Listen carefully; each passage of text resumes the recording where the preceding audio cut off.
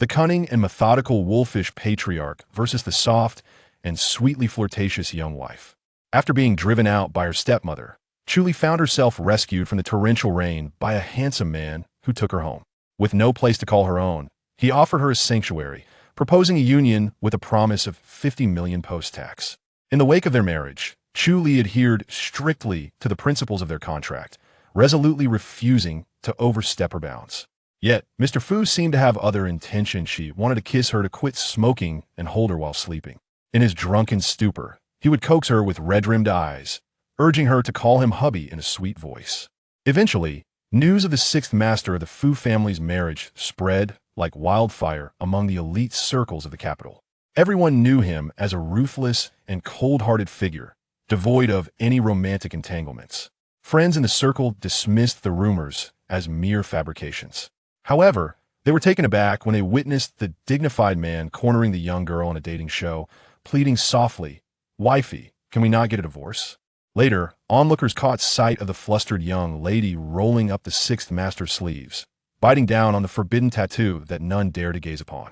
As spectators held their breath for the girl, the sixth master chuckled seductively. "Have you vented your frustrations, my little ancestor? Would you like to take another bite?" In the capital, the rain fell heavily in the dead of night, washing the glass of the floor-to-ceiling windows, while the distant traffic transformed into a blur of colorful neon lights. Within the confines of the presidential suite, the atmosphere was thick with languorous springtime. The man's lips brushed lightly against Chu Li's nose, his voice deep and enticing. "Are you certain?" Nodding, Chu Li instinctively wrapped her arms around his lean waist. Enveloped in the pristine white sheets, her face was flushed, her lips glistening with a soft, rosy hue, half-closed in slumber. She bit her lower lip, watching as he leisurely removed his cufflinks and wristwatch. As dawn broke through the spring mist, Chu Li stirred, a strange weakness enveloping her. Pain, excruciating pain. Awaking to the unfamiliar ceiling, she quickly regained her senses, her mind racing through the events of the previous night like frames of a film. Moments later, tears welled in her doe-like eyes as she realized she had lost her virginity. On the night of her 20th birthday, her biological parents had sent her into the room of their client to save their faltering company. By the time she sensed something amiss in her drink, she found herself on a soft bed. With sheer willpower, she had managed to escape the den of wolves before it was too late. Yet, in a twist of fate, she mistakenly entered the wrong room on her way back, landing herself in the tiger's den. She recalled the last moment before losing consciousness, her heated body clinging to the firm physique of a man, whispering the words, "Call the police." But before she could finish, waves of heat surged through her veins, obliterating her awareness, and he had indeed embraced her tightly. Images of the previous night's passionate encounter flickered through her mind, accompanied by the sound of his deep, seductive breaths.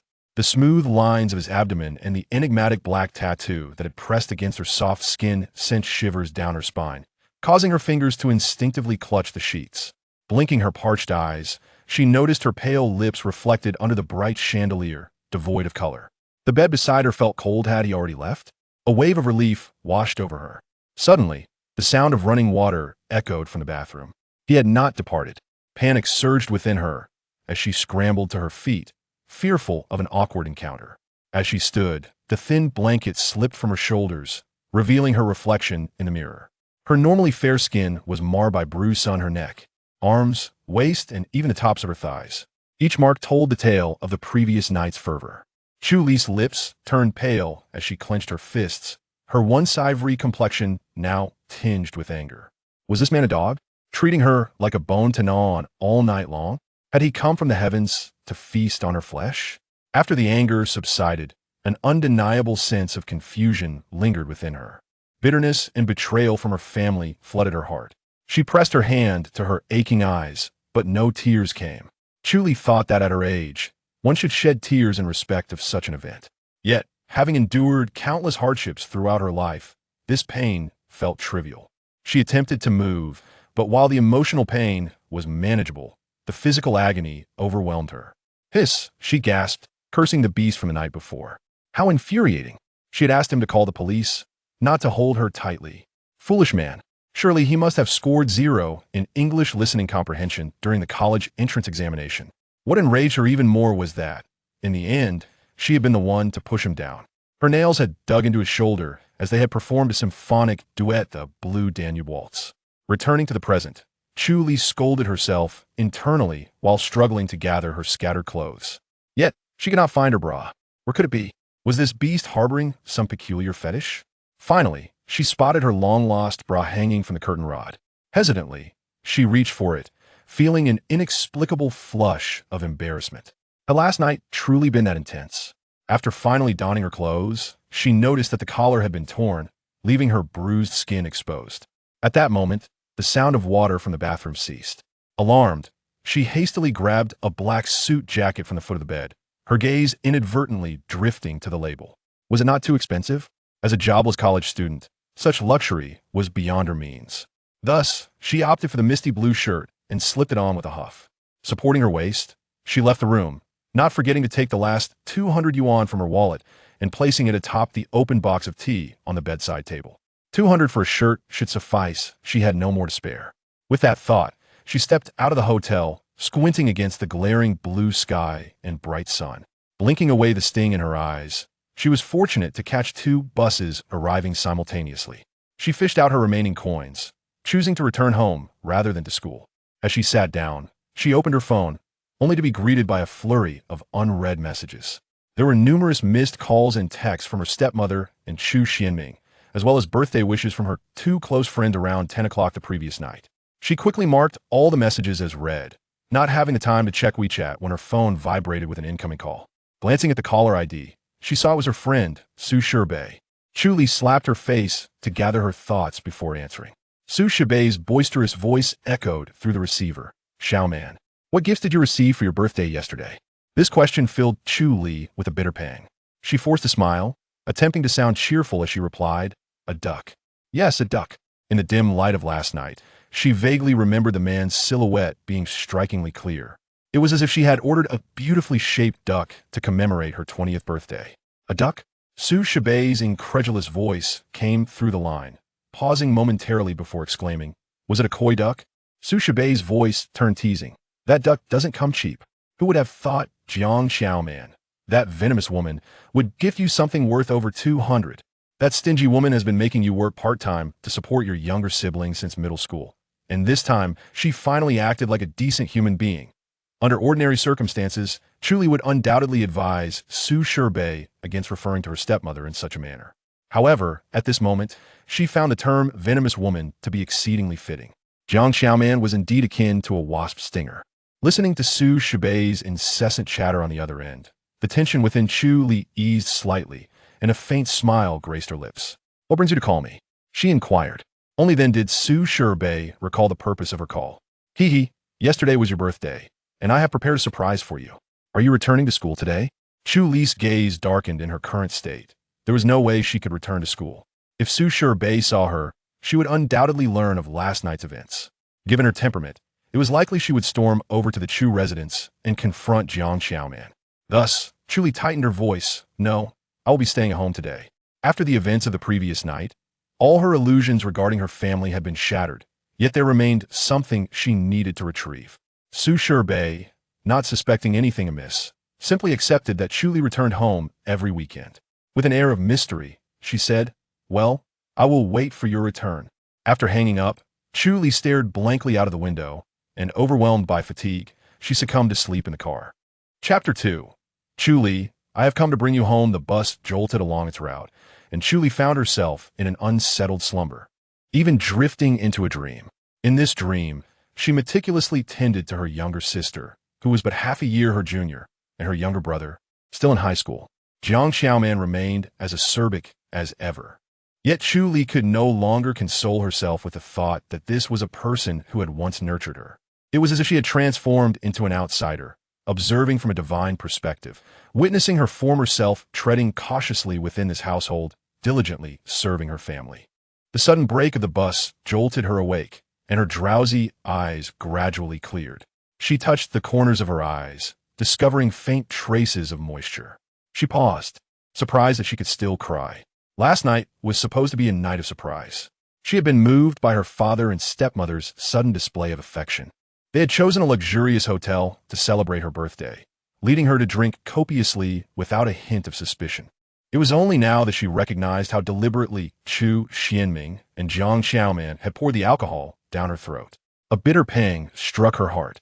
If she had erred, it was in believing that her biological father harbored even a modicum of paternal love. Her mother had passed away when she was young, and Jiang Xiaoman had been married to her father the very year her mother died. At the tender age of 5, she had gained a 4.5-year-old sister, Chu Ruishan, and a brother, Chu Ruse, who had just turned 1 month old. Chu Ruse was the sole heir of 9 generations. It was his birth that had finally swayed her obstinate grandfather to approve of Chu Xuanming's marriage to Jiang Xiaoman. This young master had been showered with affection from everyone, including Chu Xianming, Jiang Xiaoman, and their grandparents. In this core family, her sister, Chu Ruishan, was also the beloved little princess. In contrast, due to her mother's early demise and her father's infidelity, Chu Li felt like a transparent presence within the Chu household. Only the elder of the Chu family had always felt a sense of indebtedness towards this granddaughter and had bestowed upon her equal affection. Regrettably, he had passed away several years prior. From a young age, Jiang Xiaoman had declared that as the eldest sister, she should shoulder more burdens for the family. Following the elder's death, her demands had only intensified. Thus, the past few years had been the darkest of Chu Li's life. As she recalled those times, she felt the sun's rays stinging her eyelids. Lost in thought, the bus gradually came to a halt in front of an upscale community. Chu Li adjusted her shirt and slowly descended the vehicle. The physical pain she felt frequently reminded her of the humiliating memories from the previous night.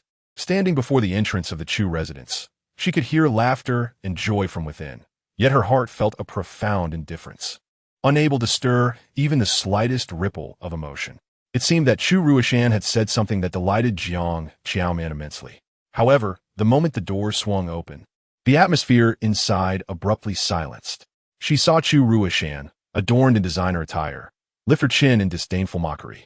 In the next instant, a glass filled with scalding water hurtled toward Chu Li. She had no time to evade it. The glass struck her shoulder with a forceful impact, sending her staggering back 2 steps. The boiling water seared her skin as if it were being flayed. At that moment, Chu Xianming was absent, and Jiang Xiaoman no longer concealed her malice.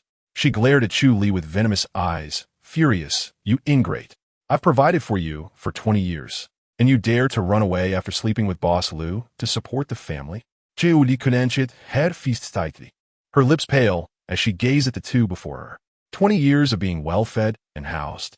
Hadn't she contributed enough to the family over the years? Since childhood, she had worn only the hand-me-downs from Chu Ruishan. Did Jiang Xiaoman truly consider that as being well-fed and housed? Jiang Xiaoman's meticulously maintained visage contorted with disgust as she sneered. "If you don't contribute, do you expect to eat for free in this household?" The Chu family does not harbor idlers. Chu Ruishan, feigning innocence, sidled up to Jiang Xiaoman, massaging her shoulders while provocatively eyeing Chu Li, a malicious grin on her face. "Sister, just think of it as a part-time job. Boss Lu may be older, but who knows?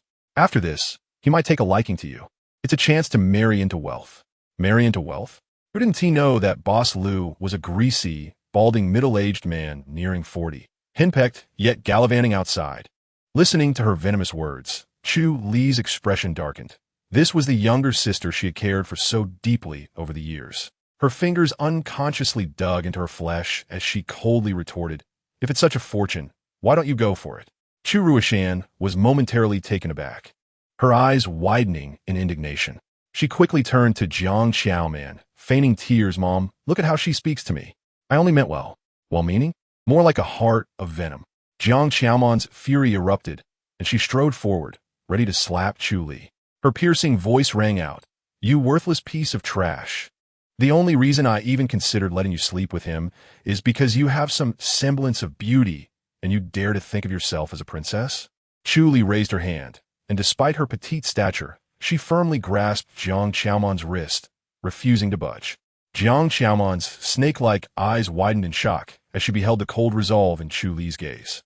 Her voice, imbued with frost, pierced the air. "Jiang Xiaoman, your 15 years of nurturing have long been repaid. From this day forth, I have no ties to the Chu family."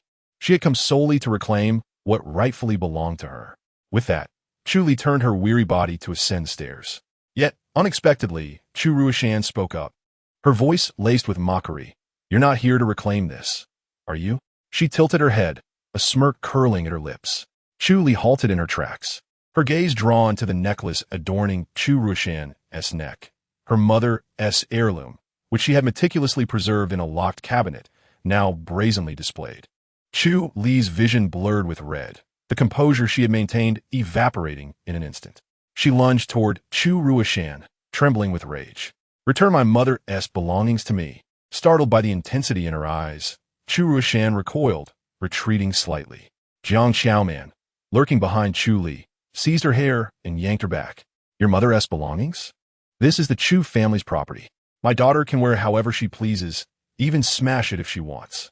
Chu Li was thrown against the wall by Jiang Xiaoman's immense strength, the freshly scalded skin colliding with the corner, sending sharp jolts of pain through her.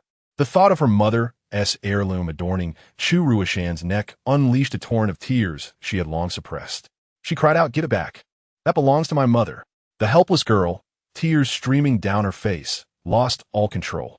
Her disheveled hair hung limply around her cheeks, her shirt torn at the collar during her struggles, her eyes swollen and red with tears. In that moment, she resembled a rag doll, abandoned and defenseless in the corner. The servants hiding on the second-floor staircase could only shake their heads in pity, yet none dared to intervene. Chu Ruishan glared triumphantly at the crumpled figure on the ground, her malicious gaze trailing over Chu Li's exposed collar. Suddenly, her eyes sparkled with a wicked idea, and she shrieked, "Mom, look at her!" Jiang Xiaoman followed her line of sight to the bruise on Chu Li's neck, her expression twisting into contempt and disgust. "So, she has already been with some wild man, has she? I told you, there's no way you could escape last night's drug." Jiang Xiaoman's voice echoed like a nightmare, her visage contorted into something demonic. "Chu Li, I'll give you a chance. Retrieve Boss Lu's contract, and I will return your mother's heirloom. Otherwise, you shall never set foot in the Chu household again. I'll burn everything that belonged to your mother. And as for your grandmother, I wouldn't mind paying her a personal visit." Chu Li, reeling from the impact, felt her vision blur. Weakly, she reached out to grasp Chu Ruishan, but Jiang Xiaoman brutally pinched her scalded shoulder. A gasp of pain escaped her lips, cold sweat breaking out across her skin. Satisfied with Chu Li's distress, Jiang Xiaoman withdrew her hand with disdain and commanded, "Throw her out. Don't let her dirty my floor." "Yes, ma'am." The one who cast Chu Li out of her home was old Chun, the driver who had served the Chu family for many years. With utter ruthlessness, he unceremoniously expelled her from the house. Chu Li, feeling utterly unwell, lay on the stone steps in the courtyard for a long time, until the sun was gradually obscured by dark clouds. As the oppressive clouds loomed over the city, heralding an impending storm, she finally regained some strength and slowly rose to her feet. With unsteady steps, she made her way toward the exit of the community.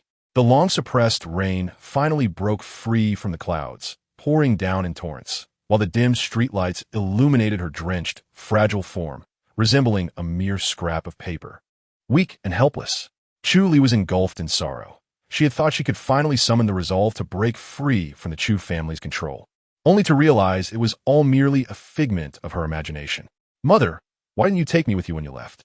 Living is truly exhausting." Leaning on her last vestige of strength, Chu Li staggered toward the bus stop, her entire body soaked, and she collapsed just a few steps away.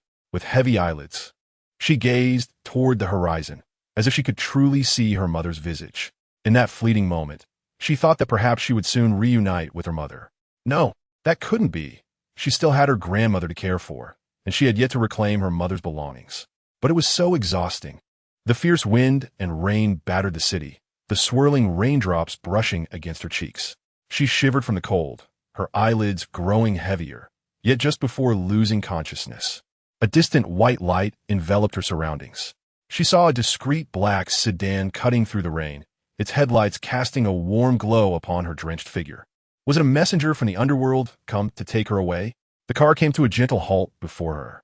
A tall, imposing figure emerged from the back seat, expensive leather shoes muddy from the ground beneath him, stepping alongside her.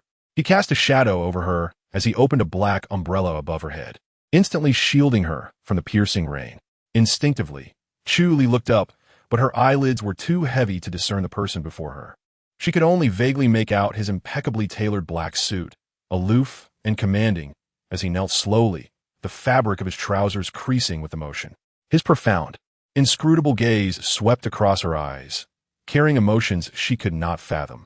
A long, clean hand extended toward her, the expensive fabric of his trousers stained with mud from his half-squat, yet it did not diminish his innate elegance. As he reached out to her, the streetlight illuminated the tattoos on his hand, no longer foreboding, while the car's headlights cast a radiant glow upon him, making him appear both untouchable and tender. Chu Li, I'm here to take you home. Whether it was his gentleness or her own coldness, upon hearing his words, Chu Li felt her fingers gradually relax, releasing their grip as her defenses melted away. She thought perhaps he was not a messenger of hell, but rather a benevolent deity. Chapter 3. Sixth Master finally believes in science. Chu Li's thoughts swirled in a fog, only vaguely recalling the tattoo she had seen the day before. She attempted to speak, but could only weakly utter two words. You are my 200 yuan?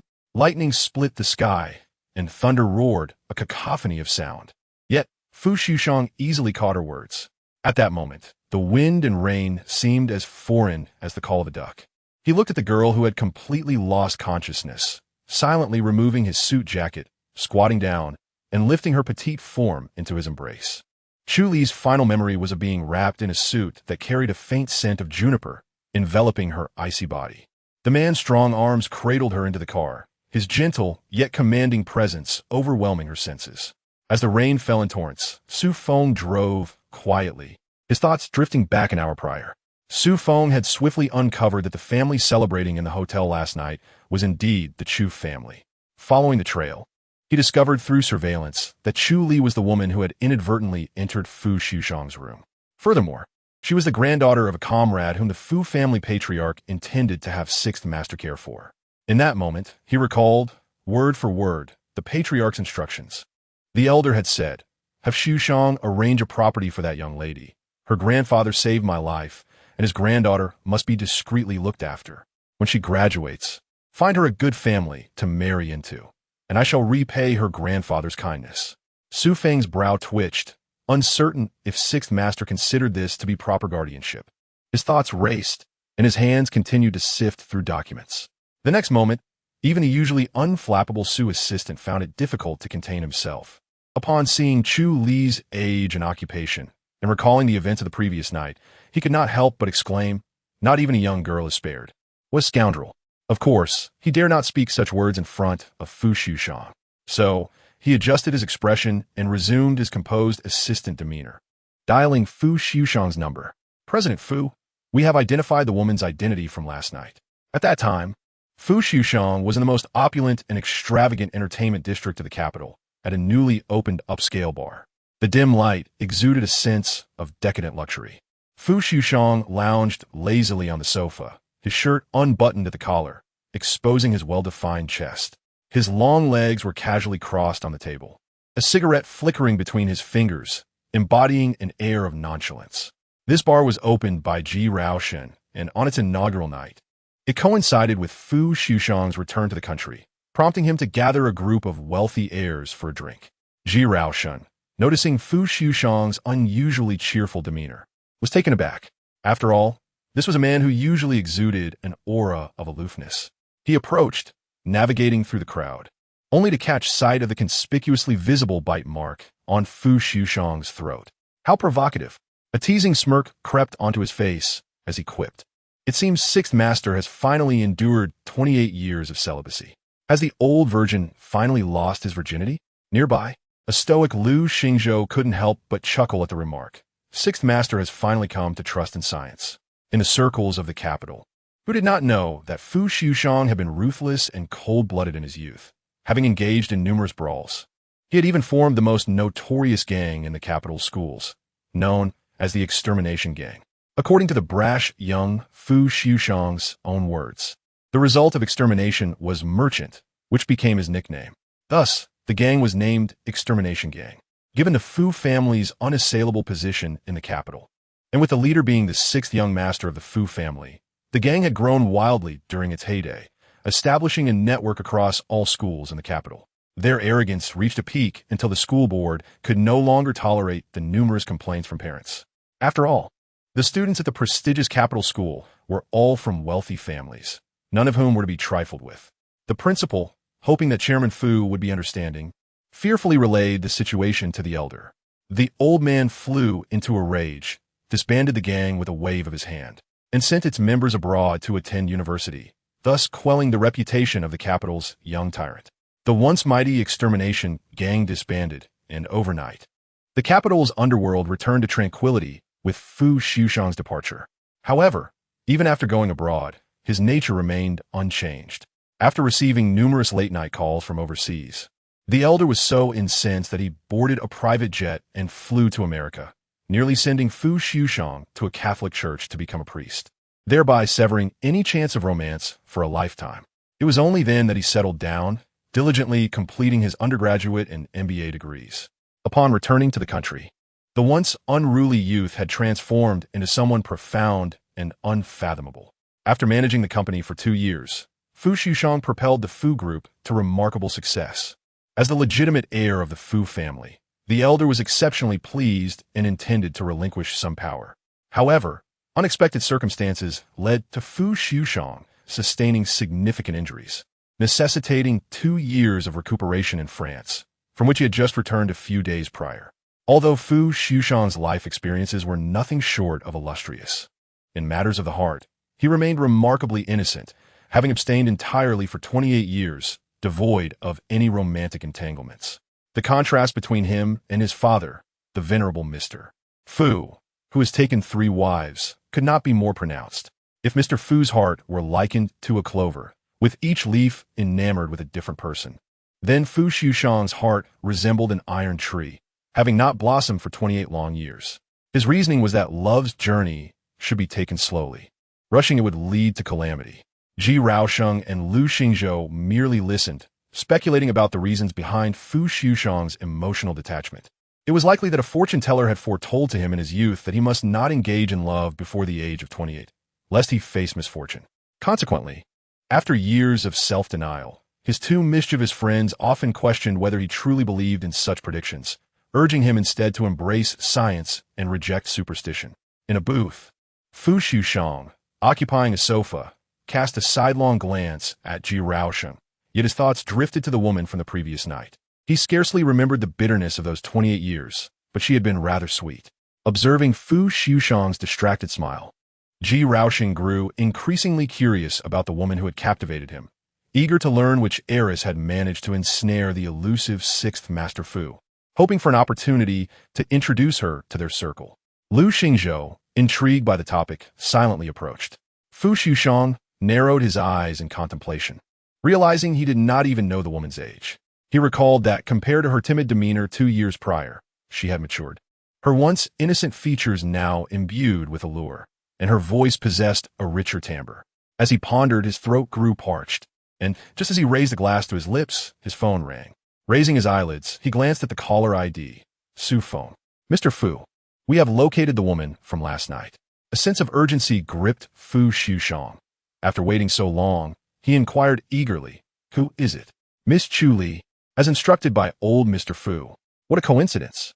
Noting the silence on the other end, Su phone pressed on, "You asked me to pick up Miss Chu this morning, and I am currently en route. Send me the address. I will fetch her myself." Ji Raosheng watched as Fu Liujie extinguished his cigarette and dashed out, bewildered by his sudden departure. "Where's he going?" Lu Xingzhou, his expression cold, replied, "Can't you tell? He's heading to jump into the river." Chapter 4. Who could it be? The car came to a smooth halt before an imposing edifice in the heart of the capital. A sign adorned the top, elegantly inscribed with the words Memorial Hospital. Fu Liujie held the trembling girl in his arms, stepping out without a backward glance, while coldly instructing Su Feng, "Go buy a few sets of clothes in size S." Su Feng hesitated, questioning the necessity of undergarments. Fu Liujie, still cradling Chu Li, cast a dispassionate glance at him. "Bring a complete set in every size. He is unworthy of knowing Chu Li's intimate measurements." While still in the car, Su Feng had called Ji Raosheng. His tone, so urgent it suggested Fu Liujie might perish at any moment. Thus, Ji Raosheng sped through traffic, inadvertently running several red lights before arriving at the hospital. Upon seeing Fu Liujie unharmed, he felt a surge of frustration. "You're alive. Why did you call me over?" Fu Liujie, disinterested in idle chatter, turned and entered the VIP ward. Surprised by his silence, Ji Raosheng followed him inside, where he found a pale, unconscious girl. Chu Li had changed into a hospital gown, sweat beading on her forehead, her brow furrowed, and her lips pallid, clearly in distress. After a thorough examination, the nurse began administering medication to Chu Li. Ji Raosheng, holding the report, noticed Fu Liujie outside the ward, his demeanor frostbitten, radiating palpable tension. He observed the man, who had rarely exhibited such emotional volatility in the past 2 years. She is fine, just a fever from being soaked in the rain. Blood tests revealed some nutritional deficiencies, and what substances were found? Fu Liujie interjected, a sense of foreboding creeping into his mind. Ji Raosheng furrowed his brow, murmuring 2 letters, sigh. He had not anticipated such a potent substance being used on a young girl. As soon as he spoke, he felt the oppressive aura emanating from Fu Liujie, filling the corridor with an ominous presence. Fortunately, the traces were minimal and could be expelled through metabolism. Though Ji Raosheng had only seen the marks on Chu Li's neck and calves, it was evident that someone had acted in a reprehensible manner. Unable to restrain himself, he muttered, "Who could be such a beast?" To his shock, Fu Liujie's temple twitched, his dark eyes fixing on him. "That would be me," Ji Raosheng stammered. "I didn't mean you were the beast. You admitted it yourself." Fu Liujie clenched his jaw, his eyes narrowing as if he were fighting the urge to throw Ji Raosheng out the window. His voice, icy and strained, cut through the air. "And her shoulder? Is it burnt?" Ji Raosheng paused, nodding thoughtfully. It seemed she was scalded by boiling water or steam, but she shouldn't have been able to reach that spot herself. "It doesn't hurt." A soft moan escaped the girl within. Fu Liujie's expression tightened, and without a second thought, he strode into the room, startling the nurse attending to Chu Li. The young nurse, visibly shaken, stammered, "Mr. Fu, how did you get in here?" Fu Liujie's gaze swept over Chu Li's exposed, reddened shoulder before he coldly instructed the nurse, "Leave. I will handle this." The nurse stood stunned, processing his words before hurriedly exiting the room. Upon seeing Ji Raosheng outside, she nervously relayed, "Dr. Ji, Mr. Fu said he would tend to the young lady himself." Ji Raosheng paused, contemplating, and then nodded in understanding. The nurse breathed a sigh of relief, eager to escape the unsettling atmosphere. However, Ji Raosheng called after her, "Wait. Please inform the billing department to add the repair cost for the door to Mr. Fu's account," as he simultaneously submitted his own traffic violation fine to the billing staff. He muttered a curse under his breath before departing. When Chu Li finally awoke, it was already night. She blinked her bleary eyes at the pristine white ceiling, feeling disoriented. The dormitory ceiling seemed higher, and the bed softer than she remembered. As she moved, the area on her shoulder that had been scalded felt cool, indicating someone had applied medication. She vaguely recalled the gentle touch, as if the person feared causing her pain. It must have been Su Shirbei. After leaving the Chu family, she had reached out to Su Shirbei via WeChat, asking her to come and fetch her, and she had not anticipated such tenderness from her friend. Su Shirbei, despite her boisterous demeanor, had always treated Chu Li with genuine affection, almost like a daughter. A warmth spread through Chu Li's heart, just as she attempted to rise. A fiery sensation shot through her throat, feeling as if it had been scorched. She licked her parched lips and hoarsely called out, "Bebe, I would like some water." Moments later, the sound of rustling and running water filled the air, and a pair of well-defined hands offered her a cup. The familiar yet foreign scent of juniper wafted from beside her. This was not Su Shirbei's hand. It was unmistakably a man's. How could there be a man in her dormitory? Wasn't this supposed to be a sanctuary for 4 single girls? Where was Bebe? Chu Li's stunned mind raced as she mechanically turned her head to face the person beside her. The man stood against the light, his tall and imposing figure exuding an aura of dominance. Chu Li's gaze gradually moved from his well-defined chest, gliding over the bite mark on his Adam's apple, finally resting on his strikingly handsome face, which seemed to transcend the realm of mere mortals. This was the man from last night. Although the lighting had been dim, she vaguely remembered his silhouette. Yet, she was quite familiar with the mark she had left on him. The bite on his throat was a result of her impulsive actions from the previous night. Suddenly, a series of fragmented memories surged in her mind. Chu Li averted her gaze, her parched lips parting hesitantly. "You are."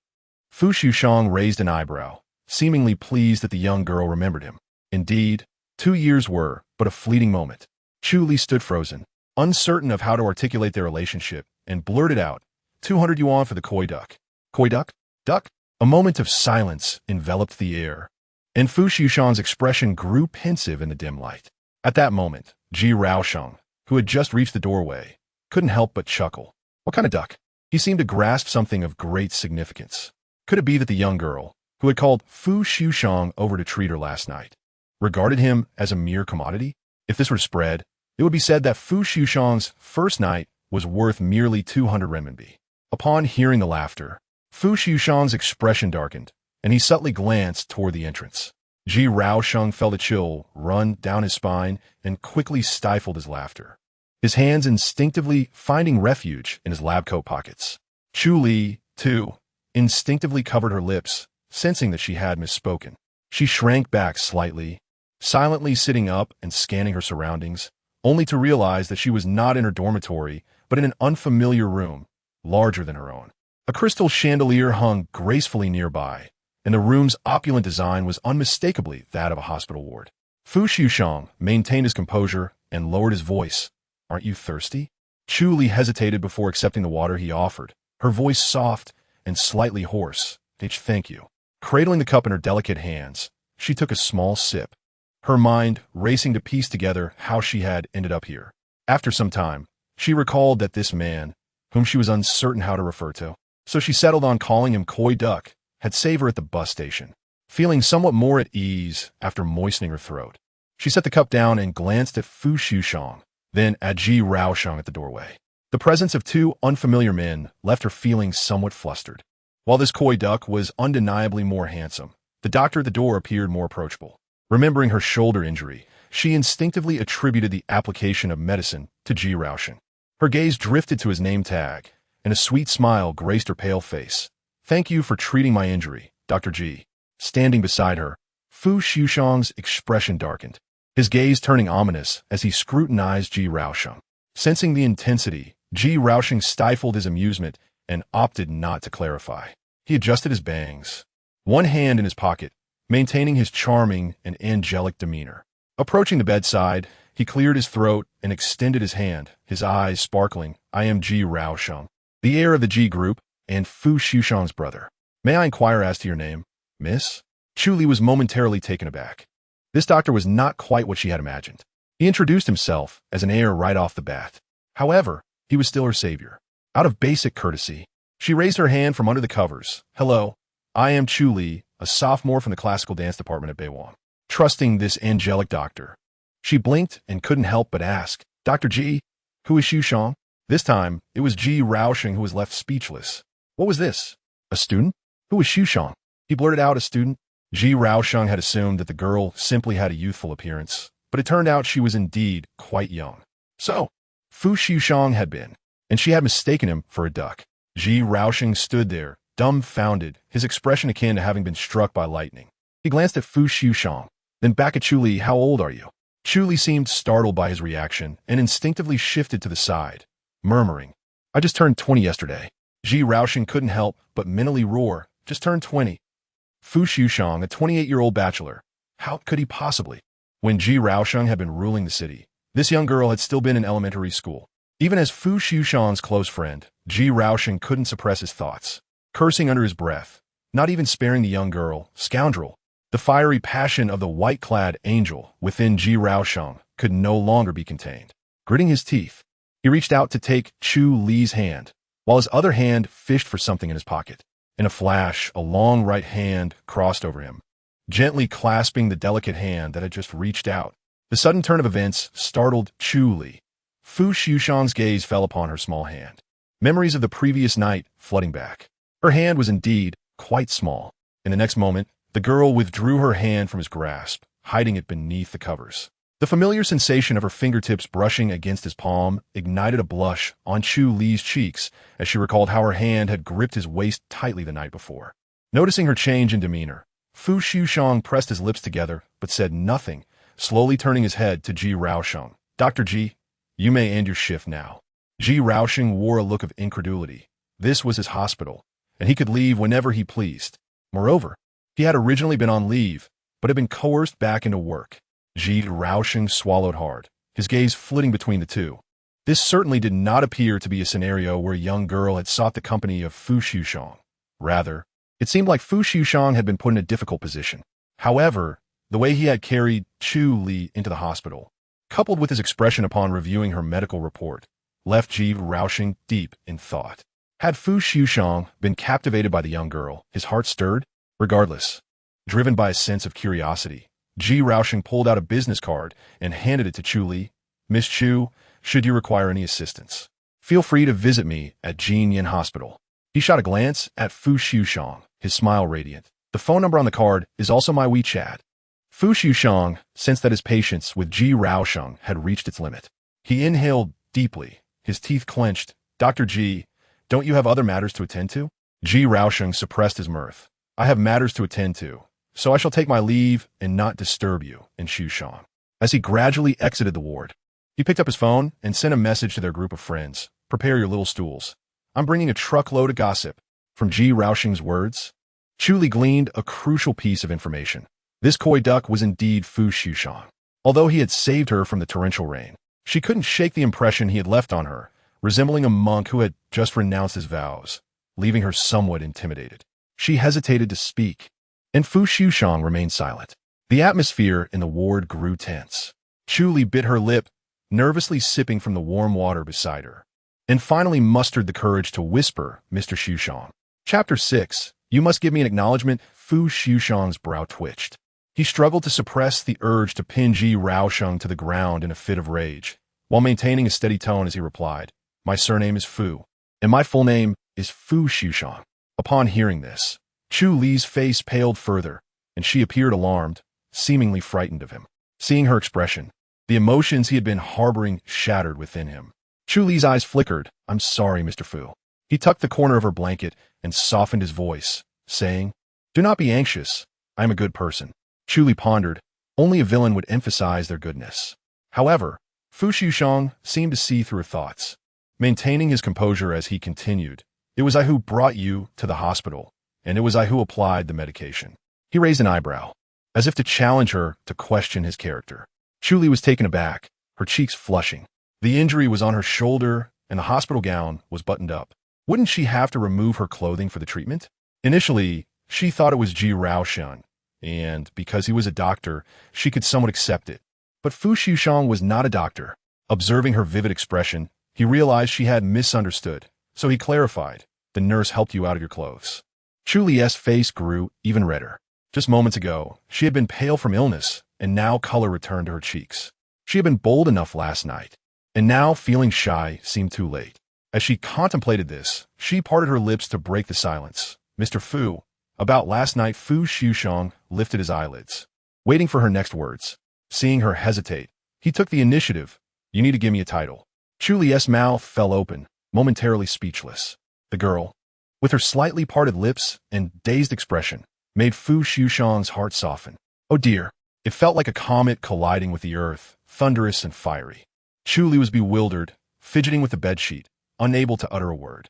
How could he expect her to take responsibility? Although she had been the one to leap on him last night, while he was still unbuttoning his cuffs, he hadn't resisted either. Fu Liujie pursed his lips, initially a bit anxious that she might catch on, but unexpectedly. The girl before him not only failed to grasp the situation, but seemed utterly flustered. Thus, his tense demeanor relaxed, and he casually crossed his legs, tilting his head slightly. The ambiguous marks on his throat were particularly pronounced under the light, causing Chu Li's heart to race. He lowered his gaze, his voice deep and enticing. You do not wish to take responsibility? Chu Li shook her head vehemently, no. Fu Liujie smiled with satisfaction. Good girl. Fearing she would dwell on last night's events, he swiftly changed the subject. Are you still feeling unwell? Still unaware of what had transpired, Chu Li shook her head. No. Fu Liujie stood up, brushing off the dust from his clothes, and retrieved a set of clothing from the sofa. Change your clothes. We are leaving. Chu Li was completely stunned, her mind struggling to keep pace with Fu Liujie's thoughts. Where were they going? Standing by the bed in a sharp suit, he met her gaze home. Only then did Chu Li breathe a sigh of relief, grateful that he was merely taking her home. Thank you, Mr. Fu. You are a good person. Despite their intimate encounter, He remained just a stranger she had met for the first time the previous night. His kindness in bringing her to the hospital, purchasing her clothes, and now offering to take her home marked him as a truly benevolent individual. Recognizing the extent of his assistance, yet feeling unable to return home to the Chu family, she softly asked, "Could you take me back to school instead?" Fuxushange nodded non-committally. Chu Li felt relieved. Her original clothes were unwearable, so she helplessly picked up the new outfit from the bed and, pulling back the blanket, attempted to get up. Yet, having lain down for too long, she stumbled when getting off the bed. Fu Liujie's large hand caught her slender waist, steadying her, and his deep voice whispered in her ear, "Be careful." The scent of juniper and the warmth of his hand on her waist caused her heart to race inexplicably. Leaning against his chest, she awkwardly struggled, her face flushed. "Mr. Fu, I can manage." Fu Liujie furrowed his brow as he held her delicate waist, and when he felt her stabilize, he released his grip. Watching her slender figure enter the restroom, his gaze grew inscrutable. Did she truly eat well at the Chu family? She seemed far too thin. He would have Su Feng investigate further. Although she was slender, her figure was well-developed where it mattered. In the restroom, as Chu Li removed the hospital gown, she was taken aback to find her undergarments had been changed. The lingerie not only fit perfectly, but was also comfortable. While dressing, she reassured herself that it must have been the nurse who had done this. When she emerged from the restroom, Fu Liujie stood tall by the window, exuding an air of unattainable elegance. Hearing her movement, he turned to look at her, his profile sharply illuminated. Chu Li found herself momentarily entranced by his side profile, her cheeks subtly reddening. Her expression was not lost on Fu Liujie, who smiled in satisfaction, finding her quite fitting. Indeed, it seemed as if the clothing had been tailored specifically for her. Hesitating, she gazed at him. "Mr. Fu, did you buy all of this for me? Even the undergarments?" Fu Liujie raised an eyebrow. "Yes, all of it." Chu Li paused, thinking Mr. Fu is truly considerate, but noticing her discomfort, Fu Liujie gently reassured her, "Do not worry. The nurse helped you put them on." She sighed with relief, but then hesitantly inquired, "Mr. Fu, how did you know my size? Especially for the undergarments. They fit perfectly. Did he have some peculiar obsession, studying her lingerie last night? Otherwise, how could she have found her bra on the window hook this morning?" Chu Li felt her earlier fondness for him wane. Fu Liujie pressed his lips together, his gaze deepening, unaware that her thoughts had spiraled into the realm of the absurd. After a long moment, noticing her wide, innocent eyes looking at him with a mix of anxiety and wariness, he recalled last night and swallowed hard, slowly responding, "What do you think?" Chapter 7. "I am not your uncle." Chu Li's expression stiffened. As if an old memory had suddenly ambushed her, she had never felt so speechless in her life. Seeing her cheeks flush and her watery eyes fixed on him, Fu Liujie realized she resembled an indignant little cat, ready to swat him with her tail. At that moment, he felt as if this girl had truly come back to life. Today, when he had seen her lying in the rain, looking so lifeless, she had struck him as a stray cat devoid of any will to survive. He chose not to tease her further, stepping closer and smiling. "Let us go. I'll take you home."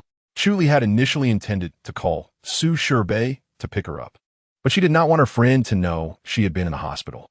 Su Bei would undoubtedly worry and, given her character, would confront Jiang Xiaoman. She did not wish to drag her dear friend into this mess. Although she disliked troubling others, now, with no money to her name, she had no choice but to agree to Fu Liujie's offer to drive her back. She planned to ask for Fu Liujie's contact information during the ride, intending to reimburse him for the medical expenses and the clothes later. Lost in thought, she barely noticed as Fu Liujie casually walked alongside her. As Chu Li collected her thoughts, she glanced down and noticed the pristine hem of Fu Liujie's trousers was stained with dirt. This must have happened when he had carried her at the bus stop, right? Staring at the tall man beside her, warmth flooded her heart, and she felt deeply moved. Mr. Fu had braved the rain to bring her to the hospital, bought her clothes, treated her wounds, and now was taking her home, and he hadn't even had time to change his own clothes. Feeling a surge of gratitude, Chu Li instinctively followed him into the car, oblivious to the fact that he had said home instead of school. In the car, the back seat, as Chu Li gazed at the neon lights of the imperial capital, they flowed past her like a stream of luminescent dreams. The incessant flow of vehicles reflected the myriad residential complexes nearby, with towering buildings standing shoulder to shoulder, each aglow with light. Thoughts of the Chu family filled her mind. At this hour, her father, Chu Xianming, should have just returned home. She wondered if he had noticed her absence this weekend, or if he, much like Jiang Xiaoman, was merely waiting for her to barter her body for commercial gains.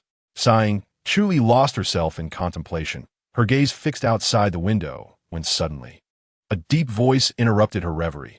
"What are you thinking about?" Instinctively, she replied, "I was pondering how, amidst the myriad lights, there isn't a single one that can accommodate me." Realizing she had perhaps shared too much, she turned to look back, only to find Fu Liujie staring intently at her. His expression inscrutable. His voice, slightly hoarse, inquired, "Did you make a wish for your birthday yesterday?" Taken aback, Chu Li was unsure why he posed the question. Yet she nodded. She wished for little, merely a warm and sheltered home to weather life's storms. Fu Liujie pressed further. "What was your wish?" Tilting her head, her voice soft and almost playful, she replied, "If I say it, it won't come true." Fu Liujie's eyes lingered on her sparkling orbs, a gentle itch spreading across his chest like the caress of a feather. He swallowed hard, poised to speak when a sudden buzz from his phone shattered their brief exchange. Chu Li fished her phone from her bag and noticed a flurry of missed calls from Su Shibei. Panic surged. She had completely forgotten that she had asked Su Shibei to pick her up at the community entrance. She quickly answered, "Hello, Bebe. Xiaoman, where are you?" Su Shibei's high-pitched voice echoed in the otherwise quiet car, reverberating through every corner of the cabin. Chu Li hastily muted the speaker. Casting a glance at Fu Liujie before lowering her voice, "I'm outside. Sorry, Bebe. I accidentally fell asleep this afternoon." Su Shibei's skepticism was palpable. "Really? I don't believe you." Often bullied at home, Chu Li had learned to keep her grievances to herself, leading Su Shibei to doubt her accounts regarding the Chu family. With a resigned smile, she whispered into the phone, "I truly did. I fainted, which counts as sleeping, right?" Still unconvinced, Su Shibei pressed, "If you're lying, you'll never find a boyfriend in this lifetime." Fu Liujie interjected, his dark eyes narrowing slightly as he murmured, "Chu Li, that's not a promise you should make lightly." Chu Li's eyes widened in surprise. On the other end, Su Shibei paused for a few seconds before erupting, "Xiaoman, are you hiding a boyfriend from me? Why didn't you answer my calls? Let that jerk answer the phone." "Boyfriend?" Fu Liujie raised an eyebrow, intrigued by the term. Chu Li's heart raced at Su Shibei's words, and she stealthily glanced at Fu Liujie before bringing the phone back to her ear, lowering her voice, "Bebe, you've misunderstood. He has an uncle." "Uncle? Uncle?" Su Shibei and Fu Liujie spoke in unison. Chu Li was startled, fearing Su Shibei might worry. She hastily clarified the events of the afternoon, omitting the part where Jiang Xiaoman had thrown her out. Even so, Su Shibei's concern was evident. "You shouldn't take on so many side jobs. It's no wonder you fainted from low blood sugar." "I'm fine. I've already been to the hospital. Fortunately, Mr. Fu kindly took me there." Su Shibei sighed in relief. He must be a truly good person. As it turned out, the Su family was hosting a banquet that evening, and, just as Su Shibei was about to say more, her father urged her to come downstairs. She quickly asked, "Where are you? Should I send the driver to pick you up and take you back to school?" Chu Li declined. "No need. I'm already on my way." Su Shibei insisted she text her upon arrival, before hurriedly hanging up. With a sigh of relief, Chu Li noted the moment the call ended. A message from Su Shibei appeared. "Bebe has transferred you 20,000 yuan. Remember to reimburse the uncle for today's medical expenses. The rest is a thank you gift for him." Tears welled in Chu Li's eyes. Though Su Shibei was often brash, her attentiveness in caring for her was truly heartwarming. Coming from a wealthy family, Su Shibei had always been pampered.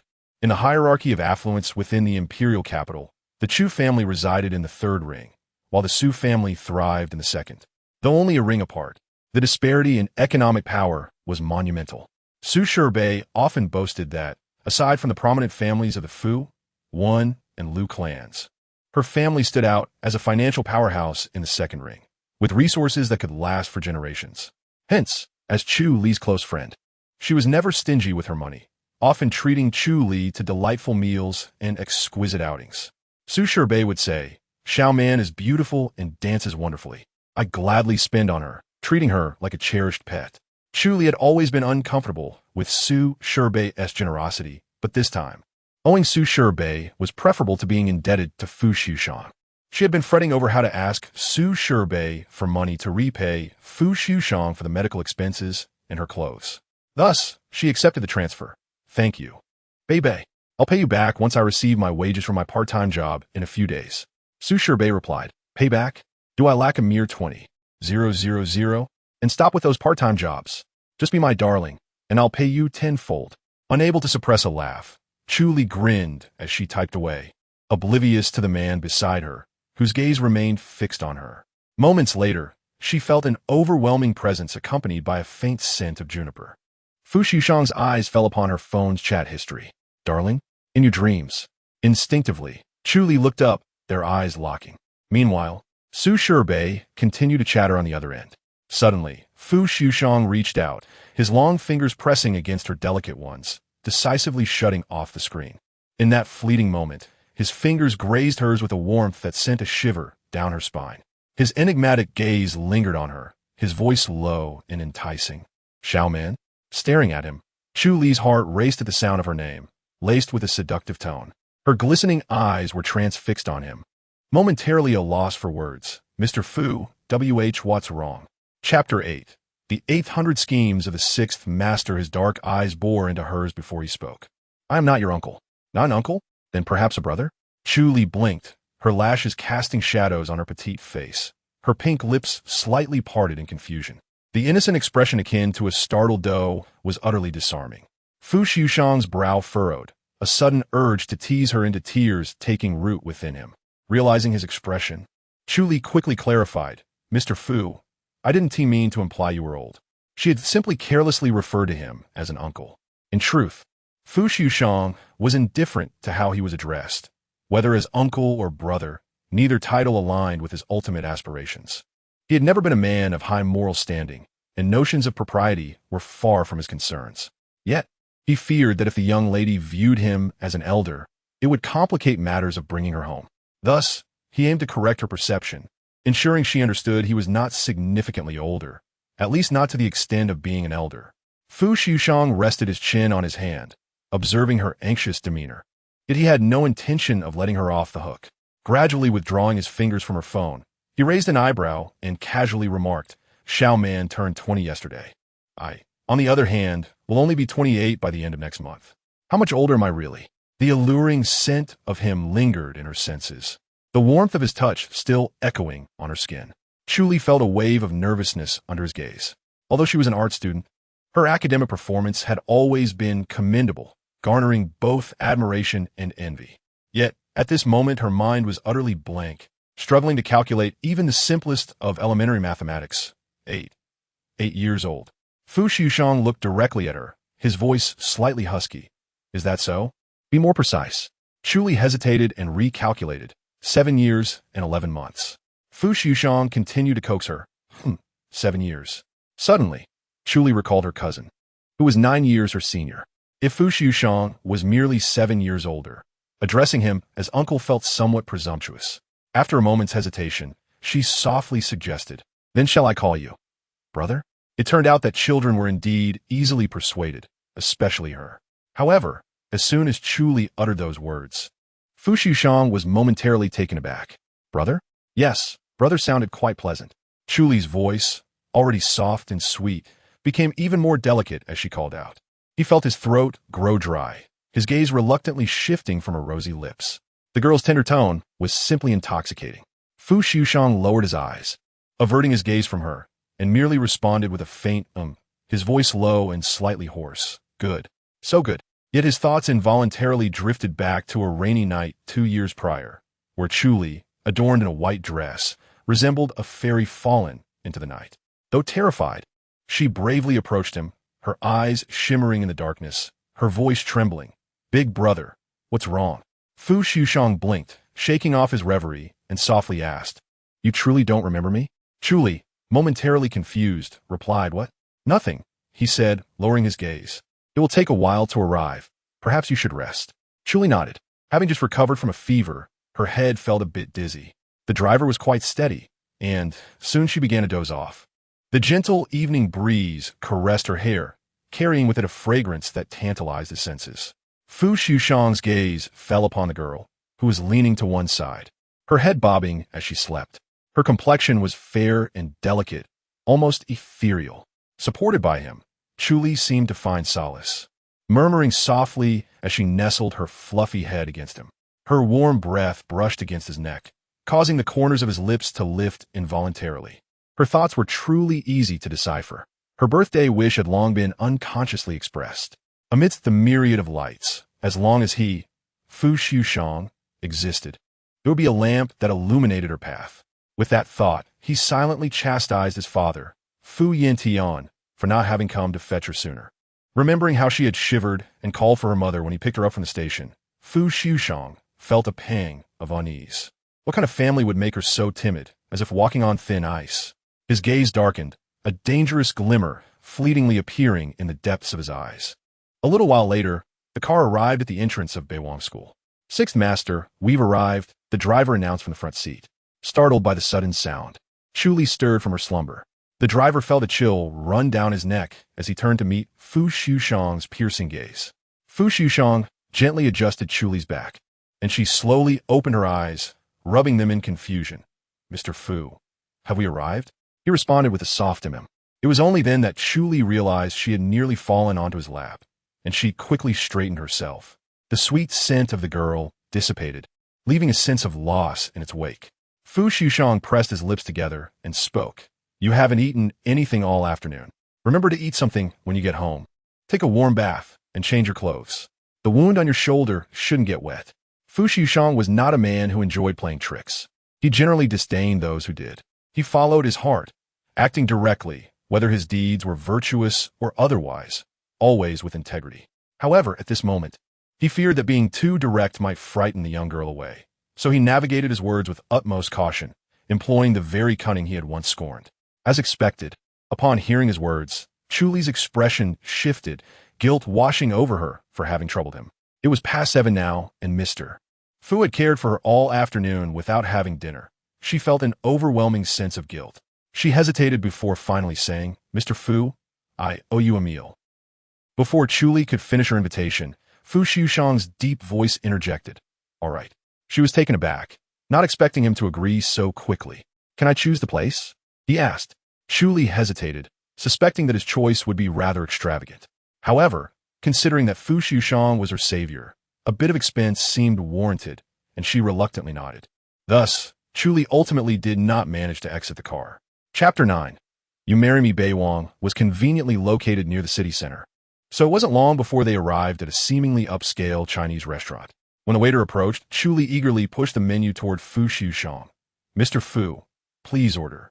After all, she was treating him to a meal, and she silently prayed that he wouldn't choose anything too extravagant. Fu Liujie took the menu, glancing over it briefly before ordering a couple of congee dishes and a few light appetizers. Nothing more. Noticing Chu Li's stunned expression, he explained, "You just recovered from a fever. It's best to eat something light." Chu Li felt warmth in her heart. Growing up, whenever she had a fever, no one aside from her grandfather cared about her appetite or well-being after being ill. Fu Liujie, a man she had only met yesterday, showed such concern for her. This unspoken kindness elevated his stature in her eyes even further. The restaurant served the dishes promptly. Within moments, they were presented with a full spread. The private room was serene, accompanied by the gentle sound of water flowing from an artificial rockery, creating a tranquil yet comfortable atmosphere. As Chu Li sipped her congee, she prepared to ask him about the medical expenses. Fu Liujie leisurely served her some appetizers, wiping his lips elegantly before meeting her gaze. "Xiaoman, I specifically went to the Chu family to pick you up today." "Huh?" Chu Li paused, bewildered. Why would Mr. Fu make a special trip to the Chu family for her? Since leaving the hospital and sitting here, he had envisioned numerous ways to draw closer to her, but ultimately decided to leverage his father. After all, it was the quickest and most genuine approach. He nodded, his deep gaze resting on her. "My father is Fu Liujie, your grandfather's comrade-in-arms. Do you remember? Mr. Fu's father?" Chu Li was caught off guard, her mind racing as she recalled the name, which sounded familiar. Had she heard it before? Her grandfather's comrade-in-arms. 2 seconds later, realization dawned upon her, and she smiled brightly. "Fu Grandpa." In that instant, Fu Liujie felt a touch of warmth from her recognition. Noticing her previously tense posture relax, he felt a pang of bitterness. She didn't remember him, yet she recalled that old man. When the old man was alive, during his 70th birthday, Fu Liujie had graciously attended to celebrate his comrade's milestone. He was a powerful figure from one of the capital's top families, and naturally, everyone had surrounded him, eager to curry favor. Chu Li, being unrecognized and unwelcomed, had spent the day alone in the courtyard, lost in thought. However, the old man could not bear the atmosphere.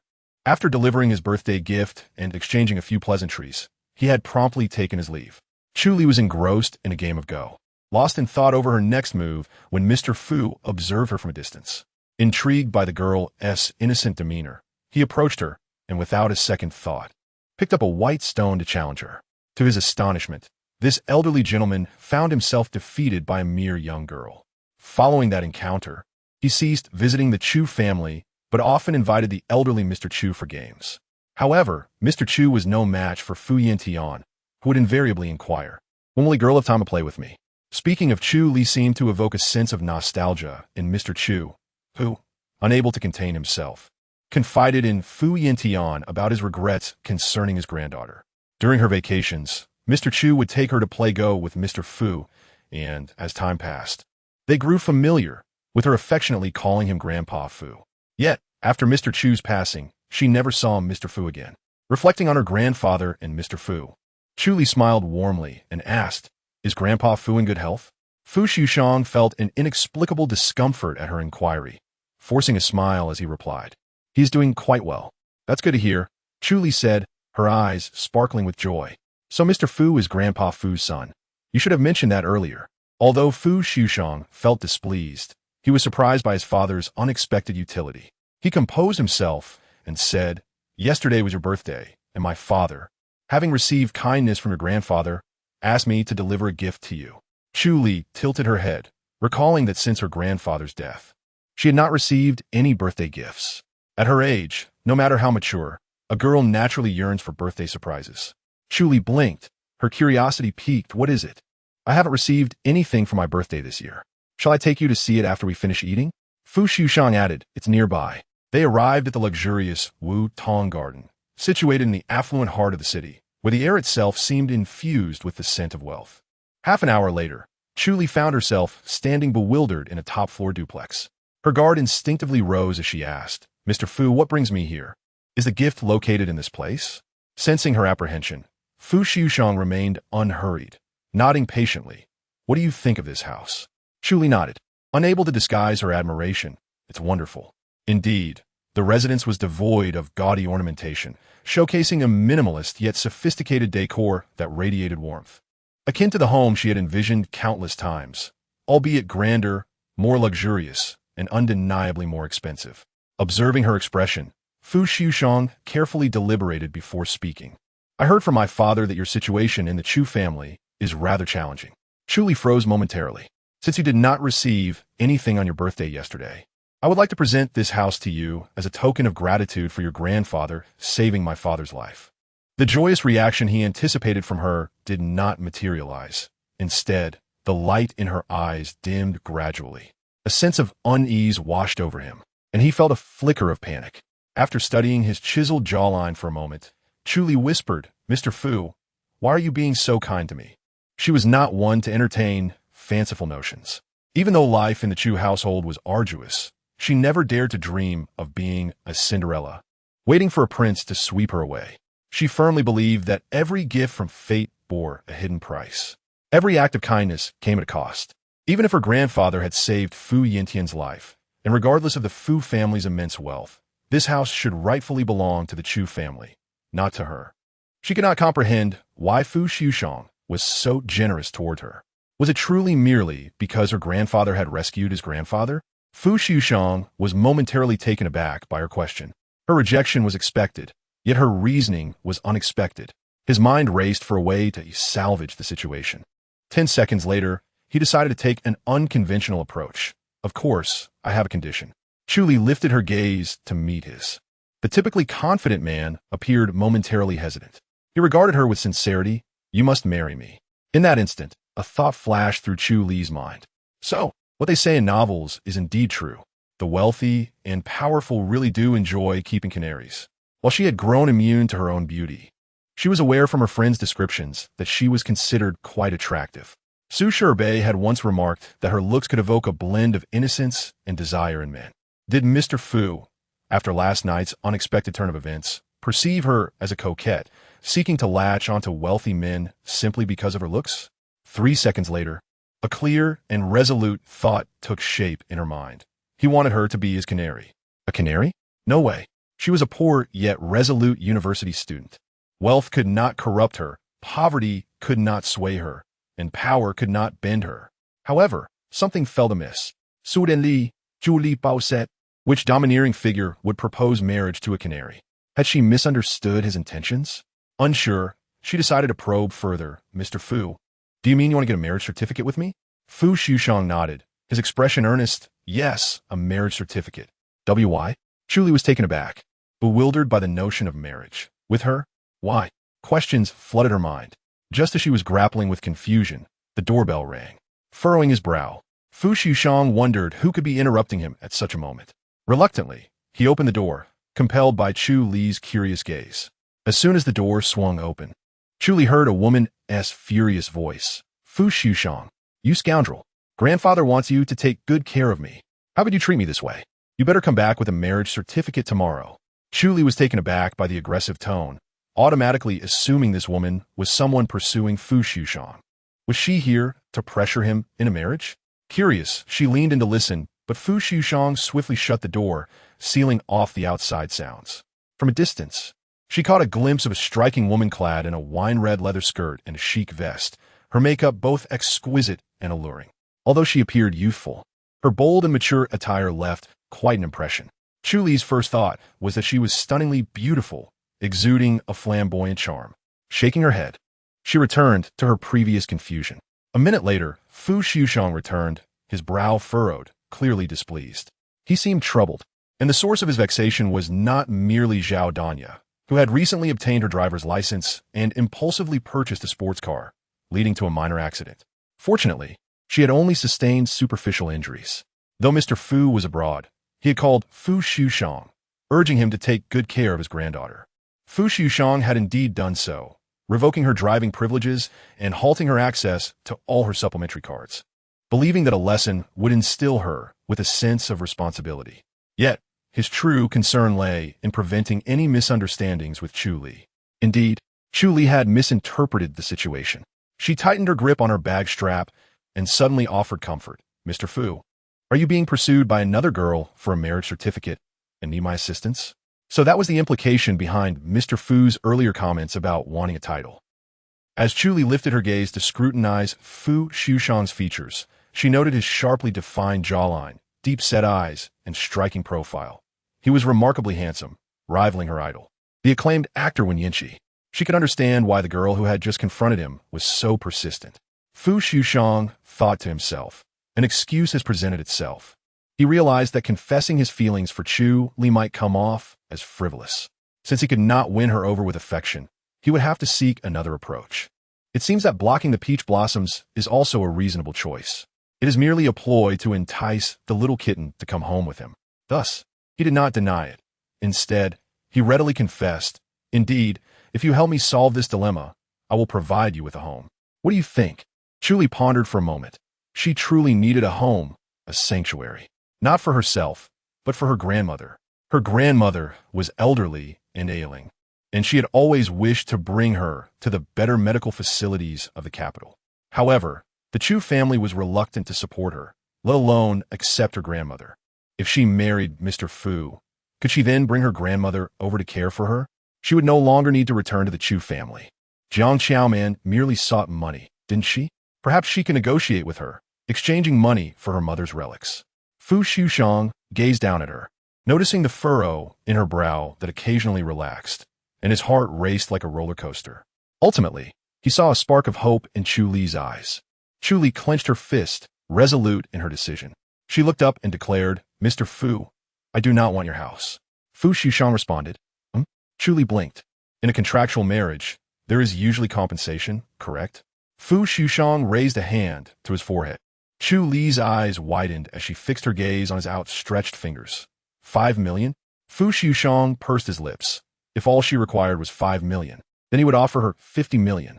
How about that? By the time Chu Li returned to the dormitory, it was already quite late. Su Bei lived nearby the school and usually took a driver to class on Mondays, only occasionally spending time with Chu Li in the dorm. Today was the weekend, and she was not there. The other two roommates had already turned off the lights and were lying in bed, engrossed in their phones. Chu Li quietly retrieved her household registration booklet from a locked drawer. Once her eyes adjusted to the darkness, she stared blankly at the booklet, only to realize that apart from sharing the surname Chu, she did not seem to belong to the Chu family at all. She was not even listed on their household registration. She had always shared a registration with her grandmother. Taking a deep breath, careful not to disturb her roommate's slumber, she made her way to the bathroom. After washing up, the girl lay in bed, clutching the household registration booklet tightly. Come on, Chu Li. Soon you'll be able to get a divorce. A WeChat message popped up on her phone. Fu Liujie. I will pick you up at 8 tomorrow morning. Chu Li. Received. Chapter 11. The little rosy-raised Lu Xingzhou did not expect that after just finishing his work in the melon field, it would be his turn so soon. At 10 o'clock last night, he received a WeChat from Fu Liujie, asking him to draft a prenuptial agreement. The glow of the computer screen illuminated his expressionless face, revealing an inexplicable indignation. He felt as though he was aiding and abetting wrongdoing. It dawned on him that Fu Liujie's years of abstinence had been for naught. The sixth master's iron tree needed no watering. Seeing a charming young girl, it blossomed on its own. The following morning at the law firm, Lu Xingzhou looked at the innocent girl before him, her eyes clear and pure, and his guilt intensified. Not even sparing the young girl, what a scoundrel! He shot a disapproving glance at Fu Liujie before turning to Chu Li. His usually expressionless voice softened slightly. Miss Chu, please review the agreement. Fu Liujie had already examined the agreement the previous night. In fact, he had gone over it countless times, carefully considering each clause. Therefore, Lu Xingzhou naturally presented the document to Chu Li without acknowledging Fu Liujie. As Chu Li reached for the agreement, she inadvertently moved her injured shoulder, letting out a sharp intake of breath. Noticing her wince, Fu Liujie furrowed his brow. Have you applied ointment to your shoulder? Chu Li, her cheeks slightly flushed, glanced at him and nodded. I did. In reality, she had only applied it partially. She had intended to apply the medication today, but a burn on the back of her shoulder made it impossible to reach, so she had given up. Fu Liujie pursed his lips, observing her silence. Lu Xingzhou sat behind the desk, discreetly taking in their interaction. The sixth master was experiencing a rare moment of vulnerability. Chu Li took the agreement and began to scrutinize it line by line. Lawyer Lu, may I take a photo? Take a photo? Lu Xingzhou raised an eyebrow, looking at Fu Liujie as if to say, see, though she is sweet and innocent, she is not naive. He nodded. Miss Chu, as a party involved, you may certainly do so. Fu Liujie felt a sudden tightness in his chest, silently contemplating. A photo? Chu Li affirmed, yes, to show my lawyer friend. Fu Liujie. Chu Li's lawyer friend, Su Bei, was a law student, or rather, a law student who did not study diligently. Therefore, when she received the agreement that Chu Li had sent, with the parties' names blurred, her first reaction was to think, Xiao Man is writing another script about a domineering CEO falling in love with me. Chu Li, can you check if there is any issue with this agreement? Su Bei glanced at it and replied, there's nothing wrong. Isn't this just a sweet cohabitation agreement? Receiving Su Bei's reply, Chu Li put her phone away. Lawyer Lu, I have no issues. She picked up the pen beside her and prepared to sign her name. Lu Xingzhou glanced at Fu Liujie beside her, his tone turning harsh. Wait. He advised, Miss Chu, someone once said that love's journey should be taken slowly. Rushing may lead one to a river. Chu Li blinked in confusion, casting a skeptical glance at Lu Xingzhou before finally responding thoughtfully. Lawyer Lu, you misunderstand. There is no love between Mr. Fu and me. The atmosphere in the office seemed to drop suddenly. Lu Xingzhou observed the veins protruding on Fu Liujie's forehead, who was struggling to maintain his composure. He felt a weight lift from his chest. Fu Liujie was being thwarted. It was indeed a rare sight. Chu Li swiftly signed her name in the space designated for Party B, only to realize that Fu Liujie's signature had already graced the document. Mr. Fu, what did you sign?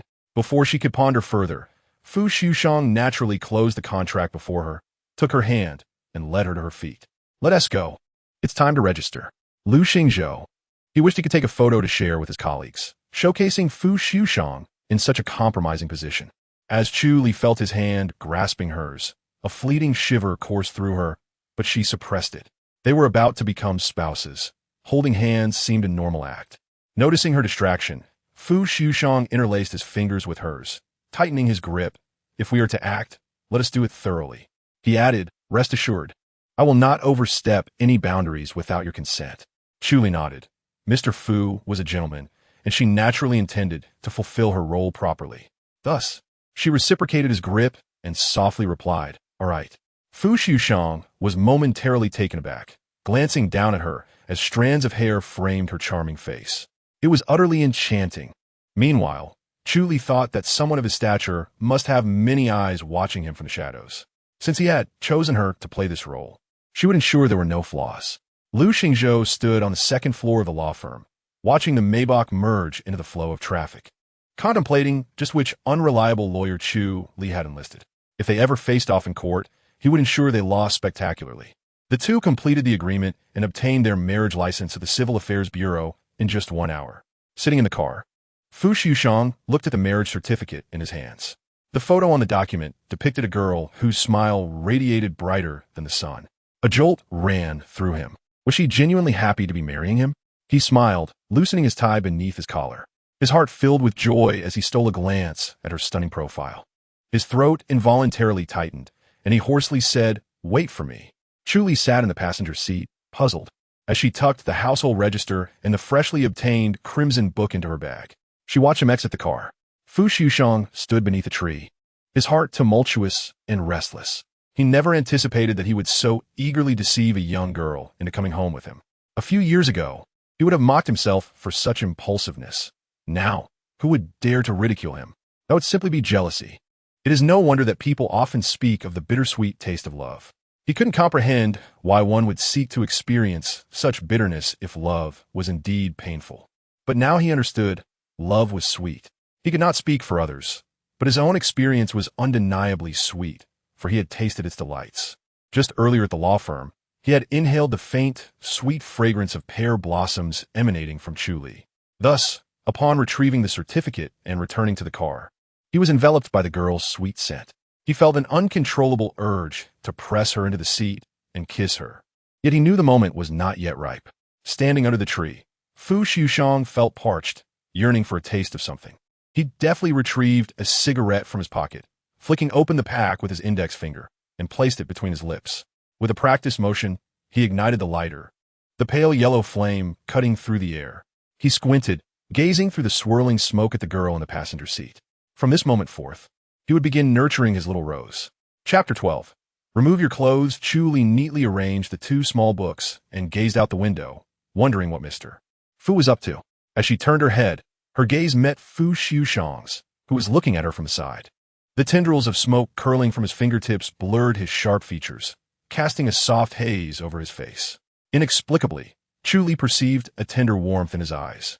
Her heart raced, and she instinctively averted her gaze, placing a hand over her chest.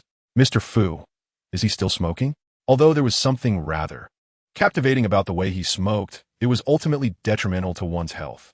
Chu Li frowned. Fu Liujie continued to observe her for a moment before extinguishing his cigarette, finally calming the tumult within. He lingered under the tree to dissipate the lingering smell of smoke before returning to the car. Upon his arrival, Chu Li recalled that he was now her employer. Adopting the mentality of an employee concerned for their boss, she softly spoke, Mr. Fu, smoking is not good for your health. Fu Liujie paused in fastening his seatbelt, turning to gaze deeply into her eyes without uttering a word. The air in the car was stagnant, causing a rosy hue to bloom on her cheeks, enhancing her charm and allure. The smoke wasted. His throat fell dry again. Chu Li became flustered under his scrutiny, wondering if he thought she was meddling too much. After all, she was not truly his wife. What right did an employee have to admonish their boss? Just as she was about to change the subject, she heard him emit a low, deep chuckle from within the car. Fu Liujie suddenly leaned closer, the familiar scent of juniper wafting towards her. He rested his hand on the seat beside her, an action that almost seemed to encircle her with his presence. Chu Li instinctively recoiled slightly, holding her breath. Her glistening almond eyes blinked at him in bewilderment. Mr. Fu, what are you doing? Fu Xueshang's gaze remained fixed on her, his eyes swirling with unspoken emotions, his voice slightly hoarse. Xiao Man, are you attempting to instruct me? Believing he was angry, Chu Li stammered, Mr. Fu, it's just that I might be overstepping. For reasons unknown. She felt a nervous tension whenever she faced Fu Xueshang. However, at that moment, he did not continue speaking but focused on her rosy lips instead. He studied her for a while, his defined fingers gently brushing against her lip, applying a bit of pressure at the corners.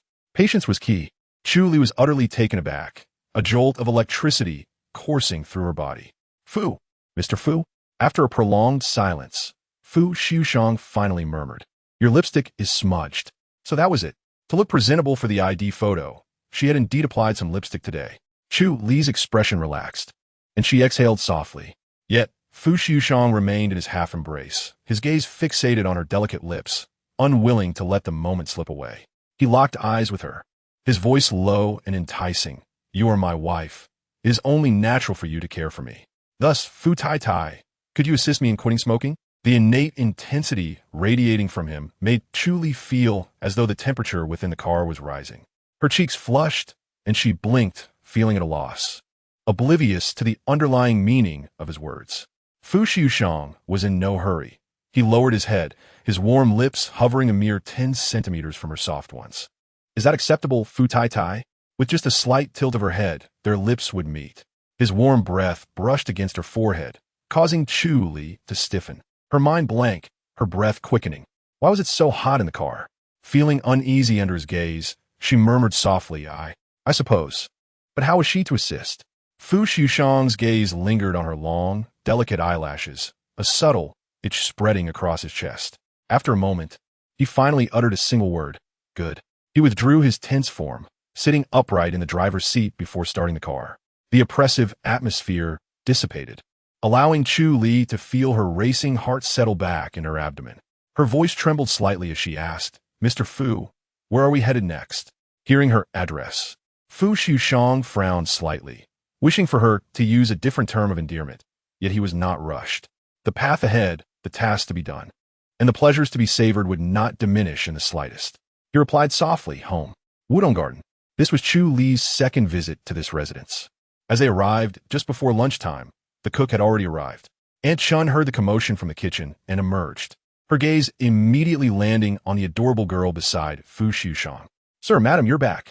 Fu Xueshang had already greeted Aunt Chun on the way home, so he nodded without surprise. Chu Li, however, felt a bit awkward, murmuring, Auntie, you could just call me Xiao Man. Aunt Chun smiled warmly. All right, madam. Chu Li felt an additional wave of shyness. She would have to get used to this in the future. Fu Xueshang affectionately ruffled her hair before naturally taking her hand and leading her onward. Xiao Man, follow me. With her hand feeling empty, Chu Li touched her hair where he had just caressed it. She nodded to Aunt Chun and followed in his footsteps. It seemed they would need to play the role of a loving couple in front of Aunt Chun. Fu Xueshang led her to the bedroom. As the door closed behind them, confusion washed over Chu Li, and she softly inquired, Mr. Fu, what are we doing here? Fu Xueshang entered the bathroom and emerged holding a small case. He removed his suit jacket and sat on the edge of the bed, the neatly pressed shirt accentuating his strong physique. As he unfastened his cufflinks, he glanced up at her and instructed, remove your clothes. Chu Li was taken aback. What was the purpose of undressing? She instinctively crossed her arms over her chest, gazing at him warily. Fu Xueshang frowned, but continued leisurely rolling his shirt sleeves to his forearms. It was then that Chu Li noticed a glimpse of a tattoo on his left arm, an alluring black vine entwined with something else, the rest obscured by his sleeves. Memories of gasping breaths and sweat glimmered in her mind, and she instinctively took a step back, swallowing hard. What do you mean by removing clothes? Hadn't they agreed on a fake marriage? The contract made no mention of such matters. Fu Xueshang seemed to read her thoughts, responding slowly. How else can I apply the medicine? Chu Li's face flushed crimson, her nose tinged with pink. A medicine? Fu Xueshang's gaze bore into her, his chiseled features leaning closer to her petite face, his warm breath enveloping her flushed cheeks. His profound gaze fixated on her, his tone laced with temptation as he spoke. Otherwise, Xiao Man, what do you think I intend to do? Chapter 13. Speak if it hurts. Chu Li clutched the hem of her dress, taking a hesitant step back until the man's breath became less overwhelming, allowing her to exhale in relief. She waved her hand. No, it's fine. I can manage on my own today. The truth was, she wore a dress with a side zipper, and applying medicine would require her to undress entirely. She was reluctant. Fu Liujie strolled back to the bedside, his gaze lifting to meet hers. If your wound becomes infected, then all the rain I endured yesterday would have been in vain. Noticing she remained rooted in place, he added patiently, rest assured, I have no interest in you in that regard. Chu Li froze momentarily. How did he know what she was thinking? The realization that her little secret had been uncovered made her cheeks flush. It seemed she had misjudged him. Earlier in the car, her wound indeed throbbed faintly, likely due to the water from her shower last night and her neglect in applying medicine that morning. It turned out Mr. Fu was quite observant. Fu Liujie reached into the medical kit for the medicine given to him by Ji Raoshen, not lifting his gaze as he said, there are towels in the bathroom. Go change out of your clothes. Chu Li nodded. Without further hesitation, she stepped into the bathroom. Before long, the sound of the door opening echoed from the bathroom. Fu Liujie lifted his eyelids, glancing over. When she emerged, the air in the room felt palpably thinner. Instinctively, he loosened 2 buttons on his shirt. The towel she wrapped around herself was scant, barely covering her thighs, leaving her long, fair legs exposed. The blush from earlier had yet to fade, rendering her face delightfully rosy.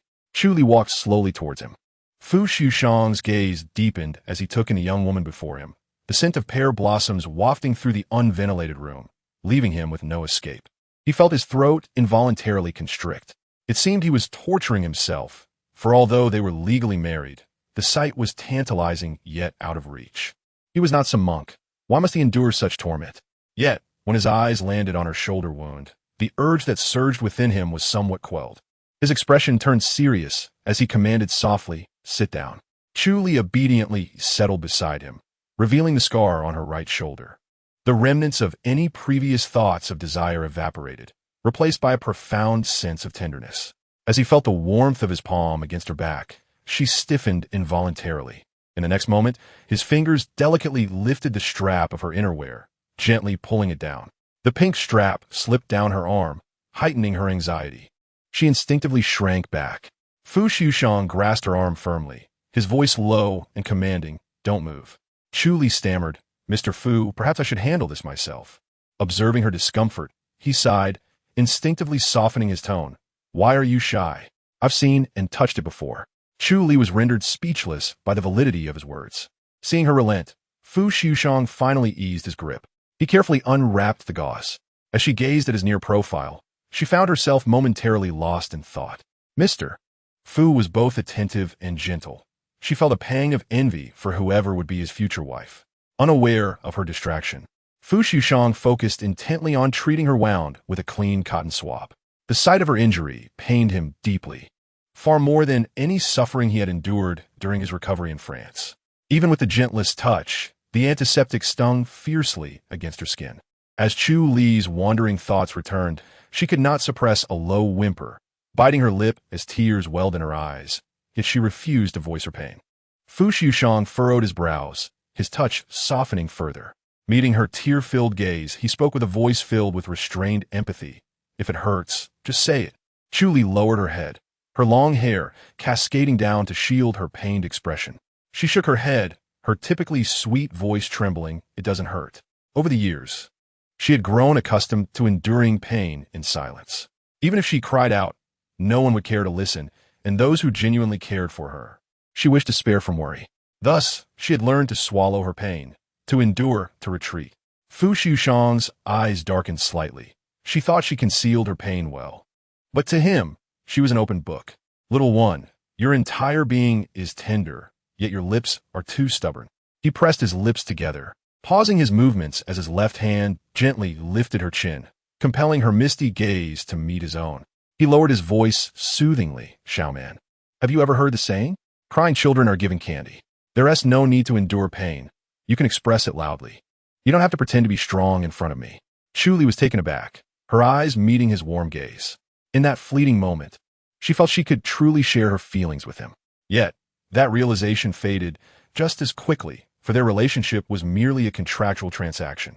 So, she shook her head, unwilling to admit her pain.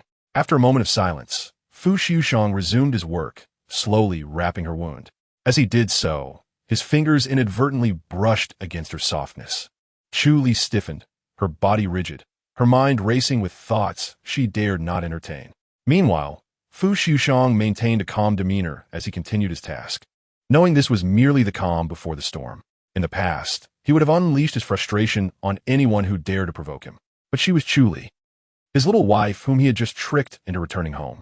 Fu Liujie understood that this young woman would not open up to him right away. Yet, he felt a surge of frustration mixed with the pent-up tension of treating her wound. It was almost painful, and still, she wouldn't even whine about her injury. Thus, after tending to her, Fu Liujie resolved not to let her off easily. He pulled her closer, his gaze lingering on her collarbone, gently turning her to face him.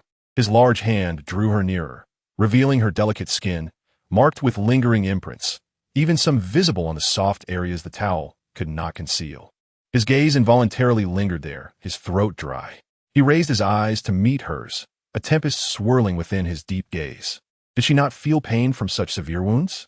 Yet that night, she had cried out in pain, making him reluctant to act too forcefully. Chu Li remained silent. Chapter 14. Have you endured enough? Seeing her dazed expression, Fu Liujie's irritation diminished significantly, only to be replaced by a different kind of smoldering fire. She parted her lips, her eyes shimmering with shyness, her delicate lips, bruised from biting back her pain, appeared even more alluring. Fu Liujie's gaze fell upon her luscious lips, moist and inviting, seemingly perfect for kissing. He swallowed hard and spoke in a husky voice, so Xiaoman knows how to cry out in pain. Next time, don't hold it in, understood? Chu Li was perplexed. Jiang Xiaoman had told her that as someone who lived off the Chu family, she had no right to complain. Seeing her still bearing the pain in silence, tears shimmering in her eyes, yet refusing to voice her discomfort, Fu Liujie's heart sank, unable to weigh the consequences. His eyes darkened as his grip on her waist tightened. He decided to teach this conflicted little girl a lesson. Suddenly, he leaned down and captured Chu Li's slightly parted lips, kissing her fiercely. Chu Li froze, her mind exploding with thoughts as her watery eyes widened. Realizing what was happening, she instinctively pushed against his chest in resistance. However, her strength was but that of an ant attempting to shake a tree, resembling a delicate dance of resistance and allure. In her instinctive rejection, she unconsciously pressed her soft form against his firm chest. Feeling the softness before him, Fu Liujie's body tensed suddenly, struggling to control the tumult within his heart. He was exasperated by her lack of care for her own body, his lips pressing against hers with increasing fervor. Moments later, he restrained the impulse to draw her into his embrace, his gaze turbulent with unspoken desires. His heated hand found her waist, squeezing the tender flesh with a hint of force. Caught off guard by his touch, Chu Li furrowed her brows, her voice unintentionally tinged with a cry. It hurts. Yet the man did not relent, his deep black eyes fixed on her with an intensity that hinted at a perilous crossing of boundaries. Enraged and embarrassed, Chu Li bit down lightly on his lip, a faint metallic taste of blood surfacing. Fu Liujie inhaled sharply, raising a hand to brush away the trace of blood at the corner of his mouth, the anger in his chest subsiding slightly. Chu Li shifted back towards the end of the bed, her fair, soft hand covering her lips. The girl blinked her misty eyes, glistening with moisture from their kiss, watching him with a blend of caution and allure. He pressed his lips together, his deep-set gaze unwavering as he hoarsely spoke. Xiaoman, have you learned? If it hurts, speak up. If you can't endure it, retaliate. Fu Liujie ruffled her long hair, his voice tinged with tenderness. You need not pretend to be strong. Do you understand? Chu Li stood frozen for a moment, guilt washing over her as she looked at him. She ought not to feel guilty. The man sighed helplessly. This girl sparked within him a profound sense of protectiveness and possessiveness. He cast a glance at the girl wrapped in a towel, the fragrance of pear blossoms surrounding her growing ever stronger. He had caught a whiff of it just moments ago, sweet and enchanting. Despite his initial intention to punish her, he found himself on the brink of surrender. Having lost some self-control after their intimate encounter, he rose to fetch the medicine box. Upon returning, he noticed her petite figure heading towards the bathroom. His gaze flickered, and he breathed deeply, his hoarse voice calling out to Chu Li, Xiaoman, come here. Chu Li paused in her steps and turned to look at him.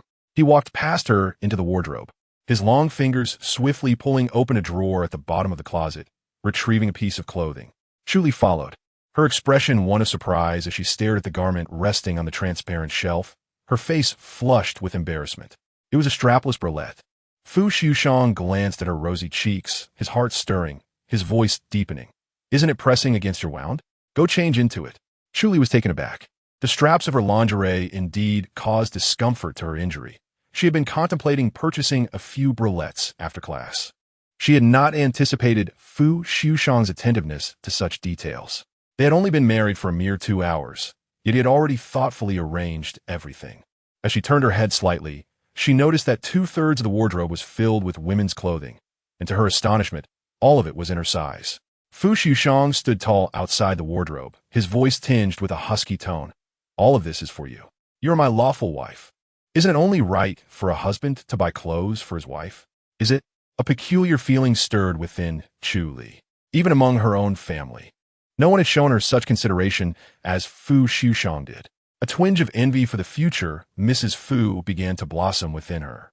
She expressed her thanks, her bright, damp eyes lingering on the bralette, her fingertips trembling slightly as she picked it up and entered the bathroom.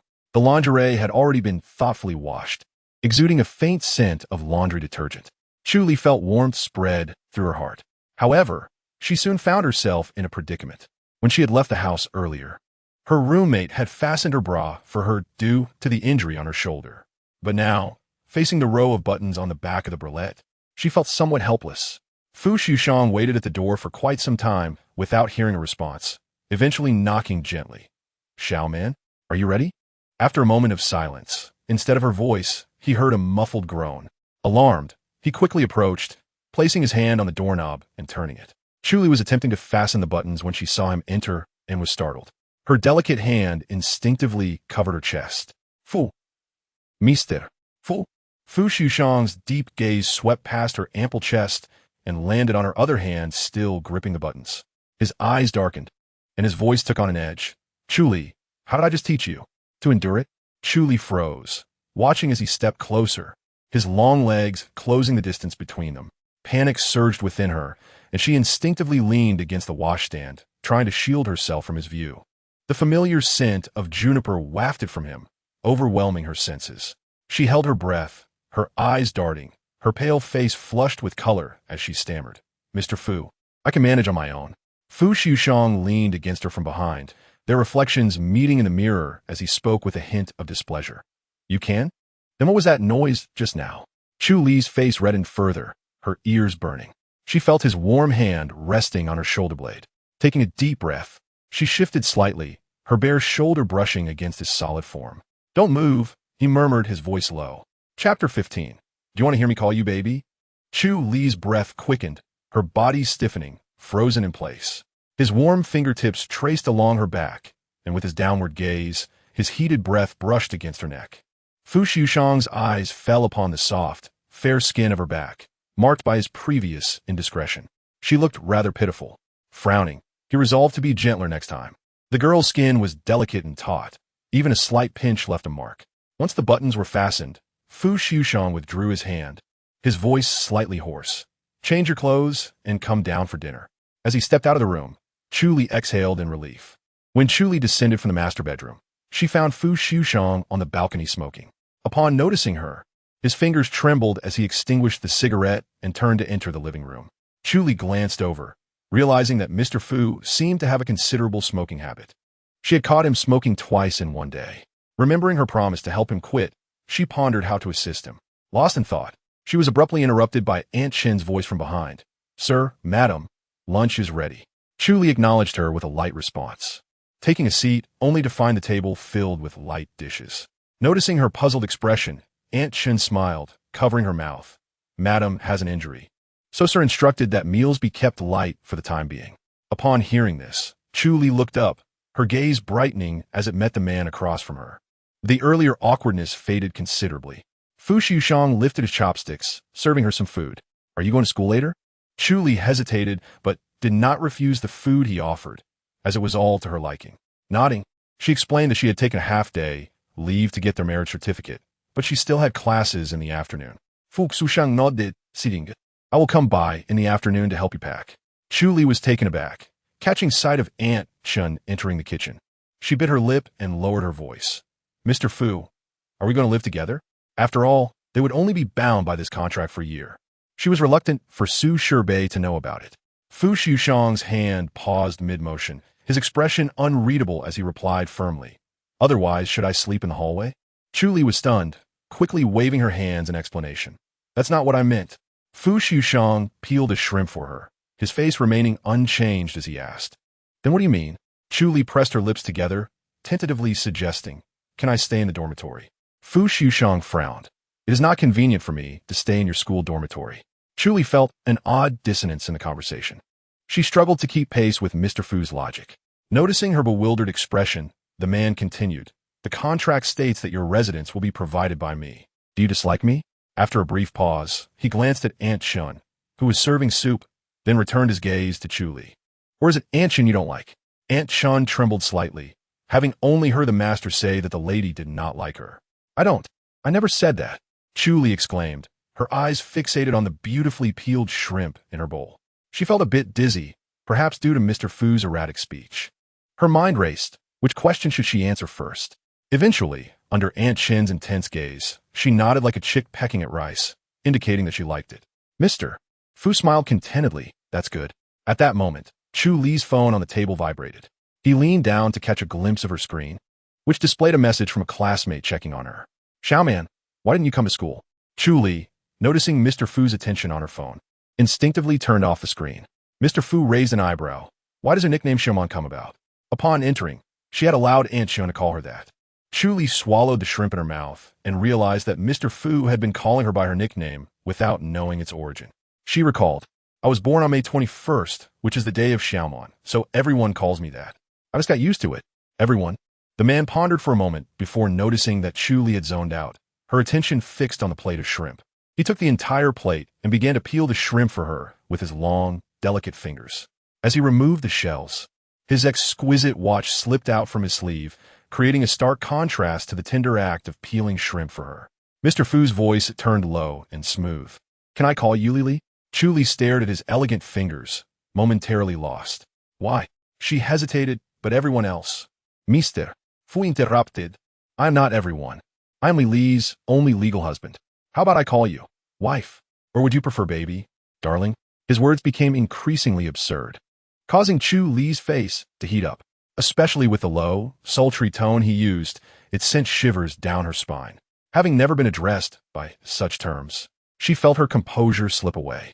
After a moment of hesitation, she finally murmured, just Lili, please. Although no one had ever called her Lili, it was certainly preferable to those other names. Mr. Fu lowered his gaze, a subtle smile forming on his lips. The plate of shrimp was soon entirely peeled. After their meal, there was still some time before school. Mr. Fu summoned Chu Li to the master bedroom. Mr. Fu, what is it? She inquired. The man sat on the sofa by the floor-to-ceiling window and handed her a black card from the coffee table. There is 50 million inside. The password is our wedding date. You didn't borrow money from your friend to repay me, did you? Chu Li's heart stirred. Mr. Fu remembered even this detail. However, she hadn't touched the 20,000 yuan she borrowed from Su Shirbei. But this was commission. As she pondered, she took the card, only to suddenly realize, Mr. Fu, are you giving me all the commission at once? Mr. Fu raised an eyebrow at her. Is there an issue? Chu Li's expression shifted, suspicion creeping in. Aren't you worried I might take the money and run, thus breaching the contract? Mr. Fu's dark eyes narrowed playfully as he replied. Would Lili really breach her obligations and flee? Chu Li pressed her lips together, clutching the card firmly, her tone resolute. I won't. Very stable, remarked Sixth Master. Chapter 16. I am married. Fu Xiushang left Wudong courtyard alongside Chu Li. He had business to attend to at the company, having received the information Su Feng had gathered. Upon his arrival, Su Feng was already waiting at the office door. As Mr. Fu entered, Su Feng followed closely, presenting the materials he held. Mr. Fu, here are the documents and the surveillance footage you requested. Fu Xiushang did not lift his gaze, responding coolly as he scrutinized the documents in his hands. Upon encountering the hotel check-in records, Su Feng activated the surveillance video, explaining, that night, Ms. Chu emerged from a room registered under her stepmother, Jiang Xiaoman. 10 minutes after Ms. Chu fled, Mr. Liu from Ruifeng Technology arrived at the room. Su Feng added, Ms. Chu's biological mother passed away when she was 5. Jiang remarried into the Chu family that same year, bringing along her 2 children. Even a man accustomed to life's storms felt a surge of indignation upon reviewing Chu Li's background. Born into a well-off family, she had never truly enjoyed a day of peace.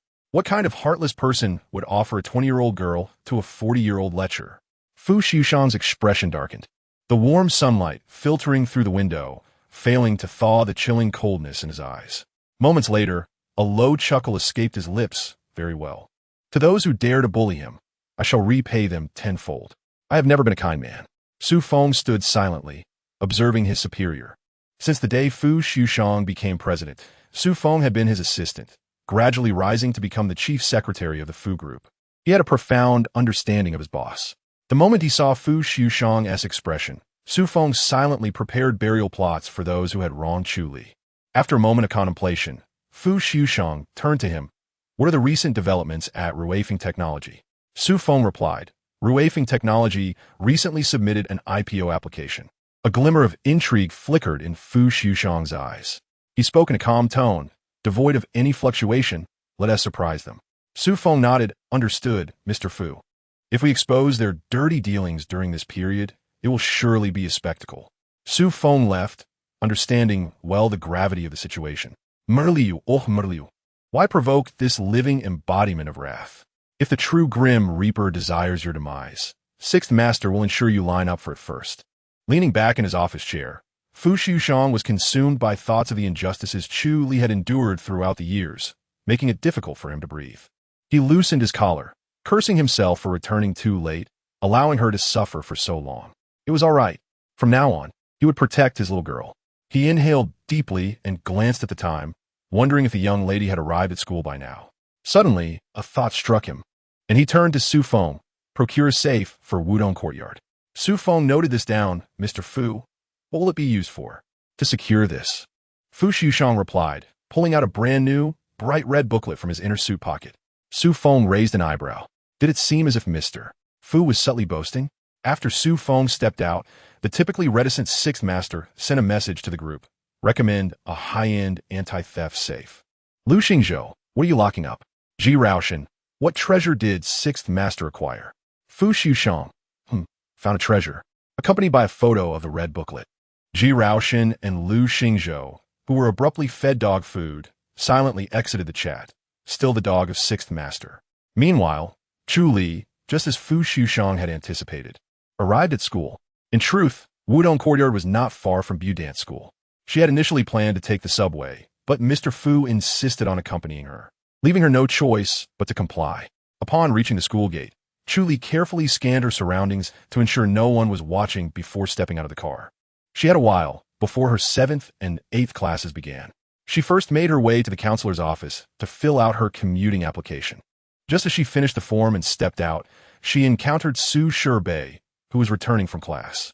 Su Shibei had a new Hermes bag hanging from her arm, donned a chic Chanel outfit, and held a cup of coffee. Upon spotting Chu Li, her face lit up with a bright smile as she rushed over. Xiao Man. Chu Li turned at the sound, smiling in return. Bei. As close friends reunited, Chu Li naturally took her hand, and they walked back to the dorm together. Su Shibei took a sip of her coffee and asked with a smile, Did you enjoy your birthday? Chu Li hesitated, a bitter smile flickering on her lips before she finally nodded. It was enjoyable. After all, it was somewhat of a blessing to finally see the true colors of so-called family, wasn't it? Su Shibei, oblivious to her friend's unusual demeanor, mysteriously pulled out 2 tickets from her bag. Here, a birthday surprise for you. Curious, Chu Li leaned in to see. What is it? Tickets to the premiere of the new film starring Emperor One, and there will be a meet and greet. Susi by et Galim. Do you like it? Absolutely, Chu Li exclaimed in delight, snatching the tickets from her hand and gazing at them with sparkling eyes, cradling them like precious treasures. Thank you, Bei. Wen Yinchi was a legendary figure in the entertainment industry, the only heir of the one family who could rival the Fu family in the capital. Despite having the privilege to inherit wealth, he chose to rely on his talent. His striking good looks placed him among the most revered in the industry, earning him fans across all age groups. The premiere of Emperor Wen's film was indeed a rare opportunity. Chu Li was also a fan of Wen Yinchi. She had watched all his films since his debut, but it was during her first year of college that she truly became a fan. To cover her tuition and living expenses, she worked as a dance stand-in in various productions, one of which starred Fu Liujie. He was exactly as his surname suggested, superb in his gentleness and politeness. During a particularly challenging dance sequence, she had accidentally twisted her ankle, resulting in a less than stellar performance. While no one else paid attention to a mere dance stand-in, Fu Liujie noticed and inquired if she was injured, even sending his assistant to take her to the hospital. In excitement, Chu Li enveloped Su Shirbei in a warm hug. At that moment, Su Shirbei's sharp eyes caught sight of a faint hickey at her collarbone. "Xiao man? You?" The girl stared at her in shock. "How did you get a hickey?" Chu Li, taken aback, blinked in confusion. Su Shirbei's expression turned serious. Her voice laced with concern. "Are you hiding something from me? Is it that scoundrel Jiang Xiao man?" Panicking at her fierce demeanor, Chu Li instinctively replied, "No." "Bei. What is it then?" Chu Li's gaze flickered, and after a long pause, she resignedly murmured, "I got married." Chapter 17. Confronting the green tea sister, Su Shirbei fell silent for what felt like an eternity before exclaiming in disbelief, "What?" Chu Li, who rarely had male friends, was now married? This was an outrageous joke. After a long moment of shock, Su Shirbei stammered, "You weren't tricked into a marriage, were you?" Chu Li pressed her lips together, her eyes flickering with uncertainty. "No, Mr. Fu is a wonderful person." Su Shirbei's expression shifted to one of astonishment. "Mr. Fu? Oh." "Chu Li, which wealthy boss are you accompanying now?" Came a sarcastic voice. Both Chu Li and Su Shirbei looked up to see her younger sister, Chu Ruishan, and her close friend, Li Jie. It was Li Jie who had spoken. Su Shirbei shot Chu Li a knowing glance, indicating they would settle this later. She then turned protectively to face the newcomers. Li Jie, influenced by Chu Ruishan's provocation, had always held a disdainful view of this so-called dance queen from Budance.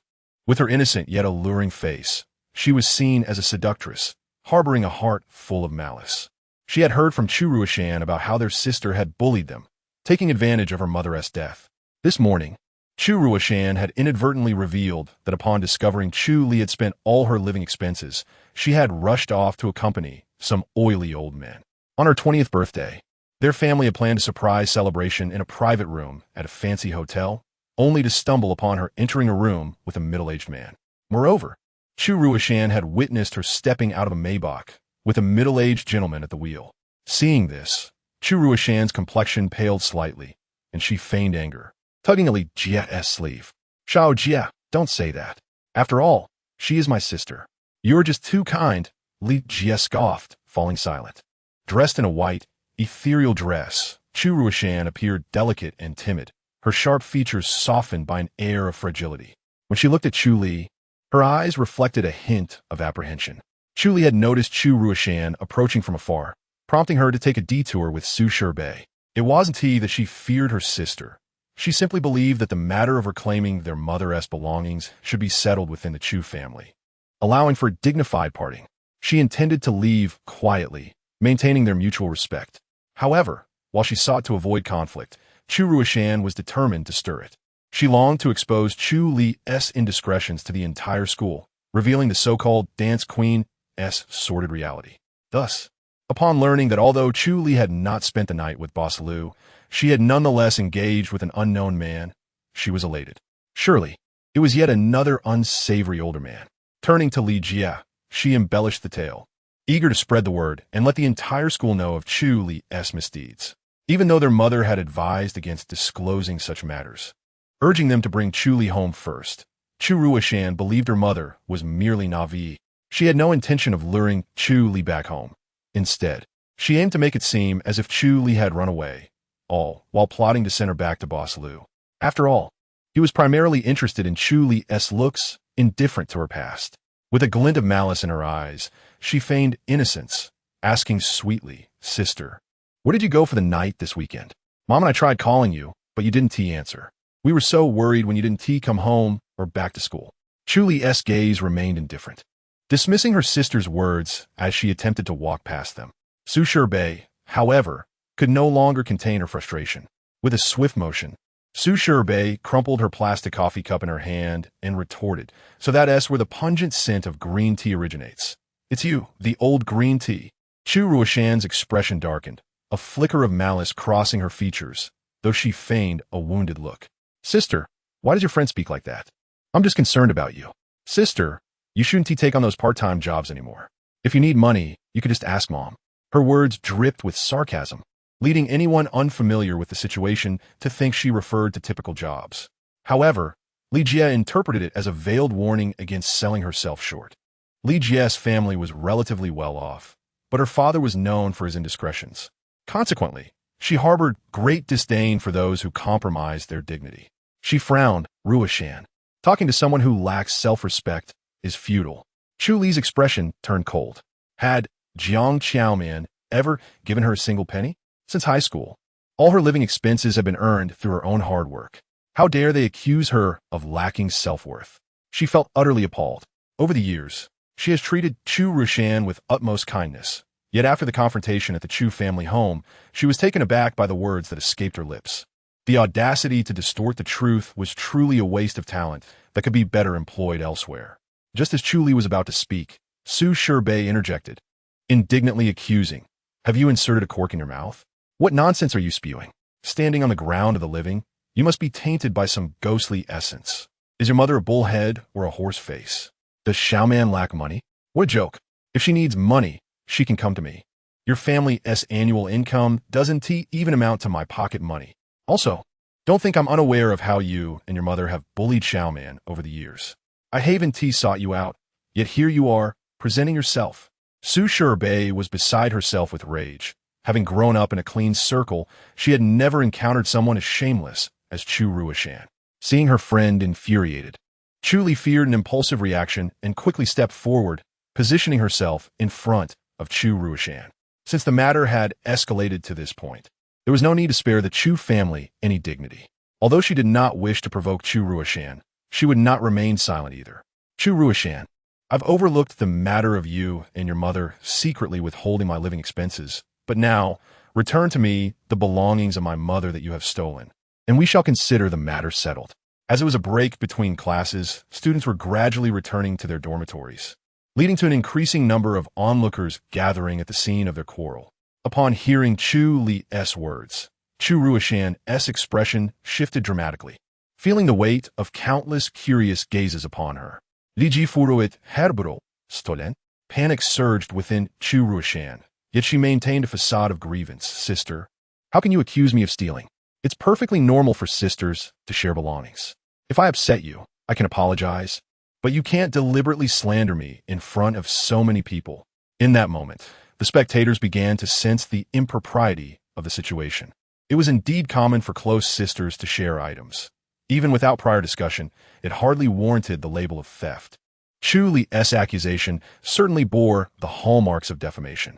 Sensing the tide turning, Chu Ruishan stepped closer to Chu Li, feigning victimhood as she grasped her hand. "Sister, even if you dislike me, you shouldn't say such things." Chu Li withdrew her hand and was about to respond when Chu Ruishan executed an exaggerated backward stumble, falling to the ground while clutching her chest. "Sister, how could you push me?" Ruishan, Li Jie, focused solely on her friend, shouldered her way through to confront Chu Li, her eyes filled with venom. "How can there be such a wicked sister as you?"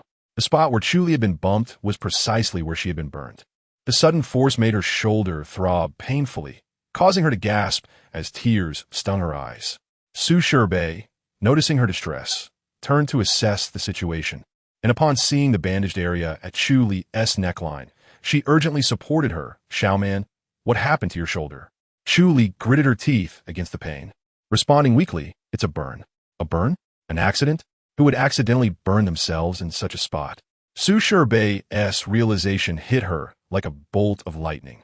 "Was it your stepmother and Chu Ruishan who did this?" Her fury surged, targeting the deceitful mother-daughter duo. She grabbed her designer handbag, determinedly heading towards Chu Ruishan. "Baby, no." Chu Li struggled to restrain her friend's anger, but it was futile. She could only endure the pain and rise slowly. A resounding slap echoed as Su Shirbei's hand met Chu Ruishan's face. The onlookers were left in stunned silence. Chu Ruishan's face twisted to the side, her usual spoiled demeanor faltering as she shrieked, "Chu Li, how dare you hit me?" Chu Li had intended to prevent Su Shirbei from escalating matters further, But now she found herself in a predicament. Attempting to maintain her composure, she retracted her stinging hand and replied coolly, I hit you because I wanted to. Do I need a special occasion to do so? Chapter 18. I'm not here to seek justice. I am here to support her. You. Chu Ruishan was left speechless, unable to articulate a response. Chu Li, having regained her composure, fixed her icy gaze on Chu Ruishan. Chu Ruishan, since your mother failed to educate you properly, let me, as your sister, teach you. This slap serves as a reminder that taking what does not belong to you is theft. Furthermore, if you continue to slander me, I will not hesitate to involve the authorities. Su Shirbei's jaw dropped. Her friend was indeed formidable. Chu Ruishan bit her lip, glaring at Chu Li with venomous eyes, but soon began to tremble uncontrollably. Yeah, my spine hurt so much, I think I might have hurt it when I fell. I want to go to the hospital. Li Jie snapped back to reality and hurriedly helped Chu Ruishan to her feet. Let us go to the hospital. Chu Ruishan, gripping Fu Jiaoyao's arm tightly, murmured, Please don't tell brother Jiaoyao. I don't want him to worry. Li Jie suddenly recalled that Ruishan's boyfriend was none other than Fu Jiaoyao from the prestigious Fu family. Chu Li was in trouble. How dare she strike Ruishan? Young Master Fu would certainly not let this slide. With that thought, Li Jie quickly took out her phone to call Fu Jiaoyao. On the surface, Chu Li maintained an imposing demeanor, but internally, she felt a wave of trepidation wash over her. This was bad. She had stirred up trouble. Fu Jiaoyao was the notorious young master of the capital. Meanwhile, Su Shirbei remained calm. Let us go. We'll head to the hospital together. I want to see how she plans to spin this tale. Chu Li's strength had dwindled. She could swat a fly. But striking Chu Ruishan's thick-skinned face would hardly inflict any real damage. Though she spoke bravely, Su Shirbei was equally anxious. The Fu family was not one to be trifled with. Once they were in the car heading to the hospital, Su Shirbei cleared her throat and reassured Chu Li, Xiaoman. Remember that Fu Jiaoyao pursued you before. Although you turned him down, I believe he one team make things difficult for you as a man. Chu Li's thoughts were in disarray. Fu Jiaoyao had pursued her since their freshman year, but she had never been fond of such immature young heirs, so she had always declined his advances. Suddenly, one day, he stopped bothering her, only for news of his relationship with Chu Ruishan to emerge shortly thereafter. The weight of this realization pressed heavily upon her.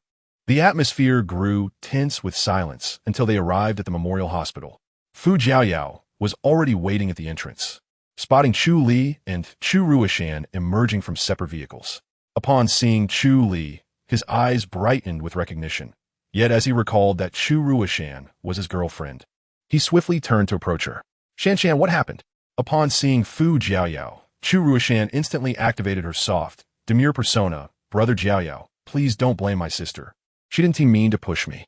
Li Jie stood nearby, stirring the pot. With so many eyes watching, how could it not be intentional? Surely, hitting you was deliberate. Fu Jiaoyao frowned. Where did she hit you? I don't see any marks. Li Jie glanced at Chu Ruishan's face, astonished to find no signs of injury whatsoever. Ruishan, your recovery is astonishingly swift. Chu Ruishan quickly raised her hand to cover her left cheek, hissing in pain, ouch. Su Shirbei and Chu Li exchanged an incredulous glance, both recognizing the absurdity of the situation. Chu Ruishan had come to the memorial hospital because her cousin worked there and had arranged for her to be treated. However, she was unaware that Fu Jiaoyao had specifically scheduled her to see the renowned Dr. Ji Raoshun, causing her to panic. Grasping Fu Jiaoyao's arm tightly, she stammered, Perhaps we should let Dr. Yang Wei take a look at me instead? I've heard he is quite good. Fu Jiaoyao furrowed his brow slightly, offering comfort. It's all right. Dr. Ji is a friend of my uncle and will take good care of you. Unable to refuse, Chu Ruishan merely panicked momentarily. Earlier, as she had exited the car, she had deliberately slammed her body against the door, and now it was likely already bruised. Yi Raoshen, considering that Fu Jiaoyao was the nephew of Fu Xiushang, had benevolently come from the office. However, upon entering the ward, he quickly sensed that the atmosphere was rather tense. His gaze immediately fell upon Chu Li, who stood at the back of the room, pale-faced, with his hands in his pockets. He did not call out to her, but instead raised an eyebrow. What is going on? Dodo, Yi. Chu Li was momentarily taken aback. Fu Jiaoyao briefly explained the situation, but it was Li Jie who interrupted, embellishing the tale as if Ji Raoshun were a police officer investigating a case, recounting the entire ordeal. Ji Raoshan pondered for a moment, glanced at the others, then instructed Chu Ruishan to get an x-ray before striding out. The group in the ward waited in silence. And while Fu Jiayao stepped outside to take a call, Li Jie sneered. Chu Li, once Ruishan's injuries are confirmed, prepare to visit the police station. A filthy woman like you probably has no family to bail you out from the detention center. How pitiful. Su Bei hadn't had the chance to retort when a series of urgent and steady footsteps echoed from outside. Before anyone could see who it was, a low and imposing voice resonated. Who wishes to enter the police station? Fu Xushang pushed the door open, his slightly disheveled hair indicating he had rushed over. The man exuded a powerful aura.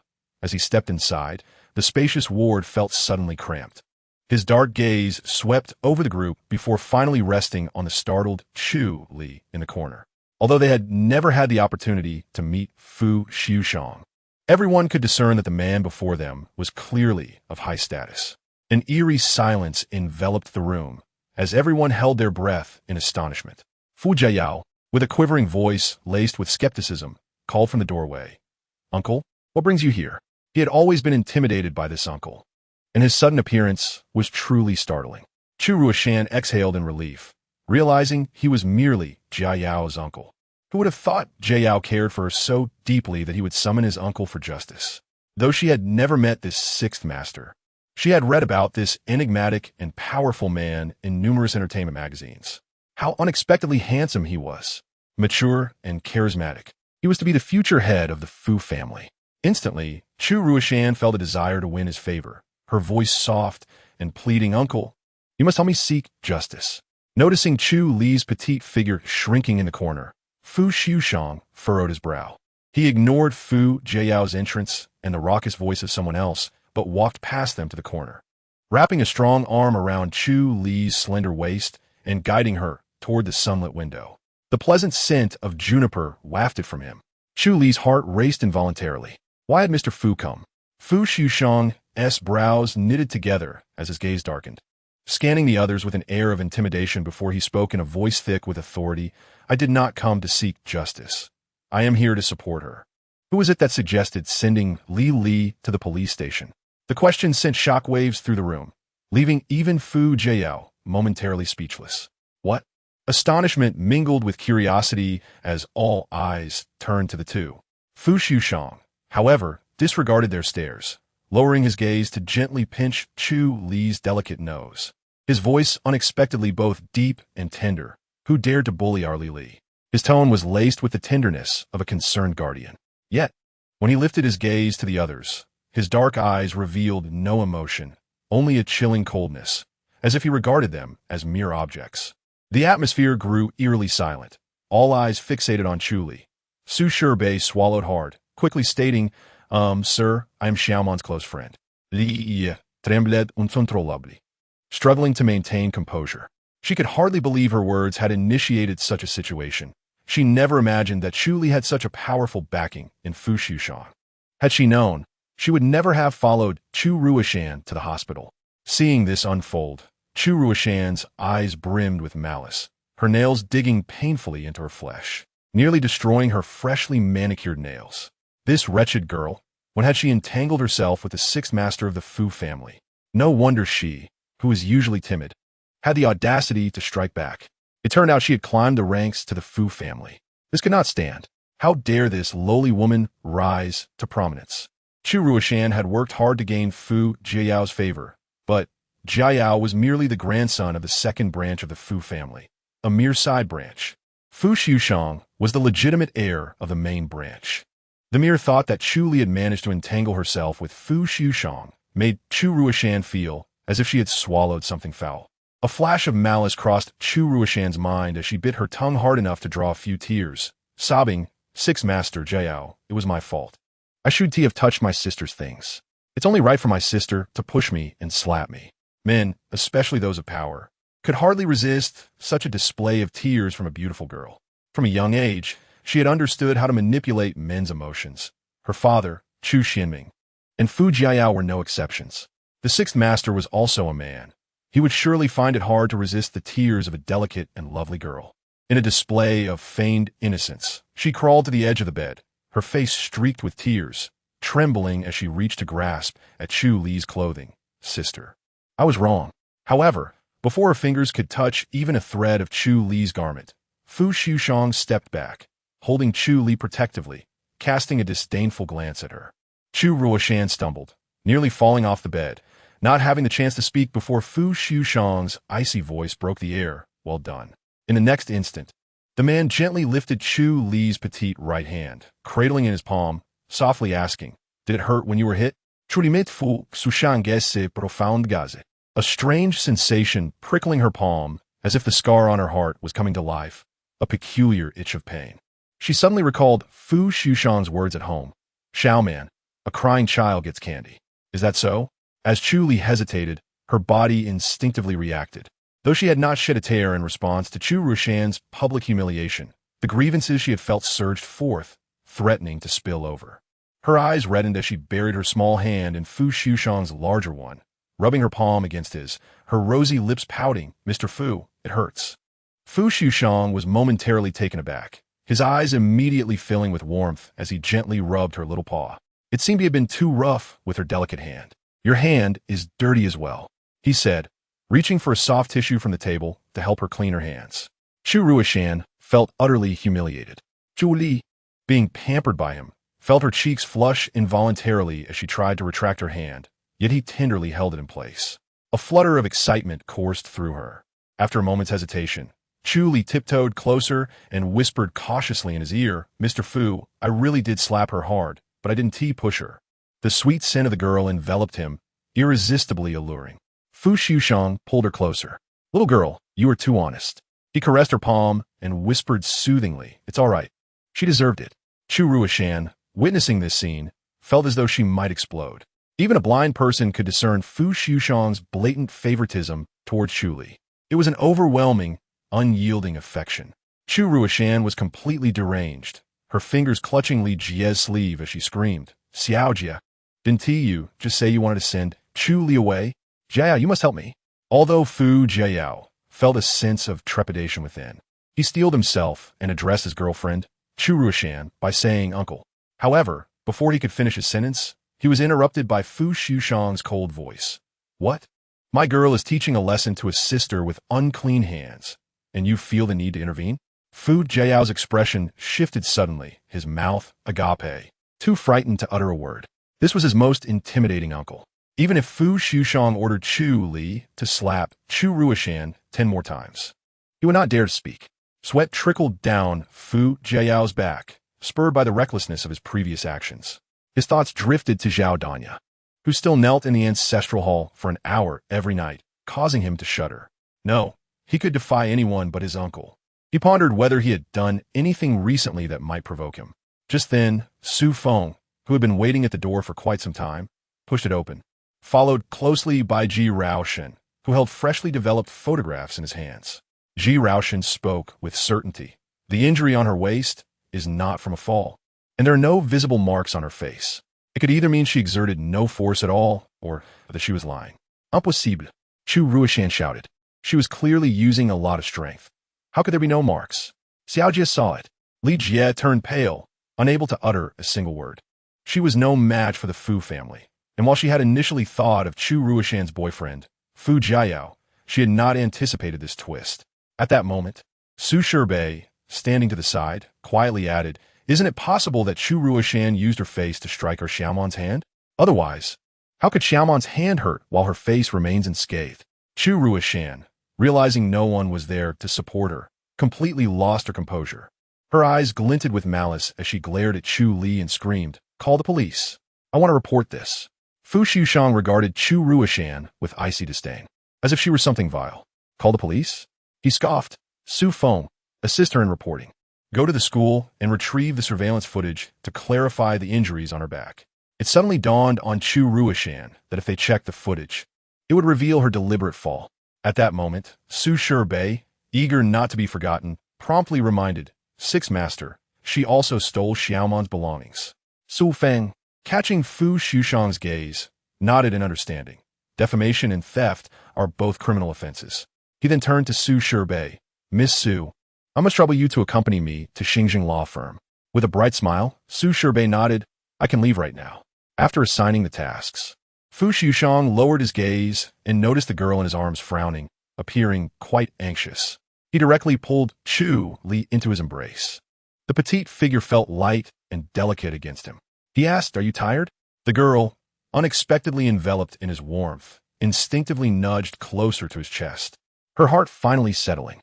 In truth, she wasn't tired. The wound on her shoulder throbbed slightly. She had been tense earlier, not realizing the pain until Fu Liujie arrived and her body relaxed.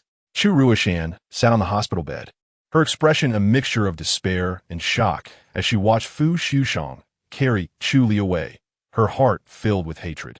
Fu Jiao's emotions were complicated. He stared at the girl nestled like a cat in Fu Liujie's embrace, feeling a pang in his heart. He wondered what the relationship between Chu Li and his uncle was. Why was the hand he had delicately admired for a year now resting securely around his uncle's neck? It was too glaring. He wanted to steal another glance at Chu Li, but was afraid of being caught by Fu Liujie. So he averted his gaze and said, "Uncle." Ruoshan didn't mean it. Holding the girl in his arms, Fu Liujie looked down at her with a soft gaze. Yet his voice to Fu Jiao was frigid. "Your choice in girlfriends is quite poor. Perhaps you should find another." Chu Li, who had once been pursued by him, felt her heart flutter as she grasped his clothing tightly. Chapter 20. A reward for Li. Fu Liujie carried her straight to the car. The understated vehicle glided into the bustling traffic, heading toward the heart of the capital's residential area. Throughout the journey, Fu Liujie remained silent, and Chu Li could distinctly sense his mood was far from pleasant. His lips were pressed tightly together, and his jawline was taut. Was Mr. Fu angry? Chu Li anxiously fiddled with the hem of her clothing. Yet, she felt she had done nothing wrong. Was he upset because she had caused trouble? Her brows furrowed, and the warmth she had felt from his favoritism in the hospital morphed into a pang of sorrow. So, Mr. Fu was just like everyone else, finding her troublesome. The girl's eyes flickered as she repeatedly attempted to speak, only to hesitate and glance at him. Fu Liujie, maintaining a stern expression, gradually relaxed. He sighed inwardly, questioning why he was quarreling with the child. His little girl was far too strong. She never confided in him when faced with difficulties. What would he do? He couldn't punish her like Zhao Danya. Ultimately, he would be the one feeling remorse. It would be far more gratifying to reprimand his nephew, Fu Jiao, for his poor judgment. With that thought, Fu Liujie felt his anger dissipate significantly. After all, she was still young. As he contemplated this, he lifted his gaze towards Chu Li and spoke softly. "Li, what is troubling you?" Chu Li pouted, feeling a bit aggrieved. "Mr. Fu, I'm sorry for causing you trouble today." Fu Liujie gazed at her for a long time, then hoarsely replied, "Li did not trouble me. You are my Fu madam, my family.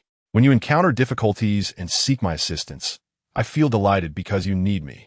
However, when you face trouble today, you chose to bear it alone instead of seeking my help." Chu Li was completely taken aback. She had anticipated he would dismiss her like Chu Xianming, expressing disdain for her trouble. She never expected Mr. Fu's displeasure stemmed from this reason. A bittersweet sensation stirred within her heart, leaving her feeling perplexed. Noticing her stunned silence, Fu Liujie lowered his gaze and asked softly, "Did you hurt yourself somewhere?" Having noticed her frown and the occasional sharp intake of breath since they got into the car, Chu Li blinked and nodded. "Mr. Fu, my shoulder hurts." Fu Liujie's heart sank, and he immediately lifted her onto his lap, carefully tugging at the zipper on her shoulder. "Let me take a look." The dress she wore today had a zipper at the shoulder for easy dressing. Chu Li's face flushed crimson as she clutched her clothing. Although the car's partition was one way, she felt uneasy thinking about the driver in front. Fu Liujie pressed his lips together, his tone stern. "If you don't listen, do you want to leave a scar?" Chu Li's expression changed instantly. Which girl didn't love beauty? She certainly didn't want a scar. Seeing her loosen her grip, Fu Liujie slowly unzipped her shoulder, gently lifting the fabric to inspect the wound. Fortunately, the bandage was clean. However, as he was about to withdraw his gaze, he inadvertently caught sight of her fair skin. The view was captivating, making it difficult to look away. Noticing his prolonged silence, Chu Li's heart raced, and she timidly asked, "Mr. Fu, is it serious?" Fu Liujie swallowed hard, swiftly zipping her up again, his tone matter-of-fact. "Yes, it's quite serious." Unpleasant images flashed through his mind, reminiscent of how well their hands fit together. "Chu Li," she exclaimed nervously, "what should we do? I don't want a scar."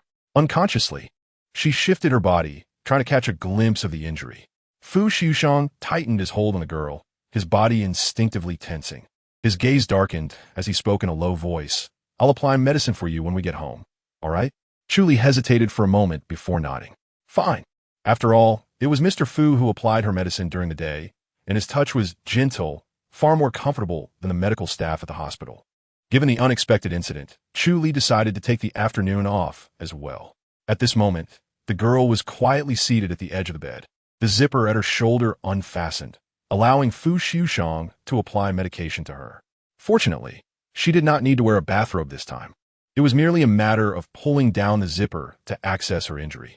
Chu Li pondered to herself that perhaps she should wear this dress for future treatments as well. The cool sensation of the medication alleviated the minor, irritating pain she had just felt.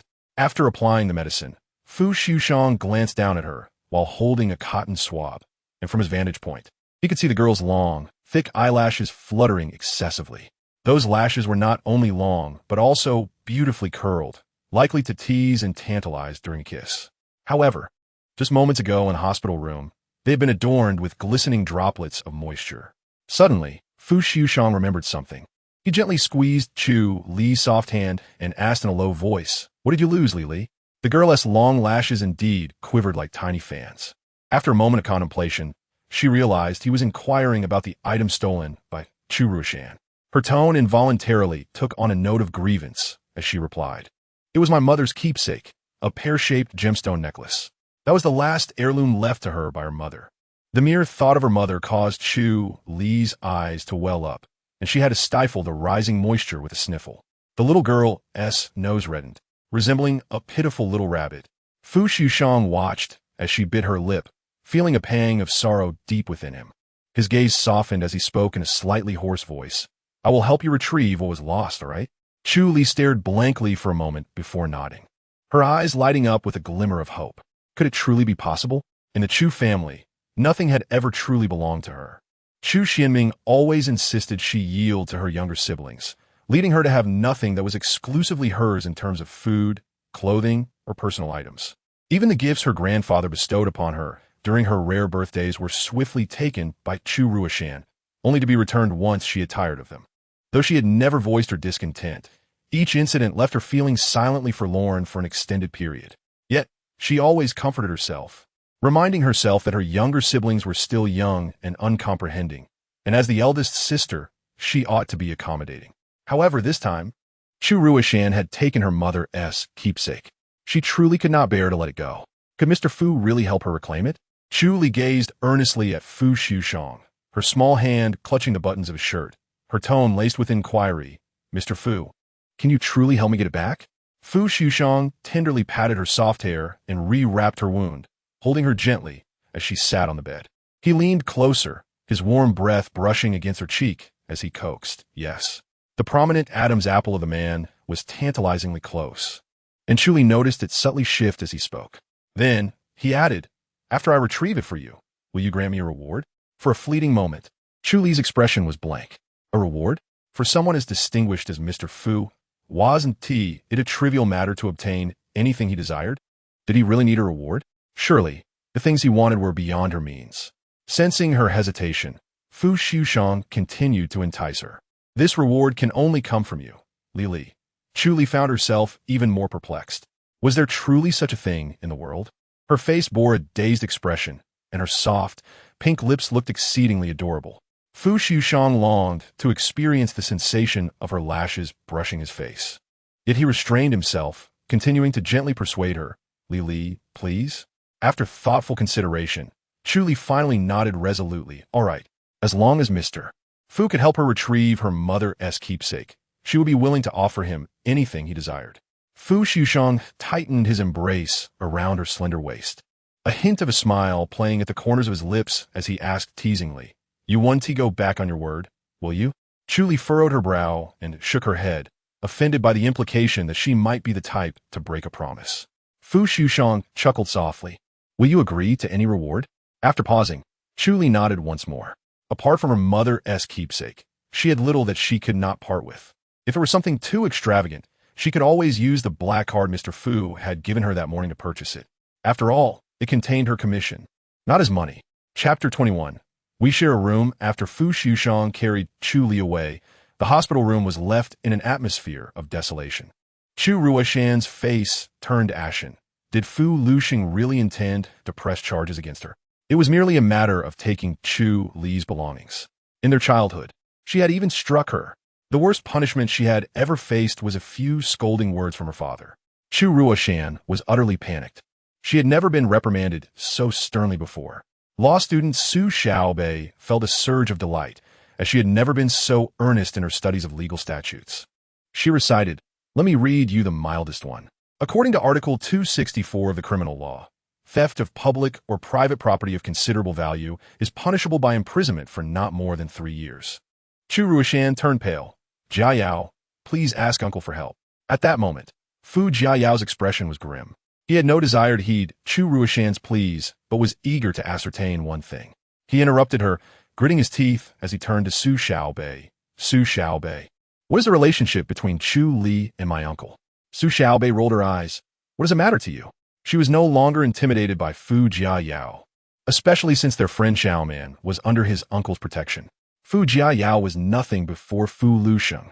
More importantly, she couldn't clearly define the relationship between Chu Li and Fu Liujie. Just as she had begun to consider reporting Chu Liujie, a wave of realization washed over her. Xiaoman had left with Fu Liujie. Would she be all right? She shook her head. It should be fine. Although Fu Liujie appeared fierce, he was quite gentle with Xiaoman. Su Xiaobei tried to reassure herself, angered by her words. Fu Jiayao's complexion shifted between shades of green and white. Coldly, he remarked, "Convey to Chu Li that in the capital, she should avoid provoking my uncle. If she has any ulterior motives, she ought to abandon them promptly." His previous relationship with Chu Liujie had been ignited by his accidental discovery of Chu Li's materialistic tendencies. Yet, this time the matter involved his uncle, and he could not allow such a situation to transpire. Su Xiaobei rolled her eyes once more, snorting, "You should relay that message to your girlfriend." With that, she turned and followed Su Feng out of the hospital room. On their way to the law firm, Su Xiaobei couldn't resist asking Su Feng, "What is the connection between your boss and our Xiaoman?" Su Feng answered calmly, "Miss Su is referring to the lady?" Su Xiaobei questioned suspiciously, "Lady?" "Oh." While Xiaoman had penned several scripts featuring domineering CEOs, she was not yet a lady. Su Feng's lips twitched slightly. "What I mean is that Miss Chu Li is the boss's wife." In an instant, Su Xiaobei lost all ability to manage her facial expressions. "What? Wife? Wait, so what Chu Li had said about being married was true?" Fu Liujie was indeed the elusive and powerful sixth master of the Fu family. Su Xiaobei stayed in shock, confirming repeatedly that Su Feng was not jesting before bombarding him with questions like a rapid-fire machine gun. However, she managed to extract little information before they arrived at their destination. Seated in Lu Xingzhou's office, she stared at the furnishings, lost in thought. They looked familiar, as if she had seen them somewhere before. Wasn't he at the very table where Chu Li had taken pictures of the prenuptial agreement? Lu Xingzhou stood up, his refined features illuminated by the light, and adjusted the gold-rimmed glasses perched on his nose with his long fingers. Extending a hand, he introduced himself. "Hello, I am Lu Xingzhou." Feeling a swirl of complex emotions, Su Xiaobei slammed her bag onto the table, refusing to shake his hand. Raising her chin defiantly, she snapped, "You drafted that prenuptial agreement? What a scoundrel." Lu Xingzhou was taken aback for a moment, then quickly realized, "You must be Chu Li's lawyer friend?" Su Xiaobei shot him a glare. "That's right." Lu Xingzhou silently withdrew his hand, casting a cool glance her way. "A law student? I advise you to leave the legal profession at your earliest convenience." Su Xiaobei has already absorbed most of the news. The prenuptial agreement that Chu Li shared only contained a portion of the terms, all of which seemed to favor the woman. She noticed how Fu Liujie defended Chu Li today, though she felt a pang of sorrow at the thought of her cherished little goose being taken away. She understood that such a day would eventually come. Compared to others, Sixth Master is undoubtedly a man of great influence in this imperial city. Her expectations for Chu Li's future husband are modest. She simply desires someone who can indulge her whims and treat her like a princess, while also ensuring her safety when it matters most. These conditions would be effortlessly met by Fu Liujie. Alas, time marches on, and one must let go. More infuriating than Fu Liujie, however, is the expressionless man before her, asking her to leave the legal field. Such audacity is laughable. Meanwhile, in Wutong Courtyard, in the most opulent penthouse, a girl sat on the sofa, looking bewildered and anxious. Chu Li nervously gripped the armrest of the sofa. Mr. Fu, does that mean I will sleep in the guest room on the second floor? Aunt Chen's bedroom is on the first floor, and the master bedroom is on the second. She shouldn't come up, right? If she doesn't come, then we won't have to share a room, will we? Fu Xiushang found her nervousness amusing. Did he really appear so predatory? Besides, she had an injured shoulder, and even if he had other intentions, he wouldn't want to hurt her. Instead of answering, he placed a plate of peeled oranges on the table. With his long fingers, he picked up a piece and held it to her lips. Eating oranges aids skin metabolism. Chu Li obediently opened her mouth and took a bite, only to hear his deep voice declare, "We will share a room." Coughing, the girl was startled by his words, causing a couple of tears to escape her eyes. Fu Xiushang frowned and withdrew his hand, eating the piece she had bitten into. It was quite sweet. "That was my bite," Chu Li protested. He picked up another piece with his elegant fingers and gently offered it to her again, saying softly, "The master bedroom has a larger bathtub. It wouldn't be suitable for you to shower with your injury, as it may leave a scar." Chu Li blinked, the sweet aroma of the orange filling her mouth. The juice lingered on her lips as she licked them with her dainty tongue. Fu Xiushang's gaze darkened slightly as he continued to coax her. "Do not worry. You will sleep in the bed, and I will take the sofa." Chewing on the orange, Chu Li's hesitation dissipated significantly, and she nodded. It was merely sharing a room. After all, they would not be sharing a bed. As night approached, nearly 10 o'clock, Chu Li entered the walk-in closet to fetch her pajamas and prepare for a shower. Su Feng had brought her luggage earlier in the evening, and it was packed by Su Sherbei. Chu Li felt a wave of gratitude and sent her a message filled with flower emojis to express her thanks. It was a bit strange that Sherbei had not inquired about her decision to live off campus. Shaking her head in confusion, she continued to select her sleepwear. Although it was already late May and the weather was warming up, she decisively chose a rather thick set. In truth, Chu Li preferred not to wear heavy clothing to bed.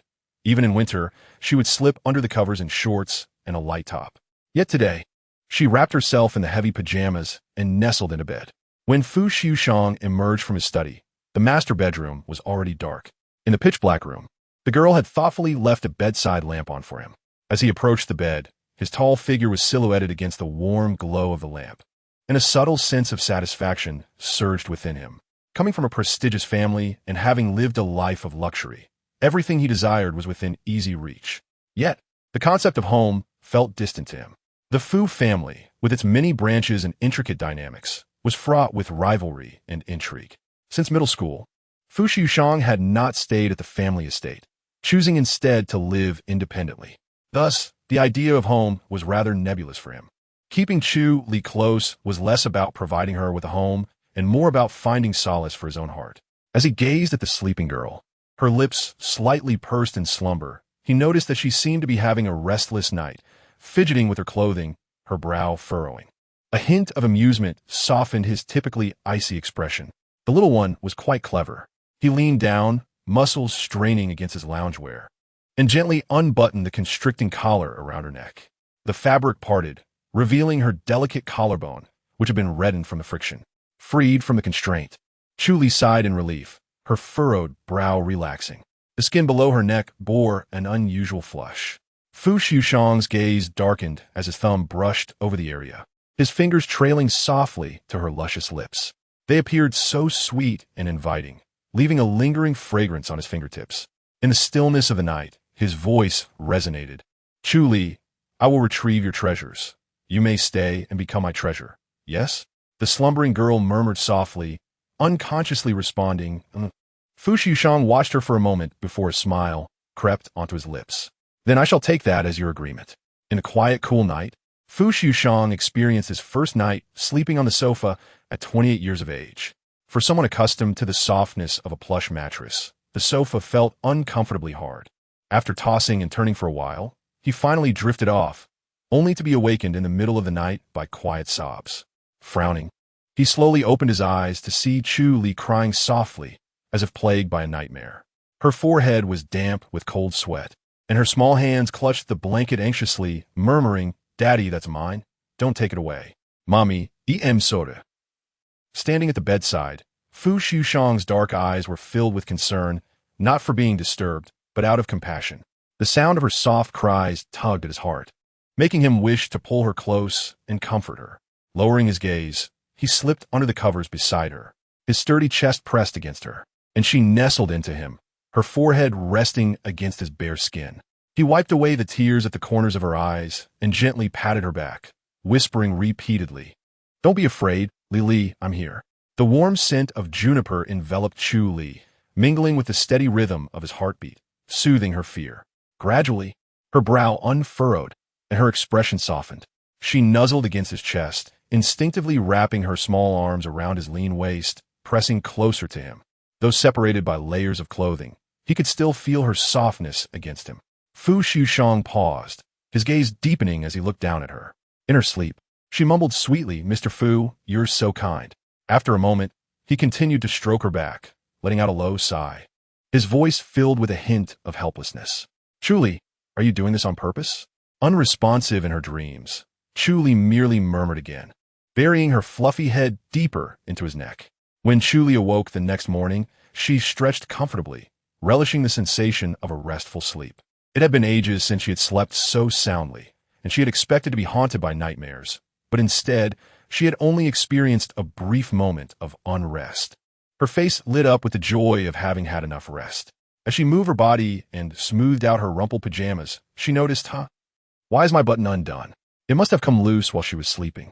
Not giving it much thought, she tossed off the blanket and got out of bed, only to find a handsome man still asleep on the nearby sofa.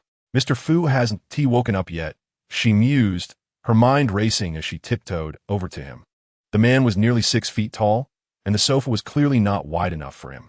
His brows were furrowed, arms crossed over his chest, and his towering figure was slightly hunched, with dark circles unmistakably evident beneath his eyes. This scene stirred a pang of guilt within Chu Li. She felt utterly heartless. Mr. Fu had assisted her in countless ways, yet she had allowed him to sleep on the sofa for an entire night. Wasn't that a tad ungrateful? Burdened with her thoughts, Chu Li turned away, tiptoeing slowly to the bathroom to wash up, careful not to wake him. Unbeknownst to her, after she departed, the man gradually opened his eyes, his dark gaze devoid of any trace of sleepiness. After completing her morning routine, Chu Li descended for a light breakfast before slinging her backpack over her shoulder and heading to school. Su Feng had just arrived and encountered the spirited Chu Li in the underground parking lot. The girl greeted him with a sweet smile. Within 5 minutes, however, he witnessed their boss emerging from the elevator, his countenance notably grim. Fu Liujie settled into the car, immediately closing his eyes to rest. After spending a night stifled on the sofa while the girl slept soundly, his mood was far from pleasant. Su Feng occupied the rear seat, relaying the day's itinerary while discreetly observing the boss's expression. The next moment, Fu Liujie, still with his eyes shut, coldly inquired, "Is there a teleprompter on my face? Or do you no longer wish to work?" The atmosphere in the car plummeted to an icy silence, leaving Su Feng hesitant to breathe. A bead of cold sweat trickled down his forehead as he hastily shifted his gaze, focusing on anything but Fu's piercing stare. The arrangements for Ruifeng technology had been set, which eased Fu Liujie's expression slightly as he loosened his tie. First, he needed to clean up the mess. The cleanup cost could be discussed later. Chapter 23. Worrying for the future sister-in-law. 5 minutes before Ruifeng Technology's IPO, President Liu was embroiled in a scandal of sexual misconduct, and the company's finances were implicated in significant tax evasion. Liu was apprehended on-site, and all companies linked to Ruifeng Technology were subject to investigation. The Chu family's company, having just signed a contract with Ruifeng Technology, was inevitably caught in the fallout. Chu Xianming was in a state of panic, knowing that a portion of the tainted money from Liu's tax evasion was laundered through the Chu family. His anxiety was warranted. How could this happen now? Liu, that old rogue, had claimed connections, and after all these years of being untouchable, now everything was crashing down. After being interrogated all day, Chu Xianming returned home in a foul mood. Jiang Xiaoman, upon seeing him enter, greeted him with a bright smile, offering a warm cup of water. "Dear, why are you home so early today?" With a belly full of frustration, Chu Xianming gulped down a large cup of water, his tone brusque. "It's company business. You wouldn't understand. What could a woman possibly know?" Jiang Xiaoman wisely refrained from pressing further. Chu Ruishan returned home right after school. her heart racing as she had indeed received a lawyer's letter. Panic-stricken, she hurried back to find the necklace she had hidden away. She thought to herself that if she returned the item to Chu Li and soothed her with a few kind words, this issue would blow over. It had always worked in the past, hadn't it? However, upon searching her house frantically, she found the necklace missing. Slamming the door open, she stormed out of the living room, shouting, "Mom, have you seen?" Just as she was about to confront Jiang Xiaoman about the missing item, she noticed Chu Xianming seated on the sofa. Chu Ruishan's anger subsided a little upon seeing her father. Assuming the driver had brought her and Chu Li home together, he directly asked, "Where's your sister?" A flicker of malice crossed Chu Ruishan's eyes before she feigned innocence, saying, "Sister hasn't returned since she ran away from home after her last birthday. I saw her at school, and she ignored me completely. I even saw her." Her voice trembled, trailing off. The girl appeared fragile, reminiscent of a wilting flower. Chu Xianming, irritated, demanded, "What about her?" With a timid tone, Chu Ruishan replied, "I saw her getting out of man's car. He looked to be in his 40s, and he had his arm around her waist, quite intimate." Fury erupted within Chu Xianming, causing him to slam the cup of water onto the floor. He was aware of the incident when Jiang Xiaoman drugged Chu Li.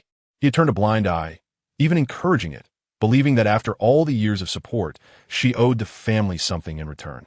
If Liu was interested in her, it was a fair trade. She could elevate her status.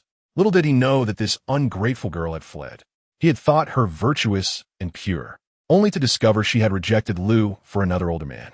Chu Xuanming's expression darkened as he slammed his palm on the table. "That wretched girl. I want her back tomorrow, no matter what." She has grown too bold. With Ruifeng technology facing imminent collapse, he needed to find another benefactor to support him. Bringing Chu Li back would serve perfectly. After all, she was no longer innocent, so giving her away as a gift would repay the Chu family's years of nurturing. A flicker of ruthlessness crossed Chu Xuanming's eyes. Chu Ruishan was eager to bring Chu Li home at once. She could not allow that wretched girl to get involved with Fu Liujie. Filled with resentment and jealousy, she thought to herself that once Chu Li returned to the Chu household, she'd pay dearly. At that moment, Chu Ruishan mentioned Fu Jiayao, her boyfriend and the eldest grandson of the Fu family. Embracing such a significant connection meant a lifetime free from worry. Why should there be such a disparity between daughters?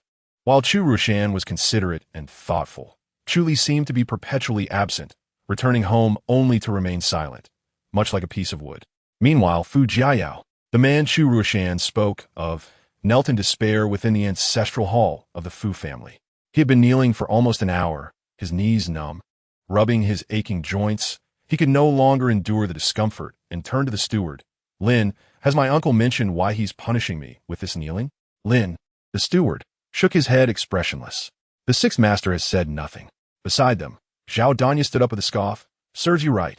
Fu Jiayao esse temper fled. Aren't you also kneeling here?" Zhao Danya patted her knees, her glamorous face dripping with mockery.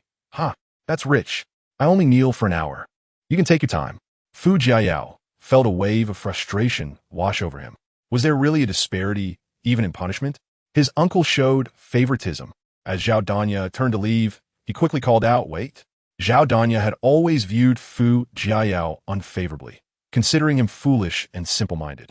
His girlfriend, an unsightly girl, was nothing but a green tea cup to her. She rolled her eyes at him. What now? After a moment of hesitation, Fu Jiayao asked, "Is my uncle seeing someone?" Zhao Danya raised an eyebrow. "Seeing someone? Who?" Fu Jiayao blurted out, "I saw him with Chu Li." Zhao Danya shot him an understanding glance, her eyes sweeping over her glamorous waves. "Chu Li, the granddaughter of my grandpa's comrade? Grandpa asked my uncle to look after her." With that, Zhao Danya turned to leave, pulling out her sports car keys as she walked. She knew Chu Li, the beautiful school flower and model student. How could she possibly be interested in her uncle? Chu Li was sweet and petite, standing at only about 5'5". Her uncle, with his fierce demeanor, was rumored to have once knocked someone into the hospital with a single punch during his school days. She couldn't help but feel concern for the future sister-in-law. Fu Jiayao watched Zhao Danya leave with newfound clarity. So, it was Grandpa who asked his uncle to take care of Chu Li. He had thought his uncle was competing for a girlfriend with him. But then again, his uncle, with his cold-hearted disposition, could never truly like Chu Li. It was clear that his previous relationship with Chu Ruishan was merely to provoke Chu Li. She left her to stew for a year. Chu Li's altercation with Chu Ruishan must surely have been born of jealousy. Indeed, one must not indulge women too much. A little coldness and warmth intermittently is the key to control. As my uncle wisely stated, how could Chu Ruishan ever compare to Chu Li? Upon returning to school tomorrow, he would seek out Chu Li. Yet, Chu Ruishan also harbored affections for him. Alas, being naturally charming is truly a vexation. Samanizake, Fujayao, with a pained expression, asked Lin, how long did my uncle say I must kneel? Chapter 24. Mr. Fu, would you sleep with me? When Lin made the call, Fu Xiushang was seated at the dining table, sharing a meal with Chu Li. The man coldly stated, the punishment lasts until he understands his mistake. He then lifted his chopsticks to serve Chu Li some of her favorite shrimp and eggs. Eat more high-protein foods. They are beneficial for your skin's recovery. Chu Li nodded softly, consuming the dish while inquiring, Mr. Fu, are you punishing someone? Fu Xiushang rubbed his neck, his handsome brow slightly furrowed. Not a person. Chu Li blinked, failing to grasp his words. I mean, it's not a person. It's a little beast with poor judgment. The girl paused in surprise. Oh. Seeing him raise his hand again, she momentarily halted her chopsticks, pondering deeply. After finishing his work, Fu Xiushang returned to his room, only to find a familiar figure absent from the large bed. A frown of alarm crossed his face. His gaze shifted to the sofa by the floor-to-ceiling window, where the cat-like girl was curled up under a blanket. Fuxushang chuckled. Little one, is this the extent of your comprehension? He finds the sofa uncomfortable, so she decides to sleep on it. The man strode over, his long legs carrying him swiftly. The deep night enveloped them, and the girl's serene, sleeping face, with shallow breaths and slender legs tucked under her, appeared almost too obedient. The sofa, which felt insufficient for his own comfort, seemed spacious enough for two Chu Lis at that moment. It is said that such a sleeping posture indicates a lack of security. His expression softening, he gently gathered the girl into his arms. The warmth and subtle fragrance of her post-bath skin brushed against him, a delightful scent. Instinctively, Fu Xiushang softened his movements, reluctantly placing her on the bed. Though the motion was slight, Chu Li still awoke. She rubbed her drowsy eyes, her voice still laden with sleep. Mr. Fu? He patted her back, his voice low and tender in her ear. Yes, I am here. Sleep well. Chu Li replied. I can sleep on the sofa. Fu Xiushang sighed softly. You are Mrs. Fu. There is no need for you to suffer. Noticing the distinct dark circles under his eyes from a restless night. Chu Li hestita. Just as Fu Xiushang straightened up to leave, a delicate hand emerged from the blanket, clutching his shirt. Mr. Fu, would you sleep with me? Fu Xiushang paused, turning back with a raised eyebrow. Chu Li's cheeks flushed as she widened her eyes. I mean, you should come to bed too. I sleep very quietly. I won't disturb you. Fu Xiushang turned fully, his deep gaze locking onto hers, a smile playing at the corners of his mouth. Are you sure? Li. Chu Li withdrew her small hand, nodding resolutely. I truly sleep very obediently. However, when Fu Xiushang lay beside her, Chu Li felt an unprecedented tension. Aside from the discomfort caused by the high collar of her shirt restricting her breath, the man's dominating and familiar scent wafted from behind, enveloping her. She felt as if a galaxy separated them. Observing her taut posture, Fu Xiushang gently instructed, Li, turn over. Chu Li stiffened, taking a few seconds before slowly turning. Nervously licking her lips, Mr. Fu, what's the matter? In the midst of her utterly bewildered gaze, Fu Xiushang gradually extended his hand towards her collar. His warm fingertips brushed against her delicate skin. Chu Li swallowed hard, a wave of heat surging to her head. What are you doing? With a soft click, the button of her collar came undone, revealing a rosy hue against the lamp's glow, allowing her breath to flow more freely. Fu Xiushang's gaze traveled from her exquisite collarbone to the fine beads of sweat on her forehead, a chuckle escaping his lips. Next time, you needn't wear so much. I am still a person. Chu Li's thoughts were laid bare, her face flushed with embarrassment. She parted her lips to explain, but Fu Xiushang had already closed his eyes, his deep voice murmuring, Good night, Li. For the first time, observing Fu Xiushang at such close quarters, she noticed how profound his gaze was when open, exuding an intimidating intensity, yet when closed, the slight upward curve of his elongated eyelids rendered him far gentler. His high nose and thin lips appeared quite inviting. It is said that those with thin lips are often cold-hearted. Could Mr. Fu be so as well? Her thoughts began to drift as her eyelids grew heavy. She murmured, "Mr. Fu, good night," before shutting her eyes. The sleeping girl unconsciously shifted, instinctively leaning toward the safe haven of his familiar chest. The following day, when Chu Li awoke, Fu Liujie had already departed. Although she had no classes that morning, her biological clock was remarkably punctual, rousing her at 7. To her surprise, she had slept until nearly 9. Stretching, she reveled in the comfort of her slumber from the previous night. Yet, she had an appointment with a real estate agent to view a property, and time was of the essence. She had previously found a suitable apartment online, located in an old community within an hour's commute to Beiwu, ideal for her grandmother.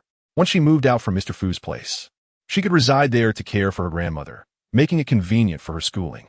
However, the price exceeded her budget. Rubbing her face, she rose to wash up. Downstairs, Aunt Chun had already prepared breakfast and set on the table. The young girl felt a sense of warmth akin to her grandmother's presence and sweetly greeted, "Good morning, Aunt Chun." Aunt Chun smiled kindly. "Good morning, my dear. Mr. Fu specifically instructed me to prepare you some tremella and lotus seed soup. Drink it while it's warm." Tremella and lotus seed soup? Aunt Chun chuckled. "Mr. Fu said it would be best for you since you were scalded." Chu Li stirred the soup before blowing on it and taking small sips. Aunt Chun watched her, beaming with maternal affection. "Mr. Fu is truly good to you. He personally arranged your meals." Chu Li was taken aback. So it was Mr. Fu who had been overseeing her diet lately? Her heart swelled with warmth. How considerate of him. Then she recalled that Aunt Chun had been assigned by Mr. Fu's elder to keep an eye on things. It all made sense now. The young girl remained silent, lowering her gaze as she continued her breakfast. Su Feng felt particularly reflective today.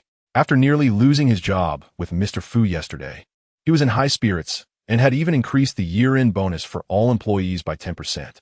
At that moment, he stood beside the beaming Fu Liujie, dutifully reporting, "Mr. Fu, Miss Chu." Fu Liujie glanced up coldly. Su Feng bit his tongue. The young lady wants to negotiate. He had just received messages from colleagues complaining, "Who is this young girl to Mr. Fu? Even with such a low price, she still wants to haggle. If she is going to negotiate, she might as well negotiate with me."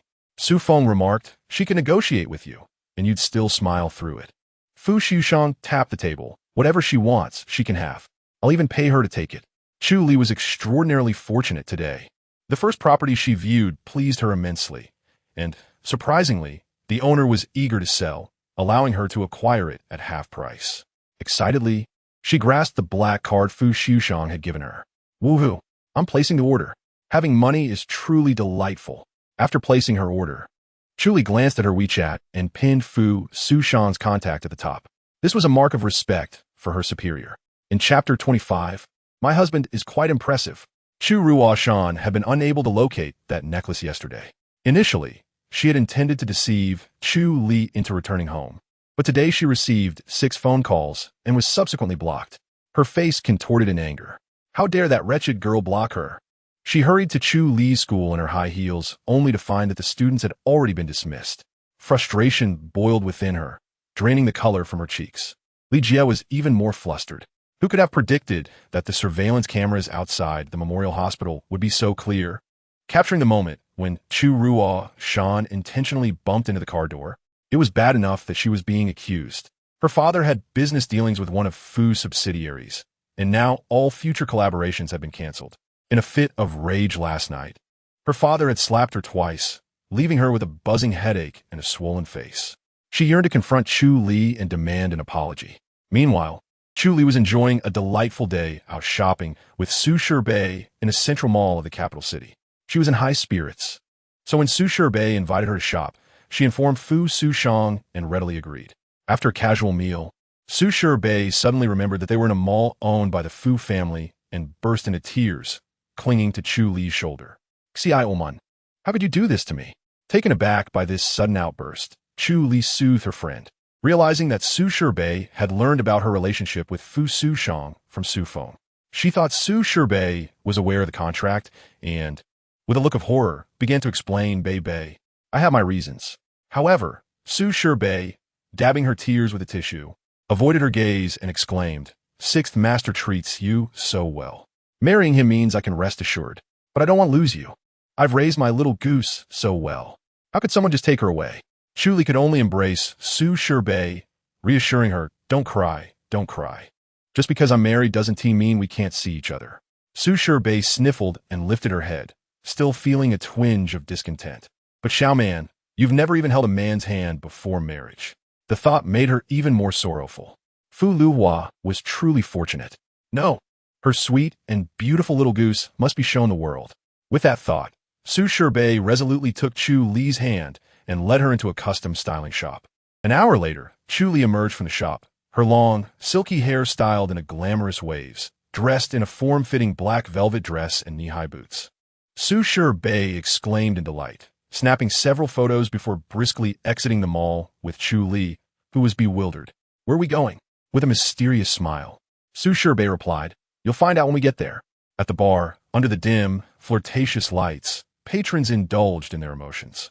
In a booth near the stage, Chu Li sat upright, her innocent demeanor contrasting sharply with her surroundings.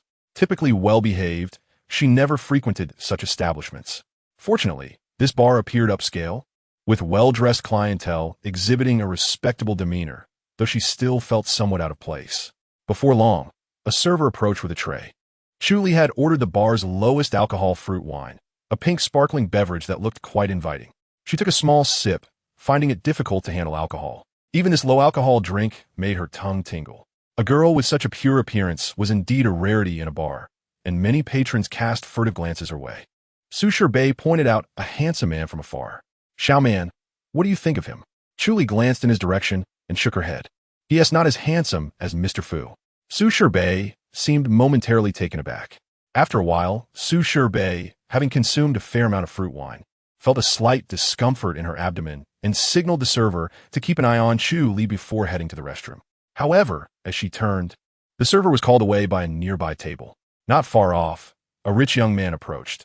Noticing Chu Li, who was starting to feel the effects of the alcohol, he leaned in, slurring his words, "Little girl, come have a drink with your brother." The young man clearly recognized she was tipsy, approaching her with a sleazy demeanor. Chu Li stepped back, startled. "Sir, my husband is quite formidable. You should be careful." The young man, seeing her unsteady stance, reached out to wrap his arm around her waist, boasting arrogantly, "Little thing, you think you can fool me? There aren't many people in this city who can match me." Even someone as gentle as Chu Li felt a surge of irritation. How dare he call himself brother? She anxiously wondered where Su Bei was. In a flash, the young man's hand fell limply away, and he winced in pain, shouting, "Who dares to touch me?" A cool, commanding voice responded. The young man turned to see the newcomer, deflating instantly as he recognized Zhao Danya, a favored granddaughter of the Fu family. He dared not resist, groaning in pain as she exerted her grip before finally releasing him. Disgusting. Get lost. Zhao Danya, typically not one to meddle, felt compelled to intervene since this girl was under her uncle's care. Perhaps her uncle would be in a good mood and return her card. The young man stumbled away, and the commotion went largely unnoticed. Chu Li, dazed, looked up at the newcomer. Zhao Danya, with her flamboyant pink waves and alluring red lips, was strikingly beautiful. "You're stunning." Juliet Glim, captivated. Zhao Danya smiled, appreciating the compliment from a fellow woman more than flattery from men. "You are Chu Li, right?" Chu Li nodded, surprised that this beauty knew her. Zhao Danya extended her hand, her lips curving in a playful smile. Zhao Danya, same school, sophomore. Chu Li's eyes sparkled as she shook her hand. Her voice soft. "Nice to meet you." Just then, Su Bei returned from the restroom, her face a mask of concern as she scanned Chu Li. "Xiaoman, are you all right?" Having heard about a lewd rich kid hitting on a pretty girl at the table, she rushed back. Chu Li, with her eyes crinkled in a smile, waved her hand. "I'm fine. Danya helped me." Su Bei immediately turned to Zhao Danya, expressing her gratitude. She then called for the server to order a drink. "Anyone who helps Xiaoman is my friend." Zhao Danya, unreserved, sat down, took a sip of her drink, and then surveyed the duo. "What brings you here?" Su Bei replied, "We're here to celebrate Xiaoman's newfound relationship." "New relationship?" Zhao Danya said on bro. Chu Li shook her head. I'm married." "Huh? That was unexpected." She anticipated this revelation. So it was true that she had a husband. Who could have possibly taken such a sweet girl? Zhao Danya mused, glancing at Chu Li's drink, which looked more suited for a child. She chuckled. "Is this how you celebrate?" Su Bei and Chu Li exchanged puzzled glances. What else would we do? Zhao Danya tossed her hair over her shoulder, her lips parting enticingly. Would you like to see the real world? Chu Li and Su Shirbei were taken aback by the offer. But I don't have any money. My card is locked by my uncle. I'll lead the way, and you'll pay. Shall we go? Su Shirbei had not encountered such exuberance in a long time, especially from a fellow classmate. With a decisive slap on the table, she declared, "Come on, money is not an issue." Chu Li hesitated, but after a few sips of alcohol, her rebellious spirit stirred within her. The typically obedient girl found herself emboldened, curious about the true world Zhao Danya had alluded to. Su Shirbei firmly grasped her hand, urging, "Let's go. You're already married. Opportunities like this will be scarce in the future." Chu Li stood up abruptly, her cheeks flushed and her eyes sparkling with excitement. "Let us go." In an instant, Zhao Danya took Chu Li by the left hand and Su Shirbei by the right, leading them up the stairs to the private box on the second floor. The music was loud, yet one could still faintly hear Chu Li's sweet voice. "Danya, your little uncle is so wicked. How could he lock up your card?" Meanwhile, in a VIP box deep within the second floor of G, Fu Xushang lounged on a sofa, his sharply defined features displaying an air of indifference, his chin slightly raised, a few stars twinkling at his fingertips. Had Chu Li not gone shopping with Su Shirbei today, he would never have found himself here, conversing with a group of older men. It was utterly pointless. He would rather be home with his wife. He wondered if the little girl had finished her shopping yet. Chapter 26. Your husband will kill you. Chu Li had never imagined that Zhao Danya's mention of experiencing the world meant this. Su Shirbei was also feeling somewhat unsettled. Before them stood 5 dashing young men with bright eyes and radiant smiles. The moment the men laid eyes on the 3 girls, they were taken aback, particularly by Chu Li's stunning visage, which left them utterly captivated. Su Shirbei stuttered, "Danya, this isn't appropriate, is it?" Zhao Danya smirked. "They are all newcomers from my little uncle's entertainment company." Chu Li, now overwhelmed, shrank back to the edge of the sofa, her expression dazed. Zhao Danya pulled her towards the center of the sofa, insisting, "Xiao man, you're the star tonight. Sit in the middle." As Chu Li gazed at the handsome young men, her thoughts drifted to Fu Xushang. Having grown accustomed to his strikingly handsome face, the appeal of these boys paled in comparison. Their physiques seemed lacking beside Mr. Fu's. She suddenly yearned to return home, to wash up and sleep, and to have Mr. Fu peel oranges for her and prepare warm milk. Shaking her head to dispel her thoughts, she murmured, "Danya, perhaps I should skip this experience." Zhao Danya chuckled lightly. "Is that all you've got?" She gestured at the 5 boys. "Come sit." Chu Li felt almost dazed. Su Shirbei was equally shocked, realizing she had been too conservative. Zhao Danya flashed a grin, her eyes shimmering with excitement and nervousness. "Do you know how to play werewolf?" "Su si bai zipli." "Ah. Werewolf. I thought it was something else." Zhao Danya nodded enthusiastically, "Yes. I managed to sneak out after being grounded by my little uncle for several days. With the 5 of them, it's perfect. You both know how to play, right?" Chu Li, still in a daze, nodded, "Yes, yes." Zhao Danya snapped her fingers, excitedly calling for a waiter, "Bring me the drinks my little uncle has hidden." With so many bottles of liquor stashed away, a little indulgence wouldn't hurt. Recently, all her supplementary cards have been disabled. Even her mother, under her little uncle's pressure, dared not give her money to spend. She had been relying on her friends to get by. In recent days, she hadn't even had good mineral water, let alone fine wine. Before long, a waiter entered with a bottle of fine liquor that Chu Li couldn't identify. While the waiter poured, Zhao Danya glanced at Chu Li. "Care for a little?" Chu Li shook her head. Her tolerance for alcohol was extremely low. She had barely managed with the fruity drink earlier, let alone this. Su Shirbei, on the other hand, seized the opportunity to pour herself a drink, clinking glasses with Zhao Danya. They exchanged glances, simultaneously instructing the waiter, "Get a glass of cola for the kids." The 8 of them played werewolf with great enthusiasm. When Chu Li was still at the Chu family home, she would never have had the chance to enjoy such leisure. In an instant, she rediscovered a sense of carefree joy. After eliminating a werewolf, she excitedly lifted her cup to take a sip, only to realize it was Zhao Danya's strong drink. The high alcohol content made her cough and grimace, causing Zhao Danya to chuckle. "Xiao man is just too adorable." Zhao Danya leaned closer, teasingly remarking, "With such a cute wife, your husband must spoil you so much that you can't even get out of bed." Chu Li coughed harder, tears brimming in her eyes. What kind of nonsense was that? After last night, she had gained a more comprehensive understanding of Mr. Fu. He was a gentleman. At that moment, in another box, Ji Raosheng leaned toward Fu Xueshang, playfully inquiring, how was the new groom's first night? Fu Xueshang let out a cold laugh, lifting his gaze with an air of indifference, more enjoyable than your lonely existence. Last night, he had shared a bed with his wife, while Ji Raosheng had spent the night alone, his right hand as his sole companion. Yi Raosheng, feeling the sting of Fu Xueshang's words, gritted his teeth in frustration. Just then, the bar manager approached him with the bill. While signing, Ji Raosheng continued to provoke. What brings you here today? Is your wife neglecting you? Fu Xueshang snorted in response, offering no reply. As Ji Raosheng signed the bill, he casually glanced at the contents and raised an eyebrow. Your niece is here and has already opened 3 bottles of your wine. Aren't you supposed to have disabled her card? Is she drinking for free? I refuse to cover this bill. Fu Xueshang nodded, recalling the situation with Zhao Danya. He had punished her by making her kneel in the ancestral hall for a week and disabled her card for the same duration.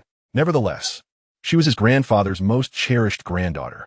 Thanks to her ruckus at Wudong Garden, Chu Li had agreed to marry him. Perhaps this could be seen as a form of atonement. He would have Su Feng unlock her card tomorrow. Ji Raosheng tucked his pen away and casually asked the manager, who is she with next door? Fu Xueshang, preoccupied with his watch, showed no interest in the conversation. Was she still not done shopping? It was nearly 10 o'clock. Why hadn't she called him yet? The manager lowered his head. 5 young men from your company, along with 2 girls. Ji Raosheng was taken aback. Wow. Your niece is quite the wild one. Aren't you going to do anything? Fu Xueshang replied coldly. Why should I care? He had no desire to meddle in his niece's affairs. Noticing Fu Xueshang's disinterest, Ji Raosheng could no longer contain his curiosity, striding towards the door to peek inside. Let us go. I want to see. Fu Xueshang, feeling impatient, followed him to the entrance of Zhao Danya's box. The lively atmosphere inside was anything but subdued. He frowned and turned to leave, but was abruptly halted by a loud voice. Xiao man, how many abs does he have? Chu Li, hivili into sita. Found the world around her spinning. When Zhao Danya had asked about her husband's abs, Fu Xueshang's well-defined physique flickered through her mind. She gulped, her soft hand raised to indicate 8. With a loud bang, the door swung open, startling everyone inside the box. Fu Xueshang stood at the threshold, his expression dark and forbidding, an aura that commanded distance. The 5 young men jumped to their feet in unison. President Fu, what a surprise to encounter the big boss at a bar. Zhao Danya was equally astonished. Uncle. Seeing the commotion inside, Ji Raosheng panicked, realizing he should never have brought Fu Xueshang along. This newly opened bar was bound to face dire consequences. Fu Xueshang's cold gaze surveyed the group, his voice ominous. Get out. The young men exchanged fearful glances and scrambled to flee. Fu Xueshang's intense gaze landed on the drunken figure nestled in Zhao Danya's embrace. Chu Li was thoroughly intoxicated, mumbling incoherently about abdominal muscles, her words slurred and whimsical. Fu Xueshang's expression darkened further. Whom was she referring to? Zhao Danya, wearing a forced smile, interjected, What a coincidence, dear uncle. I spent an hour kneeling before I came out. Ignoring her, Fu Oshang sutrode toward Zhao Danya, lifting Chu Li into his embrace. Chu Li, you truly have a talent for mischief. You said you were going shopping, yet here you are, counting abdominal muscles instead. How many men have you counted? In her hazy state, Chu Li sensed someone holding her. The familiar scent prompted her to instinctively relax, her small arms wrapping around his neck as she nuzzled against his chest, murmuring about chest muscles. Fu Xueshang's gaze darkened even more at the implication, anger simmering within him. He pressed her firmly against his chest, turning to leave. As she confirmed his face through her drunken haze, she buried her fluffy head in his neck, succumbing to unconsciousness. Zhao Danya stared in shock at the scene before her, suddenly springing up. Uncle, you can't take Xiao Man away. Her husband will kill you. She had just heard Chu Li describe her husband as quite fearsome. Chapter 27. Be good. Don't move. Fu Xueshang turned to glare at her, his voice chillingly cold. I am her husband. Who gave you the audacity to bring your aunt out for drinks? Why your aunt? Zhao Danya's mind rated. Chu Li's fearsome husband was indeed her uncle. She trembled as she watched Fu Xueshang carry Chu Li away, the cold wind from the window scattering her already muddled thoughts. Suddenly, the path away from the ancestral hall seemed interminable, life filled with foreboding. gritting her teeth. She shook her friend next to her. Bei, why didn't you tell me Chu Li's husband is my uncle? Su Bei, inebriated and dazed, replied, Huh? What drink? Ji Raoshun shrank back against the cold wind, Fu Sushang's parting words echoing in his ears. Ji Raoshun, I think your bar's name is quite nice. Ji, it will be reported eventually. Gritting his teeth, he turned to the hurriedly arriving manager. Spread the word. Zhao Danya is not allowed in any bar in the imperial capital. The manager wiped the sweat from his brow. Igrigadis, Sao Danya. Disregarding Ji Raoshun's edict, felt a wave of dread wash over her. Had she really brought her Anne out to mischief? Would she be cast out of the family? She gazed beseechingly at Ji Raoshun. Uncle Raoshun, can I stay with you tonight? She feared returning to the Fu family estate. Terrified of being punished by Fu Sushang, Ji Raoshun scoffed. Not a chance. The ostentatious Aston Martin roared through the bustling streets of the imperial city. Other drivers, unable to contain their frustration, swallowed their curses upon seeing the license plate, willingly making way. As Chu Li gradually regained her senses, the sofa in the private room felt softer, the lights brighter. She exhaled softly, her eyes fluttering open, misty with inebriation. Her flushed cheeks, tinged with the effects of alcohol, rendered her particularly enchanting. As she attempted to rise, she noticed Fu Sushang sitting beside her. Mr. Fu, you're awake. His voice was cold and unyielding. Fu Sushang remained impeccably dressed in a tailored suit, his jawline sharp and defined. He lifted his gaze to her, his expression devoid of warmth, his eyes betraying a hint of danger. Chu Li, still dazed, stared at him bewildered. Why is Mr. Fu here? Her hair cascaded in soft waves, clad in a sleek little black dress with a delicate cutout at the waist, revealing her fair, supple skin. Due to her drunken state, her demeanor was alluringly enticing. He had removed her knee-high boots when he carried her to bed, her petite feet now slightly curled. The sight of her was akin to a beguiling little wildcat. Fu Sushang's throat tightened, a surge of possessiveness igniting within him at the thought of her allure before other men. He chuckled darkly, bending to hold her firmly against his chest. His aggressive nature was unmistakably evident. Mrs. Fu, you have quite the audacity, don't you? Going out to touch other men's abdominal muscles? The captivating scent of him enveloped her, mingling with a hint of tobacco, igniting her senses. Chu Li swallowed hard, stepping back, but found herself confined in his embrace, unable to move. I didn't, she protested, her voice wavering. Fu Sushang scoffed, his breath warm against her lips, his tone dangerously low. Didn't he you? Chu Li, feeling the heat of his breath, whimpered softly, intoxicated honesty slipping forth. Even through their clothes, it was clear those 5 boys were scrawny. Their physiques couldn't possibly compare to Mr. Fu's. Fu Sushang paused, captivated by her glistening lips. Is that so? You didn't see their abs without their shirts? The fury within him began to dissipate. He observed the tipsy girl beneath him, her glistening eyes irresistibly alluring. As she tugged at his shirt buttons, her innocence evident. I didn't look, nor did I touch. His expression softened slightly, a silence enveloping them before he lowered his voice, coaxing her gently. Then, Mrs. Fu, if you desire to touch, feel free to touch me from now on, all right? He leaned in closer, their lips nearly brushing against one another. Chu Li, with a hint of flirtation in her eyes, raised her gaze, her luscious lips inching forward. Is that allowed? The sweetness of her breath brushed against his lips, and Fu Sushang's gaze darkened. You're Mrs. Fu. You can do whatever you wish with me. In her inebriated state, she was bolder than before, her shyness melting away under his encouragement. With a flush of intoxication coloring her cheeks, she locked her watery gaze onto him, suddenly pulling him closer and positioning herself atop him. Fu Sushang was taken aback, accommodating her as he leaned back against the bed while ensuring not to press against her injury. The soft fabric of her skirt brushed against his chest, the contrast of the dark sheets and her pale skin creating a striking visual. She straddled his solid waist, her soft skin pressing against him, her delicate legs half kneeling on either side. Fu Sushang's abdominal muscles tightened, a dry heat surging within him. His gaze remained fixated on her charming face, desire deepening in his eyes. Chu Li, frowning in displeasure, shifted her body, attempting to settle more comfortably on his lap. The tension was palpable. Fu Sushang stiffened, heat pooling in his core. He clenched his jaw, attempting to suppress the overwhelming urge. She was intoxicated, and he was not a beast. Gritting his teeth, he grasped her waist, lifting her while propping himself up. His dark eyes swirled with suppressed desires as he leaned close to her ear. His voice a low whisper, "Be good, don't move. Your husband has limited patience." When she settled beside him, her expression was one of bewildered displeasure. Chu Li pouted, feeling wronged. Just moments ago, he had said she could do anything. With a playful slap, she hit his chest, then shifted to sit fully on his lap. Her round eyes narrowing as she declared, "You better not move." Fu Liujie was momentarily stunned, a smile creeping into his eyes, filled with a mix of amusement and restraint. "What are you planning, Li?" Chapter 28. Wife is shy. The two buttons at the collar of Fu Liujie's shirt were undone. Chu Li, ignoring his inquiry, tugged at his shirt buttons with fervor. The buttons were stubborn, and she furrowed her brow, focused and determined.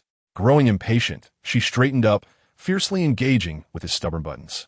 The intoxicating mixture of her scent and the aroma of alcohol acted as an irresistible catalyst.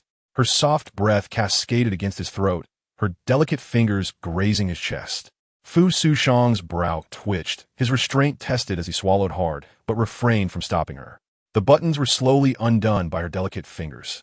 Fu Liujie raised an eyebrow and lowered his gaze upon her, pondering what this little tipsy creature intended. In the next moment, a soft touch glided from his chest down to his abdomen, causing him to draw a sharp breath. Chu Li's gentle hand impulsively tugged at his shirt, which had been tucked into his tailored trousers, as she continued her battle with the buttons. When her soft fingers landed on his abdomen, Fu Liujie's gaze sharpened, and the veins on his forehead throbbed. The tension was evident in the prominent veins on the back of his broad hand pressed against the sheets. Unable to contain himself any longer, he restrained her mischievous hand with one of his own, while the other, with its elegant knuckles, rested on the stubborn button. His voice, husky and magnetic, broke the silence. "Li, do you even realize what you're doing right now?" Startled, Chu Li blinked, her adorable face momentarily dazed. Yet, in the next second, her brows furrowed, and she muttered, "I know, you're so noisy." With a gentle touch, her delicate hand covered his lips, the sweet scent of pear blossoms wafting toward him. It would take only the slightest movement of his lips to kiss her palm, oblivious to the gravity of the moment. Chu Li's other hand climbed up his sculpted chest to his shoulder, tugging at his shirt with determination. Finally, she succeeded in unfastening the last button. Chu Li leaned her soft body against him, wrapping her arms around his strong left arm. Pouting, she clutched his shirt sleeve with sparkling curiosity in her eyes. "Mr. Fu, I want to see that." Fu Liujie was momentarily taken aback. "That?" His gaze lingered thoughtfully on her. Seeing him look at her, she nodded firmly, tugging at his sleeve, "The one on your wrist." Only then did he follow her gesture, noticing her bright eyes fixed on his wrist. He relaxed his breath and asked with a low, rich tone, "The tattoo?" Chu Li nodded vigorously, her hand once again growing restless. "Yes." She clung to the back of his neck, pressing her entire body against him, her hands sliding from his waist to his back, tugging at his shirt. She sat in his embrace, her clothing perfectly arranged while his shirt lay completely undone, revealing his flawless torso. The scene suggested that Chu Li was imposing her will. Fu Liujie lowered his eyelids, surrendering to the moment. Just a little tipsy cat. She had explored all the appropriate and inappropriate places. Let her be. Yet, would the little one remember her actions when she awoke tomorrow? He raised his right hand to protect her side, allowing her to fumble with his cufflinks. After a while, with a frown of frustration, she exclaimed, "What a useless cufflink. I can't get it off." He looked down at her, his expression softening with apparent amusement. Taking the rebellious cufflink from her hands, he coaxed gently, "Li, don't be anxious." Chu Li paused, her intoxicated mind slower than usual, failing to grasp the flirtation in their exchange.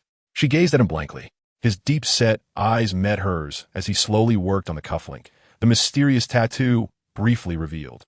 Chu Li held her breath, her gaze drifting away from his eyes to his arm, filled with anticipatory curiosity about the tattoo. When sober, her cat-like courage would never allow her to pry into someone else's clothing. Alcohol emboldened her. Her eyes remained fixed on Fu Liujie's left arm. Just as he had unbuttoned half of his shirt, he suddenly paused, his dark eyes locking onto her, his voice low and teasing. "Li, will you take responsibility for what you see?" Halting midway was intolerable. Chu Li, unable to withstand the suspense, tilted her face up, her expression a mix of determination and innocence, her teeth playfully biting into the prominent Adam's apple that captivated her gaze. No more talking. Fu Liujie inhaled sharply, feeling her gentle bite on his throat. Her boldness was striking. With her eyes glistening, she declared, "I'm Mrs. Fu, and if I want to see, I will." A smile danced in Fu Liujie's eyes. "All right, Mrs. Fu, you decide." With one arm around her slender waist, he effortlessly peeled off his shirt. The mature and robust masculine aura enveloped them. His well-defined chest and abs revealed an undeniable allure. One moment, Chu Li had appeared fierce. The next, she was utterly astonished. Her hand rested on his heated, firm chest, her wide-eyed gaze unsure of where to land. Even in her inebriated state, her face flushed crimson, her heartbeat racing. Struggling to breathe, as her cheeks ballooned like the sunset, her embarrassment was palpable. Noticing her fluttering eyes, she prepared to leave. Fu Liujie, with a deepening gaze, squeezed her soft waist with his large hand, his voice low and enticing. "Mrs. Fu, aren't you going to look?" Instinctively, she turned her head away, her hand retracting from his chest, as if shocked. Her mind was hazy, struggling to comprehend, look or not. He raised an eyebrow, his lips slowly nearing her flushed face, his voice lingering in her ear. "Chu Li, my wife, will you look or not?" His breath caressed her ear, tickling her senses. Chu Li felt a wave of warmth wash over her, her fingertips tingling as her gaze flickered, breath quickening as if she would suffocate any moment. Observing her state, Fu Liujie's smile deepened. So this was how his wife appeared when intoxicated, endearingly captivating. Finally, the realization dawned upon Chu Li, understanding he was teasing her. Determined, she puffed her cheeks, resembling a little cat with its tail erect. "Look," as she spoke, her gaze dropped, revealing the graceful lines of his arm, full of strength. The dark vines twisted down from a few centimeters above his elbow, intertwining and exuding a wild allure. Amidst the thorny vines lay a meticulously carved cross, an intriguing combination shrouded in mystery. Her attention fully captured, Chu Li inhaled deeply, her trembling fingers gliding along the tattoo's intricate design. Fu Liujie stood still, captivated by her fair profile. When her hand trembled and landed on the enigmatic cross, she paused, her eyes shimmering with curiosity. "Mr. Fu, what happened here?" Fu Liujie's brow furrowed slightly, his emotions veiled. "I was injured 2 years ago." Chu Li lowered her head gently, her warm breath grazing the tattoo that concealed his scar. "Was it serious?" "Not too bad. A little child saved me." Chu Li appeared to sober up slightly, sighing. "Mr. Fu is quite fortunate." Fu Liujie's profound gaze lingered on her face, responding with a meaningful feeling her heart race under his scrutiny. She diverted her gaze back to the tattoo. "Mr. Fu, is this your faith?" Fu Liujie narrowed his eyes, pondering before replying, "I suppose so." He had no faith. Yet, there were those who could make him submit, leading him to some form of belief. Chu Li nodded in a haze of understanding. "I see." Satisfied after glimpsing what she desired, she closed her eyes, suddenly feeling drowsy. The twisting vines before her began to blur. Her eyelids grew heavy. In a moment, the warmth of her lips brushed against his abdomen.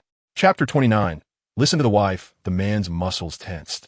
His gaze narrowed sharply, his voice strained with urgency. "Chu Li, wake up." "Unhappy," she murmured. Yet, she did not lift her head, her warm breath still lingering on his abdomen. Fu Liujie inhaled deeply, looking down at her. To his surprise, the tipsy girl had already fallen asleep, resting her head on his thigh. The sound of even breathing filled the air. Fu Liujie couldn't help but chuckle as he stiffly pulled the person away, feeling a slight relaxation in his body. Staying with the inebriated Chu Li tested his willpower to an extreme. The man's slender fingers brushed her smooth, full forehead, gently sweeping aside the stray hairs that disturbed her slumber. It was truly a helpless situation. The little tipsy cat, having satisfied her curiosity, fell asleep without a care in the world, oblivious to the feelings of the one she had teased. Fu Liujie sighed softly, carefully carrying her into bed and adjusting her into a comfortable sleeping position. In her dreams, the girl's red lips appeared alluring, and her flushed face, a result of intoxication, was filled with charm. The man's gaze was obscured by a haze of emotions. After watching her for a while, he finally left for the bathroom. Standing before the mirror at the sink, Fu Liujie noticed a small, distinct bite mark on his Adam's apple, deeper than the previous one. Despite having done nothing, she had left her mark on him. It seemed only fair that he should leave a trace on her as well. Suddenly, he felt a tickle in his throat, and a low chuckle escaped him. The following day, Chu Li awoke around 9 o'clock. Sitting up with the quilt wrapped around her, she stared blankly at the wall, her mind completely vacant. Rubbing her temples with her delicate hands, she thought, "Oh, my head hurts." With a heavy head and light feet, Chu Li entered the bathroom to freshen up, changed into a polo dress, and finally stepped out of her room. Upon reaching the dining hall on the first floor, she unexpectedly encountered Fu Liujie, who usually left at this time. Chu Li hesitated for a moment, but ultimately approached him and sat down opposite him. Her clear, calm eyes met his, and her voice remained as soft and sweet as ever. "Good morning, Mr. Fu." "Morning." Fu Liujie paused his actions, looked up at her, his voice deep and magnetic. "You drank last night. Have some honey water to warm your stomach before breakfast." Chu Li nodded and took small sips from the honey water beside her, saying softly, "Thank you, Mr. Fu." Her eyes flickered momentarily. She set down her cup and murmured, "I don't handle alcohol well and easily get drunk. Did I trouble you last night?" "Trouble?" Fu Liujie glanced at her, his long fingers tapping lightly on the table. A meaningful smile curled on his lips. Not at all. The two enjoyed a quiet breakfast, only the occasional sound of porcelain clinking breaking the silence. Once finished, the man elegantly wiped his mouth with a napkin, stood up, and entered his room. When he returned, a deep blue tie draped over his arm. He stood at the entrance of the dining hall, his voice low. "Wife, could you come help me?" At the sound of this address, Chu Li's hand trembled instinctively. The spoon she held clattered into the ceramic bowl, making a crisp sound. Biting her lip, although unsure of what help he needed, she softly replied, "All right." The girl approached him with small steps, and Fu Liujie spread out the tie in his palm. "Can you tie it?" Chu Li shook her head slightly. She truly couldn't. To her surprise, the man chuckled lightly and said slowly, "So, Lily can only untie but not tie." Suddenly, a fleeting image flashed in Chu Li's mind, her face turning red. After a long pause, she stammered, "I'll give it a try." Fu Liujie nodded, casually draping the tie around his neck, slightly lifting his chin, revealing his sharp Adam's apple and the loosened tie at his collar. Standing at 188 centimeters, Fu Liujie towered over Chu Li, who was only 165 centimeters. She had to stand on tiptoe, her petite arms brushing against his chest, her fingers awkwardly attempting to tie the knot. She focused intently on the tie, yet her gaze inadvertently caught the bite mark rolling on his throat. Her heart raced uncontrollably. The weight of desire loomed over her, and ironically, it was Mr. Fu who was stirring such feelings within her. The mark on him overtly hinted at something deeper. As she tied the tie, it felt as though a metaphorical knife was poised at her neck, causing her great distress. Finally managing to tie it, Chu Li exhaled and smiled. "Mr. Fu, it's done." Fu Liujie noticed the relieved expression on her face and couldn't suppress a smile. The little girl, it seemed, hadn't merely forgotten, she had chosen to selectively forget. He reined in his amusement, turning to leave. As he moved towards the door, Chu Li suddenly recalled something and called out to him, "Mr. Fu." Fu Liujie paused, turning to look at her. Chu Li's cheeks flushed as she spoke. "Could you please not punish Danya?" Fu Liujie raised an eyebrow, his voice low and devoid of emotion. "When a junior misbehaves, a small punishment is necessary. Besides, she involved Li." Glancing at his watch, he added nonchalantly, "At this moment, Zhao Danya should still be reflecting in the ancestral hall." Chu Li's heart skipped a beat. After spending time with her, she had already considered Zhao Danya a good friend. The thought of her now kneeling in the ancestral hall tugged at her heartstrings. Thus, Chu Li straightened up, summoning her resolve. "I'm her little aunt. If I say no punishment, then there shall be none." Fu Liujie was taken aback. Chu Li bit her lip, pressing her advantage. "Also, return the bank card and car that you confiscated." The man remained silent, contemplating her words. Realizing she might have overstepped, she quickly added, "I will supervise her." Fu Liujie regarded her with an inscrutable expression for a moment before reaching out to lightly tap her forehead. A hint of laughter in his low tone. "All right, we shall do as the wife says." Chu Li. Today, while Zhao Danya was dozing off in the ancestral hall, she was jolted awake by a shower of money. Early in the morning, Su Feng called to inform her that her bank cards had been unlocked. Her little uncle even generously bought her the limited edition sports car she had always desired. After a bit of inquiry, she learned that it was Chu Li who had interceded on her behalf. Repeatedly, she chanted in her heart, "Long live my little aunt." After school, she decided to personally pick up Chu Li to express her gratitude. However, just as she reached the door to her classroom, she spotted her beloved little aunt being cornered by someone. A voice as tough as iron pierced through the air. "It's fine, Brother Jiao. If it lets my sister vent her frustrations, being scolded a bit is no problem." The champion of Sanda, Grandma Zhao, is on the scene. Chapter 30. Little man, I'll fight for her. Chu Ruishan learned from Fu Jiao's careless words that Fu Liujie was looking out for Chu Li because her grandfather had once saved Fu Liujie. She let out a relieved breath, initially fearing that Chu Li had some significant hold over Fu Liujie, turning him into her pet canary. With a figure as powerful as Fu Xushang, many starlets had previously sought opportunities to catch his eye when he took over the Fu group.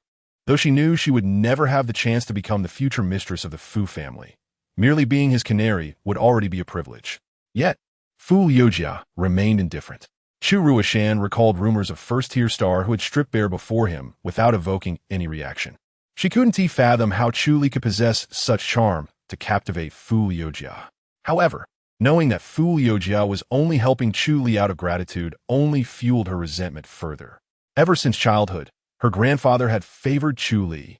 Whenever he played chess with Fu Liujie, he would only bring Chu Li along. Otherwise, how could Fu Liujie only remember Chu Li? She was also her grandfather's granddaughter.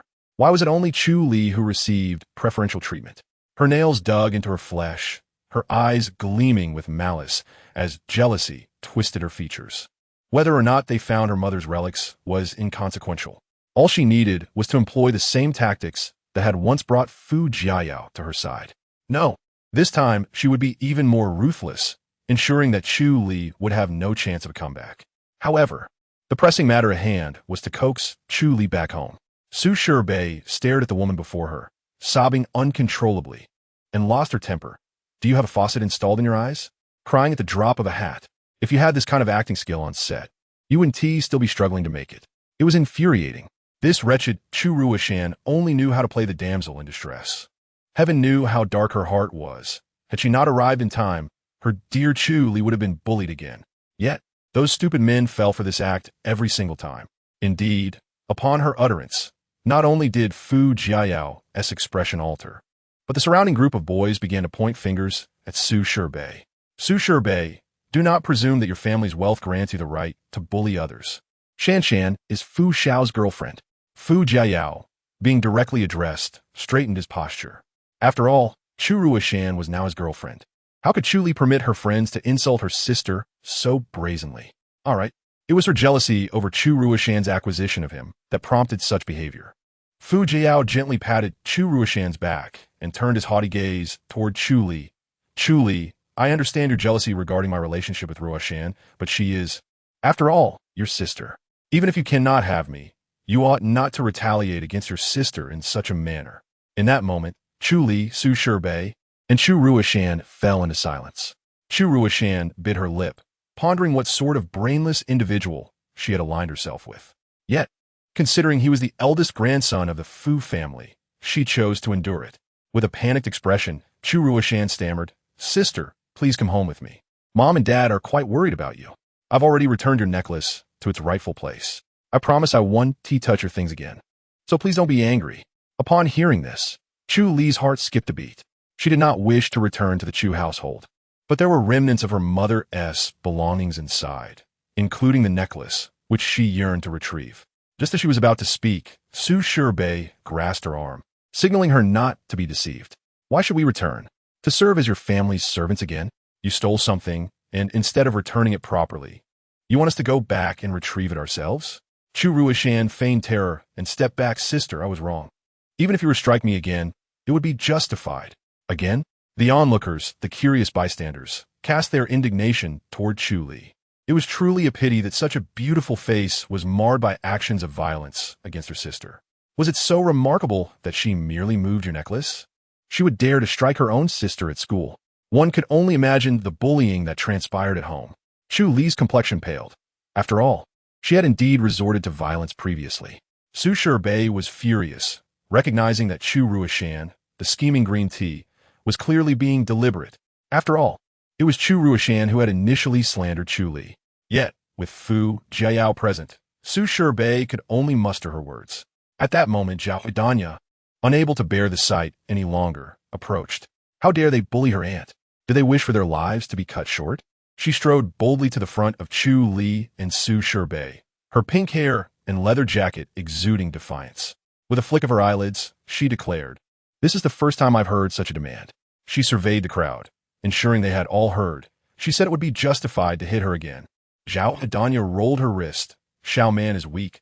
I shall strike in her stead." Fu Jiao immediately pulled Chu Ruishan behind him, his face betraying barely contained fury. It was not the first time Zhao Danya had clashed with him.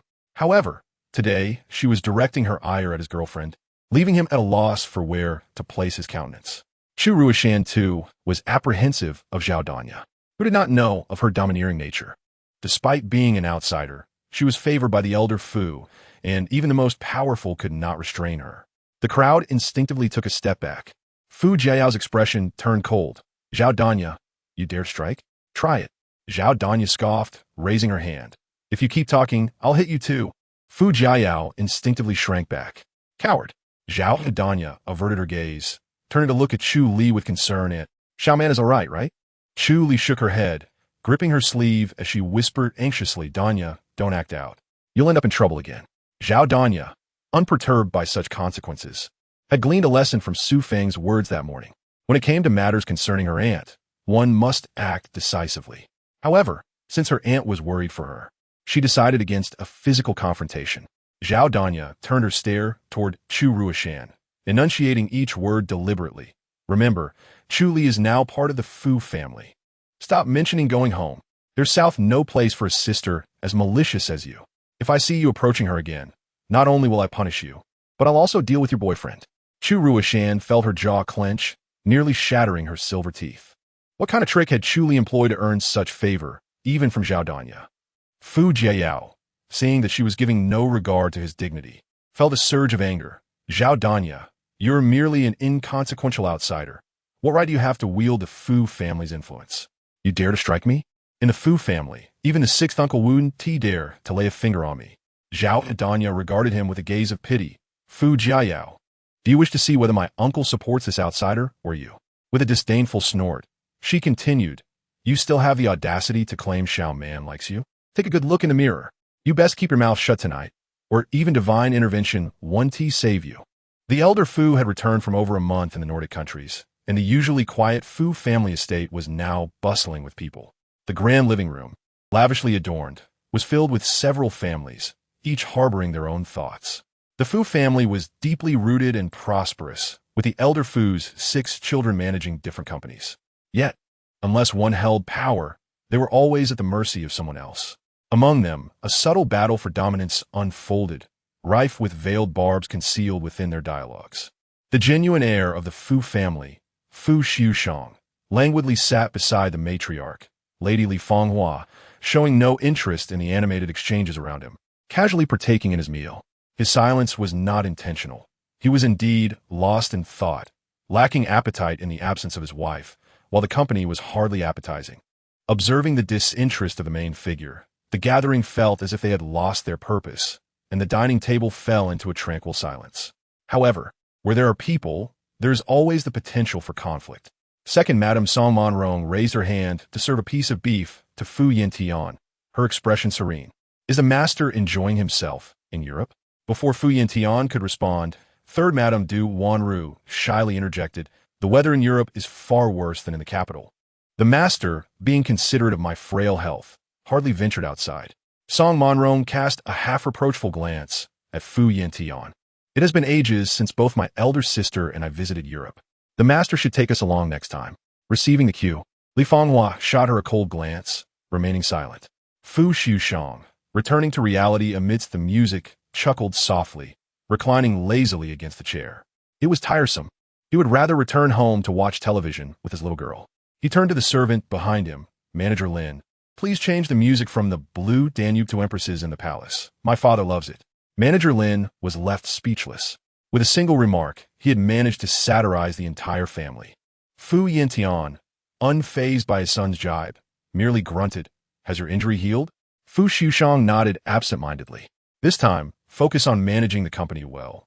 And let your second brother assist you."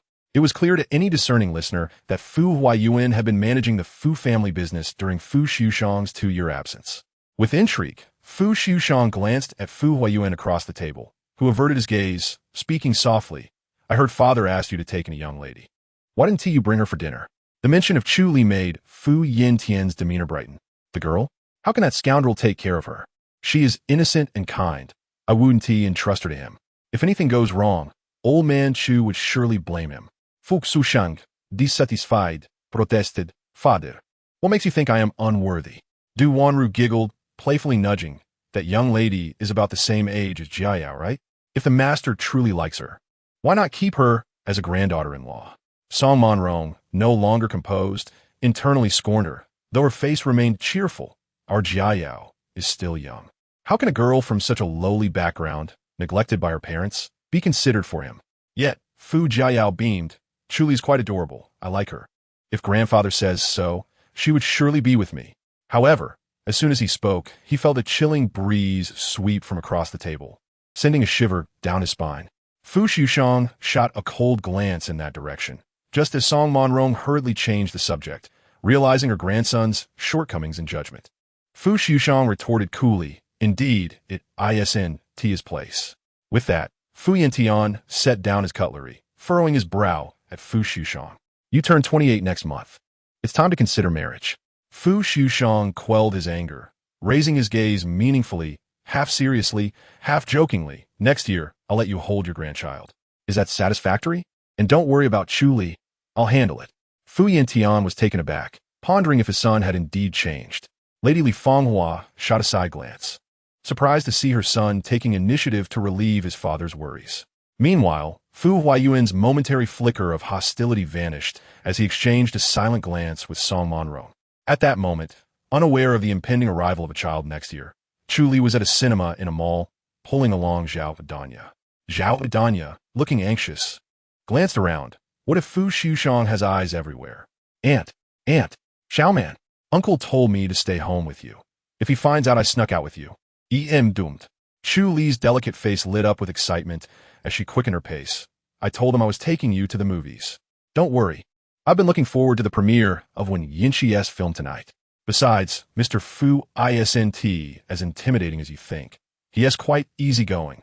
The premiere was held at the IMAX theater located beside the Wen Family-esque commercial building. The cinema was bustling with fans who couldn't acquire tickets, crowded on the lower floors while security maintained order. The signing event was a VIP privilege in the upstairs hotel's reception area. After watching the film, Chu Li and Zhao Danya were separated in the elevator to the hotel. Ding! The elevator arrived. By the time Chu Li realized it, the staff had already taken the VIP ticket from her hand, gesturing her to follow. She hesitantly walked forward. The dazzling red carpet bewildered her, and with her poor sense of direction, she struggled to find the reception room. She spotted a double door adorned with intricate carvings, assuming it was the correct place. She knocked gently and pushed the door open. The heavy peachwood door had excellent soundproofing, for as soon as it opened, a series of dull thuds of heavy objects crashing against glass resonated. Chu Li retracted her hand in shock, standing frozen at the doorway. The next moment, her jaw dropped in disbelief. Shattered vases and torn bed linens littered the floor. What was happening? Her eyes widened, breath caught in her throat. A man, glistening with a sheen of sweat, muscles taut, chest heaving slightly, had pinned someone against the shattered tiles of the bathroom. A dark red liquid began to flow. Wen Yinqi raised his chin, glancing toward the door, his peach blossom eyes narrowing into a smile that was neither genuine nor unfriendly. "Little one, are you lost?" Silence enveloped the room for a moment. Trembling, Chu Li raised her small hand, her voice quivering. "God, Chi!" A flicker of light danced in Wen Yinqi's eyes. The girl exclaimed, "Isn't this the scene where the protagonist turns the tables on the antagonist? Are you rehearsing?" Wen Yinqi's new film was adapted from a popular novel, and Chu Li had eagerly watched it. Wasn't this the most thrilling moment from the book? The man blinked. The man beneath him struggled, wide-eyed, looking at Chu Li and them. Wen Yinqi, His gaze, deepening, delivered a punch to the struggling man and smiled. "Little one, could you do me a favor? There's a pair of handcuffs in the drawer. Could you fetch them?" How exhilarating. She could witness her idol rehearsing. Chu Li nodded obediently, retrieving the shiny, heavy handcuffs from the bedside drawer. Wen Yinxi deftly handcuffed the man, stuffing a towel into his mouth, then wiped the blood from his hands before straightening up, brushing back his damp hair, his voice slightly hoarse. "An autograph?" Realizing she had come for an autograph, Chu Li fumbled in her bag for a photo, trembling as she presented it. "See, could you sign it? To me?" Wen Yinxi casually picked up a pen from the desk. Uncapping it, "What is your name?" "Chu Li, as in the state of Chu, and the pear blossom." The man smiled knowingly, a lovely name. As Chu Li left, clutching the signed photo, she glanced back at the actor writhing in agony on the floor. Wen Yinxi waved her goodbye gently. "We'll continue rehearsing shortly." It wasn't until she exited the mall that Chu Li remained in a state of exhilaration. She had inadvertently witnessed God Chi during a rehearsal. She delicately blew on the signature on the photo, ensuring it dried before carefully placing it into her bag. With a swift motion, she raised her hand to call Zhao Danya, but the call went unanswered. Left with no choice, Chu Li opted to send a WeChat message, informing her that she was at the mall entrance. 10 minutes passed with no reply, and as she stood there, her legs began to feel numb. Just then, a blue sports car glided to a halt in front of her. The window rolled down, revealing Wen Yinxi with a playful smile. "Lila Lili, you just took something of mine?" What?" Chu Li was taken aback, her expression filled with doubt. She only recalled taking the photo. However, Wen Yinxi did not allow her a moment to process. He urged her, "There are paparazzi behind us. Get in the car." "Paparazzi?" Chu Li, a devoted fan of Wen Yinxi, felt a surge of disgust at the thought. She was aware of how often he was bothered by them, especially at such a grand event today, where many would likely be lurking. Without further hesitation, she opened the car door and got in. As soon as she fastened her seatbelt, the car shot forward like an arrow released from its bow. Chu Li rummaged through her bag, her curiosity piqued. "Wen Yinxi, what did you say I took?" With one hand on the steering wheel, Wen Yinxi lifted a set of handcuff keys from her bag. Chu Li was bewildered. She had no recollection of taking such an item. Could it have been an unintentional mistake while retrieving handcuffs from a drawer? She apologized profusely. "I'm sorry, Wen Yinxi. I didn't mean to." Wen Yinxi turned to her, his tone half joking. "Sorry, huh? Then could you help me get rid of the paparazzi behind us?" Gazing into the rearview mirror at the relentless black Mercedes pursuing them, Chu Li's mind raced. She realized that wherever Wen Yinxi had been, the paparazzi were likely aware.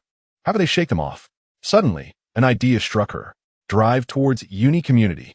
I bought a house there for my grandmother, although not yet fully decorated. She and T moved her grandmother in yet.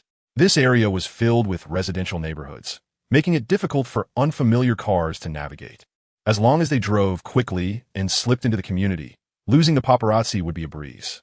With a surge of righteous determination, she tightened her grip on the overhead handle and directed Wen Yinxi to take the back roads to outmaneuver the car behind them. The vehicle twisted and turned as it entered Uni Community. Wen Yinxi's car turned off its lights in a corner, allowing the pursuing vehicle to fall behind. They both exhaled in relief. Chu Li felt exhilarated to have helped her idol evade the paparazzi. Wen Yinxi surveyed the old community before turning his head thoughtfully towards Chu Li, who was still calming her racing heart. Just as he was about to speak, Chu Li's phone lit up. Having muted it during the movie, she hadn't noticed the dozens of missed calls, several from Zhao Danya and the rest from Fu Liujie. Panic surged through her as she hastily answered the call. "Lily, are you all right?" Fu Liujie's low, urgent voice reached her. "I'm fine, Mr. Fu. I didn't see your calls. I'm so sorry," she replied quickly. "Mr. Fu." Wen Yinxi raised an eyebrow. The man on the other end seemed to breathe a sigh of relief, his voice deep and hoarse. "Get out of the car." Get out." Chu Li's expression turned to confusion. In the next moment, blinding headlights approached, illuminating the entire community as a silver Maybach tore through the night. The car screeched to a stop in front of Wen Yinxi's vehicle. A tall man stepped out, his long legs striding confidently. Wen Yinxi had already exited his car, leaning against the door with a slight smile. "What a coincidence, Sixth Master." Fu Liujie's expression darkened as he gazed at Chu Li, his tone calm, yet commanding. "Not coincidental. I've been following Wen Xiao." Wen Yinxi chuckled lightly. "So my little fan is from Sixth Master's household." He bent down to meet Chu Li's gaze. "Li, you weren't scared, were you?" Chu Li shook her head, feeling an odd tension in the air between Fu Liujie and Wen Yanqi. Fu Liujie's expression remained inscrutable as he replied, "Wen Xiao should concern himself with other fans." Wen Yanqi followed his gaze and paused, noticing the approaching black Mercedes. "Li, we're going home," he said, taking her hand. Wen Xiao still has matters to attend to. Before she could process his words, Fu Liujie had already led her into the silver Maybach. As she settled into the passenger seat, she noticed two black business cars stationed at the community's entrances. As Fu Liujie started the vehicle, the other two cars followed suit. Wen Yanqi watched the black Mercedes draw closer, a smirk playing at the corners of his lips. What a grand gift from Sixth Master, he mused, grateful that his own people had already arrived. He gripped the handcuff keys, dialing a number. Investigate the background of that little girl next to Fu Liujie. When did the Fu family acquire such a beautiful and innocent girl? It's intriguing. At Wudong Garden, Fu Liujie did not inquire about the earlier incident during their journey home. Instead, he gently urged Chu Li to wash up and prepared her warm milk. Holding the glass cup, her guilt intensified. After hesitating in bed, she finally turned and headed to Fu Liujie's study. Knocking lightly on the door, she peeked in. Fu Liujie had just finished his drink and refilled his glass before turning his attention from the computer screen. "Come Chu Li's fluffy head popped through the door, her big eyes blinking. "Is Mr. Fu busy?" He shook his head, his deep gaze captivating in the light. "What's the matter?" Feeling a flutter in her heart, she stepped closer. The wine bottle that had once been full was now half empty. Why was Mr. Fu drinking alone? Biting her lip, she anxiously tugged at her clothes, apologizing. "Mr. Fu, I'm so sorry. I was too busy helping Wen Yanqi evade the paparazzi and didn't notice your calls. I made you worry." Fu Liujie took a sip of his drink, beckoning her closer with a serious tone. "Come here." As she approached, he pulled her into his embrace, her petite frame settling on his strong thigh. The girl wore a light spring pajama set, its soft pink fabric clinging to her, exuding a youthful fragrance that was particularly alluring. Feeling the warmth radiating from him, Chu Li shifted uncomfortably. Was Mr. Fu drunk? He felt so hot. Fu Liujie gazed at her, his deep eyes seemingly entranced. "So, Li, you help him evade the paparazzi because you're his fan?" "Chu Li, note that." The man pressed his lips together, tightening his grip around her slender waist, drawing her fully into his embrace. His voice carrying a raspy timbre laced with the richness of red wine. "Li is my wife. Why not lend me a hand?" Chu Li's cheeks flushed instantly, her heart racing uncontrollably as she stammered, "Mr. Fu, what do you need help with?" Fu Liujie, unwilling to admit it, was indeed feeling a twinge of jealousy. She was simply too charming. He had just learned that Fu Jiayao had been pursuing her for an entire year, showering her with flowers and blocking her at the classroom door. Had he known sooner, Fu Jiayao would have been left not merely kneeling at the ancestral hall, but likely confined to a wheelchair. How dare he covet his wife? It was a mere fantasy. And as for that idol, Wen Yanqi, he was nothing more than a superficial actor. Utter nonsense. He was the rightful husband of Chu Li.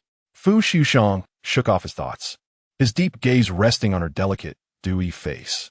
His lips brushed against her cheeks softly as he coaxed gently. "Didn't my dear wife say she would help me quit smoking?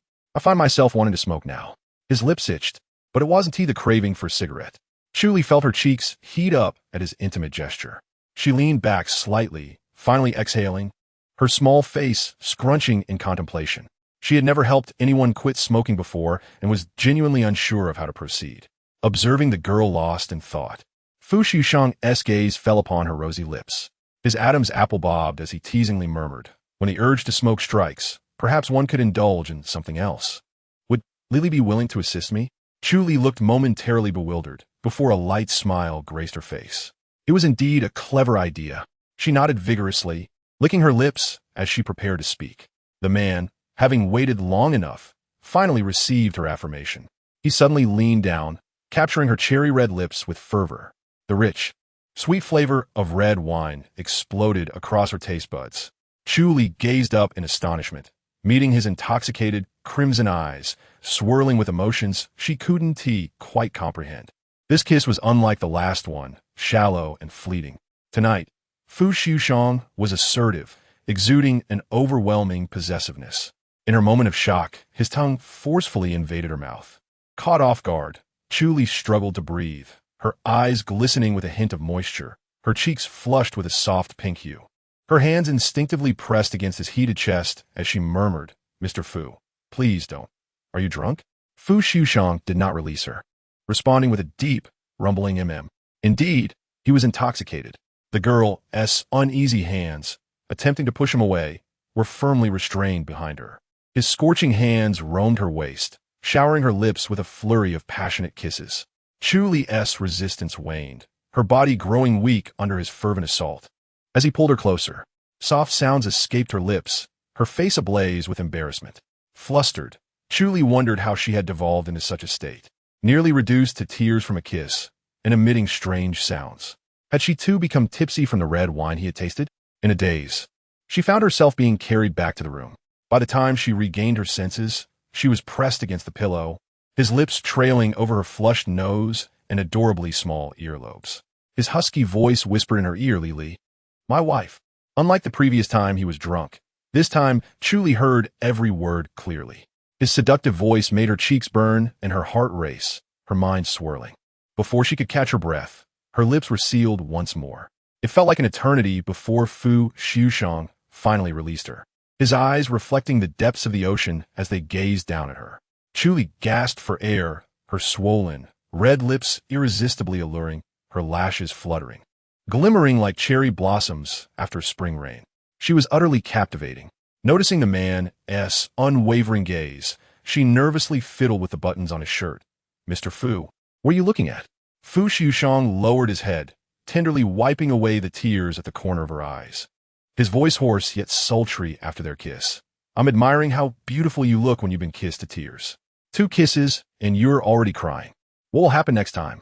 Chu Li felt embarrassed by his straightforwardness, her heart fluttering, her fingers growing weak. The man, however, remained unfazed, his heated breath brushing against her ear. "Lily is so sweet, far better than a cigarette. So, will you help me quit smoking?" Chu Li instinctively clutched the bedsheets beneath her, her face a radiant red that could entice a harvest, her words tumbling out. "Mr. Fu, no, that is not right. Just a little touch?" Chu Li's eyes glazed over, dazed for a long moment before she mumbled, "Well, that is not okay." The man's brow furrowed as he pinched her lips into an O shape. "I am Li's husband. If I say it's fine, then it is." How is this any different from what she had said while intoxicated? Before she could respond, he shifted to embrace her petite form, contentedly closing his eyes. "Good night, Lily." His steady breathing enveloped her. Chu Li lay there bewildered, staring at the ceiling, her expression one of confusion. She shook her head vigorously, pressing a hand to her heart. Mr. Fu was drunk, yet he seemed to be the one straying.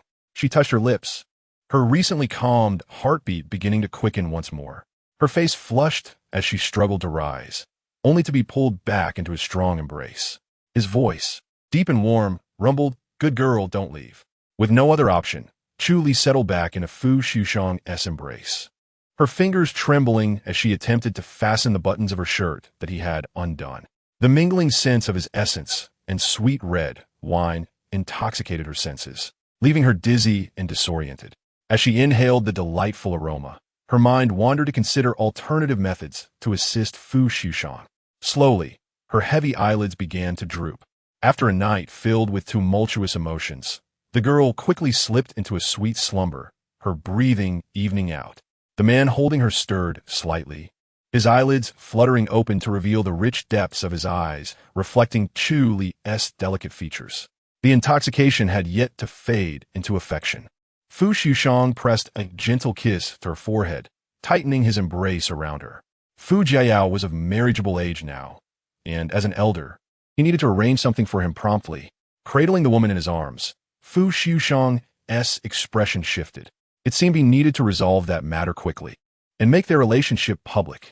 Let us see who else dares to covet his wife. In the Chu household, Chu Xianming was preoccupied with company matters and had not returned home for several days. Chu Ruoshan angrily swept all the cosmetics off the table, her voice hoarse from screaming. Furious. What kind of spell has that little wretch, Chu Li, cast on the Fu family?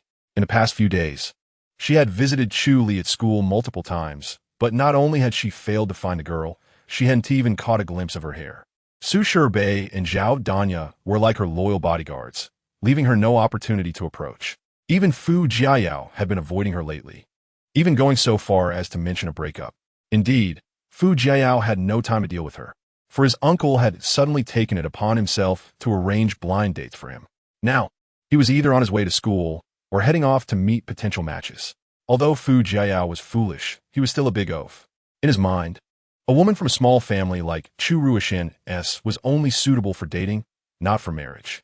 If it were someone like Chu Li, a fairy-like figure, he might consider fighting for her hand against his grandfather. But Chu Liujie was out of the question. As a result, he had attempted to break up with her twice, only to have her cling to him desperately each time. Hearing her daughter's cries, Jiang Xiaoman hurried over. Shan, what's wrong? Chu Zhu, her face bruised and swollen from crying, roared, that little wretch Chu Li, relying on the Fu family's gratitude to her grandfather. She's now with the sixth master of the Fu family. She's even coaxed Jiayao to break up with me. Mom, you have to help me. I can't lose Jiayao. Chu Liujie had relied on Fu Jiayao to enter the entertainment industry, but her lackluster looks and acting skills had kept her from rising to fame. She had only garnered a few 100,000 followers on Weibo. Recently, she had pleaded with Fu Jiayao to secure a supporting role in a production sponsored by the Fu family. If the play turned out well, she could surely achieve stardom. But if word got out that Fu Jiayao wanted to break up with her, the production team would likely replace her without a second thought. The Fu family is indeed a financial backer. It appears that the director of the production team has become aware of this matter, and their attitude towards her has grown markedly indifferent, seemingly hinting at a possible replacement. Jiang Xiaoman's expression changed drastically upon hearing this. Are you out of your mind? Why didn't you inform me sooner? The old master of the Fu family is supported by the Chu family patriarch. Why should only Chu Li benefit from this? If assistance is to be given, it should be to our Chu family. Chu Liujie, sobbing and filled with suspicion, asked Mom, do you have a solution? Jiang Xiaoman's eyes glinted with undisguised malice. Of course I do. By the way, Mom, have you seen the necklace I put in the box? Jiang Xiaoman's expression shifted. What necklace? I haven't seen it. Chu Liujie let out a soft "oh" and lowered her gaze. She pressed her nails into her palm painfully. Even if Jiang Xiaoman remained silent, she would not spare that wretched Chu Li. Today, an unexpected visitor arrived at the Fu building. Chu Xianming.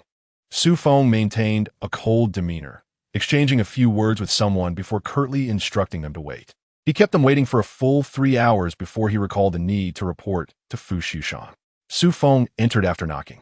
Recently, Fu Xiushang had been savoring the sweet taste of success, and while the young girl had yet to devise a plan, he was distracted, playing a game of lip contact under the pretense of quitting smoking. Last night, he had been irresistibly drawn to Chu Li's charming visage. The aggrieved young girl, her eyes still brimming with seductive mist, fiercely tugged at his sleeve and bit down hard on his tattoo. When Su Feng entered, Fu Xiushang was just rolling up his sleeve, admiring the marks left by the girl. Why do you enjoy biting so much? Su Feng, having inadvertently seen the marks on his boss's arm, silently picked up the shattered remnants of his worldview, his voice trembling. Fu, sir. Fu Xiushang returned to his senses, slowly lowering his sleeve, giving him a cool glance. You didn't knock before entering? Do you no longer wish to keep this job? Chapter 35. A reflex conditioned by affection. Su Feng's brow twitched. He had indeed knocked, but his boss had been too engrossed to notice. Nevertheless, the boss was always right. Su Feng lowered his head.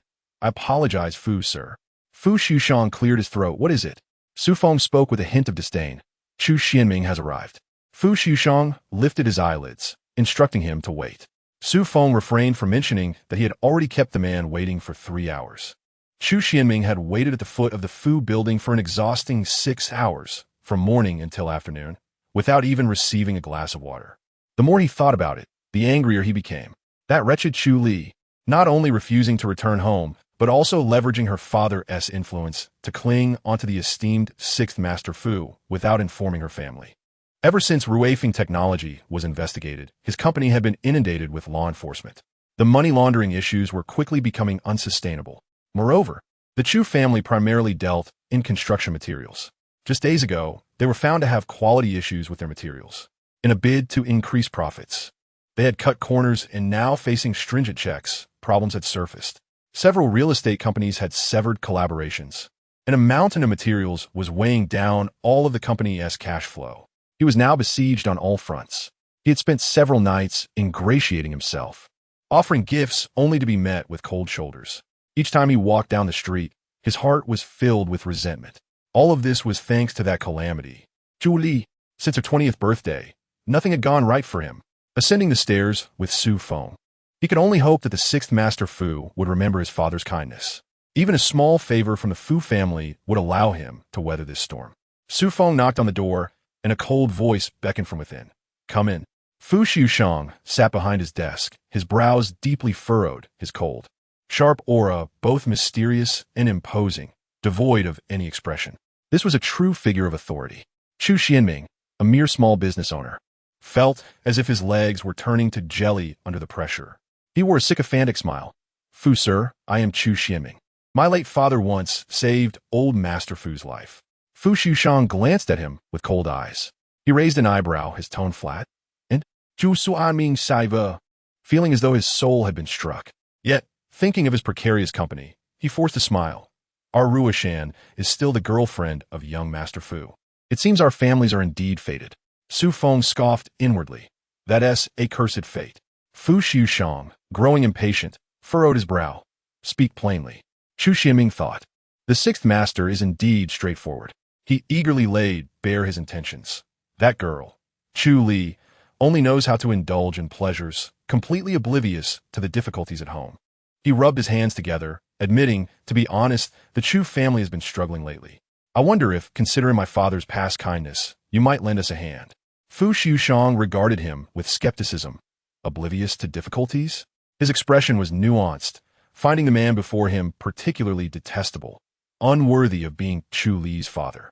In the half-month since his daughter left home, Chu Xuanming's first words were not about his daughter's well-being, but rather a reminder of his father's past favor. To leverage that favor for demands? The entire Chu family was a nest of snakes and rats, greedily corrupt and morally bankrupt. How brazen to attempt moral coercion. Regrettably, Fu Xiushang had no moral scruples. The man laughed outright, his tone light, yet seemingly incredulous. "Your father saved my father. What does that have to do with me? Also, regarding your family's issues, do not mention Chu Li." Chu Xianming was taken aback. What did this mean? Fu, see you? Fu Xiushang leaned back in his chair, playing with his cufflinks, before turning the conversation. "However, I do have a gift for the Chu family." Chu Xianming's face lit up with joy, his heart settling into his stomach. The man curled his lips, his voice deep.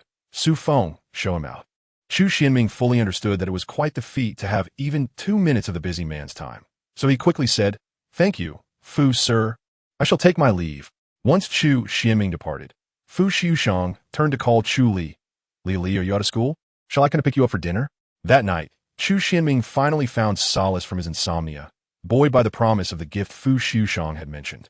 Though he was unaware of what it might be, it was surely something of great value, given that it came from the heir of the Fu family.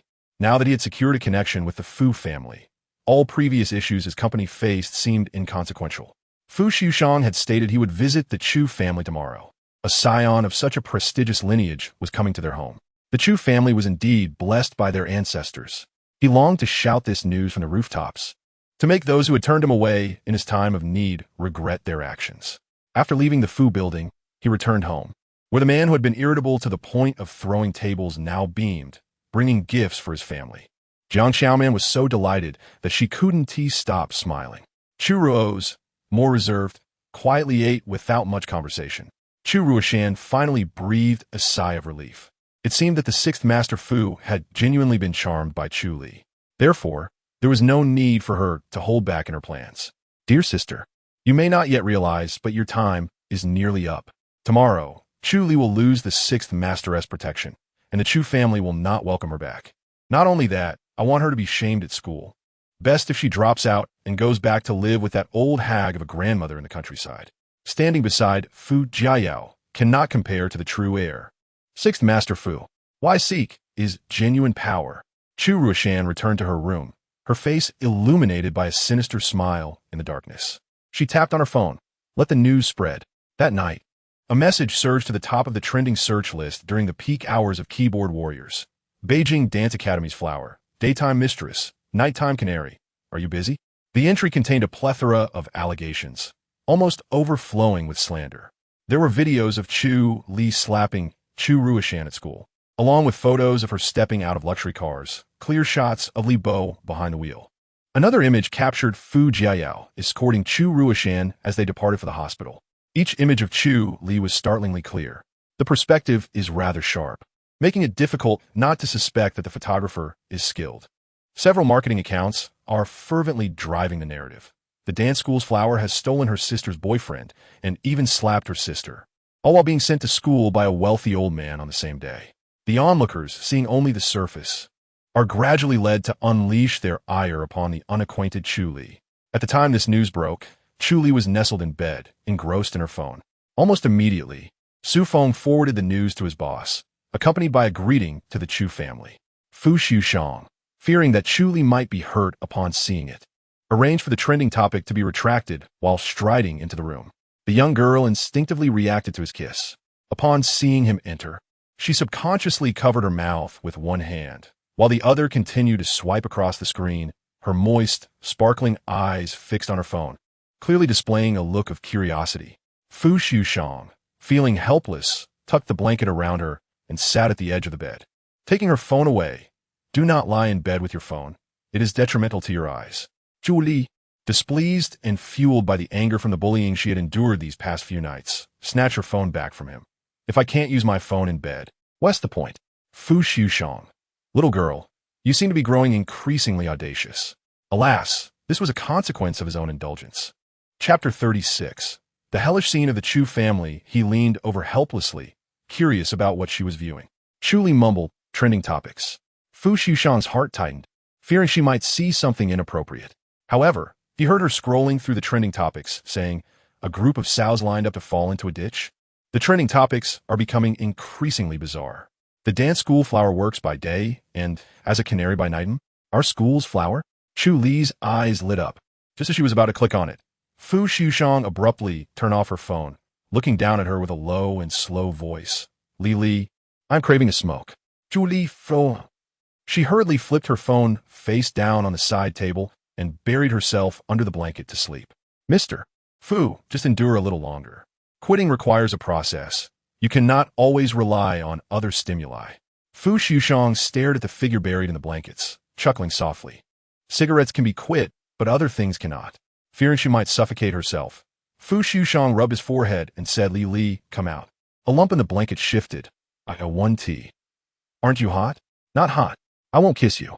With that, the girl peeked her head out.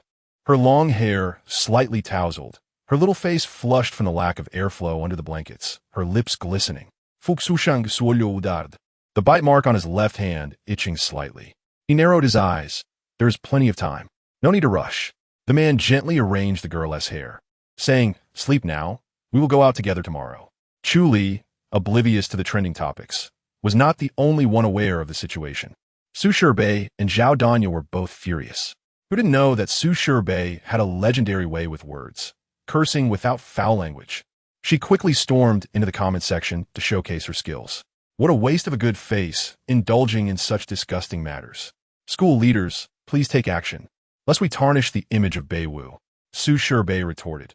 Ask the canal how it remains so clear. The canal said, take care of yourself first. Danya, mind your own business. Isn't that the classical dance stand-in? Now, even a stand-in can trend? Su Shirbei, son, come home and do your homework. After she vented, she stepped back only to find that marketing accounts had suddenly retracted their posts and issued apologies. Instead, the trending topic was a video of Chu Li dancing as a stand-in. She clicked to watch. The ethereal figure danced gracefully, her waist incredibly supple. Am I the only one who thinks this lady is stunning? Is she really her biological sister? How can they differ so much? Oh no, is this a celestial being punished to descend to the mortal realm? This is my girl. Wifey, come here. Zhao Danya, though not in the entertainment industry, had gained attention for her rebellious, rich girl persona, and videos of her riding motorcycles and racing cars had garnered her a modest following. She burst on a Weibo, amassing more fans than even the lesser-known actress Chu Ruishan. Many fans were eagerly asking her, Sister, we can't shout. Can you shout? Starry eyes, ah. What a divine plot twist with sister and fairy. Zhao Danya's brow twitched as she slammed her phone onto the table. You fake fans, are you trying to ruin her? If my little uncle sees this, old grudges and new grievances combined, she wouldn't even have to wait until the new year to get beaten by Fu Liujie. Zhao Danya nearly replied in a panic. "That's my aunt." Remembering Fu Liujie's earlier warning not to reveal Chu Li's identity until they found the instigator of the accident. She chose silence and instead followed Chu Li's account, which only posted dancing videos and had pitifully few followers. Chu Liujie stared intently at her phone, puzzled. She had intended to ruin Chu Li's reputation, yet it had inadvertently sparked her popularity. "Damn you, Chu Li. Ha! No matter, once Master Fu arrives tomorrow, Chu Li will lose her favor." As the main character trending, Chu Li had turned in early last night. Today was Saturday, and she naturally woke up at 10. The young girl groggily rubbed her face and greeted, "Mr. Fu, good morning." Fu Liujie chuckled. It was already past morning, seeing her attempt to linger in bed. He lifted her and carried her to the bathroom. Recently, Fu Liujie had become increasingly engrossed in his role. Even with the bedroom door closed, Chen could not see in. He was meticulously caring for Chu Li, such as now, as he held her petite, fair feet, his long fingers gently helping her into her socks. Chu Li sluggishly powered on her device, pulling her feet back, only to have them grasped firmly again. "Do not move." His voice was low and melodious. She asked in a soft, sleepy tone, "Mr. Fu, what are we doing today?" Last night before bed, he had promised her a surprise. Fu Liujie smirked, holding her hand as they descended the elevator. "You will find out soon." Chu Li glanced down at his hand holding hers, strong and sinewy. Recently, she had grown accustomed to these intimate gestures with Fu Liujie. Previously, waking up in his embrace would have embarrassed her, but now she found it hard to sleep without leaning against him at night. Even when he kissed her, she felt no resistance. Rather, she found herself a bit enamored with his kisses. Chu Li frowned, although she had been too preoccupied with her part-time jobs to gain any relationship experience. She realized that this was not a healthy trend. After all, she was scheduled to divorce Fu Liujie within a year. The young girl was lost in thought until the car gradually came to a halt. Fu Liujie gently squeezed her hand, his voice low, "We have arrived." Chu Li snapped back to reality and looked out the window, her bright eyes filled with confusion. "Mr. Fu, why have you brought me to the Chu residence?" The narrow neighborhood streets were lined with black cars. Leading the procession was a black Rolls-Royce, both imposing and understated. Its glittering wings represented a height that ordinary people could never hope to attain. Neighbors could not resist peeking out to observe, while the one-way glass shielded the inside from prying eyes. The Chu family could not see what was happening inside the car, but they knew that the much-anticipated Fu Liujie was seated within. Chu Xianming stood at the door, bowing slightly. Jiang Qiaoman and Chu Liujie's eyes sparkled with excitement. Chu Liujie had risen at 4:30 to prepare, recalling how Fu Liujie had once doted on Chu Li. She had crafted a delicate and alluring makeup look, aiming to catch his eye and change his first impression of her from the hospital. The gloved driver carefully approached the car's side and opened the expensive rear door. The man stepped out, his polished shoes hitting the ground, revealing long, powerful legs. Fu Liujie stood before the car, clad in a black overcoat, beneath which lay a meticulously crafted suit of the same hue. His sharp and composed aura seemed at odds with the surroundings. Chu Xianming rubbed his hands together, preparing to step forward in greeting, when he noticed the man slowly extending his hand towards the car. In the next moment, a delicate pair of fair hands settled into the man's palm, revealing a strikingly beautiful face. Chu Li. Chapter 37. The Chu family's arena of chaos to Jiang Qiaoman was struck, and Chu Liujie's uncontrolled voice echoed, prompting Chu Xianming to cast her a sharp glare. Only then did she restrain herself. The moment Chu Li stepped onto the threshold of the Chu family home, she hesitated internally. This place seemed devoid of anything worth cherishing. She caught sight of Jiang Qiaoman, but felt no warmth at the thought of Aunt Chen's arrival. Anxiously, Chu Li pondered why Mr. Fu had brought her here. Was he about to return her to the Chu family? The girl nervously bit her lip. Sensing her tension, Fu Liujie gently took her hand, his long fingers intertwining with hers, providing a sense of security through the familiar warmth of his touch. Chu Li felt a modicum of comfort wash over her. Cautiously, she leaned closer to Fu Liujie's ear and whispered, "Mr. Fu, when shall we return home?" A flicker of joy illuminated Fu Liujie's heart, for she instinctively referred to their residence as home. However, a wave of sorrow followed, recognizing that this place, where she had grown up, now filled her with dread. The man tightened his grip ever so slightly, his voice a low murmur. "First, let us retrieve the belongings for Li, shall we?" Chu Li nodded, her eyes shimmering with understanding. Mr. Fu had brought her to collect her mother's mementos. Knowing of Fu Liujie's arrival, the Chu family had conducted a thorough cleaning overnight. Even the sofa covers were freshly purchased by Jiang Xiaoman at 5 o'clock that morning. Brand new, luxuriously soft, and made from pure wool. At that moment, Fu Liujie led Chu Li to the sofa, his voice gentle. "Li, please sit." Though hesitant, Chu Li gradually complied under his reassuring gaze. Fu Liujie, however, did not take a seat. Instead, he stood behind her, his hand lightly resting on her shoulder. The cufflinks on his sleeves glinted coldly, bespoke items that seemed incongruous with the playful demeanor of the girl who toyed with them. When Fu Liujie leaned down to converse with Chu Li, his expression was tender, a stark contrast to the rumored coldness of the sixth master. Yet, when he lifted his gaze towards the others, an icy chill emanated from him, instilling fear. As Fu Liujie remained standing as a guest, the others in the Chu family felt too awkward to sit. Thus, an unusual tableau unfolded. Chu Li perched on a single armchair, the distinguished man partially embracing her from behind, while everyone else stood. Chu Suanming, having not seen Chu Li for nearly half a month, was struck by the sight of his daughter, who had always appeared frail and malnourished, now sporting a rosy complexion and radiant, flowing hair. Although she had always been beautiful, her previous pallor had hinted at ill health.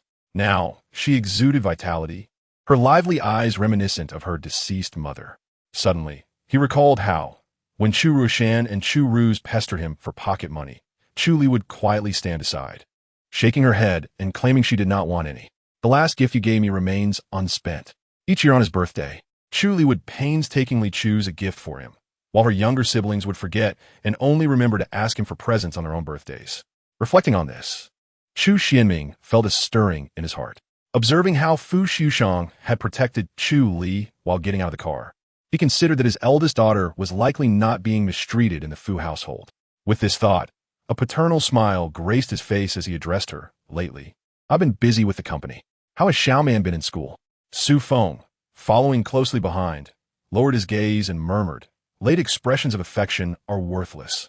This comment, neither too loud nor too soft, reached everyone present. Chu Xuanming's expression stiffened.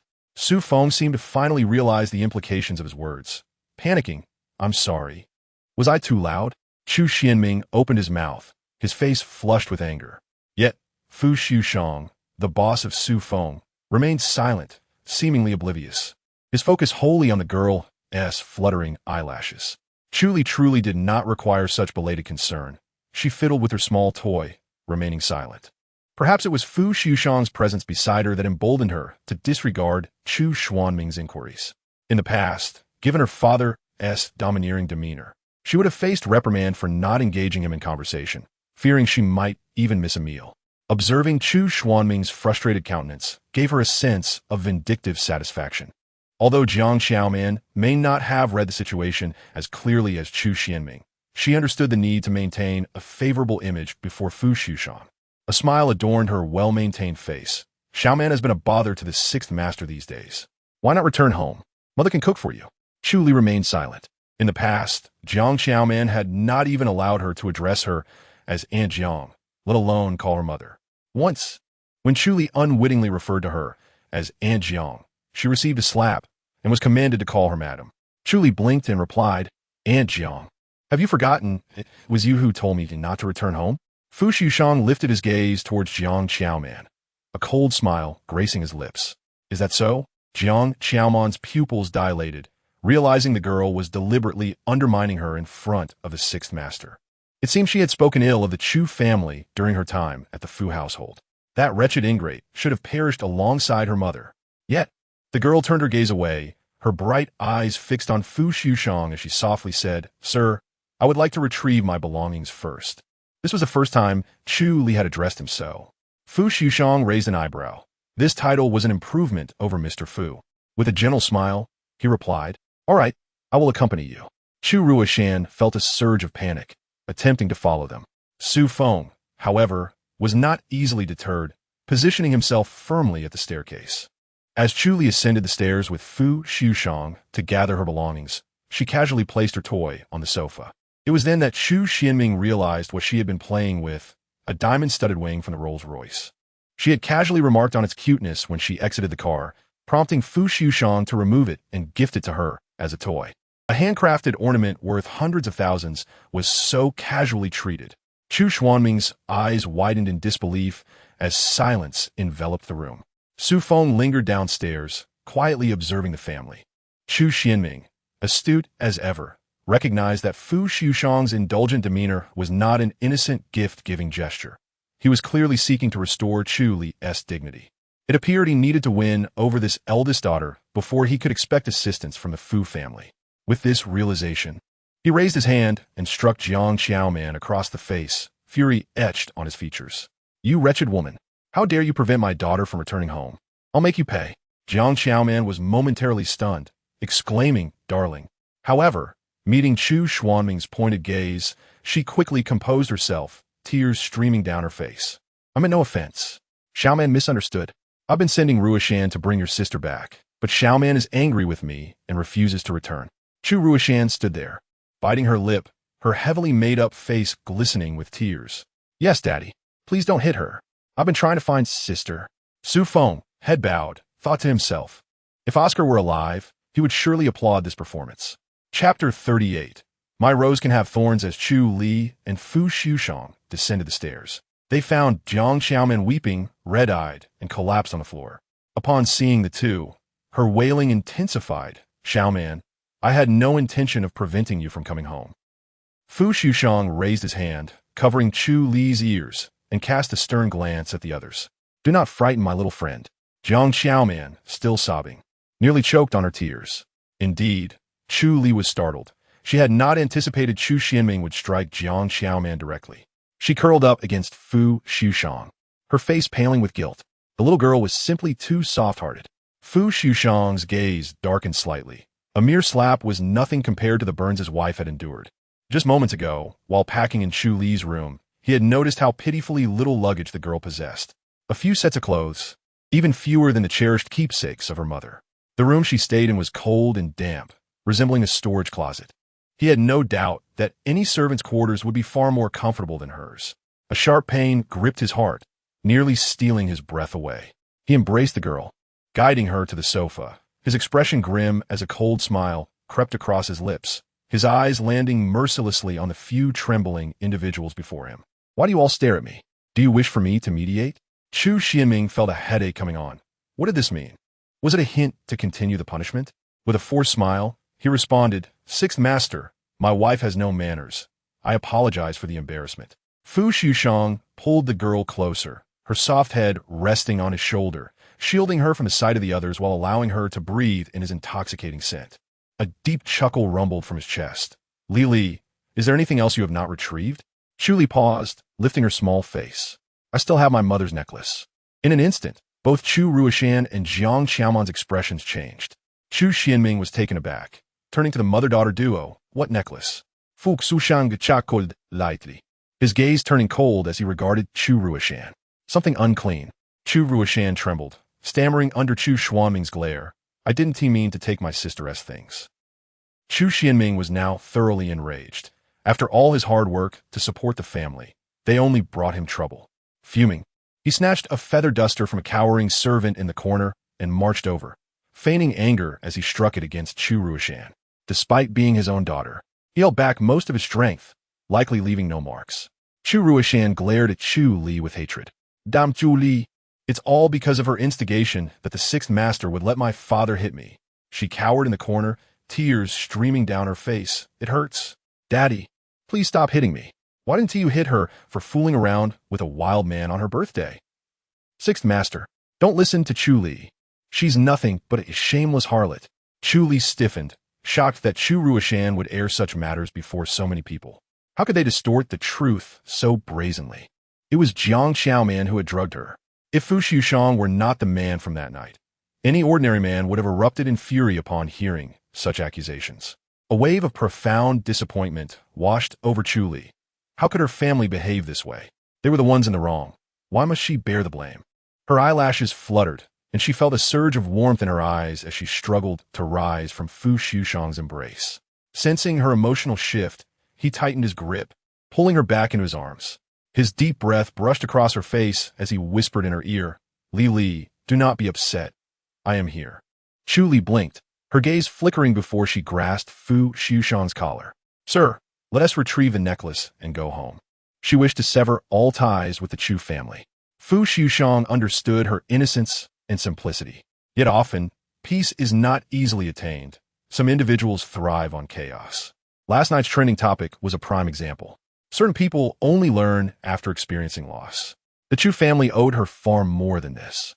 Fu Liujie brought her here to make it clear that she had his support, not merely because of the Chu family patriarch, but because she was Chu Li. He lowered his gaze to her, gently stroking her soft hair, his voice low and soothing. Li, you are my rose. You may have thorns. Do you understand? Chu Li was rendered speechless, an unfamiliar sensation rising within her. Her reddened eyes met Fu Liujie's ink-black ones, filled with complex emotions, predominantly concern. He was worried for her. She looked at her father, who pretended to wield the feather duster, disgust curling in her stomach. That very duster had once been used by Jiang Xiaoman to strike her. Noticing her gaze, Chu Xuanming's anger flared as he swung the duster and roughly addressed Chu Li. Xiaoman, Ruoshan is disobedient. I'm teaching her a lesson. Chu Li did not soften at his words. Gritting her teeth, she raised her soft voice, hit her harder. Haven't you eaten? The room fell silent. Was this the timid Chu Li they knew? Only Fu Liujie observed the little girl in his arms, a deep chuckle escaping him. His gaze towards Chu Xianming darkened ominously. Now, Chu Xianming truly dared not hold back, swinging the feather duster with force against Chu Ruoshan, shouting, let you take your sister's things. Hand them over quickly. Chu Ruoshan could no longer feign tears. The thin duster struck her, causing her unbearable pain. How had Chu Li endured such treatment in silence before? The sounds of her screams turned the Chu family into a farcical scene. Chu Xianming failed to realize that his downfall was rooted in his own greed, misplacing his wrath onto others. His misguided assertion of authority manifested in violence against his own family. Such a man deserved to be used as a stone to mend the heavens. Chu Ruoshan begged, Daddy, please stop. I can't find the necklace. Chu Li's face blanched. How could her mother's belongings be lost? In a panic, she looked up at Fu Liujie, seeking help. His brow furrowed. She did not seem to be lying. But just then, Jiang Xiaoman crawled over, crying as she clutched Chu Xuanming's leg. Please stop. It's with me. The feather duster that Chu Xianming had raised fell upon Jiang Xiaoman's shoulder, causing her to gasp in pain. Struggling to her feet, she rushed to her room and retrieved the necklace, trembling as she handed it to Chu Li. The pear-shaped ruby, despite being long hidden, still shimmered beautifully. Fu Liujie glanced down, a hint of gravity crossing his features. Chapter 39. Enjoying Li calling him sir if he was not mistaken. This necklace could fetch a price that would surpass the value of the entire Chu family. Chu Li's hands trembled as she accepted the necklace, her mother's keepsake finally reclaimed. Fu Liujie's gaze shifted, addressing the girl. Li, please wait for me in the car, all right? The girl hesitated, then instinctively nodded, following Su Feng out the door. 10 minutes later, Fu Liujie emerged from the Chu family home once more. Chu Li looked up to see her father's face twisted with rage, while Jiang Xiaoman appeared utterly defeated, on the verge of collapse. After Fu Liujie turned to leave, Chu Xianming glared at Jiang Xiaoman. What did the sixth master mean? How did he learn of Fan Meng's matter? Jiang Xiaoman was equally bewildered, fear coursing through her. How could the sixth master be aware of such a thing? Chu Ruoshan quickly interposed herself between them. Daddy, don't say any more. There are many eyes on us. Let us hurry home. Only then did the agitated man realize that curious neighbors were watching them. After boasting of his exploits the previous night, word of Fu Liujie's arrival had spread through his circle. Now, several messages awaited his response, but he dared not reply. However, as the three turned to leave, they found a stern-faced man in a suit waiting for them. On his day off, Lu Xingzhou was reluctantly called upon to play a minor role, which dampened his spirits. Mechanically, he straightened and laid out the legal document in his hands. According to the will agreed upon by Mr. Chu and his lawyer, this property is under the name of Miss Chu Li. Please vacate immediately. Otherwise, we reserve the right to take compulsory measures. Chu Xuanming's expression stiffened, and he seemed poised to say something further. Lu Xingzhou urged, hurry up, I'm about to finish work. Meanwhile, unaware that she had unexpectedly acquired another property. Chu Li sat in her wingless Rolls-Royce. Her sparkling eyes fell upon Fu Liujie beside her, her tone imbued with a hint of excitement. "Mr. Fu, where are we going next?" Fu Liujie smiled, his mood uplifted by her enthusiasm. "I'm taking Li to meet someone." To her surprise, the person Fu Liujie referred to was her beloved grandmother, whom she had longed to bring to the capital. The elderly lady had been in a hospital in Jiru for several days for a thorough medical examination and had recently been relocated to the Uni community. Fu Liujie had even arranged for 2 caretakers for her. As Chu Li gazed at her spirited grandmother through the window, her eyes brimmed with tears, and she began to cry uncontrollably even before stepping out of the car. With a sigh of resignation, Fu Liujie embraced her, allowing her tears to soak his expensive shirt, softly soothing her, "Darling, don't cry." However, upon seeing her grandmother being well cared for by the attendants, Chu Li couldn't help but be overwhelmed with emotion, tears streaming down her face. Observing her gasping for breath, Fu Liujie gently rubbed her back, regretting his sudden decision to bring her here. In a hoarse voice, he comforted, "What can I do to make you stop crying? A kiss, perhaps?" Chu Li sniffed out. The girl hastily wiped her face. Her cheeks flushed as she opened the car door and dashed out. Fu Liujie watched her retreating figure with a soft sigh. Such an ungrateful little thing. "Getting a kiss from my wife is no easy feat." Chu Li hurriedly entered the house. Grandmother Zhang Wan, trembling and leaning on her cane, approached. Upon seeing Chu Li, her eyes filled with tears. "Little man." The elderly lady held her hand, murmuring for a long time, her quavering voice filled with warmth. "Little man has grown even prettier, and a bit plumper too." Chu Li playfully protested. "Not all." Zhang Wan's wrinkled face broke into a smile. "You look well now. Before, you were so undernourished. It's just right now." Chu Li had been excessively thin before, and it took a considerable time under Fu Liujie's care for her to improve. The elderly lady glanced at the distinguished man trailing behind them, smiling. "Our little man is truly fortunate to have such a wonderful husband in Mr. Fu. Not long ago, Mr. Fu came to the village to fetch me, claiming to be little man's husband. I couldn't believe it until he showed me the marriage certificate. It made our little man look so beautiful." The elderly lady feigned anger. "Little man, why didn't you tell your grandmother about your marriage?" Chu Li's face flushed. Her lips parted, but no words came out. Fu Liujie squeezed her hand and explained to the elder, "Li is a bit shy. She planned to tell you once she brought you over." Chu Li glanced at Fu Liujie's chiseled profile, her heart racing. Mr. Fu truly treated her well. They spent some time at her grandmother's home, enjoying a meal together, filled with warmth and harmony. It was only when Chu Li yawned, feeling sleepy, that Fu Liujie decided it was time to leave. Zhang Wan watched the retreating figures with a sigh. "Ma'am, it is Aunt Zhang's fault for not protecting the young miss well. Fortunately, with Mr. Fu now, the young miss will no longer be bullied." After a day filled with surprises, Chu Li found herself unable to resist sleep as the car made its way home. When she finally awoke, it was already 8 o'clock in the evening. Fu Liujie, with one arm wrapped around her legs and the other supporting her slender waist, effortlessly carried her out of the car. Chu Li stared at his smooth jawline, lost in thought, her mind racing. Considering the joy she had experienced throughout the day, Fu Liujie tiptoed quietly into the room, careful not to disturb her. A soft, warm night light illuminated the space. Previously a stark square design, now transformed into an adorable cat shape, as he had changed it knowing Chu Li's fondness for cats. His gaze shifted from the lamp back to the girl resting on the bed. Her silky black hair lay behind her, her porcelain skin glowing like snow, her petite face sweet and charming, with long, elegant lashes resembling crow feathers. Fu Liujie stood by the bed, unable to resist the urge to gently touch her delicate lashes. The girl's lashes fluttered, her moist eyes slowly opening to meet his. "Mr. Fu." Fu Liujie's deep gaze softened, his voice laced with apology. "Did I wake you?" He then added with a slight smile, "I still prefer it when you call me Mr." Chu Li, who had not truly fallen asleep, shook her head, a hint of confusion crossing her face. The man moved to the other side, gently lifting the covers, the familiar scent of juniper enveloping her. Chu Li was drawn into his warm embrace, as his deep voice resonated in her ear. "Were you waiting for me, Li?" The girl bit her lip, feeling flustered, nodding and shaking her head simultaneously, her body taut as she slowly turned to face him. In the intimate closeness their breaths mingled. Observing her unease, Fu Liujie furrowed his brow, softly inquiring, "What is troubling you?" After a moment of silence, Chu Li finally found her voice.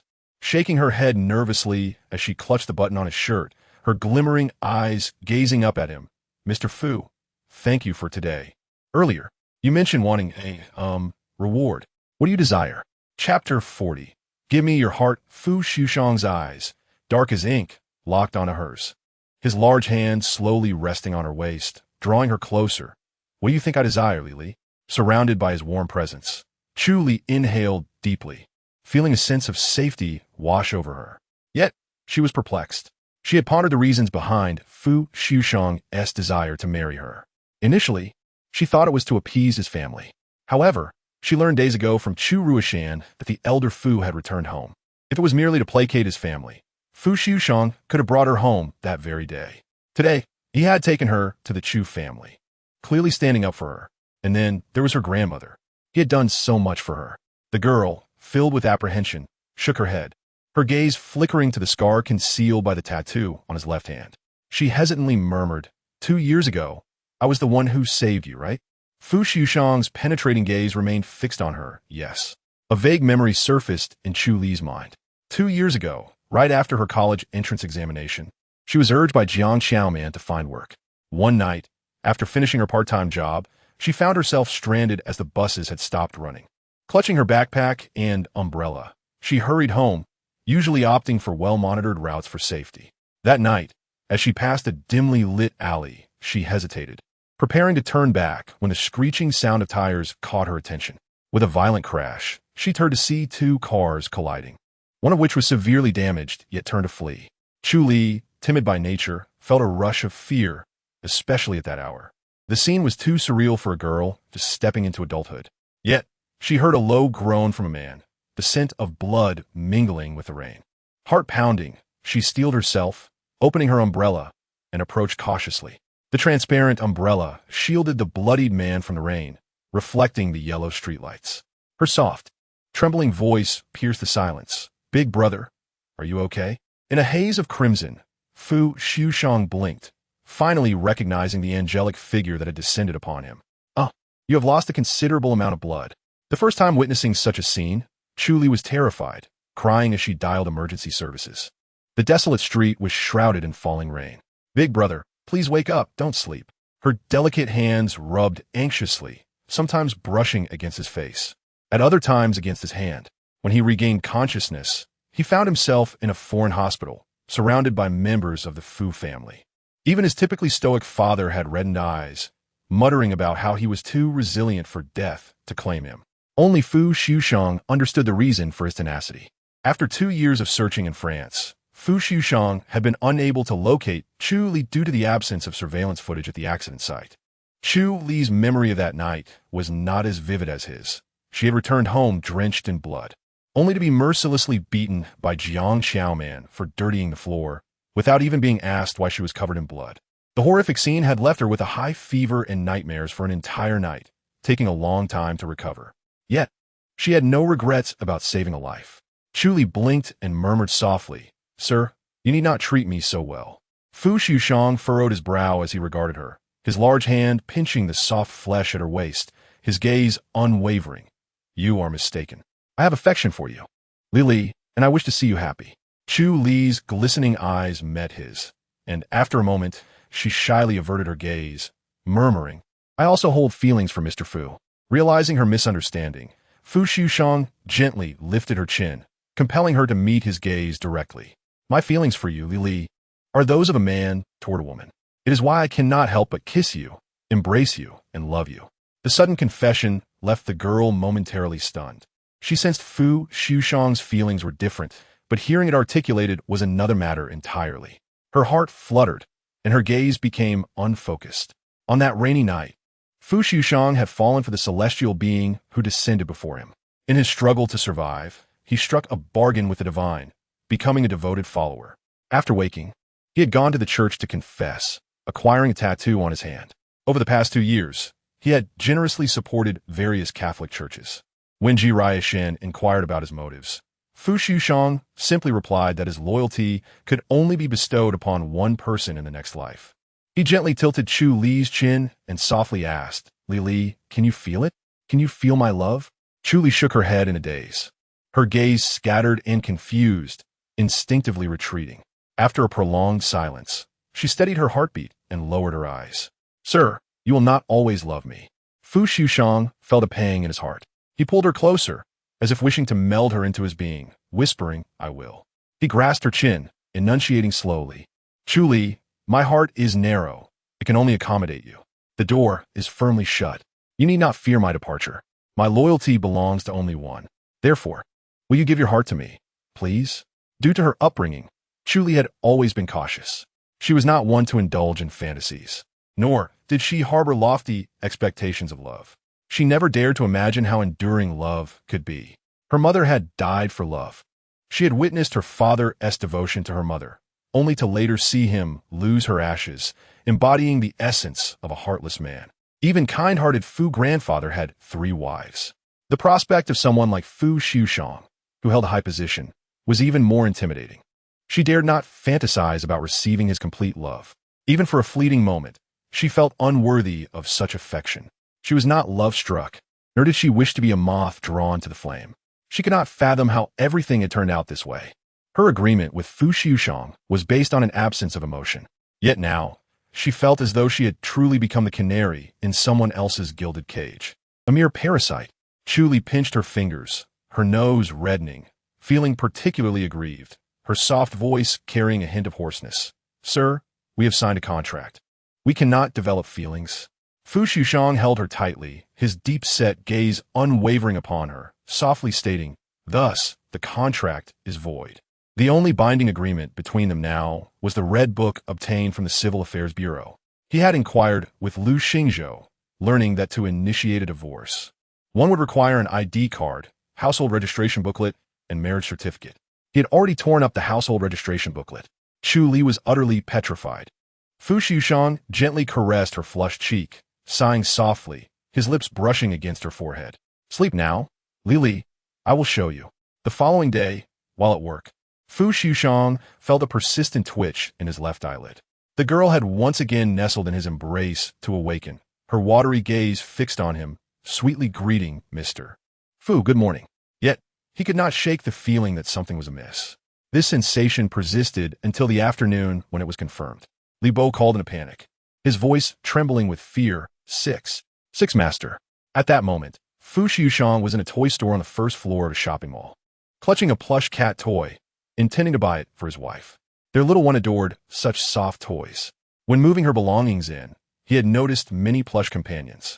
As he contemplated the toy, he felt warmth in his heart at the memory of Chu Li sweetly thanking him. However, Li Bo's voice quickly yanked him back to reality. Six master, your wife did not get into the car and asked me to bring you something. Fu Liujie gesse trop tightened. What is it? Li Bo, unwilling to look, nonetheless caught sight of it as he received it. Seems to be a red book. With a sudden crash, the toy slipped from Fu Liujie's grasp. The nearby attendant had just retrieved the toy he requested from the storeroom when she witnessed the man's somber expression as he departed, accelerating furiously. Fu Liujie had once burned the wedding photos of Fu Yintian and Song Monrong, receiving a beating from his father. He had never been this frantic. His face darkened, emotions taut and coiled. The car sped towards Beiwu like a wild stallion. He rummaged through the items Chu Li had left for him, the marriage certificate, the black card he had given her, a pack of white rabbit candy, and a delicate card. His lips pressed into a thin line as his fingers trembled while he opened the card. The handwriting was fine, yet forceful, mirroring her own grace. Dear Mr. Fu, since the contract has been rendered void, the commission must naturally be refunded. If you have the time, let us visit the Civil Affairs Bureau together. Smoking is detrimental to health. The next time you feel inclined to smoke, perhaps you could enjoy a piece of candy instead. It is quite delightful. You are a good person. Thank you for your assistance. Wishing you and your family peace and prosperity. Fu Liujie clutched the card, unable to suppress the tremor of his fingers. After a violent clenching of his heart, a bitter sensation surged through him. He understood that revealing his feelings would trigger intense reactions. But he had underestimated Chu Li's aversion to emotional entanglements. He snapped the card shut, Inhaling deeply, his sharp gaze directed at Li Bo. His tone hinted at a brewing storm. "Where's my wife?" "She left." "Where did she go?" I don't know." Fu Xiushang's gaze hardened, piercing into Li Bo, who trembled in fear. Why must he endure such turmoil?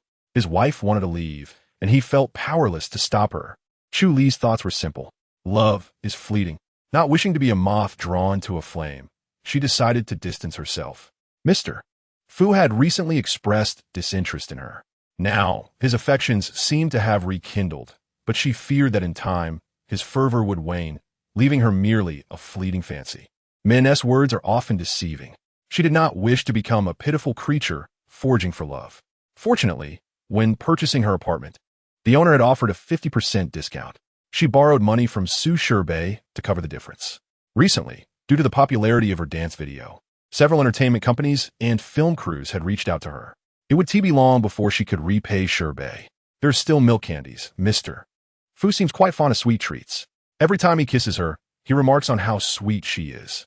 The white rabbit milk candy is also quite sugary, so he should enjoy it. Although everything seems to have been addressed at once, Chu Li cannot shake off a sense of powerless bitterness within her. Feeling lost and melancholic, she shook her head and stood at the school gate waiting for the bus when she unexpectedly encountered Fu Jiayao. Upon seeing Chu Li, Fu Jiayao was filled with emotion. After all, he had pursued her for a year, and he decided to part ways amicably. Thus, he called out to the girl with a hint of melancholy. "Chu Li, I'm getting engaged." Chu Li was taken aback, quickly regaining her composure. It is typical for wealthy young men to become engaged early to someone of equal standing. "Does Mr. Fu have a fiancée?" Without deep contemplation, Chu Li blinked and sincerely replied, "Congratulations. I am divorced." Fu Jiayao instinctively exclaimed, "Congratulations." It was only after she walked away that he realized the implications of her words. Divorced? Was she furious about his engagement? Indeed, he was quite charming. However, he found his current fiancée delightful and had taken a liking to her. Thus, he could only disappoint Chu Li's affection. Chu Li felt fortunate that Mr. Fu retrieved her mother's belongings for her before the anniversary of her mother's passing. Otherwise, she would have dreaded facing her mother, due to Chu Xianming losing her mother's ashes. Her mother's grave resembled an empty tomb. Chu Li tidied the grave before placing her mother's favorite lilies at the headstone. Gently caressing the photo on the gravestone, she sighed, "Mom, I have met a wonderful person." The wind whisked her voice far away. She descended from a hill only as dusk approached. This cemetery was expansive, chosen by many affluent individuals for its favorable feng shui. The section Chu Li purchased was the least expensive and required a lengthy walk. By the time she reached the main hall, the sky was nearly dark. A chill swept through her as the evening breeze blew, and just as she prepared to leave, she encountered someone entirely unexpected. Wen Yinchi. The man, wearing black sunglasses and accompanied by only 2 bodyguards, stood tall and exuded an air of distinction, making his presence particularly striking in the sparsely populated hall. It was Wen Yinchi who first noticed Chu Li, casually slipping his hands into his pockets, his charming eyes curving as he greeted her. "Little Li?" Chu Li paused, turning around with a look of utter surprise. "Mr. Chi, what brings you here?" When Yinchi appeared equally puzzled as he sauntered toward her, "I came to pay respects to a very important departed friend." "And you?" Chu Li nodded, her voice soft. "Me too." As she spoke, she waved and began to walk down the shaded path outside. "I won't disturb you any longer. I'll take my leave." When Yinchi watched the girl as she gradually distanced herself, lost in thought. He had previously sent someone to investigate this young girl. Her background was straightforward, yet her circumstances were quite pitiable. The assistant had brought back a plethora of part-time job records, far exceeding her personal introduction. "Yinchi, what are you looking at?" An elderly lady with silver hair approached, leaning on a cane, following his gaze and catching sight of a petite figure. When Yinchi withdrew his gaze, slightly tilting his head, and murmured, "Grandma, I have matters to attend to. I must be going." The elderly lady regarded the towering man as he departed, shaking her head and turning away with the aid of her caregiver. Fu Xiushang was in a foul mood. The young girl had neither returned to Wutong courtyard nor appeared at school. He was aware that she was visiting the cemetery today. Ji Raosheng had advised that it might be best to let the girl cool off, which was why he refrained from pursuing her to the cemetery. Lu Xingzhou, lounging on the sofa with a glum expression, adjusted his glasses. I knew it would end badly when you both signed the contract. Ji Raosheng shot him a glare, urging him to refrain from unnecessary comments at that moment. Lu Xingzhou had intended to make a sarcastic remark, especially since Fu Liujie had been manipulating the girl from the very beginning. However, upon seeing the expression on Sixth Master's face, the retort died in his throat. Even the imperious Sixth Master was experiencing such a day. It was truly a sight to behold. Fu Liujie closed his eyes, leaning back on the sofa, pinching the bridge of his nose in despair. He had never anticipated that the seemingly soft girl would possess such a hardened heart. Raosheng scoffed lightly. It's not that she is hard-hearted. She is afraid. Your father has 2 wives. Hers is 3. Wouldn't you be afraid in her shoes? Fu Liujie. Is it too late to sever our father-son relationship? The man furrowed his brow deeply, struggling to suppress the urge to drive over and bring her back immediately. The red wine beside him never ceased flowing. Silence enveloped the 3 men. Neither Ji Raosheng nor Lu Xingzhou had experienced divorce, unable to comprehend Fu Liujie's feelings of being left. Yet, as old friends, they could only accompany him in silence on the sofa. After a while, Lu Xingzhou, feeling bored, pulled out a cigarette and asked, "Care for a smoke?" Fu Liujie desired to smoke, but recalled Chu Li's words on the card. His voice was slightly hoarse. "Don't smoke in my place. Lili dislikes the smell of cigarettes." Lu Xingzhou, with a somber expression, Fu Liujie retrieved a piece of candy from his pocket and popped it into his mouth. It was overwhelmingly sweet, and he had never been fond of sugary treats. He fell into silence once more. Ji Raosheng asked, "What are your plans moving forward?" Fu Liujie lifted his eyelids, his deep gaze obscuring his emotions as he stared at the marriage certificate Chu Li had given him for a long time without responding. In love, sincerity is the only ultimate weapon. He would ensure that Chu Li felt secure by his side. At that moment, Su Feng called, his usual steady voice trembling slightly. "Mr. Fu, there's news about your wife." Fu Liujie's heart skipped a beat. His wife had joined a dating show. Chapter 42. What is the relationship between the Fu family and her? Chu Li was waiting for the bus at the bus stop outside the cemetery. The road in front of the cemetery was wide, with the yellow streetlights illuminating the falling leaves, inexplicably casting a somber hue over the scene. The bus was late, and Chu Li had already been waiting for nearly half an hour. Just as she was contemplating whether to take a taxi back to school, a sports car suddenly halted in front of her. When Yinchi casually rested his arm on the car window, glancing at her, "Little Lili, would you like a ride?"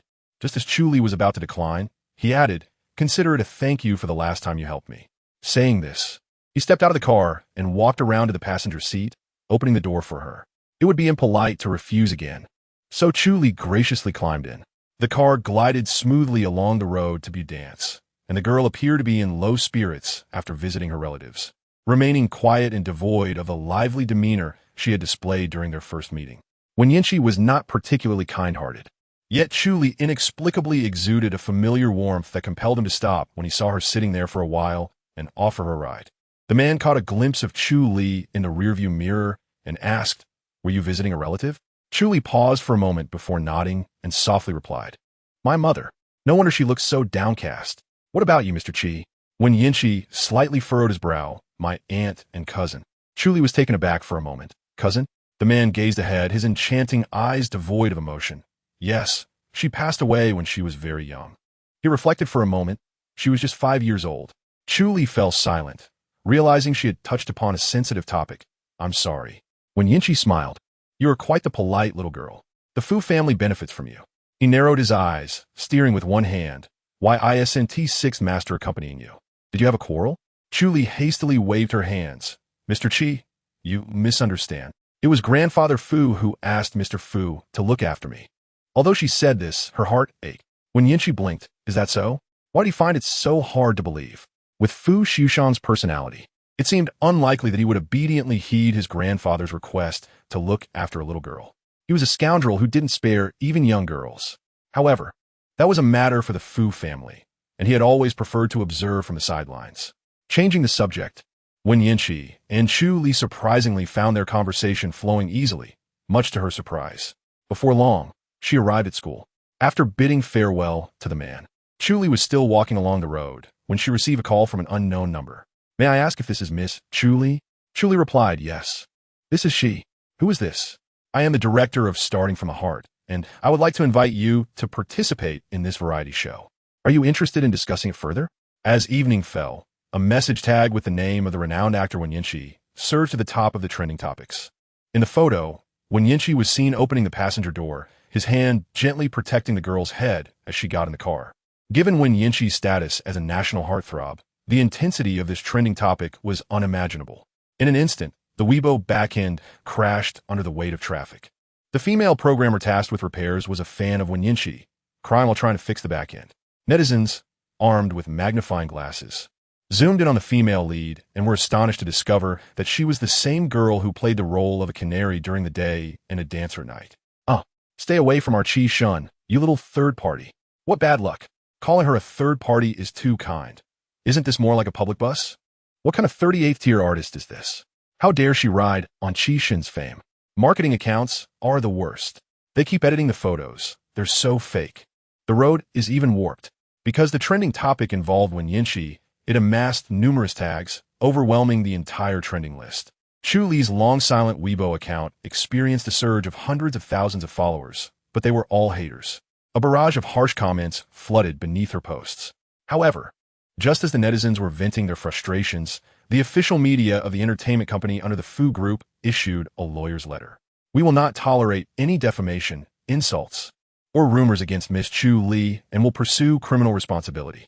The lawyer's letter bore the seal of the prestigious Liu family law firm in the capital. Known for its impeccable record, netizens were left dumbfounded, their hands trembling as they clutched their keyboards. Suddenly, the tide turned. Did you all go blind? The young lady is being slandered. Even the young lady of the Fu family is speaking up for her. How dare you still insult her? You won't even find a place to buy a coffin. What kind of mystical Eastern power is this, the flower of wealth? What is Fu family's connection to her? Our Wen Yinxi is also the heir of the Wen family in the capital. What's so great about the Fu family? To the one upstairs, how about you type the full name instead of the abbreviation? Just saying, is it possible that Wen Yinxi is genuinely involved with this mysterious Eastern force? After all, she has the Fu family backing her. Get lost. We don't dare insult Chu Li, but we won't hold back on you either. Don't spew nonsense. When Chu Li saw the trending topic, the offensive comments had already been cleared by the personnel arranged by Fu Xushang. Thus, when she logged in, she only saw a multitude of praises for her dancing. Beautiful sister, love it. The little fairy dances so beautifully. Isn't this the one who topped the dance exam and got into the Beijing Dance Academy? Her academic scores were also impressive. She's a scholarly young lady. By chance, she came across a few comments speculating about some mystical Eastern power and felt perplexed. She simply replied, "Thank you, everyone," and then shared the promotional announcement for Starting from Heart. Indeed, Chu Li had accepted the offer for this show. She learned that the show was quite routine, requiring her to be in a small room only before school and after school. Since she was an early riser and early sleeper, she hardly had much time to spend inside. Moreover, the remuneration was exceedingly generous, just enough to repay the money she borrowed from Su Sherbei. The director of Starting from the Heart had noticed the trending topic involving Chu Li and Wen Yinxi and had decided to capitalize on the buzz, not realizing he had struck gold. Meanwhile, on Fu Xushang's side, Ji Raoxing wore a serious expression as he looked at the man with a dark and helpless demeanor. Are you really going to participate in a dating show? Lu Xingzhou's blank face also revealed signs of distress. It was indeed monumental news for Fu Liujie to join a dating show. Fu Xushang understood his wife well. Accepting a variety show was a means to earn money to pay off the mortgage. Simply giving her the money would not suffice. Forcing Chu Li to give up the show while they were not officially divorced would mean he might never hold his wife in his arms again. Even a cornered rabbit would bite. With a heavy sigh, Fu Xushang wondered if he had any other options. He lifted his eyelids and instructed Su Feng, first, secure the exclusive naming rights for this variety show and bring me the script for revisions. The young lady certainly did not give him a moment's peace. What could he do? He had spoiled his wife. He couldn't scold or hit her, only indulge her. He certainly couldn't bear to see her flirting with another man on a variety show. Chapter 43. Want to meet your aunt-in-law? At 2 a.m, Chu Li, whether accustomed to sleeping in Fu Xushang's embrace or having not slept in the dormitory for too long, tossed and turned without finding rest. Eventually, she dozed off and in her dream. In her dream, she lay on a soft bed filled with the familiar scent of a man, her hand held tightly in as beneath the covers. The heat of his fingertips grazed her soft skin, intertwining with her gentle sobs and his deep, raspy breaths. With flushed cheeks, she bit her lip, Mr. Fu. Warm kisses brushed away her tears. Lily, don't be afraid. As a man's voice echoed, a delicate pear blossom bloomed amidst the mysterious vines in his hand, floating between dreams and reality. Chu Li opened her eyes to see the night fading, the dawn just revealing its light. She felt a wave of heat enveloping her. Even her usually cold toes were not spared. Curling her petite toes, she touched her forehead, feeling a thin layer of sweat. Her lips were ravaged beyond recognition. Lying quietly on the bed, despair washed over her. Mr. Fu must have received what she left behind, right? After tossing for a while, Chu Li sighed softly, her fingertips trembling as she reached for her phone in the dim light. Mr. Fu, when would you be available? Let's go to the Civil Affairs Bureau. Not expecting a response, she closed her dry eyes, struggling to drift back to sleep. Yet, a notification chimed. Li, can we discuss the divorce in person? Chu Li stared at the message, her gaze flickering. After a long pause, her fingers finally tapped out a single word. Okay. When is Mr. Fu available? Fu Xiushang replied. Let's talk when I return from my business trip. A business trip? It shouldn't be long, right?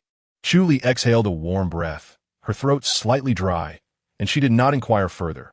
All right, I will wait for Mr. Fu to return.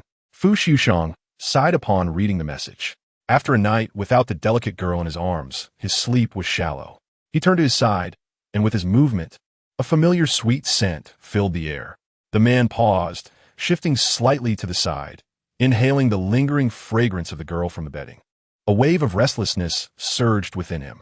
Since Zhao Danya lost Chu Li in the mall last time, she had been filled with guilt. For an entire week, she had shut herself away, reflecting on her actions at home while striking a wooden fish. Having not seen her aunt-in-law for a long time, she felt an itch to visit Fu Xiushang. Aunt Chen opened the door. As soon as she stepped into the foyer, she heard sounds coming from the second floor. Excitedly, she called out, Aunt-in-law. Looking up, she saw two tall, handsome men with dark circles under their eyes, yawning and appearing utterly exhausted as they emerged from the guest room. Ji Raosheng cursed as he walked. Damn, my hands are killing me.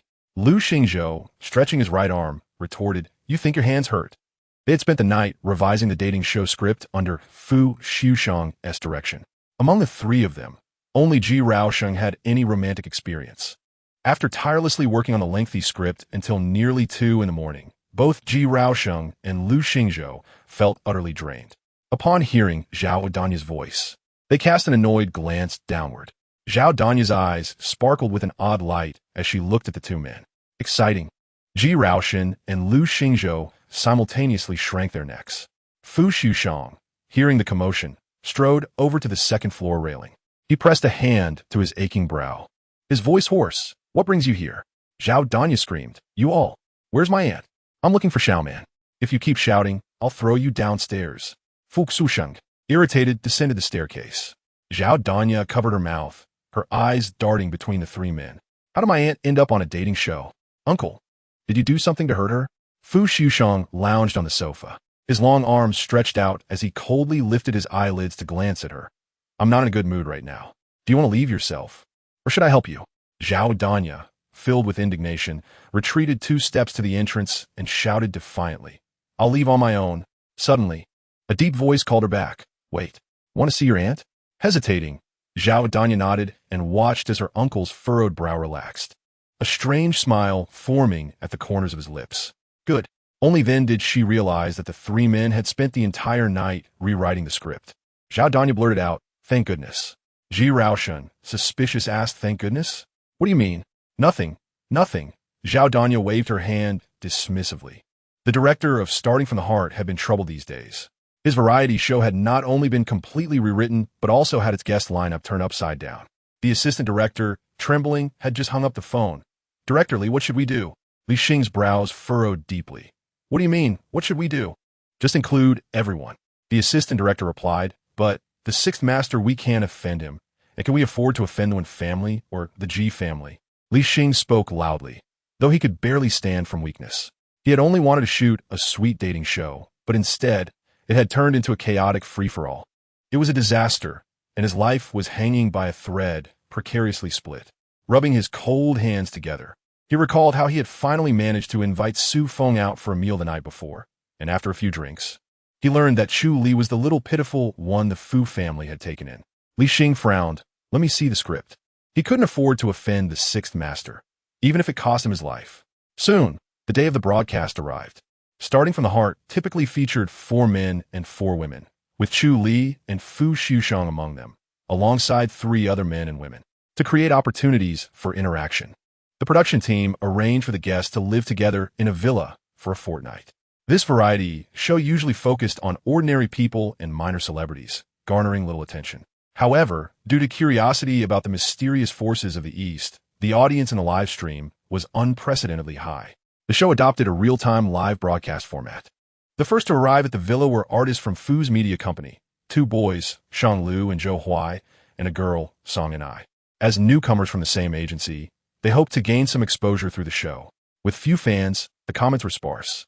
Instead, many of Chu Li's detractors began to stir.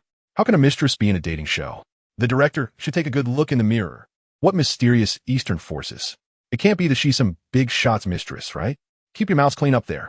You're throwing around accusations like a water truck splashing mud. Oh, even a third-rate dancer has fans now. Just as the comments escalated, the door of the villa creaked open, and the 2 boys curiously peeked out. Chapter 44. Dating? I have a partner. Zhao Danya and Ji Xiao entered simultaneously.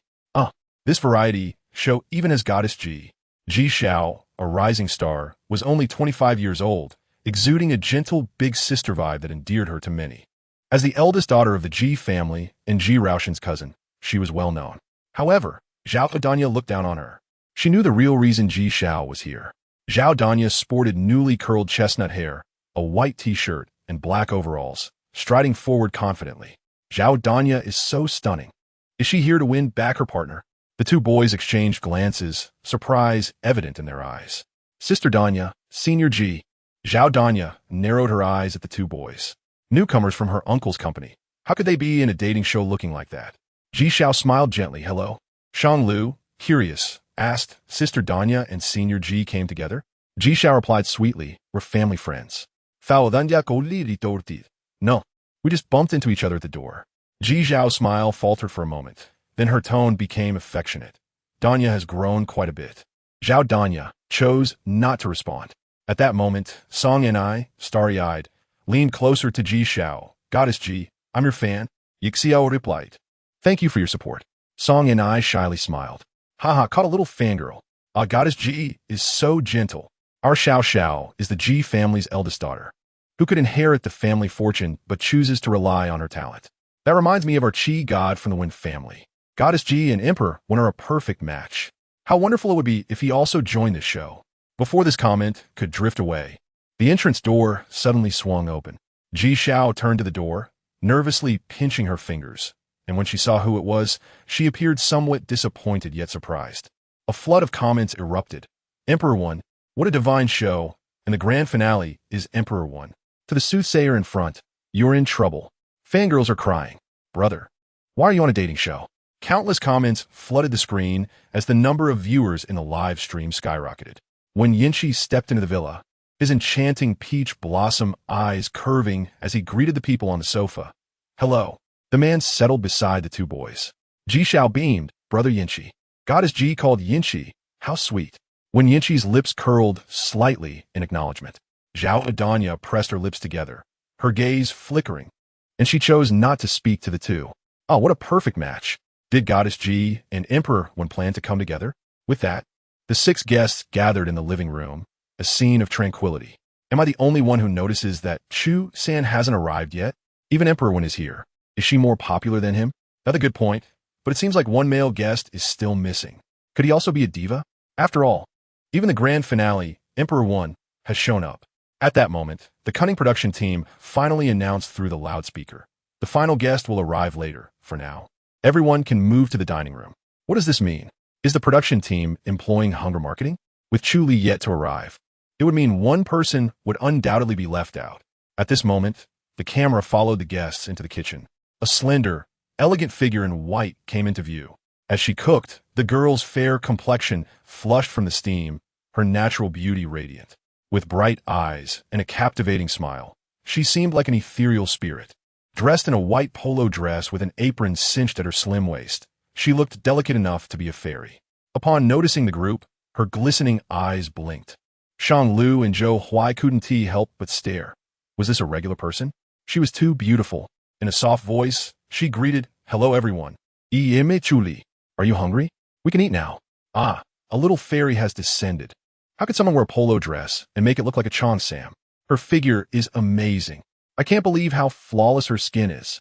She's even more beautiful than in her Weibo videos. I'm suddenly a bit enamored by her looks. High technology at work. I can make myself look even better. So, has Xiao Lihua been cooking here all along? Has she been steaming for an hour? What is she trying to do? Does she think that by merely preparing a meal, she can cleanse her image? This is pure scheming. Knowing everyone is outside, she takes it upon herself without consultation. The kitchen is so far from the living room, and the hood is so noisy. It's quite possible she hasn't heard anything at all. It's already 7 o'clock. Yet not a single guest has approached the kitchen to express a desire to cook. Chu Li blinked, a hint of apology on her face. Sorry. I hadn't eaten before coming, so I just started. Ha ha ha.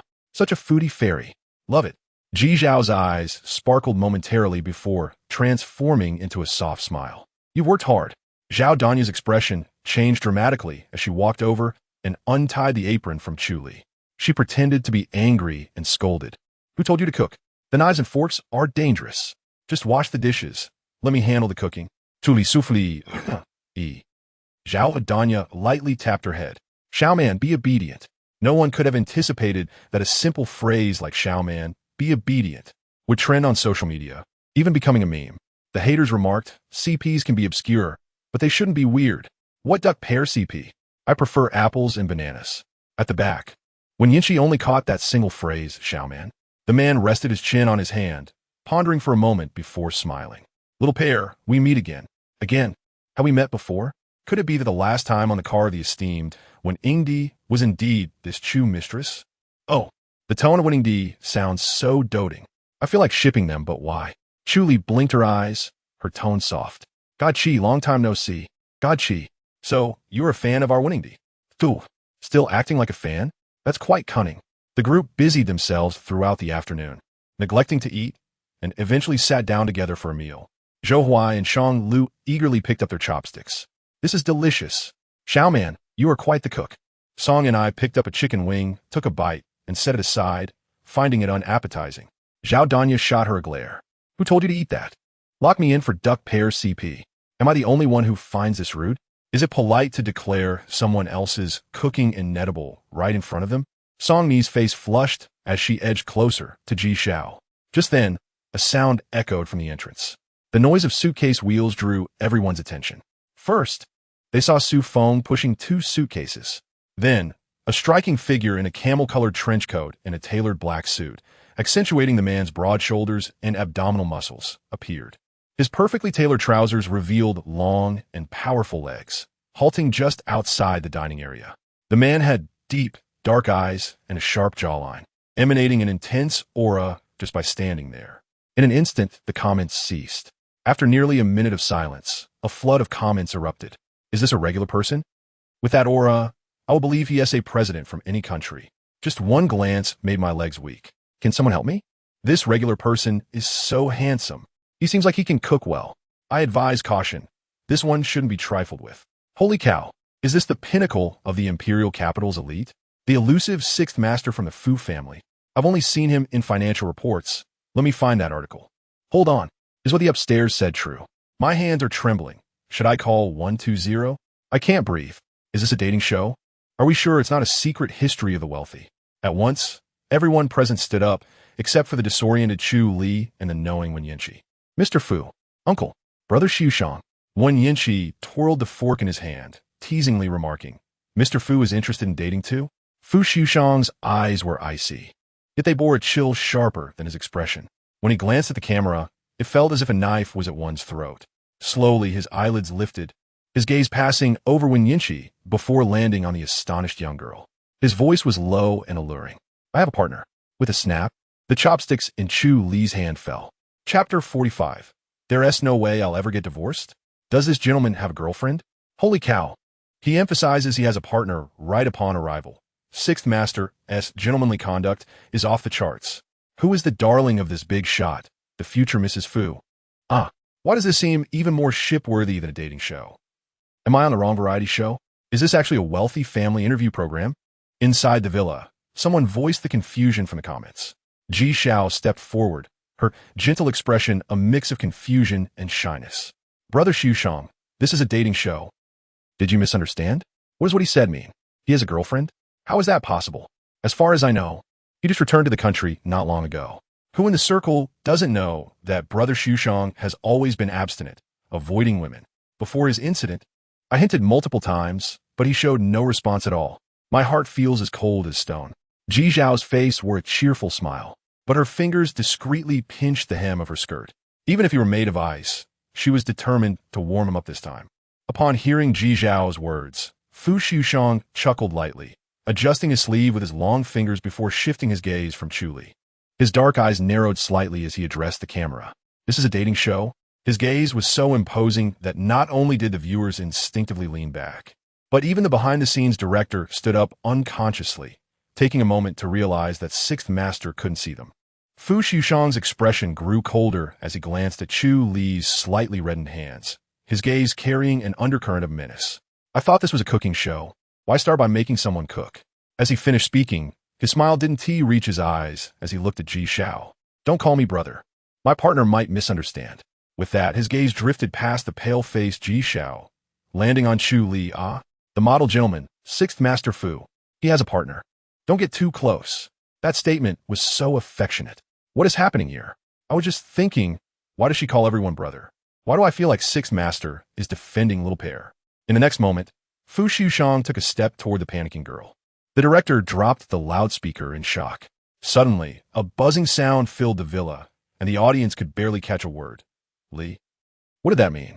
Stay away from me? The director panicked, his instincts warning him that something was about to go wrong.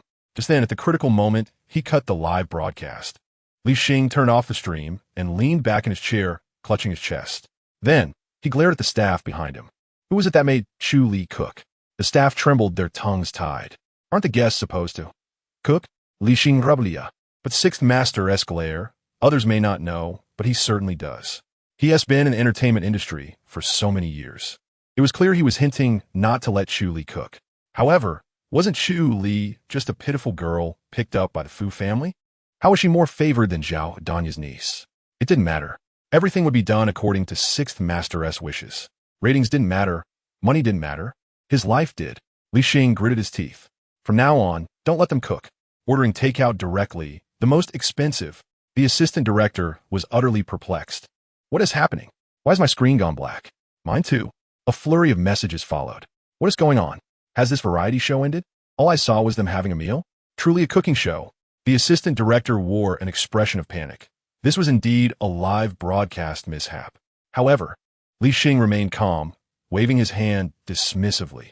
Release the edited personal teaser first. Fortunately, he had prepared in advance. Regardless, the show starting from the heart still became a sensation. Heirs of the imperial capital gather in a dating show. I have a partner. Now, don't call me Brother Master Fu enters the dating show topped the charts for quite some time, even catching the attention of the elder Mr. Fu at the Fu family mansion. Steward Lin approached with a tablet. Sir, the sixth young master is on a dating show? Fu Yantian wore a puzzled expression, as if questioning the absurdity of it all, until he glanced at the tablet he was handed. After a moment, shock and joy erupted in his eyes. The elder slapped his chair and laughed heartily. That rascal, finally showing some filial piety. A hard tree has finally bloomed. When the elder called, Fu Xushang was standing by the window in the corridor of the fifth-floor room. The elder's voice boomed with delight. Xushang, when are you bringing your girlfriend home? Fu Xushang looked at the locked door, rubbed his brow, and replied, Dad, we've registered our marriage. She's your daughter-in-law. Fu Yantian was caught off guard, too astonished to reprimand him for acting without prior notice. His heart raced. It was all too sudden. After a pause, he finally declared, Bring her back tomorrow. Fu Xushang hung up without committing further, striding to the door of Chu Li's room. Li, open the door. Chu Li buried her head in the blanket, her fingertips turning white from the tension. She was furious. If the live broadcast hadn't been cut off, she would have been trending and receiving scorn for days. The name Canary was now indelibly stamped on her. I'm not opening, a muffled voice came from within. Lily, be good, Fu Liujie urged, his tone low and restrained. Just moments earlier in the dining room, he had seen Wen Yinxi serving her food, his gaze unmistakably provocative. Why was Wen Yinxi here? Was he after his little girl? The jealousy he had bottled up for days now surged forth. The girl was still his fan, calling him God Yinxi, her eyes sparkling with admiration, far more advantageous than he, a divorced man. He felt bitterly envious. There are no cameras. You shouldn't linger at my door, he stated. This floor has no surveillance. He had meticulously arranged it so that both he and Chu Li resided on the 5th floor, devoid of monitoring. Chu Li's voice grew clearer, yet she still refused. Aren't you supposed to discuss the contract with me? Silence enveloped the room for a moment. Click. The door unlocked. Before she could open it, Fu Liujie had already turned the knob and strode inside. The girl looked up in surprise, only to be enveloped in his familiar embrace. Fu Liujie kicked the door shut behind him, his strong hand gripping her slender waist with such force it felt as if he intended to meld her into his being. He buried his face in her neck, inhaling deeply, greedily savoring the familiar fragrance that lingered on her skin. His breath was hot, his fingertips imbued with desire. Chu Li struggled for air, pushing against his solid chest with her small hands. Memories of a particularly embarrassing dream from the previous night flashed through her mind, causing her cheeks to flush and her breathing to quicken. Mr. Fu, aren't we supposed to discuss the divorce? Feeling a release of pressure, Chu Li managed to catch her breath. In the next instant, his lips descended upon hers with a fierce urgency, possessive and unyielding, as if they were in a realm untouched by others. His eyes were as dark as ink, burning with a predatory intensity akin to a leopard hunting in the night. He was furious, a mix of jealousy and temptation coursing through him. Divorce? That was utterly inconceivable. The girl was startled and ashamed, her delicate hands futilely struggling against him. Her alabaster arms grazed his firm body, igniting the desire he had pent up over the past few days. Chapter 46. You are my wife. Legally, Fu Liujie's gaze darkened as he impatiently secured her flailing hand around his neck. He lifted her effortlessly, pressing her against the bathroom glass. So cold. The contrasting sensations of the chill behind her and the heat before her sent shivers through Chu Li. Her nails instinctively dug into the skin at the back of his neck. Though she wished to refuse him, her body betrayed her, responding honestly to his affections. Unable to deny it, she relished Fu Liujie's kisses. Noticing her change, the fire in his heart was extinguished, replaced with affection and a swelling desire. He cradled her, his warm hand threading through her hair, soothing her with each gentle stroke. The air in the room grew thin as he kissed her, tenderly laying her down on the bed. A flurry of kisses fell upon her. Moments later, as the cold wind brushed past outside, Chu Li stirred from her daze, her eyes wide and glistening with unshed tears. She weakly raised her hand to push him away, but before she could act, he had already released her. Fu Liujie's eyes were heavy with longing as he caught his breath, propping himself on the bed. He desired her, but not at that moment. Another kiss would render him uncontrollable. His rough fingers brushed away the tears at the corners of her eyes.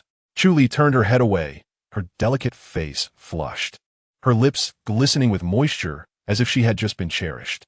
Fu Liujie's gaze darkened, his hand gently smoothing her waist as he patiently adjusted her clothing. The quiet room was filled only with their heavy breathing. Before long, the muffled sound of her sobs broke the silence. Fu Liujie, you scoundrel. The words came out like a cat's cries, heart-wrenching. Her tender fists pounded against him repeatedly. The desire within him diminished significantly, and he gently stroked her back. Confused and flustered, his voice grew hoarse. I'm the scoundrel. Lily, don't cry. It's my fault. Sweetheart, please don't cry. He tenderly kissed away her tears. Chu Li, breathless from crying, felt a mix of humiliation and anger. Biting her pink lip, she finally voiced her suppressed feelings. I'm not your canary, to be kissed or hugged at will, or to be treated however you please. So that was how it was. Did he seem so untrustworthy? To treat her like a canary? Fu Liujie paused, letting out a sigh, his tone filled with exasperation. Little one, let us be reasonable. You are the only woman in my life. How could I have a canary? If you were truly my canary, I would have taken direct action long ago.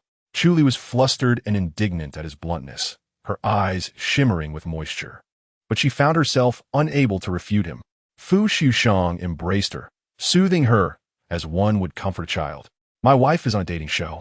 Am I not allowed to be upset? Chu Li was momentarily taken aback, her eyes flickering. Hesitantly, she countered, but we are merely in a contractual marriage. We're about to get a divorce.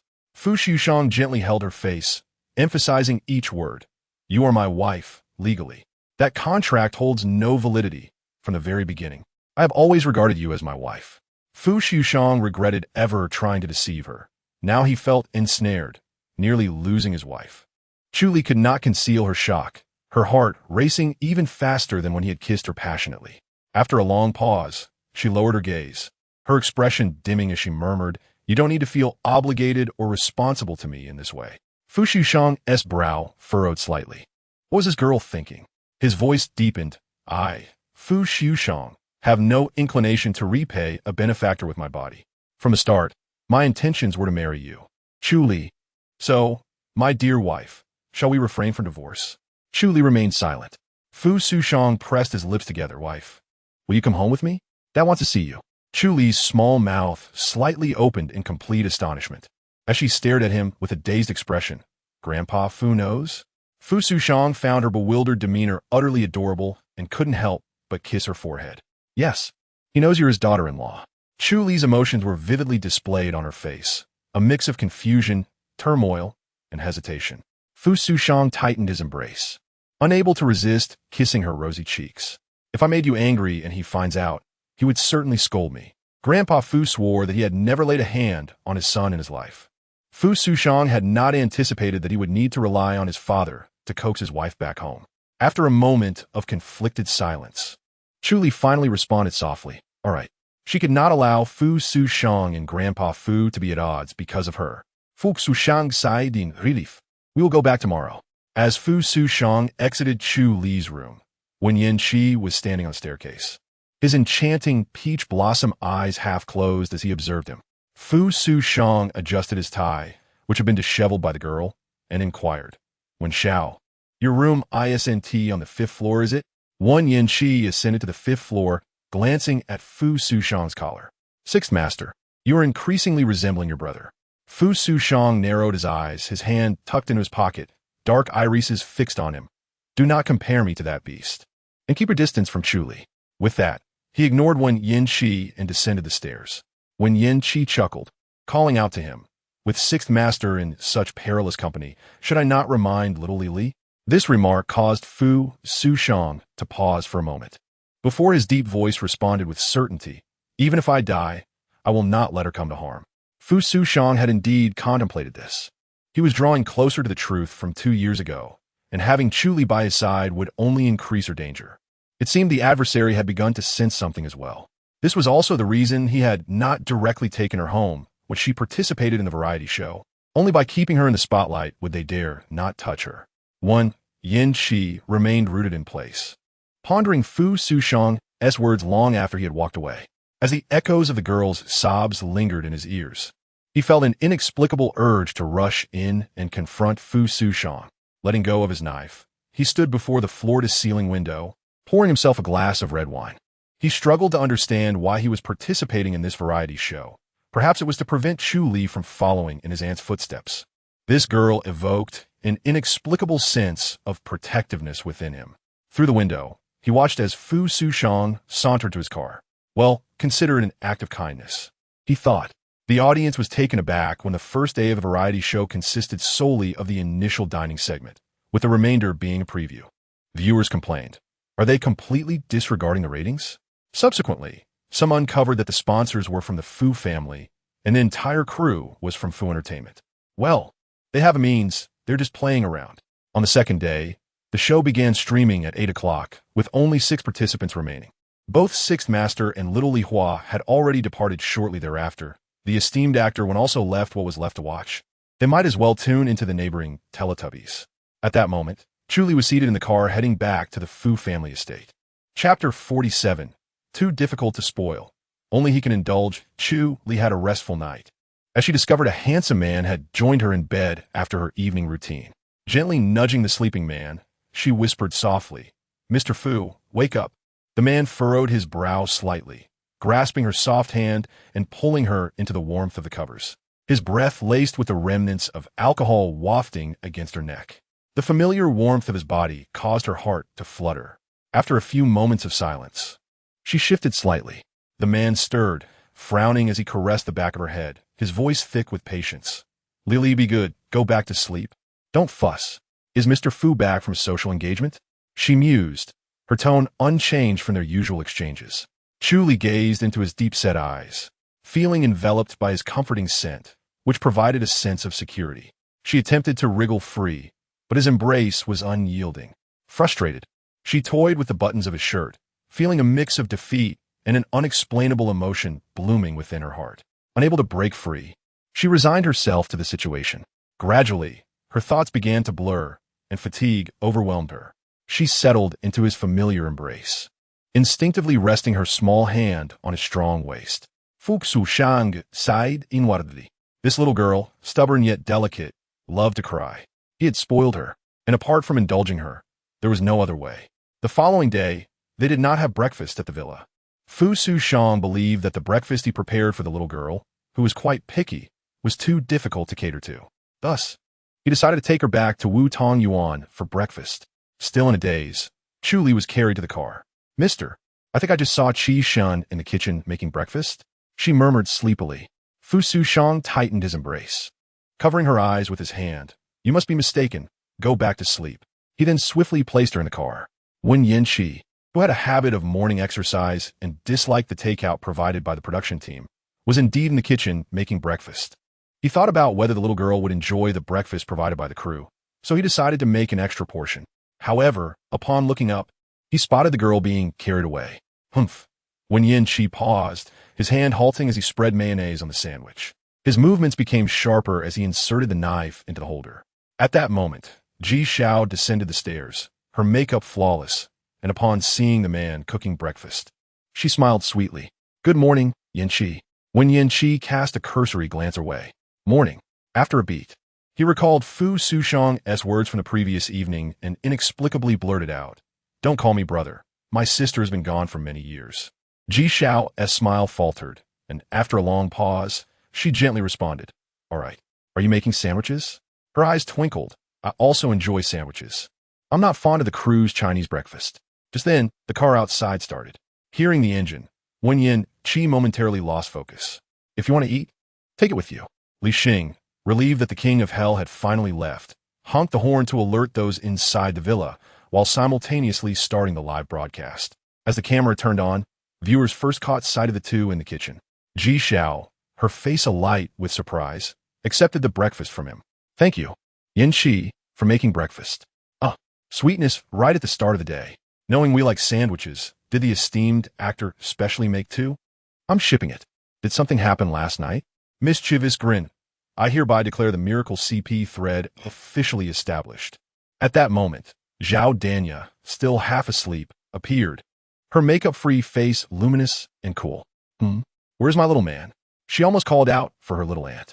Zhao Danya snapped awake as she recalled hearing her uncle and little man's voices in the hallway. "Where is everyone?" "Sister is up early looking for her wife." He. "My little man, who is going crazy over this?" Chu Li absent. Zadanya, lacking enthusiasm, grabit a sitimidbun. Raising it to her mouth, only to have a large hand suddenly block her lips. The proximity allowed her to feel the warmth of the palm. "Be careful. It's a soup dumpling." Zhao Danya was momentarily taken aback, taking a small bite of her bun, her expression somewhat awkward. "Thank you." Wen Yanqi withdrew his hand and casually inquired, "Are you heading to Beiwang? I can give you a ride." As she fastened her seatbelt, Zhao Danya thought to herself how fortunate it was that Xiaoman didn't team meet Wen Yanqi first. Otherwise, her uncle would have been irrelevant. Wen Yanqi, steering the wheel, asked, "Is Xiaoman's nickname Chu Li?" Why? Zhao Danya sipped her milk and blinked, explaining, "Because she was born in Xiaoman." When Yanqi paused, something fleeting coursing through his mind, eluding his grasp. Noticing the man's contemplative demeanor, Zhao Danya, unable to contain herself any longer, blurted, "You better not have any thoughts about my aunt." The car came to a halt at the entrance of Beiwang. When Yanqi, unfastening his seatbelt, half turned towards her his peach blossom eyes glimmering with intrigue. "Aunt, are you certified?" Zhao Danya felt a chill run down her spine from his gaze. "Of course." After a moment, the man snickered coldly, his expression growing increasingly frosty. A surge of inexplicable anger swelling within him. He clenched his jaw and remarked harshly, "What a beast." He contemplated that if it were his sister being taken away, he would likely be furious enough to beat the perpetrator into the hospital. Zhao Danya covered her mouth, realizing she had let slip too much. "Thank you for driving me to school." She quickly opened the car door and bolted away. When Fu Xiushang arrived at the Fu family mansion with Chu Li, it was already 10 in the morning. The silver Maybach glided into the Fu estate. Before the solemn mansion lay an expansive garden, vibrant with roses and bellflowers. A feast for the eyes this season. Chu Li was tense throughout the journey, too anxious to appreciate the floral splendor. Seemingly sensing her unease, Fu Xiushang toyed with her hand, a playful smile gracing his features. "Lily, if you're this nervous, Dad might think I'm bullying you when we meet." Chu Li blinked at him, her sparkling eyes reflecting her uncertainty, which dissipated somewhat with his light-hearted words. The vehicle traversed the garden and came to a slow stop before the grand entrance of the villa. Fearing that the sight of a multitude would frighten the girl, and worried she might catch a glimpse of his father's 3 wives, which could affect his performance, Fu Xiushang had preemptively informed his father. In the entire villa, only old Master Fu awaited them. His biological mother, who typically disliked staying there, was likely enjoying herself in their home in France. Old Master Fu had taken this into account and given the servants a day off. The vast mansion was thus left with only him and the steward, Lin, waiting at the entrance. Upon seeing Fu Xiushang's car approaching, old Master Fu was filled with more joy than when his son was born. He nudged Lin, exclaiming, "She is here. My daughter-in-law has arrived." Chapter 48, Dad, Xiushang isn't bullying me. Old Master Fu was positively beaming with delight, his gaze unwaveringly fixed past Fu Xiushang, directly onto the soft, delicate hand resting gently on his son's. The girl's rain-kissed complexion was revealed, her figure adorned in a dark qipao, accentuating her slender waist. Her skin appearing even more radiant, with bright, glistening eyes, a captivating sight. When old Master Fu beheld Chu Li, he was momentarily stunned, but his smile widened further. Without hesitation, he swatted Fu Xiushang's hand away, his voice filled with joy. "Li girl, you've come too." Seeing old Master Fu was akin to reuniting with her own grandfather, and Chu Li was overjoyed, her earlier apprehension forgotten. "Grandpa Fu." "Ah, splendid." Fu Yantian's smile grew ever more benevolent. He hadn't expected his son to bring Chu Li along. He was becoming increasingly filial. Glancing at his son, Fu Yantian subtly inquired, "Where's my daughter-in-law?" Fu Xiushang shot a displeased glance at his father, who stood between him and Chu Li, his expression darkening. He gritted his teeth. "Let us talk inside." Hadn't his daughter-in-law returned with him? Fu Yantian, though puzzled, allowed Chu Li's joy to overshadow his confusion. He beamed as he led the girl into the villa. Inside the hall, old Master Fu gestured for Lin to pour a glass of juice and hand it to the girl, his face beaming with kindness. "The girl, has your uncle been taking good care of you? How is your studying going?" Since Chu Li was of similar age to Zhao Danya and Fu Jiayao, she naturally had to address Fu Xiushang as uncle. The girl paused, her hand holding the juice momentarily still as she blinked her bright eyes, biting her lip in suspicion. Looking towards Fu Xiushang. "Uncle? What is Grandpa Fu talking about?" Fu Xiushang could no longer bear it, wrapping his arm around her slender waist, shooting a disapproving glare at his father. Fu Yantian was equally displeased. How could this rascal drape his hand over the girl? As an elder, he should know better, especially considering that Chu Li was a 20-year-old young lady at the age of romance. Before he could reprimand Fu Xiushang, the young man interrupted, his left hand firmly holding the girl's delicate right hand, his voice low and slightly husky. "Wife, still calling Grandpa Fu?" Fu Yantian froze, his eyes widening as they darted between Fu Xiushang and Chu Li. Chu Li was momentarily dazed, about to follow Fu Xiushang's lead and change her address. Fu Yantian raised a hand, signaling her to hold on, bewildered. "What do you mean?" Old Master Fu stood up in disbelief. Was this what he thought it was? Fu Xiushang, displeased, pulled out a red book from his pocket, revealing the page with their photo and seal, thrusting it before Fu Yantian's eyes. His voice carried an edge of mockery. Chu Li, my wife, your daughter-in-law. Don't make my wife call you Grandpa Fu. It confuses the generations. If you want to hear Grandpa, you'll have to wait 2 more years. After a brief silence, Old Master Fu processed this revelation, his hand trembling over his heart, face alternating between shades of green and white. Finally, he gritted his teeth and spat out, "You ungrateful wretch." Fuming, he turned to Lin, barking, "Old Lin, bring the family rules. Let us see if I don't beat this unfilial son to a pulp today.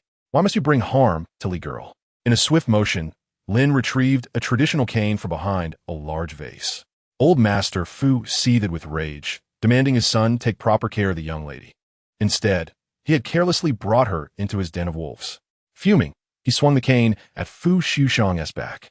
The strike landed heavily, causing Fu Liujie to bend his knee and half kneel on the ground, a muffled groan escaping him. Chu Li gasped, immediately standing in front of him, her voice trembling. "Grandpa Fu, please don't hit him." Old Master Fu's chest heaved, and despite Lin's support, he barely managed to maintain his composure. "You rascal." His gaze fell upon Chu Li, and, after catching his breath, he pointed an accusing finger at Fu Liujie, his tone filled with indignation. "Li girl, did this scoundrel bully you? Speak honestly to Grandpa Fu." Chu Li shook her head vigorously, glancing at Fu Liujie, her heart aching as if pricked by needles. She knelt beside him, her voice steady despite the tremor in her heart. "Dad, Liujie hasn't bullied me. We are genuinely in love." Old Master Fu paused, incredulity etched on his face. The girl leaned against Fu Liujie, her alabaster hand clinging to his sleeve, her dark eyes brimming with concern. "Sir, are you all right?" Fu Liujie's expression remained calm, his shoulders slightly rising as he grasped her hand reassuringly, his voice soothing. "Lily, I'm fine. Please get up." The young girl donned a qipao, beneath which she wore only a delicate pair of stockings. As she knelt, her knee made direct contact with the ground, emitting a crisp sound that sent shivers down his spine. She appeared as tender as if sculpted from water, and her knee was likely to be bruised and reddened. Fu Liujie's gaze darkened. He could hardly bear to see the girl kneeling on the hard floor. Fu Yintian's expression was inscrutable as he observed the two, his eyes darting back and forth, particularly pained by the sight of Chu Li's tearful eyes, which only fueled his anger further. After a moment of restraint, he softened his tone and addressed Chu Li. "Dear Li, please rise. The flowers in the back garden have bloomed. Go with Manager Lin to admire them." Chu Li shook her head, her eyes downcast. With gritted teeth, Fu Yintian shot a glare at Fu Liujie before speaking gently. "Rest assured, I will not strike him." Then, with a fierce look, he commanded his son, "Follow me to the study." The girl was lifted by Fu Liujie, who held her waist. Yet, her heart was not in flower gazing. She turned back to glance at him repeatedly. The man offered her a reassuring smile, suggesting she look for something she liked, even encouraging her to carry a pot back home. In the study, Fu Yintian shot Fu Liujie a venomous glare, scoffing, "You play your part remarkably well. In the past, when I went out to fight, I endured far worse blows than you received today. Why did you kneel after just one hit? Have you grown weak with age?" Fu Liujie shrugged, grinning mischievously. "You certainly show no mercy for kin." It did hurt, but hearing the girl's heartfelt words made it worthwhile. Fu Yintian snorted and settled into his chair, his demeanor shifting to one of gravity. How was the matter being handled? Fu Liujie loosened his collar and took a seat across from his father.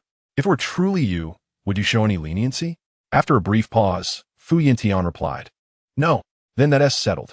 Fu Liujie stood, preparing to leave, when Fu Yintian called after him, "You won't be here until the 28th, will you?"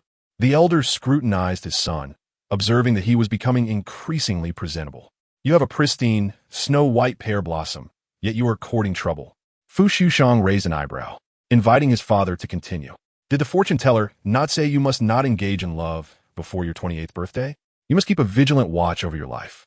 Should anything happen, I will arrange a suitable match for Li. Father, you are my biological father. Could you not wish for me to have better fortune? For Chu Li's sake, I am not so easily defeated." With a dismissive hum, Fu Yintian refrained from responding. As Fu Liujie exited, he found a young girl quietly waiting at the door with a medical kit in hand. Upon seeing him, her watery eyes fell upon him, and with a gentle touch, she grasped his larger hand, her soft lips parting to ask, "Sir, have you finished your conversation?" Fu Liujie's gaze traveled from her delicate hand to her reddened, bruised knees. And he replied, "Yes, we have finished." "Then let us return to the room," she said softly. Chapter 49. That does not count as a kiss. Fu Liujie, disinterested in domestic squabbles, chose the tranquility of the fourth floor for his room. He led the girl into the elevator, through the corridor, and into a spacious chamber. The decor was simple, lacking the familiar scent that belonged to him, replaced instead by the freshness of laundry detergent, indicating his rare visits. Upon entering, Chu Li was guided to the edge of the bed, the medical kit placed on a nearby table. Her dark, lustrous eyes glimmered with unshed tears as she bit her lip in silence, her porcelain-like hands tugging at his shirt to unbutton it. Dressed in a qipao for the occasion, her long hair was elegantly styled, revealing her graceful neck. As Fu Liujie inhaled the faint fragrance of pear blossoms emanating from her, his warm fingertips glided across his firm abdomen, causing him to swallow hard. He drew her closer, his warm hand resting on her swollen knee, kneading it gently. Chu Li emitted a soft whimper, her brows furrowing, her eyes misting over. "Does it hurt?" "Not as much as the blow I received," she replied, attempting to evade his touch. His large hand encircled her slender waist, his deep-set eyes half tilted towards her as he asked, his voice hoarse, "What troubles you, Li?" Chu Li turned her face slightly, stubbornly pulling down his shirt. Her petite hand brushed against his shoulder, revealing a shocking purple bruise. In a voice filled with sympathy, she asked, "Why didn't you dodge, sir?" As Fu Liujie opened his mouth to respond, he felt her soft fingers press against his firm back, causing his body to tense and his breath to quicken. After a long pause, he heard her trembling voice, tinged with tears, "It's all my fault. If it weren't for me, Grandpa Fu wouldn't have struck you." His heart ached for the poor girl, who bore the blame for something that was not her doing. Had he known this would upset her, he would have taken the hit without complaint. He leaned down and pressed a gentle kiss to the damp corner of her eye, whispering, "Do not cry, dear. It is not your fault. It is merely because I teased his daughter-in-law that my father struck me." Her long lashes fluttered against his lips as she replied softly, "Sir, you did not bully me." Fu Liujie's brow twitched, his rich voice inquiring, "So, does Li have feelings for me?" They were genuinely in love, as she had indicated. Chu Li fell silent, her gaze lost in confusion. After a long moment, she heard his low, sighing voice. "Does what Li says not hold weight? Words spoken in front of my father are not to be taken lightly?" His large hand applied gentle pressure to her bruised knee, eliciting tears from her eyes as she bit her lip. With a sudden intensity, he pressed his lips against hers, fierce and wild, as if the darkness in his gaze sought to engulf her. His grip was strong, his body taut with tension. Chu Li felt herself blushing, her strength waning under his kiss. After a brief moment, he softened his grip, his hand sliding down her qipao to her knee, kissing her intermittently. His voice was hoarse and dry, as if he had just smoked a cigarette. "Little liar, you say you do not like me. Yet you claim I did not bully you." With a sigh of resignation, he added, "A beast like me deserves to be beaten, not just struck." "Chu Li gapet?" Her fair hand covering his mouth. Fu Liujie raised an eyebrow, his penetrating gaze fixed upon her. After a long pause, he noted her serious expression as she spoke earnestly. "Sir, please do not speak recklessly. You will be fine." He remained silent for a moment, then gently pulled her hand down, holding it in his palm. What a kind-hearted little creature she was. She must have overheard his father's words. Fu Liujie chuckled lowly. Is he worried about this? An idea struck him, and a smile graced his lips. The fortune-teller's words only pertain to love. My unilateral affection for Li hardly counts as such. His eyes sparkled with amusement as he added, "Unless Li also harbors feelings for me." Chu Li was momentarily stunned, her lashes fluttering like crow feathers. The bashful expression on her face was undeniably charming. Fu Liujie pulled her closer, resting his nose against hers, whispering, "It seems Li truly has feelings for me, does it not?"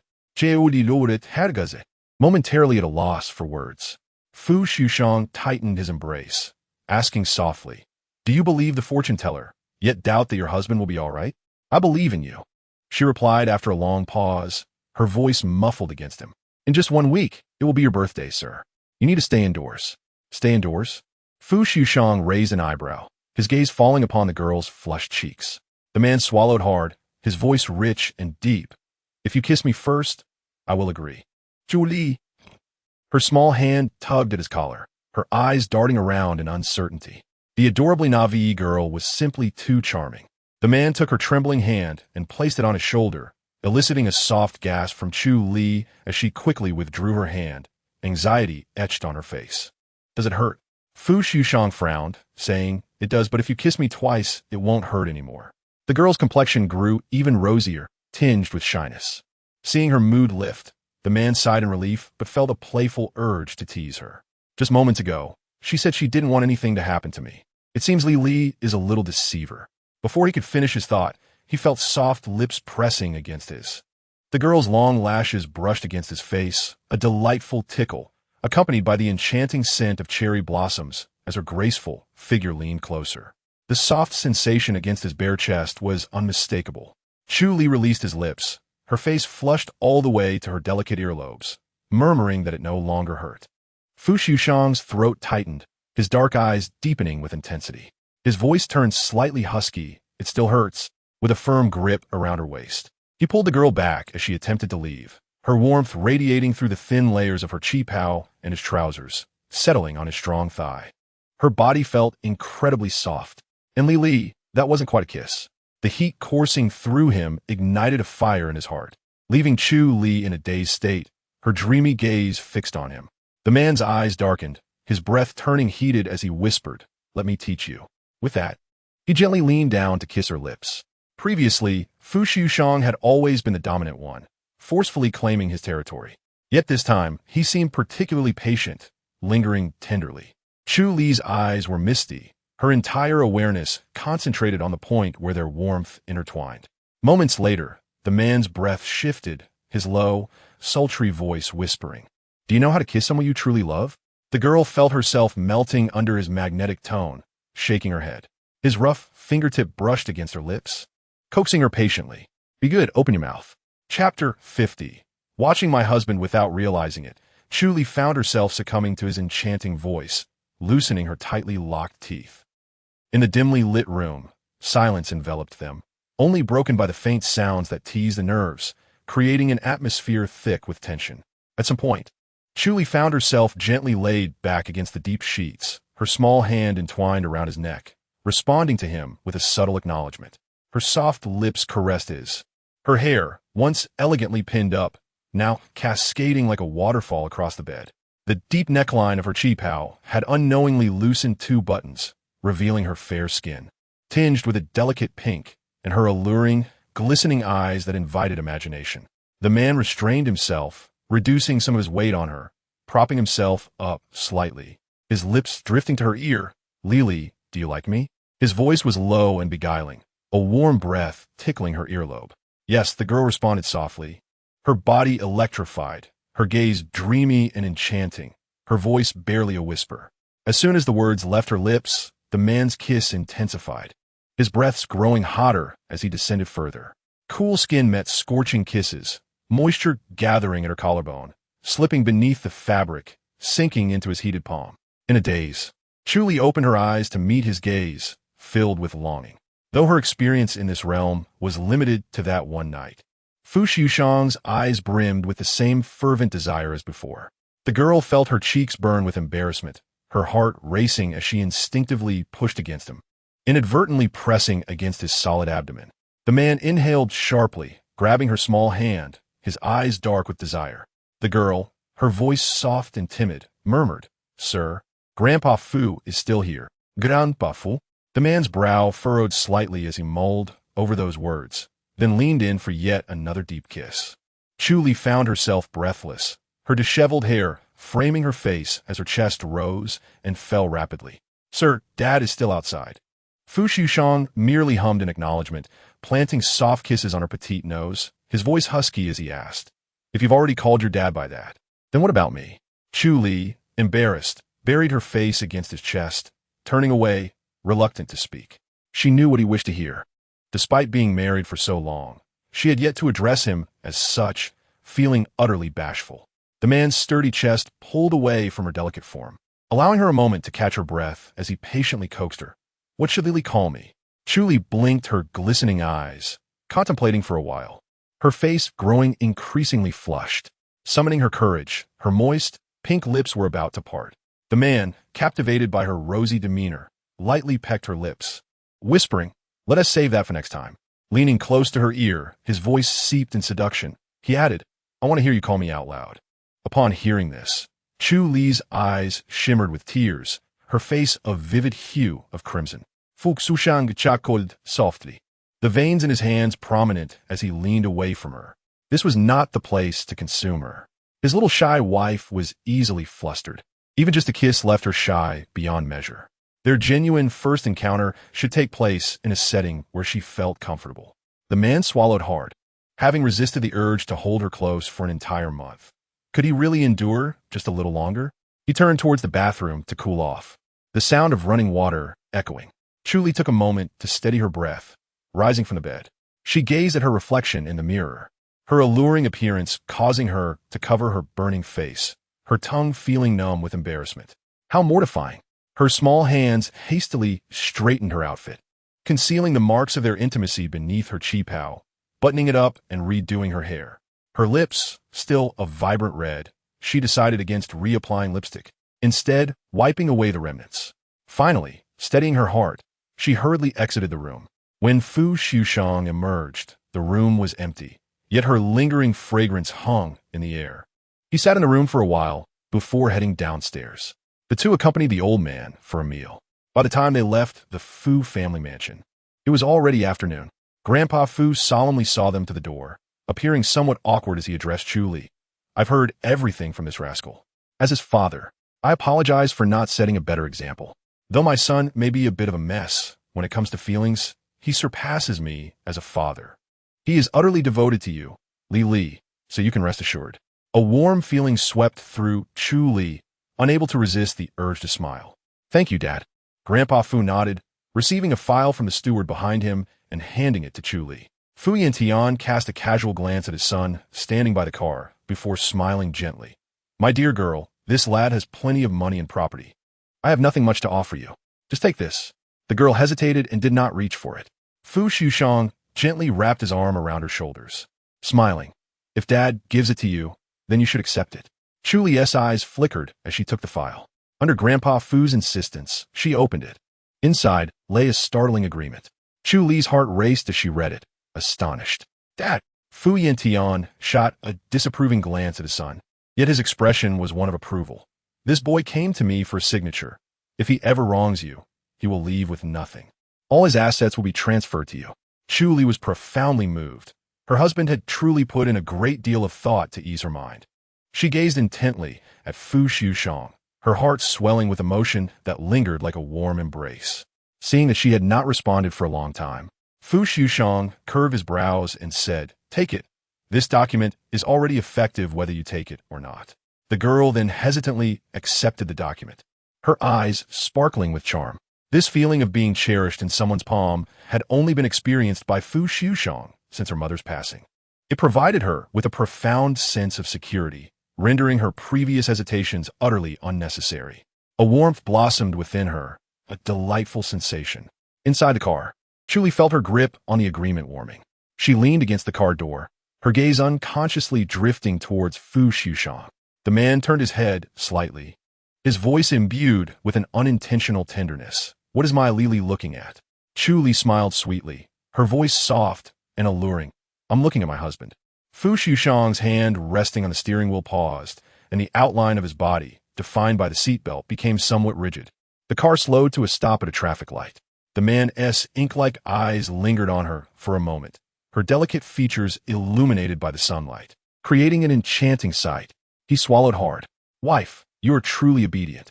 In the next moment, he unexpectedly chose to turn left instead of continuing straight. Chapter 51. I heard you join a dating show? After Wen Yinqi escorted Zhao Danya out of the school gate, he returned to the Wen family mansion. The matriarch of the Wen family cherished tranquility, and the courtyard was designed in a traditional Chinese style. When Wen Yinqi arrived, the elderly lady was seated in the ancestral hall, her fingers delicately turning a string of Buddhist beads, her dignified yet aged face tinged with sorrow. The man paused for a moment, then slowly approached, wrapping his arm around the old woman's shoulders, and softly said, "Grandma." The elderly lady halted her movements, glanced at him, and resumed turning the beads. You're back. Come, light some incense. Her voice was aged, compared to the bustling lineage of the Fu family. The Wen family's direct line seemed remarkably sparse. The matriarch had 3 children. Her eldest son was Wen Yinqi's father, while her second son and youngest daughter had passed away years ago. In the 3rd generation, only one Yinqi remained. The old woman continually caressed a photograph in her hand. In the picture was a young couple, radiant smiles gracing their faces, full of love. The mother held a small baby in her arms, the infant resembling a delicate rice dumpling. The elder fixated on the photo, her voice laden with nostalgia. Look how cute your sister was. This was taken on the day she was born. A gentle smile graced her face. After a while, she murmured to herself, "It's all my fault. Your sister was only 5 when she passed away. Such a small child, and she left nothing but this photo behind, never enjoying any blessings." When Yinqi gently stroked the old woman's back, feeling a lump rise in his throat as his gaze softened upon the photograph. You pray for Wanwan every day. In the next life, she will surely find her way home. The matriarch's eyes turned red, brimming with tears as she nodded in agreement, holding onto his hand as they stepped outside. When Yinqi's gaze fell upon the photograph, and he suddenly noticed the date in the lower right corner. To his astonishment, his sister and Chu Li had been born on the same day. Yinqi? The old woman's voice pulled him back to reality. The man rubbed his temples and assisted the elderly lady out of the ancestral hall. Once outside, her mood had eased a little. I heard you joined a dating show. When will you let Grandma ship you with a partner? When Yinqi raised an eyebrow, such trendy terminology was probably taught by his mother. Recently, he had heard that the daughter of the Song family was engaged to the eldest grandson of the Fu family. What a pity for that child, marrying into the Fu family. He trailed off, "You're 6 years older than that Fu family heir. It's time to consider marriage. Our family hasn't had a joyous occasion in a long time." The elderly lady carefully handed the photograph to the butler for safekeeping, then looked up at her grandson, her expression serious. As long as he is not from the Fu family, everything is negotiable. At the mention of the Fu family, the matriarch's brows knitted deeply. The man, however, could not help but think of Chu Li. The fragile girl was going to marry into such a perilous place as the Fu family. Coming back to his senses, he did not respond to the old woman's words, but instead teased, "If Grandma wants a joyous occasion, I can ask my parents for another sibling." The elderly lady playfully tapped his leg with her cane, feigning anger. "Stop talking nonsense." In the end, she sighed, "If Wanwan were still here, our family would surely be livelier." Chu Li woke up early in the morning, putting in considerable effort at the Fu household. The car drove smoothly, almost hypnotically, and before long, the girl had dozed off. When she groggily awoke, she found the vehicle parked by the roadside. Fu Xiushang had just emerged from a convenience store with a bag in hand. She blinked her sleepy eyes and in a soft, dazed voice, asked, "Sir, have we arrived?" Fu Xiushang patted her head, saying, "Not yet. Sleep a little longer to regain some energy." The girl, still groggy, glanced at the plastic bag he had placed on the side of the car. "Sir, what did you buy?" "Some snacks and daily necessities," the man replied, his voice briefly faltering. Seeing her wakefulness return, Fu Xiushang retrieved a row of yogurt drinks and a chocolate wrapped in gold foil from the bag and handed them to her. "Have some." Chu Li adored this particular chocolate and the strawberry-flavored yogurt. She had never indulged in such treats before. After all, there were no snacks for her at the Chu household. She would secretly smile if she woke up in the middle of the night without hunger. However, since living with Fu Xiushang, the refrigerator had never lacked various yogurts and healthy snacks. Mr. Fu was quite particular, even checking the ingredient list for the snacks. He allowed himself only 1 piece of chocolate per day. Chu Li bit on the straw, sipping the yogurt, and looked at Fu Xiushang with sparkling eyes. "Sir, did you buy so many snacks because you were hungry?" The man cast her a sidelong glance as he drove. "Yes." "Then do you want to eat some?" After a moment's hesitation, Chu Li offered the unopened chocolate to him. The faint strawberry tint lingered on her lips, and Fu Xiushang's gaze fell upon her glistening lips. He swallowed hard, a smile curving his lips. "I'll eat it later tonight." Chu Li was taken aback. It was barely 5 o'clock, meaning he would have to wait a while longer before eating. Could it be that he had been rendered foolish by his father? Half an hour later, the car gradually came to a stop in the parking lot of Wudong Garden. Chu Li, surprised, did not unbuckle her seatbelt. "Sir, today we're supposed to return to the Hartfeld Villa. Have you made a mistake?" Fu Xiushang unbuckled his seatbelt, then turned to unbuckle hers. Afterward, he carried the bag and walked to the passenger side, helping her out. The variety show is on hiatus today. Chu Li looked bewildered. Oh, the show is on hiatus? I didn't receive any notification. Check your messages. Chu Li had not looked at her phone during the ride, and it was only then that she discovered directorly had indeed sent her a message not long ago. I see. She was glad to stay at Wudong Garden. Although there weren't many people in the villa, they were all unfamiliar faces, and with so many cameras around, she felt somewhat restrained. However, Chu Li was surprised to find that after she and Fu Liujie finished their meal, Aunt Chun had mysteriously disappeared. The spacious duplex was left with just the two of them. Nevertheless, Aunt Chun usually stayed on the first floor, so Chu Li felt accustomed to it. She speculated that Aunt Chun might have taken a leave of absence for some reason. Typically, after dinner, Chu Li would rest for a while before heading to the second-floor dance practice room. Previously, she had practiced in the school's dance studio. But after Fu Liujie discovered that she often returned home from work just in time for dinner without her having arrived from school, he had arranged for a dance room to be set up at home the very next day. Chu Li changed into her practice outfit and headed to the second floor, only to see the man standing at the doorway of the study, clad in a high-quality dark gray loungewear. The girl had changed out of her form-fitting qipao and was now dressed in a soft pink tank top and a flowy pink split skirt, her skin glowing like porcelain, radiating an alluring pink hue under the lights. Fu Liujie's gaze flickered, and his throat felt slightly dry. He had initially gone to the dance room to watch Chu Li practice.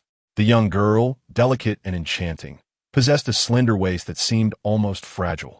As she danced, a light sheen of perspiration graced her youthful face, giving her an alluring blush. Eventually, he ceased his gaze upon her. Confused, Chu Li pondered why her mentor was not at work at this hour. Yet, before she could voice her inquiry, the man strode towards her, declaring, Li, let us pause practice for the evening. Chapter 52. Do not bully me next time. Before the girl could finish her thought, he approached her with long strides and swept her into his arms, silencing her with a fervent kiss.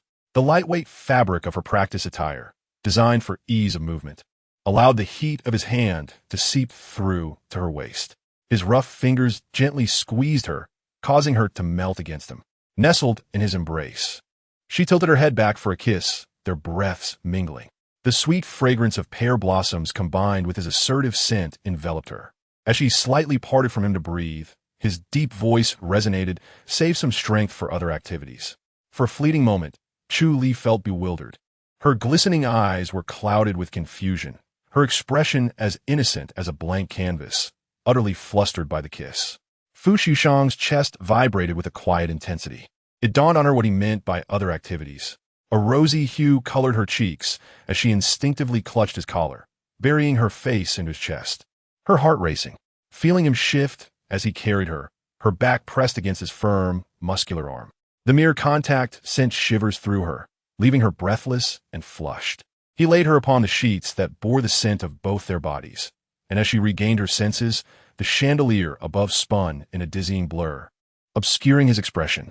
Panic surged within her, and her fingers instinctively clutched the bedding. He gazed down at her, his home attire stretching as he leaned over, his chest rising and falling. One leg propped on the bed, his tattooed arm rested beside her cheek on the covers. His dominance was palpable. Juli's gaza flickerat. Her voice soft and hesitant. Can we delay for a few more days?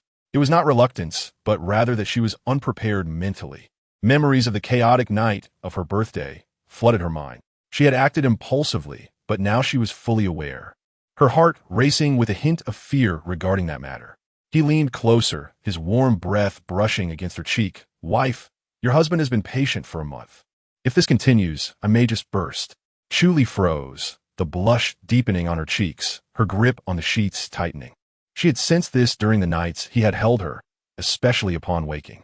Observing the conflicted flush upon her face, Fu Liujie swallowed hard. Leaning down to kiss her again, his large hand caressing her waist, I promise to make it pleasurable for you. Just give in, all right? With her raven locks splayed across the sheets, she felt both weak and heated from his kiss, her gaze clouded with moisture. After a prolonged moment, she quietly acquiesced. Then you must listen to me. He lifted the strap of her delicate garment, his voice laced with a rasp. I will heed your words. Now call me. A flurry of kisses fell upon her, a mix of gentle pain and fervent longing. Chu Li frowned, unable to suppress a soft whimper. No marks. We must return to the villa tomorrow. His rough, clean fingers traced her soft skin, his gaze lingering on her, breathing heavily, I promise. But what shall you call me? Her skin glowed with a soft pink hue, undeniably tempting. As she raised her hand to shield herself, he captured it with his, the electric thrill coursing through her. Her rosy lips parted in a quick breath, her voice soft and pleading, "Husband, please." He deepened a kiss, fervent and intense, quickly draining her strength. Chu Li instinctively wrapped her arms around his neck, passively yielding to his advances. The corners of her eyes glistened with a hint of crimson, reminiscent of cherry blossoms kissed by spring rain as they surrendered to the enveloping night. The following day, Chu Li awoke around 11, her body feeling as if it had been shattered. Her fair skin bore no area unscathed. She shifted, her limbs aching as if made of lead. Gritting her teeth, she prepared to rise, only to notice the disarray in the wastebasket. A shiver coursed through her.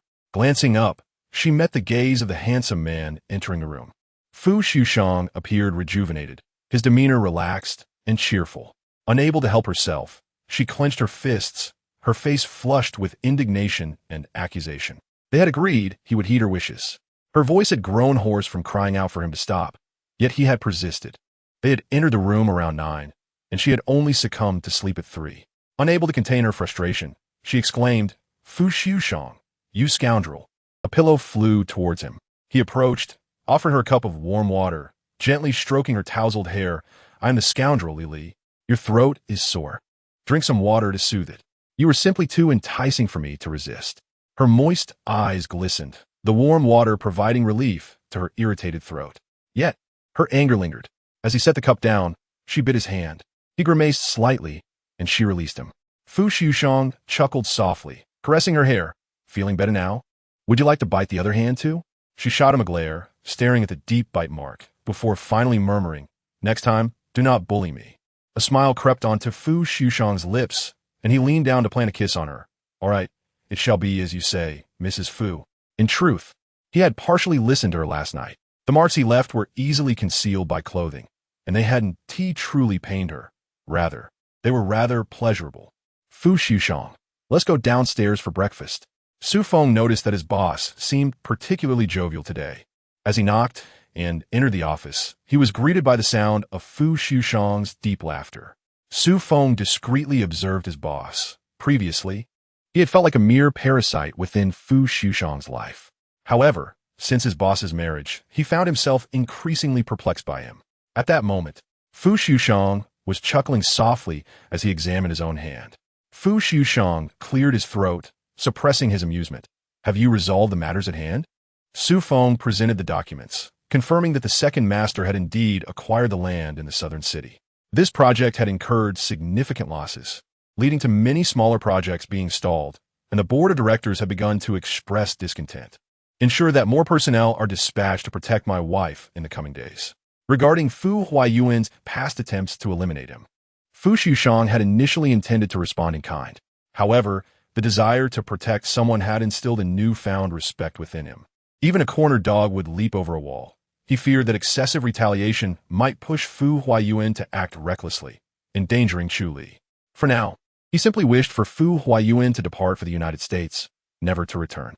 Su Feng nodded, preparing to leave when he heard his boss call out. "Wait a moment. What is the duck pair couple?" This was something he had overheard at the front desk when he arrived at the company today, with several girls discussing it enthusiastically. Su Feng instinctively took a few steps back, distancing himself from his boss. How could he possibly explain this? Just as he retreated a couple of steps, he found himself ensnared by Fu Liujie's piercing gaze. Su Feng swallowed hard, trembling as he opened his mouth to offer a rather tactful explanation. It was evident that his boss's expression shifted from amiable to stormy, his bones cracking ominously as he clenched his jaw. A fierce glare shot in Su Feng's direction made him instinctively shrink his neck. Fu Liujie's brows furrowed, a cruel smile curling at the corners of his lips. What nonsense was this duck pair CP? Were these fans truly blind to the fact that his wife only sparkled with stars in her eyes when she gazed upon him? The man's eyes darkened as he leaned his chin on his hand, recalling his wife's earnest teachings from the previous night. Warm and soft in his embrace, her delicate, fair legs entwined around his sturdy waist, leaving him utterly weak in the knees. Had it not been for his formidable willpower, he would have surrendered his very life to her. Amidst the mingling of sweat, the girl playfully purred in a sultry voice, her alluring apricot eyes half immersed in affection. "Darling, can we keep this under wraps for now?" The man, his strong and forceful movements stilled, twisted with her in confusion, wondering why his wife wished to keep their love hidden. His tone was laced with displeasure, reflecting his dissatisfaction with her request. She let out a soft, feline sound, her hands weakly draping around his neck, mimicking his earlier tightening grip while her voice trembled with broken sobs. "I want to protect you, dear. I don't want you to be scorned like I am." The veins on the man's forehead pulsed with tension, his grip tightening slightly as he reluctantly acquiesced to her wishes. The memory faded, and Fu Liujie loosened his tie, his brow knitting together as his breath deepened. The 28 years of his ascetic life were now overgrown with neglect. In such a state, even if Chu Li wanted to obliterate him, he would willingly offer his life to her. Moreover, the tender girl merely sought to shield him. Although he did not require her protection, he had just promised her to heed her wishes. And the thought of her resolutely barring him from their shared sanctuary sent a chill down his spine. It appeared that his secret marriage persona was solidifying. Yet, certain oblivious fans and the principal parties involved still required addressing. Half an hour later, it was discovered that the duck pair CP super topic had been banned due to accusations of disrupting others' marriages. A group of disoriented fans, bewildered, questioned how their mere enjoyment of ship could have harmed anyone's union. The critical issue was that their reapplication for the super topic had continuously failed to pass review. After being rejected 99 times, the topic creator grew furious and, along with a group of fans, sought refuge in another super topic that treated Chu Li as a beloved idol. Meanwhile, Su Shirbei sat at home, sipping green tea, when a verification message pinged on her phone. Glancing down, she scoffed lightly, having anticipated such an outcome. A bunch of fools. Why not appreciate a good mother-in-law? Why insist on shipping Chu Li with someone else? Su Shirbei decisively turned this group of fans away. She was a person who valued her life. If they were to become her burden, what would she do if Fu Liujie decided to dismantle her super topic as well? The rejected duck pair CP fans turned to the principal party, Zhao Danya. Internally, Zhao Danya cursed her luck. The banning of this super topic was a blessing. Otherwise, her uncle would be furious. The Aston Martin V8 he had ordered for her would be in jeopardy. The next moment, her phone, resting on the table, rang. Upon seeing the caller ID, Zhao Danya felt an ominous premonition. "Miss Danya, I regret to inform you that the V8 we reserved for you has arrived, but it has already been claimed by someone else." Zhao Danya's lips trembled in disbelief. "What? My uncle ordered that car. How could you sell it without permission?" Master Liu ordered it to be delivered as a betrothal gift to young Master Jiayao. With a sharp crack, Zhao Danya's phone slipped from her grasp, clattering to the floor as her heart shattered into pieces. Anti-help. In the Heartbeat Villa, Chu Li, a minor variety show participant, merely wished to muddle through these days and earn her appearance fees, entirely unconcerned with her screen time. Unfortunately, her participation in the show automatically generated a mix of adoration and disdain. Whatever she did was met with harsh criticism. Is that Chu Sanner planning to practice dancing in the studio? On screen, Chu Li donned a fitted practice outfit. First, she showcased her culinary skills. Now, she aims to flaunt her dancing prowess. Is she desperate for fame? Breaking. Just returned from another shot. Goddess G has changed clothes and is preparing to practice. We await Chu Sanner's inevitable embarrassment. Chu Sanner thinks she can show off her skills. She should consider who she's up against. Our Goddess G is from a prestigious family of dancers, the classical dance goddess of Beiwang, eagerly awaiting the embarrassment ID. Indeed, she was headed to the dance studio. Due to some intense activities the day prior, she had not practiced and felt slightly out of sync. Hence, she had specifically changed outfits for today's practice. However, she was unaware that Ji Xiao also intended to go to the dance studio, as two cameras follow the girls, both clad in practice attire. Making their way to the second-floor studio, Ji Xiao's fans could no longer contain themselves. They had prepared trending topics. Goddess Ji shows off her dance skills, classical dance goddess of Beiwang versus 38th line dance stand-in. Such contrasting hashtags drew in numerous passersby who had not been following the show. The viewership in the live stream surged dramatically. In front of the dance room, the fresh-faced and charming Chu Li stood on the left, while Ji Xiao, adorned in a flowing classical dance outfit, graced the right. "Ah, the goddess is so beautiful." She must be even more stunning when dancing. Just a passerby. Is that the dance stand-in who stole my sister's boyfriend? She looks so ordinary. Are you really a passerby? I think the girl on the left is far prettier than the one on the right. The one on the right is clearly pretending to be natural. Just saying, I came from Chu Li's Weibo. Her dancing is absolutely mesmerizing.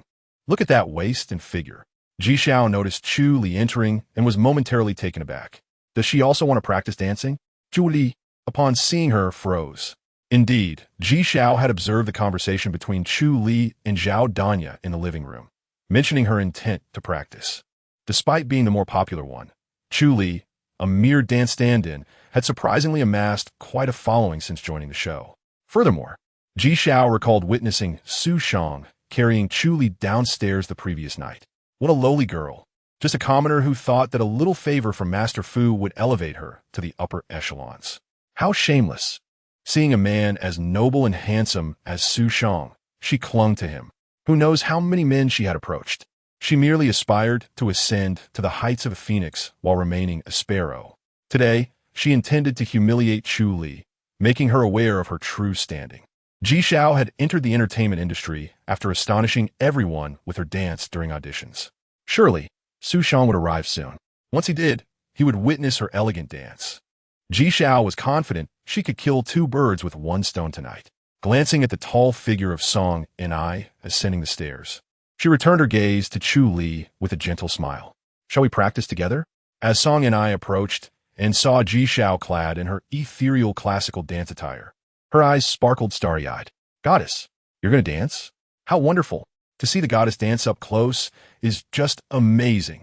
As she spoke, her gaze fell on Chu Li, who was also in practice attire. Being mindful of the cameras, her disdain for Chu Li lessened somewhat. Song and I glanced at Chu Li and then spotted the tall man descending the stairs. An idea struck her. What if Ji Goddess and Chu Li had a friendly competition? Since everyone is here, let's compare our heartwarming messages tonight. Whoever dances best gets a heartfelt message. Her gaze wandered toward the few boys in the living room. She could hardly contain her anticipation for Chu Li to receive not a single message. However, outside, Li Xing was ready to silence Song and I.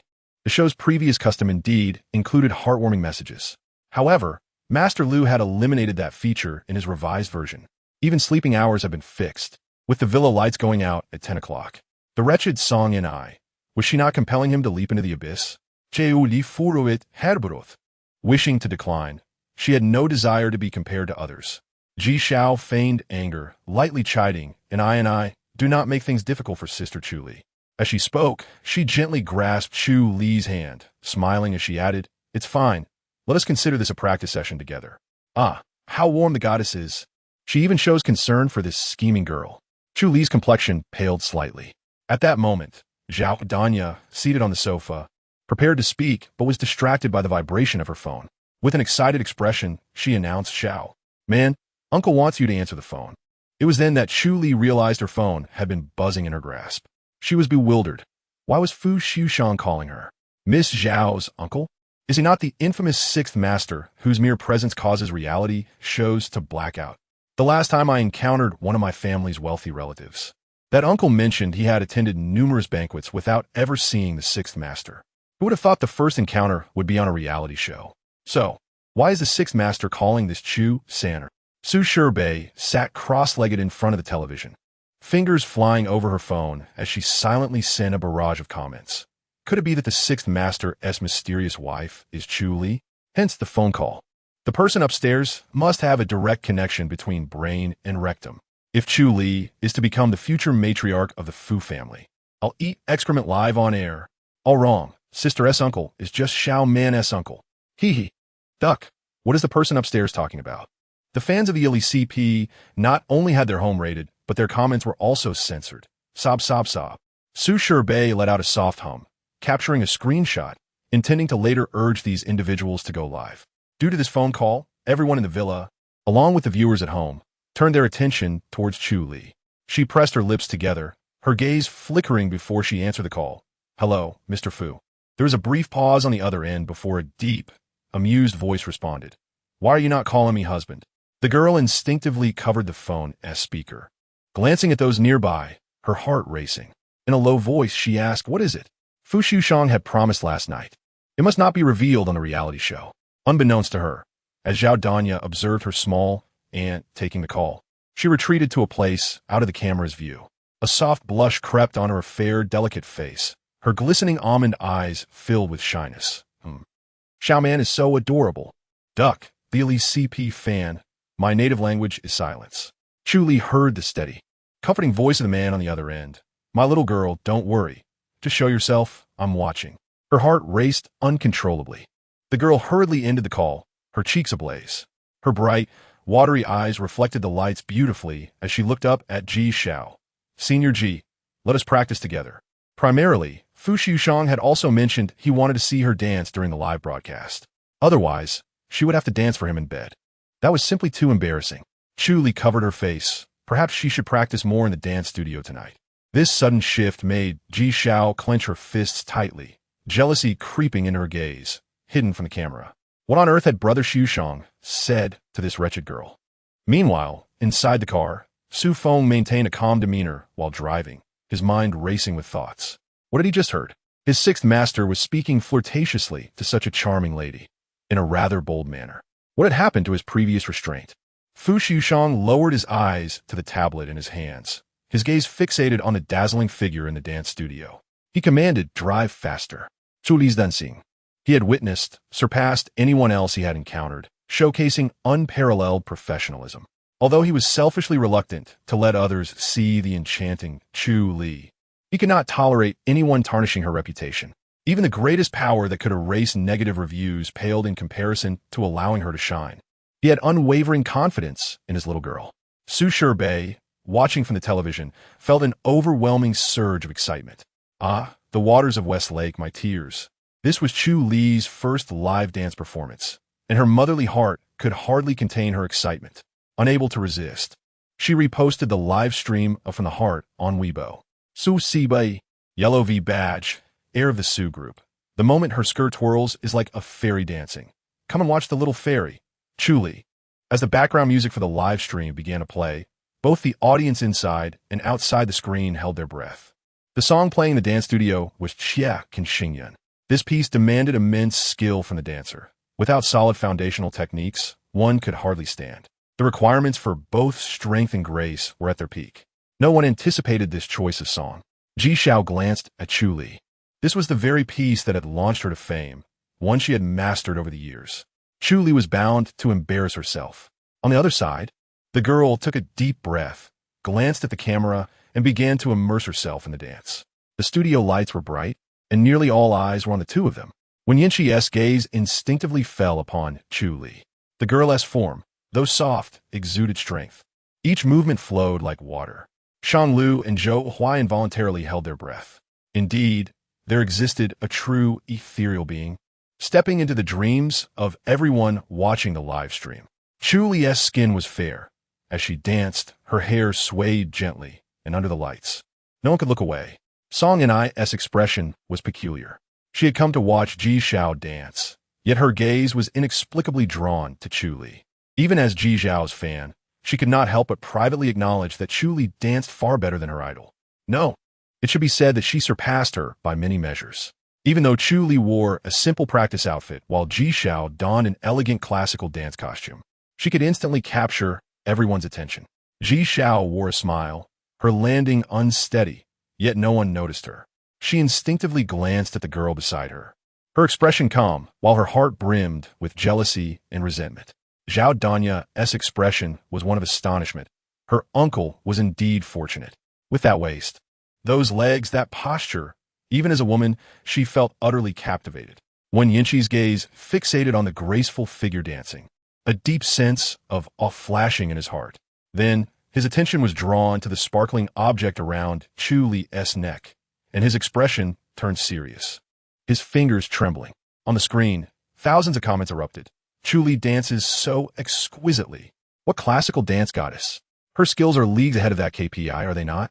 Certain fans come out and take your beating. Quickly retract the trending topic about goddess Ji Xiao's dance skills. Does your face not hurt? My mother is a professional dance teacher. She was utterly captivated. She said that for someone of Chu Li's age to possess such dancing talent is nearly unattainable. even with immense talent. Little Pear Blossom is both talented and hardworking. I'm now a fan. How did I not notice such an ethereal being before? Ah, I just saw a scholar from the Beijing Dance Academy retweeted the From the Heart live stream. The younger generation is formidable. Everyone, both in the studio and beyond, was enraptured by Chu Li's dance, oblivious to the fleeting malice that flickered across Ji Zhao's face. Suddenly, the music had not yet ceased when the sound of something dropping echoed. Chu Li, lost in the music, was completely unaware when her foot slipped. In an instant, the beautiful brows furrowed as her form lost control, her foot twisting as she stumbled towards the large glass beside her. In a moment, everyone in the dance studio panicked. Lili, Lili. In the live stream, two anxious male voices rang out simultaneously as she collided with the large mirror. The speed was alarming. A collision that shattered everything was merely a trivial matter. The worst outcome would be her landing on the shards of glass. The thin practice attire offered no protection, and she would emerge covered in wounds from the glass. Consequently, in that fleeting moment of losing balance, the girl reflexively shut her eyes, her heart racing with panic. Yet, the anticipated pain did not arrive. Instead, she felt her head collide with a warm and solid surface. Before she could process her astonishment, a familiar warmth enveloped her waist, drawing her into a well-known embrace. The sound of shattering glass resonated loudly in the studio, a crisp yet deafening noise. As her frantic heartbeat persisted, her thick lashes fluttered open, revealing the tall man holding her tightly. Fu Liujie's eyes reflected a tumult of emotions, unmasked concern, tension, and a hint of suspicion, following the direction of his gaze. Chu Li noticed another tall figure in a white shirt and black trousers, Wen Yinxi, standing before the glass she had just crashed into. The large pane of glass lay shattered behind him. So, it was Wen Yinxi who had shielded her from the mirror? Had she fallen into his embrace? Chu Li was taken aback. The onlookers in the studio and the viewers watching the live stream were equally astonished. Just as the comments about Chu Li's dancing were flowing, they were abruptly interrupted by the unforeseen incident. Time seemed to pause momentarily. 10 seconds later, comments flooded in. What just happened? I heard both Wen Yingdi and Liujie call out Li at the same time. Damn Chu Sanner. Why did you crash into our Qi Shun's arms? Are the viewers blind? It was your movie star who walked past and caused Chu Li to bump into him. Why, don't say that. I wish I could tumble into my brother's embrace.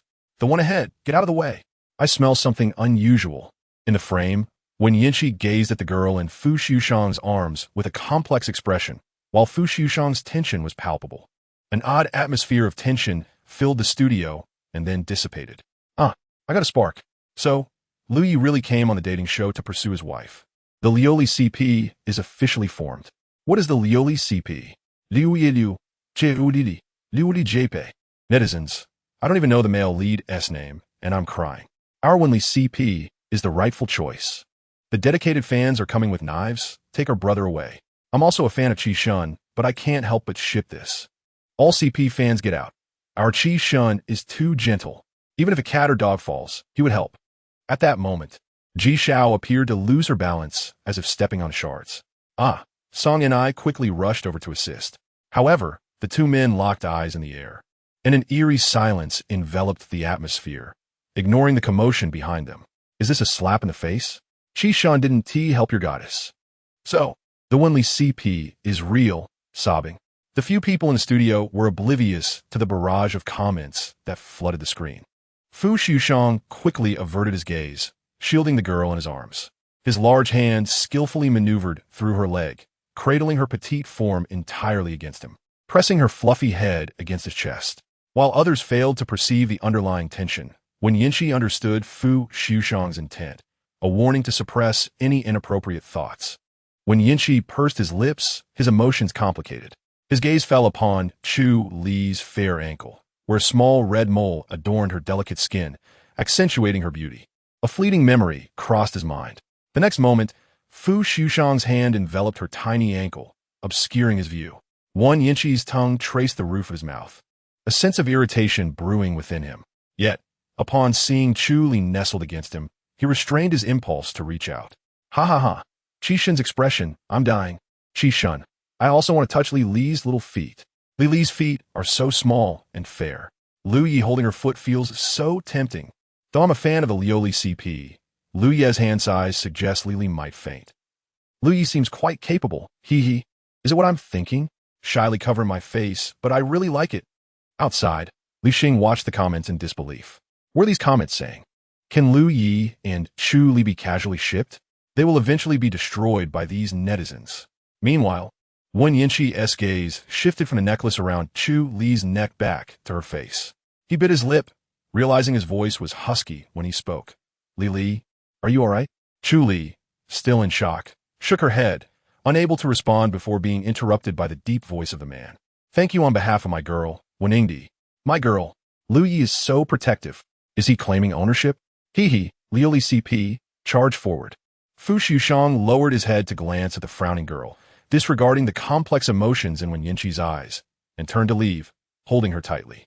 Wen Yinqi watched the silhouette of the girl being carried away by the man, mulling over the phrase my girl, feeling a surge of discomfort. It took him a while to retract his gaze, only to discover his palms were sweaty, his heart racing with fear. If she had collided with that mirror, what fate would have befallen the tender girl? Additionally, he was troubled by the necklace around her neck, the very same necklace he had seen in a photograph around her aunt's neck. Why was it now around Chu Li's neck? He furrowed his brow, his thoughts wandering. Suddenly, a groan broke his reverie, and he focused on Ji Xiao, who was frowning. His gentle gaze turned sharp, revealing no trace of tenderness even on camera. Chapter 56. Chu Li, you're not to be trifled with. He fixed his gaze on Ji Xiao, a significant smirk playing on his lips. How coincidental that your bracelet broke at such an inopportune moment. At the most intense moment. With a wide range of motion, had she not crashed into the mirror, a sprained ankle could have led to a fracture. After saying this, the man's expression hardened, and he turned to leave, cold and distant, entirely devoid of the gentleness he had shown to Chu Li. In an instant, Ji Zhao's expression froze. Qi Shan's gaze just now was lethal. The Wenli CP is so sweet. Thinking deeper, could Ji Xiao have done this on purpose? If Qi Shan hadn't intervened, the consequences would have been dire. Surprisingly, more comments defending Chu Li began to emerge. In the frame, after the two men departed, Zhao Danya walked up to her and sighed, "You should light incense and thank the Buddha for protecting Xiao Man from harm." The girl leaned closer, whispering so only the two could hear, "My uncle might not hit women, but my punches are indiscriminate." Zhao Danya, who had practiced combat sports, had instilled fear in Fu Jiayao. Ji Xiao couldn't help but shiver, looking precariously close to breaking down, having been bullied quite a bit. She had indeed intended to make Chu Li stumble, but hadn't anticipated that she would almost collide with the mirror. After all, an incident on a live stream would not spare her either. Ji Xiao bit her lip, raising her head with a pale face, her eyes brimming with tears. "Danya, I'm sorry. I didn't mean it." Fortunately, Chu Li was unharmed. The beautiful girl's tears drew in fans for support. "Our sister didn't mean it. Why make it difficult for her?" "Exactly. She has already apologized, and it's not just Chu Li who got hurt." However, these comments were soon overshadowed by a flood of comments defending Chu Li. Ji Zhao's fans, "I'll give you a good beating to apologize." Smiling in a flash. Countless messages bearing Chu Li's name soared to the trending topics, dominating charts. Chu Li dancing national first-class dancer praises Chu Li's dance video. Chu Li falls when Li CP. Charge me up, Li CP. Forever young, the One family and the Fu family are at odds. Su Sherbei seizes the opportunity to release the dance compilation of Chu Li, instantly attracting many casual fans. The leader of the Chu Li fan club, Miss Chu, wore a satisfied smile as she watched the increasing number of fan applications. This wave truly made one feel like Ying Zheng enjoying spicy peppers. Under the lens, Ji Xiao refused Song and I's help, limping up the stairs to her room. I couldn't help but feel a sense of compassion. Inside the room, she carefully retrieved an ice pack from the refrigerator and placed it on her foot, her gentle features soon dripping with cold sweat. In an instant, Ji Xiao's fans, including Song and I, were infuriated. Their goddess had indeed sustained an injury. Sister hides her injury from everyone, truly so tender and heart-wrenching. While applying the ice, Ji Xiao contemplated the relationship between Fu Sushang and Chu Li.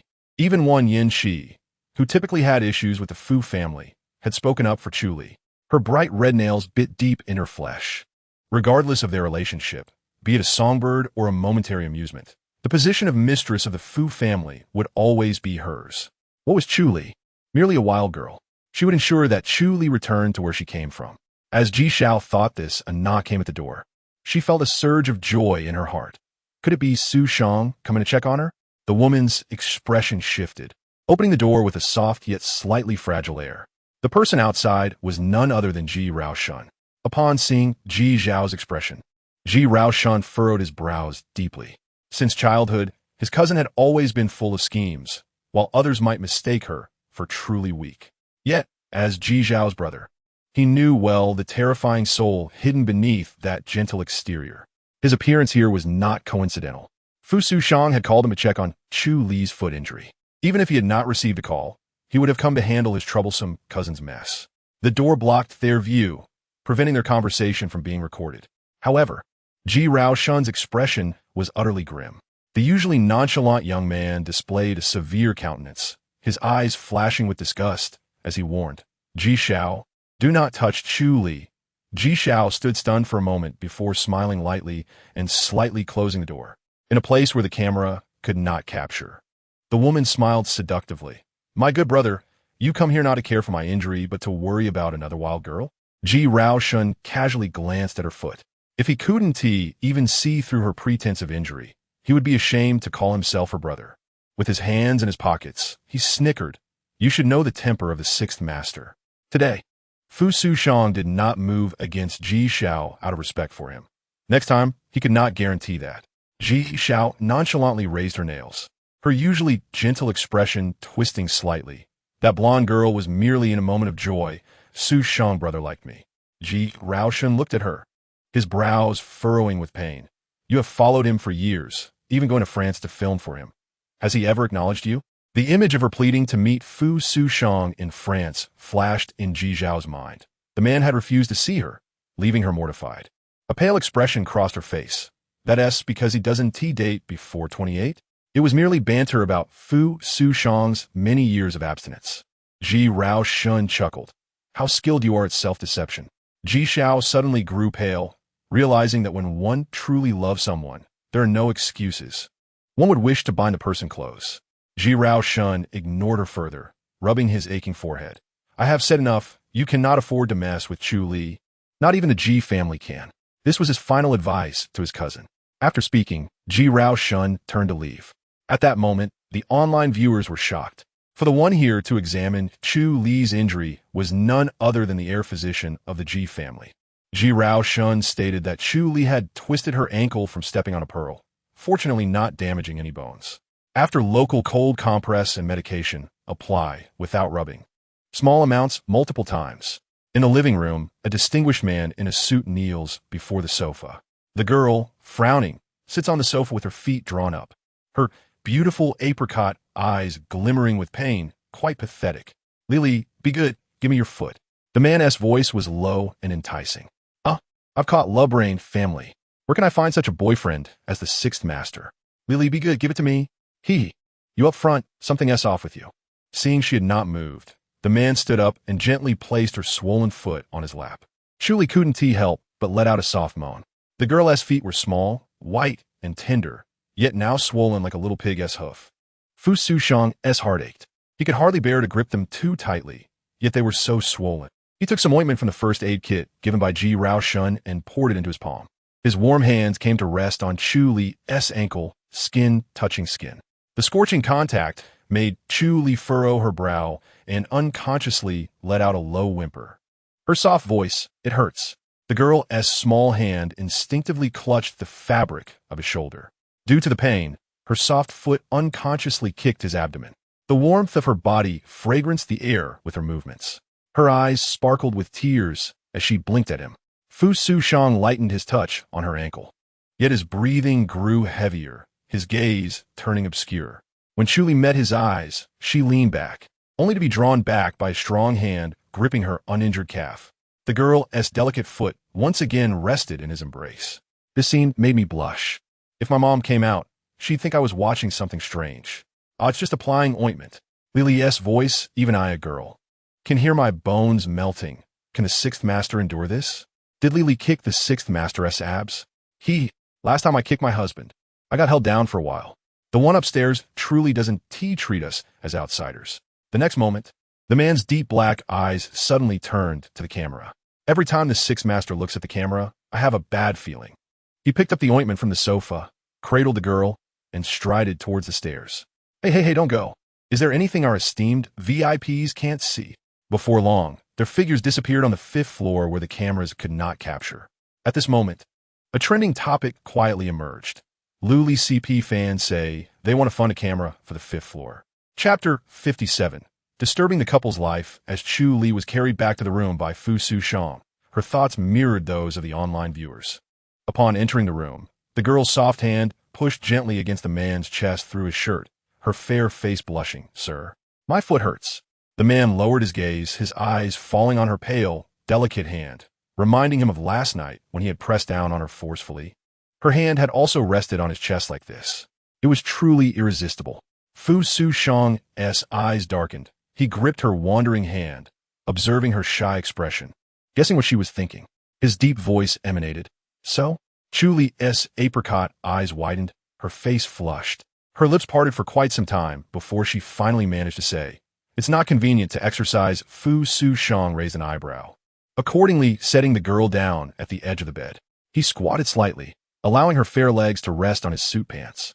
The man's dark eyes fixed intently on her expression, his voice slightly hoarse yet laced with temptation. Then if Lili doesn't move, I shall move. The girl's gaze stilled this. Chu Li's eyes flickered, moisture gathering, growing more luminous. Seeing her adorably dazed expression, Fu Liujie could not help but curve his lips into a smile. With his unmedicated hand, he gently stroked her long hair and asked, "What is little Lili thinking? I merely brought you to the bed to apply the medicine. It is much more comfortable here. Besides, there are cameras below. Weren't you just a bit shy?" Chu Li froze for a moment, realizing her earlier shyness. The girl, now blushing even more, curled her delicate, fair toes in embarrassment, inadvertently grazing them against Fu Liujie's tailored trousers. The touch sent a shiver through him, as his breath momentarily faltered and his gaze deepened. "Little one, you are truly enticing without even realizing it." Fu Liujie lightly tapped her pale foot and, with a voice laced with a husky undertone, warned, "Do not move. If you do, I might genuinely desire a pair tonight." Chu Li's face flushed crimson, her legs stiffening as she dared not move anymore. The man's dark eyes lowered, his sleeves slightly rolled up, revealing a glimpse of a tantalizing tattoo. His large hand, with prominent veins and long, defined fingers, exuded an undeniable tension. At that moment, his hand gently rested against her ankle, warmth radiating from his touch, sending a current of electricity coursing through her. Unable to suppress a gasp, Chu Li's voice came out soft and inadvertently seductive. "Sir, it hurts." Fu Liujie's hand hesitated briefly. His lips pressed together as a wave of restlessness surged within him. "Be good, my dear. Bear with it."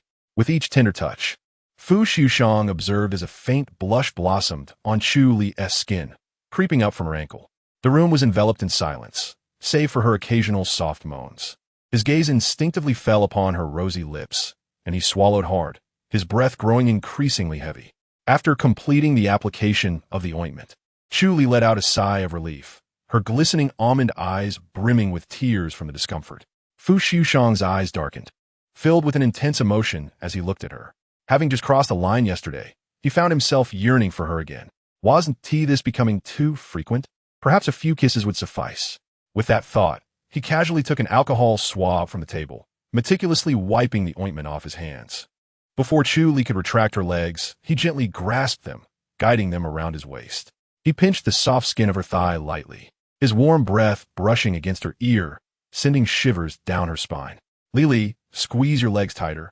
To avoid touching her injured ankle, he maneuvered her legs around his waist, prompting her to comply. The words made Chu Li's heart race, her eyelashes fluttering as she felt too shy to meet his gaze. Nevertheless, her delicate legs instinctively wrapped around him. His heated hand cradled her bottom, drawing her toward the center of the bed. Having tied her hair up for dancing, her glossy locks cascaded down as he unwound them, framing her porcelain face and enhancing her allure.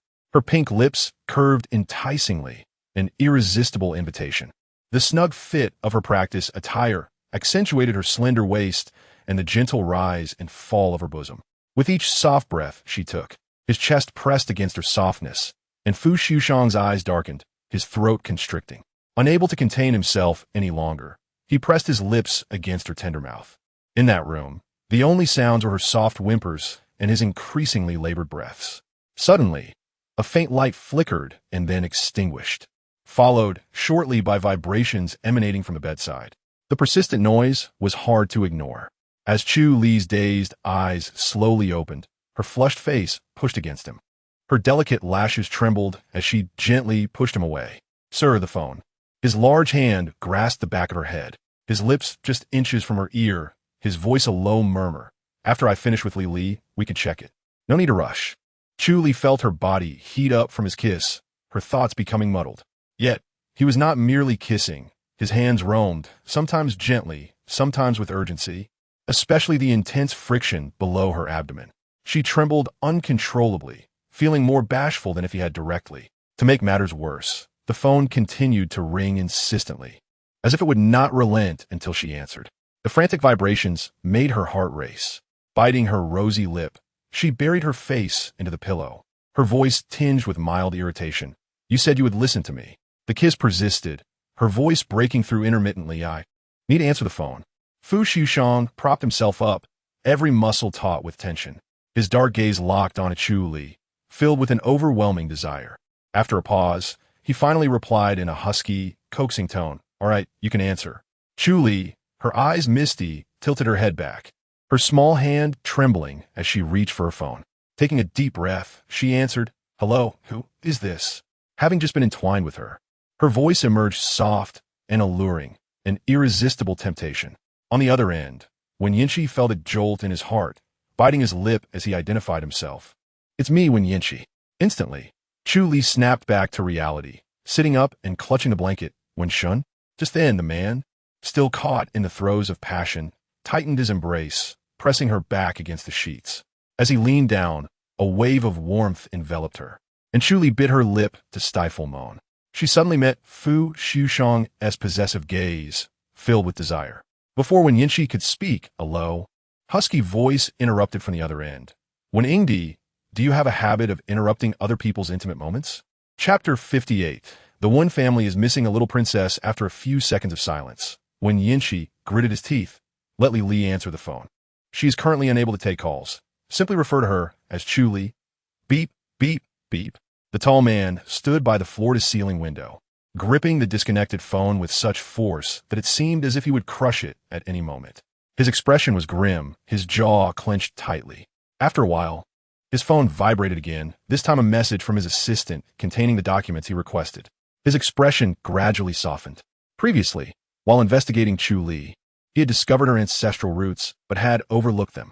Upon reviewing the information again, he realized that her heritage coincided with that of his aunt. Both hailing from the same place, Jeanport, his aunt's small town was not large, yet it contained a family named Chu living near his aunt's former home. Chu Li was indeed the eldest daughter of this family. To his astonishment, the necklace belonging to the one family that had once been with his aunt now adorned Chu Li. All these coincidences could no longer be dismissed as mere happenstance. When Yinchi's long fingers glided over the screen, his eyes narrowing in contemplation. Perhaps his inexplicable protective instinct towards Chu Li was not a mere whim. It might be a subconscious connection of blood ties. Yet his sister had perished in a car accident 15 years ago alongside his aunt.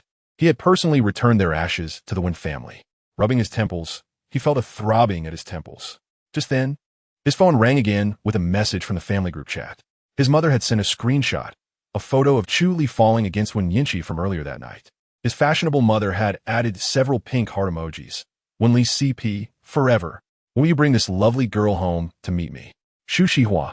Upon learning that Wen Yinchi had joined a dating reality show, had been following the episodes daily.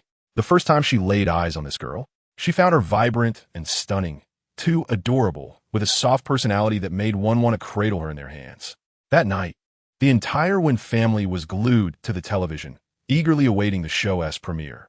During the dance performance by Chu Li, the esteemed national-level dancer and lifelong guest professor of classical dance at Bu Dance Academy, Granny, one was moved to tears. Wiping her damp eyes, She exclaimed that classical dance has a promising future.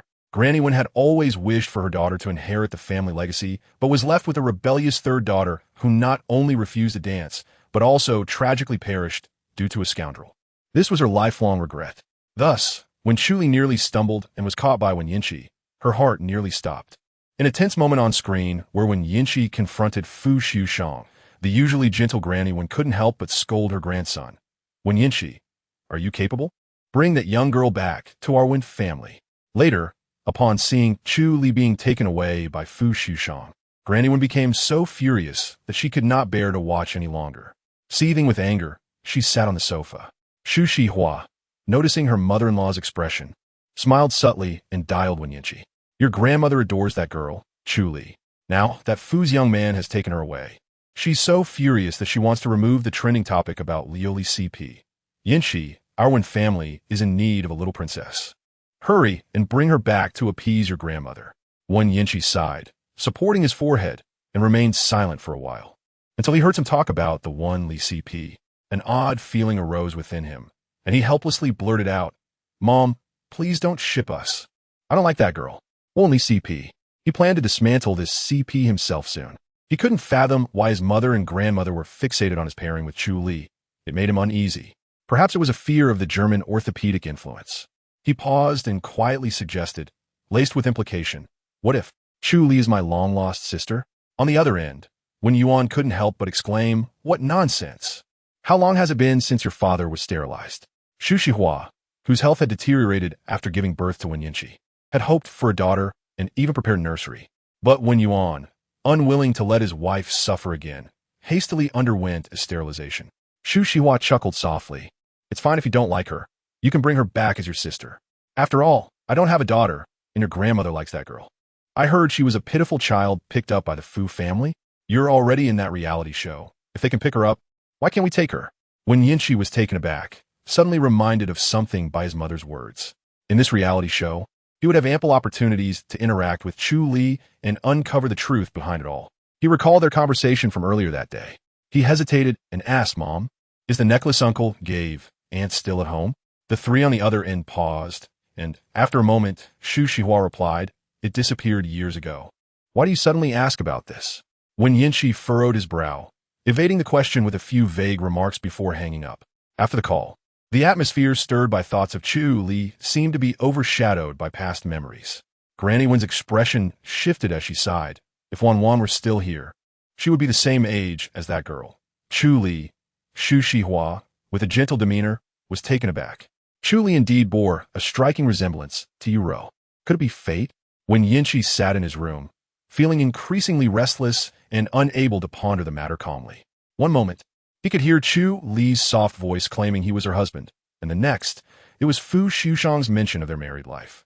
The two voices reverberated in his mind, refusing to fade. Suddenly, a cup sponsored by the Fu group shattered on the table. Wen Yinchi's almond-shaped eyes narrowed as he touched the shards, a flicker of excitement igniting within him. It had been a while since he had a fight, and he felt an itch for confrontation. The last time he had to defend himself was against a reckless branch of the Wen family during a signing event, only to be saved by Chu Li. Meanwhile, in Chu Li's room on the 5th floor, the young girl found herself in the embrace of a man, his hands unceremoniously slipping beneath her clothing, his lips brushing against her reddened eyes, trailing downwards. Chu Li whimpered softly like a kitten, pushing against his unwavering thigh. Mortified, she thought how could Fu Liujie directly inform Qi Shun of their intimate actions. They still had many days of filming ahead. She felt too embarrassed to face Qi Shun now. Flustered and angry, she attempted to push him away, her petal-like lips weakly protesting. You should leave. I'll sleep alone tonight. However, the man did not relent, his jealousy boiling within him, intensifying his kisses. His large hand dominated her delicate ones, pinning them above her head. With his pent-up jealousy unexpressed, he was cautious not to hurt her feet, instead resorting to teasing her until tears welled in her eyes. In a husky voice tinged with danger, he questioned, is it because you don't want Wen Yinchi to know about us? Recalling how she had panicked upon his recent phone call, Fu Liujie couldn't help but feel possessive. Was it because of Wen Yinchi that she hesitated to reveal their relationship on the show? She claimed it was to protect him. What naughty girl. His grip around her slender waist tightened. Do you know what happens to little liars? Chapter 59. Fu Liujie is my husband well. I didn't lie to you. The girl's eyes glistened, her body feeling as if it were melting away. The heat was peculiar. If you didn't lie to me, then why do you still keep his photo? For a moment, Chu Li's expression blanked, her demeanor slightly dazed. After a long pause, she recalled the signed photo of Wen Yinqi. At that time, they were merely in a contractual marriage, so she had framed it and placed it in her bedroom. But the next day, she noticed the frame was missing. Fu Liujie had claimed he accidentally knocked it over, and Aunt Chen thought it was useless trash and discarded it. However, when Chu Li later inquired with Aunt Chen, she couldn't recall the incident at all. Instead, she found a pile of ashes in the trash that day. Noticing the girl's distraction, Fu Liujie's irritation deepened. The searing heat enveloped her. Chu Li stiffened, her eyelashes fluttering like a butterfly about to take flight. Stammering, she attempted to explain, it's not because of him. Wen Yinqi had always made her feel warm, like an older brother. Yet, her instincts warned her not to reveal that she viewed him as an older brother at this moment. Chu Li softened her tone, murmuring, I told him today. What did you say? The man tilted his head slightly, narrowing his eyes at her with a seductive whisper, his posture dangerously close. It felt as if any wrong word could unleash a tempest. Chu Li felt utterly defenseless, her fingers unconsciously threading through his dark hair as her voice quivered. I told him you were my husband. Upon arriving at the villa today, Wen Yinqi had called her to a spot away from the cameras, inquiring about her marriage to Fu Liujie. Although surprised by how he knew, she honestly told him. She instinctively felt that Wen Yinqi was a trustworthy person. Her candid words left Fu Liujie momentarily taken aback. The turmoil within him calmed slightly as he loosened his scorching grip on her, gently pinching her delicate earlobe, sending an electric shiver through her. Who did you say this to? His voice was gravelly, laced with temptation. Liujie. The man expressed his displeasure with her answer through his dance attire. Chu Li let out a soft whimper. After a long pause, she finally connected the dots. Wen Yinqi. His hand slid from her earlobe to the soft skin at the back of her neck, soothing her breath. What did you say? Finally realizing what the man wanted to hear, she tugged at the open collar of his shirt, declaring, Fu Liujie is my husband. Only then did he lean in, satisfied, and press his lips against hers, affirming, yes, Chu Li can only be Fu Liujie's wife. Thus, he knew that his wife had already confessed her marital status to Wen Yinqi. It was that shameless man, knowing full well that she was married, she still called. He regretted not having done more than merely burning his photos. It was time to expose Wen Yinqi for his indiscretions as a third party, tarnishing his reputation. For reasons unknown, the presence of Wen Yinqi instilled in him an ominous sense of crisis. The man's inscrutable gaze and palpable discomfort radiated an unsettling aura. The young girl clung to his firm waist, her round, sparkling eyes gazing up at him with curiosity. Sir, are you feeling jealous? Fu Liujie snapped back to reality, turning to look at his blushing little wife. He chuckled softly, pondering whether his feelings were not apparent enough. Chu Li shrank back slightly, her gaze flitting around, undeniably obvious. Ever since they left the dance studio, Fu Liujie's emotions had been quite transparent.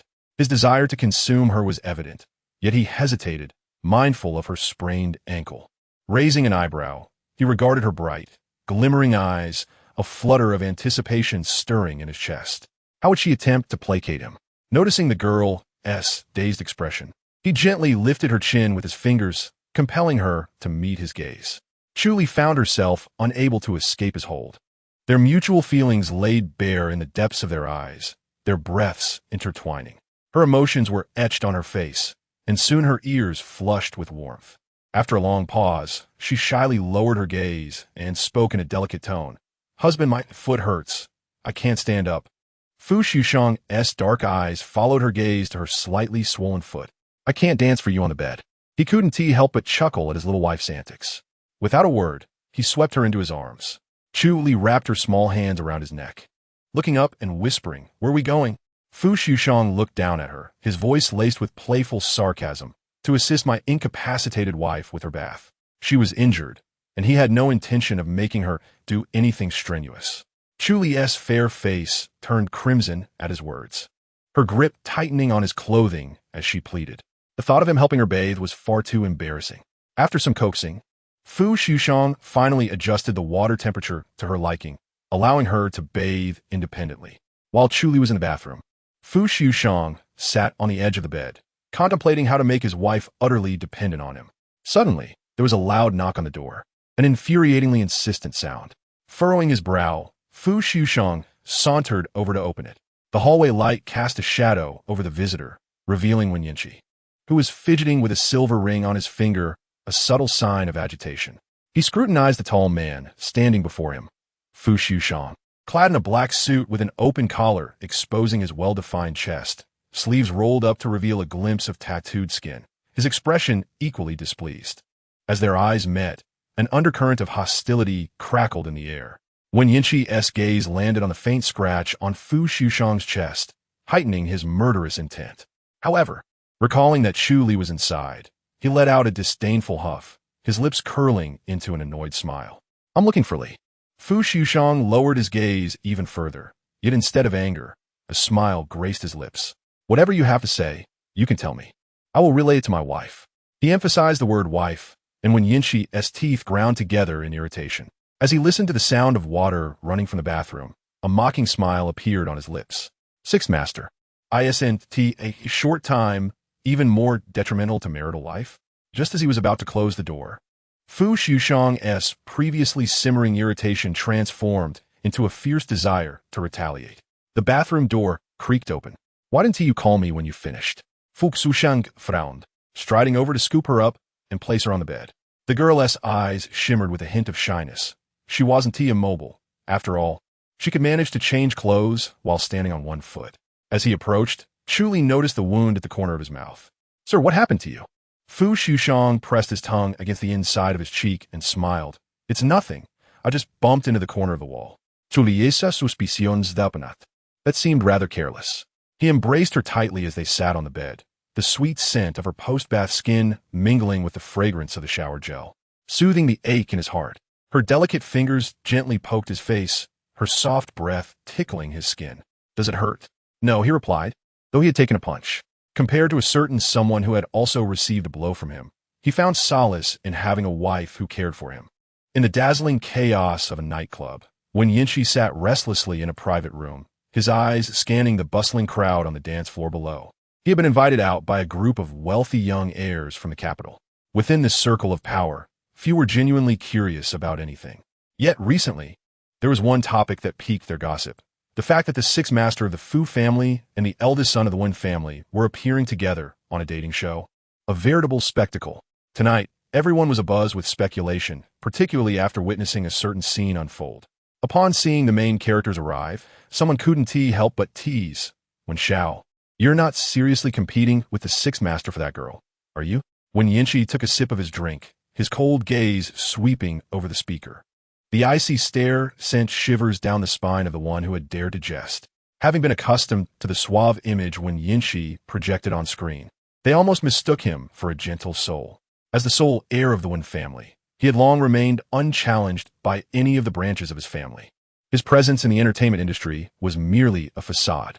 With a sardonic tone, Wen Yinchi replied, "He is a beast. I am not." The others chuckled nervously. They dared not engage further, aware of the long-standing rivalry between the Fu and Wen families. As the atmosphere shifted, someone's gaze fell on a striking figure below. Isn't that the granddaughter of the Fu family?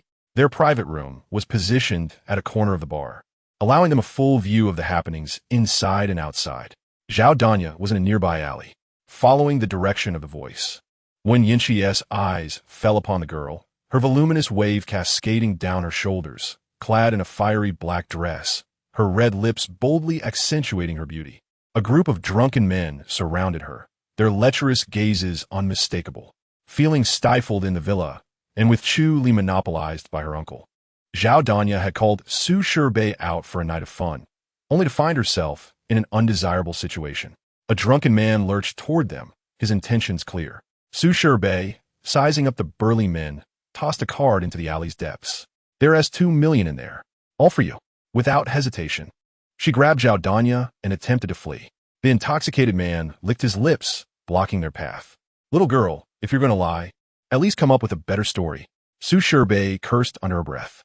If only she had brought cash, she would have scattered money like confetti. The men, undeterred, sneered, "Little sister, we're gentle. We'll make sure you feel heavenly." Su Bei trembled with fear, leaning closer to Zhao Danya and whispering, "Danya, can you handle so many of them?" Although Zhao Danya had some experience in fighting, she was still just a girl. Taking on a few hefty men was quite another challenge. The wealthy heirs upstairs exchanged glances, realizing their own inadequacies. They likely wouldn't even stand a chance against Zhao Danya. When Yinshi gazed thoughtfully at the girl below, Zhao Danya, with her hair elegantly tied up, playfully beckoned one of the men with a flirtatious smile, her voice cool yet enticing. "Shall you come first? Take down one, and the remaining four will be easier to handle." The man called forth, amid the envious glances of his companions, rubbed his hands together as he approached, exclaiming how fortunate he was to have caught the attention of such beauty. As he drew nearer, just as his hand was about to touch her chest, a glimmer of cold light flashed in the girl's eyes. Her seemingly delicate hand swiftly twisted his wrist. With a sharp crack, her long legs forcefully kicked toward his knee.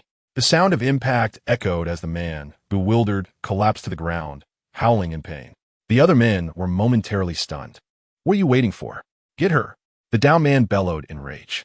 Although Zhao Danya was skilled, her skirt hampered her movements, and against 7 or 8 hands, she gradually found herself at a disadvantage. Su Bei, in a state of panic, had just discreetly called the police, anxiously wondering when they would arrive. At that moment, a man crouching behind seized Zhao Danya's ponytail, pulling her back with brute force. "Danya, be careful. Susi Bei et Golim." The girl frowned and lowered her voice. A man's ruthless fist came swinging toward her without mercy. "This is it. One punch, and my looks are ruined." With no other option, even without the protection of safety shorts, she had to act. At most, she would find a chance to blind them later. With that thought, Zhao Danya shut her eyes, raising a powerful leg to kick the man squarely in the forehead with all her might. She swore she would blind anyone who dared to look under her skirt. However, the anticipated cry of pain never came. With a thud, her knee hit the ground. Her kick missed entirely, her ankle gripped firmly by a warm hand, the cold metal pressing against her skin. Zhao Danya opened her eyes in alarm. The man who had just swung at her was now pinned by a strong hand. Kneeling in pain, her gaze slowly rose to meet a pair of deeply meaningful peach blossom eyes. The man's left hand held her right ankle, a wine glass resting against his shoulder. His gaze shifted from her luminous thigh to her cold, beautiful face, revealing no discernible emotion, yet sending a wave of unease through her. His warm hand guided her leg up to his solid waist, his left hand supporting her thigh as he drew her closer, while his right hand effortlessly dislocated the arm of the man who had been pulling her hair. Suddenly, the only sounds were those of the few men groaning and writhing on the ground. Zhao Danya relaxed, her body softening against Wen Yinshi, feeling the warmth radiating from him, inhaling the pleasant woody fragrance that enveloped him, her breath coming in rapid bursts. The heat of her breath brushed against his neck, her white, glowing legs caught in his tailored trousers, her soft body pressed against his solid chest, rising and falling with each breath. As she leaned closer, her fragrant hair wafted into his nostrils, causing a subtle shift in the color of his gaze as he prepared to release her. Yet, as she regained her composure, she pushed him away, her eyes drifting, her expression complex as she asked, "You didn't see anything just now, did you?" Chapter 61. The little girl endured great injustice. The girl before him had a delicate face, flushed from exertion, her thick, tousled curls cascading chaotically yet beautifully over her pale shoulders. When Yinshi felt a tingle in his chest, quite formidable, isn't she? Zhao Danya's heart raced, her gaze evasive, unable to meet the man's eyes directly. A voice in her head insisted, "You said any man who looked under your skirt must die?" Yet another voice countered, "His waist is incredibly strong. He must be good at such things. It would be a shame if he were dead." Zhao Danya bit her tongue sharply, startled by her own thoughts. Shaking her head, she resolved, as long as when Yinshi claimed he hadn't seen anything, she would let it go. Just then, the man's alluring eyes flickered toward her, a hint of meaning lurking at the corners of his lips as he spoke in a calm tone. "What did you see? Pink lace?" His teasing inquiry froze Zhao Danya's blood. Damn, can't that insufferable man pretend he didn't see anything? At that moment, The sound of police sirens pierced the air, and Su Shibei rushed over. Danya, are you all right? Zhao Danya, feeling guilty, averted her gaze and shook her head. I'm fine. Relieved, Su Shibei waved to the distant officers. Officer, I called the police. Upon arrival, the police were met with accusations from the men on the ground, claiming Zhao Danya had initiated the violence. Given Wen Yinqi's status as a public figure, any scandal involving him could escalate dramatically. Zhao Danya's heart raced as she grabbed the man's hand, fleeing. The soft and delicate touch sent a shiver through Wen Yinqi, who glanced at her hand holding his. A smirk graced his lips, but when he lifted his gaze, his expression turned cold and fierce, his eyes devoid of warmth.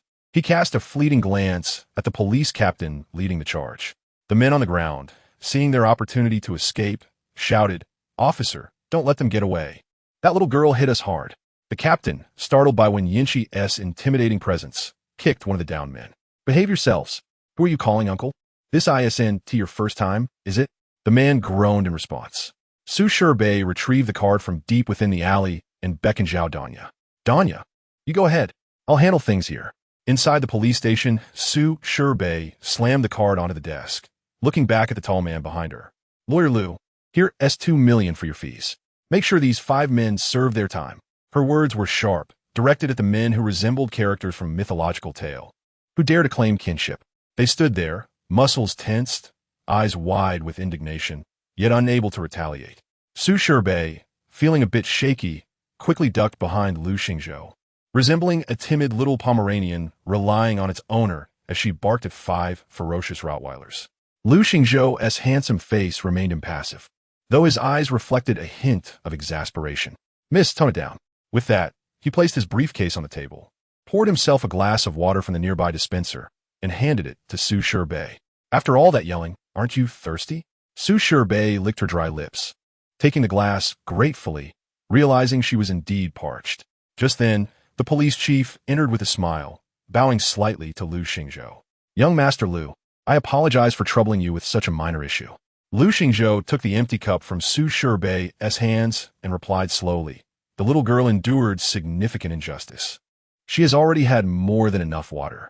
The chief's smile faltered slightly as his gaze swept over the 5 bruised men, finally resting on Su Shibei's exquisite face. "Miss Su, we will handle this matter with utmost care."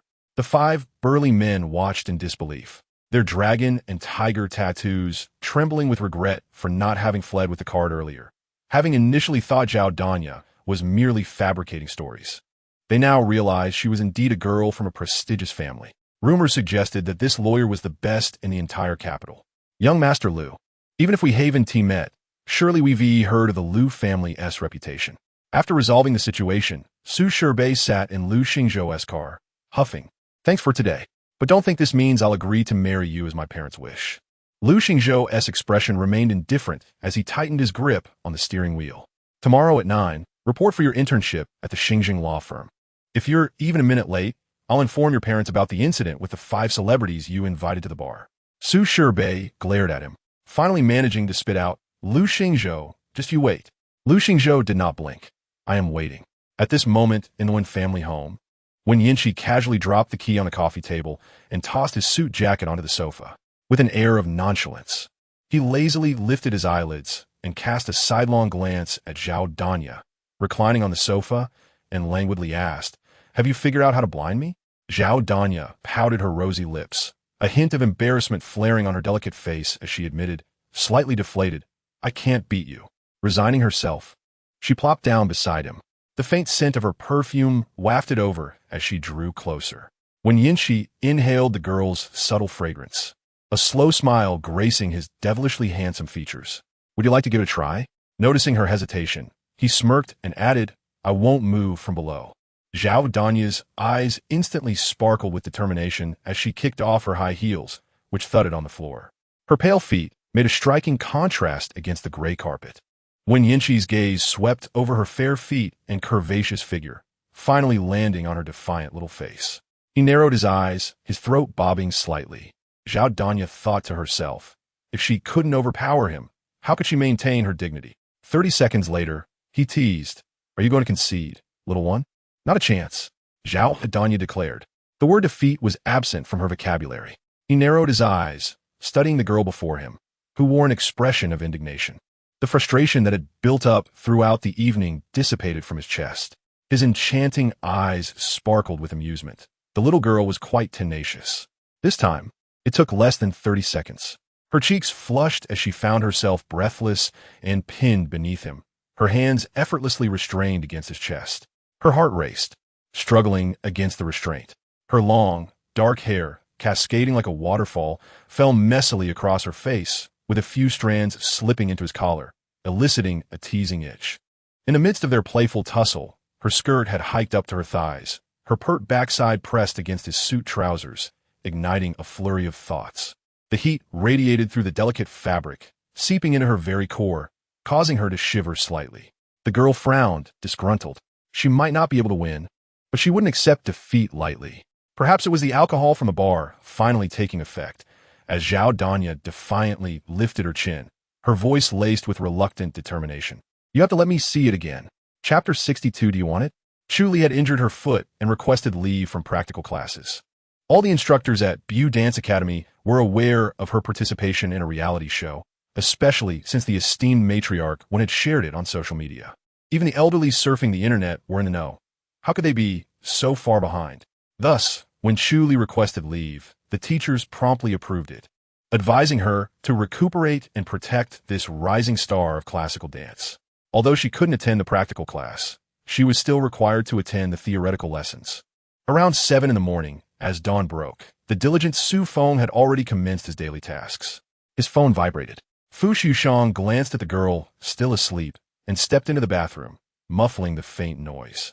Mr. Fu, it's confirmed that young master rescued Miss Zhao. He raised an eyebrow, surprised that Yinchi was quite the helpful soul. Fu Xiushang acknowledged this without pursuing the topic further. How was the investigation into that matter proceeding? Su Feng replied, We've located the driver who was behind the wheel from Madame's biological mother. Fu Xiushang gefrowned. The situation surrounding Chu Li's mother was more complex than he had anticipated. The girl had devoted the past 20 years to loving her so-called family, shackled by the purported gratitude of Jiang Xiaoman and Chu Xianming for 15 years. She selflessly cared for this family due to her deep-rooted yearning for home. Although under Fu Xiushang's guidance, she had begun associating the concept of home with him, his concern remained. What would happen if Chu Li discovered that her biological mother might have been harmed by those she once loved? The current Chu Li was gradually improving, becoming radiant, but he wished to protect her even more, striving to minimize the harm these revelations could inflict. Sir, the girl's languid voice broke his train of thought. Fu Xiushang's frown eased instantly as he responded briefly before ending the call.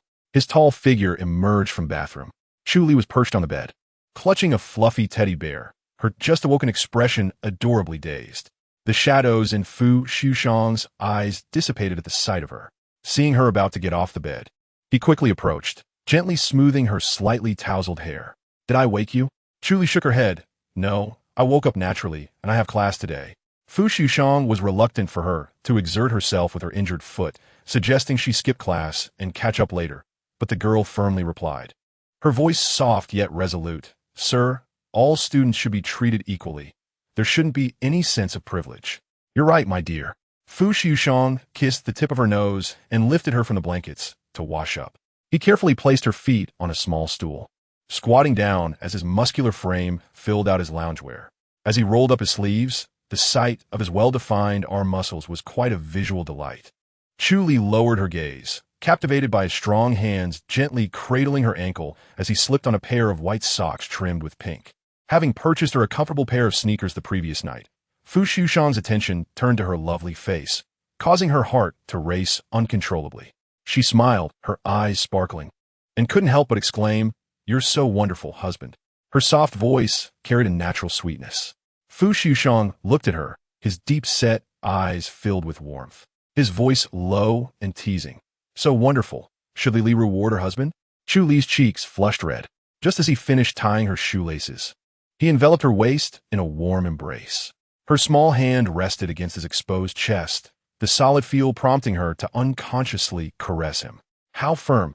His pecs were far more appealing than those boys she had seen in the previous challenges. Fu Xiushang narrowed his eyes, his throat tightening. The little girl was teasing him, while she should be the one rewarding him. Breathing in the familiar scent of juniper, Zhao Danya's confidence began to grow. Her cheeks flushed as she turned to face him. Sitting squarely in his lap, her warm breath cascading against his chest, sending shivers across his muscles. Unaware of her slight movements as she shifted in his embrace. Fuxushan gesse, gazedarkind. Yet, she earnestly inquired, Sir, what kind of reward do you want? Fu Xiushang's hand playfully pinched her soft thigh, his voice husky with warning. Li, do you know how dangerous it is to sit in a man's lap so early in the morning? Chu Li's body tensed momentarily. Then her face blushed as she quietly raised her head, sincerely asking, Then do you want it? Huh? The man was momentarily taken aback. After all, Fu Xiushang was a man newly awakened to desires, and those needs were quite fervent. Chu Li felt that intensity for the first time last night, an experience she would not soon forget. She felt a sense of urgency to ensure he was not left wanting. A shy girl, she summoned her courage to speak, feeling her ears flush with warmth, unable to meet his gaze. Chu Li tightened her grip on his shirt, kneeling on the bed, her body half propped up. Her warm breath glided from her chest down to his moving Adam's apple. Mr. G has informed me that my foot has merely sustained a slight sprain and is not a cause for concern. Fu Xiushang, upon hearing this, cast his gaze downward into her eyes, which shimmered with sincerity. The man felt a wave of tenderness wash over him. This little girl has grown bolder. Facing his deep, ink-like eyes, Chu Li could sense the intensity of his heartbeat and the weight of his breaths through the thin barrier of their skin. Fu Xiushang's hand, which cradled her lower back, was warm, the prominent veins on his fingers pulsating visibly. The girl's eyes flickered, feeling shy yet unable to bear his discomfort. She tilted her head back, her soft lips brushing against his thin ones, her little tongue tentatively flicking out before quickly retreating as she lowered her head once more. This was the second time she had taken the initiative to kiss him. Though still unskilled, it was a significant improvement from their first fleeting encounter. Fu Xiushang's gaze was deep and gentle, his large hand gliding along her waist, gently squeezing the delicate skin at the nape of her neck. The girl melted against him, like a helpless kitten draping herself over his neck. His hand, with its prominent veins, cradled her head, burying itself in her soft hair, reclaiming control. His wife was easily shy. A little initiative would suffice, leaving the remaining 99 steps for him to conquer. Chu Li sighed in relief, her mind a haze as she recalled his teachings, clumsily following his lead in response. Sunlight streamed through the floor-to-ceiling windows, illuminating their entangled forms in a scene both enchanting and warm. The man loosened his hold on the girl nestled against him, his hoarse voice breaking the silence, clearly suppressing something. What time does your class start, Li? As dawn broke, it was not just the melodious calls of the oriole that filled the air, but also the long-awaited morning dew, cascading softly upon the bird's wings. Although Chu Li's class did not commence until 10, there was still ample time. Nonetheless, Fu Xiushang was mindful of her injury. He understood all too well how an experience of overwhelming warmth could easily intoxicate one. He feared being careless and exacerbating her injury. Thus, he opted for a different approach. Yet, every inch of his delicate wife left him in a daze, with a rosy hue adorning her cheeks.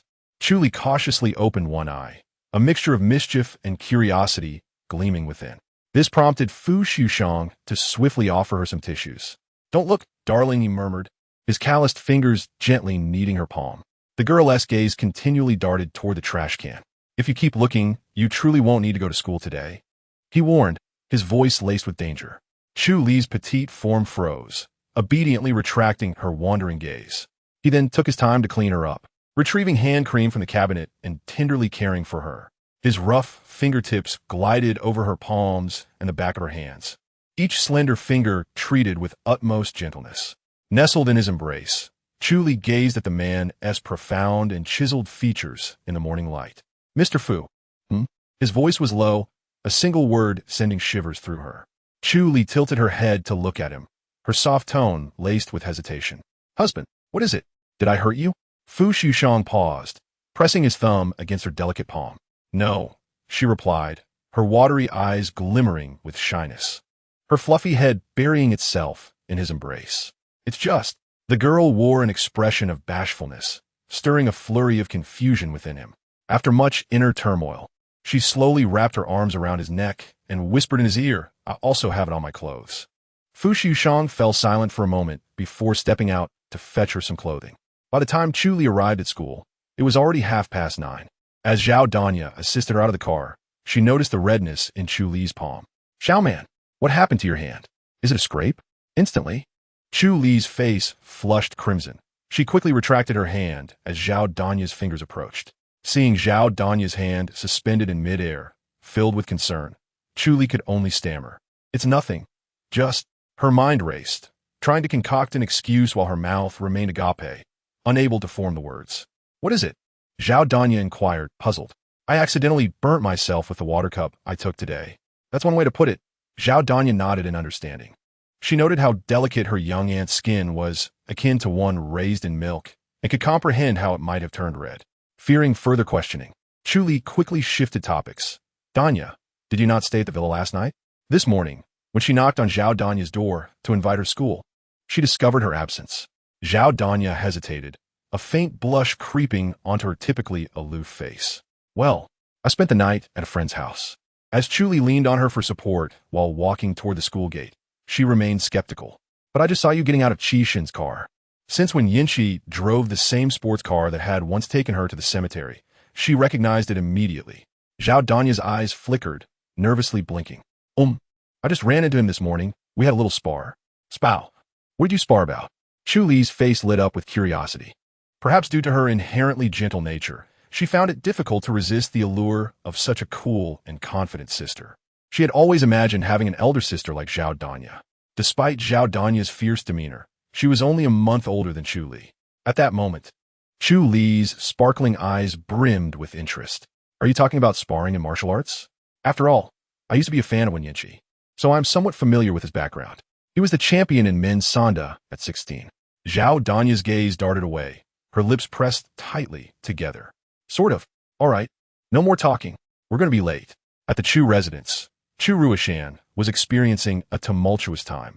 Shortly after Chu Li's departure, someone arrived with a seal to completely shut down the Chu family. Even in death, her grandfather had left a house for that little vixen, Chu Li.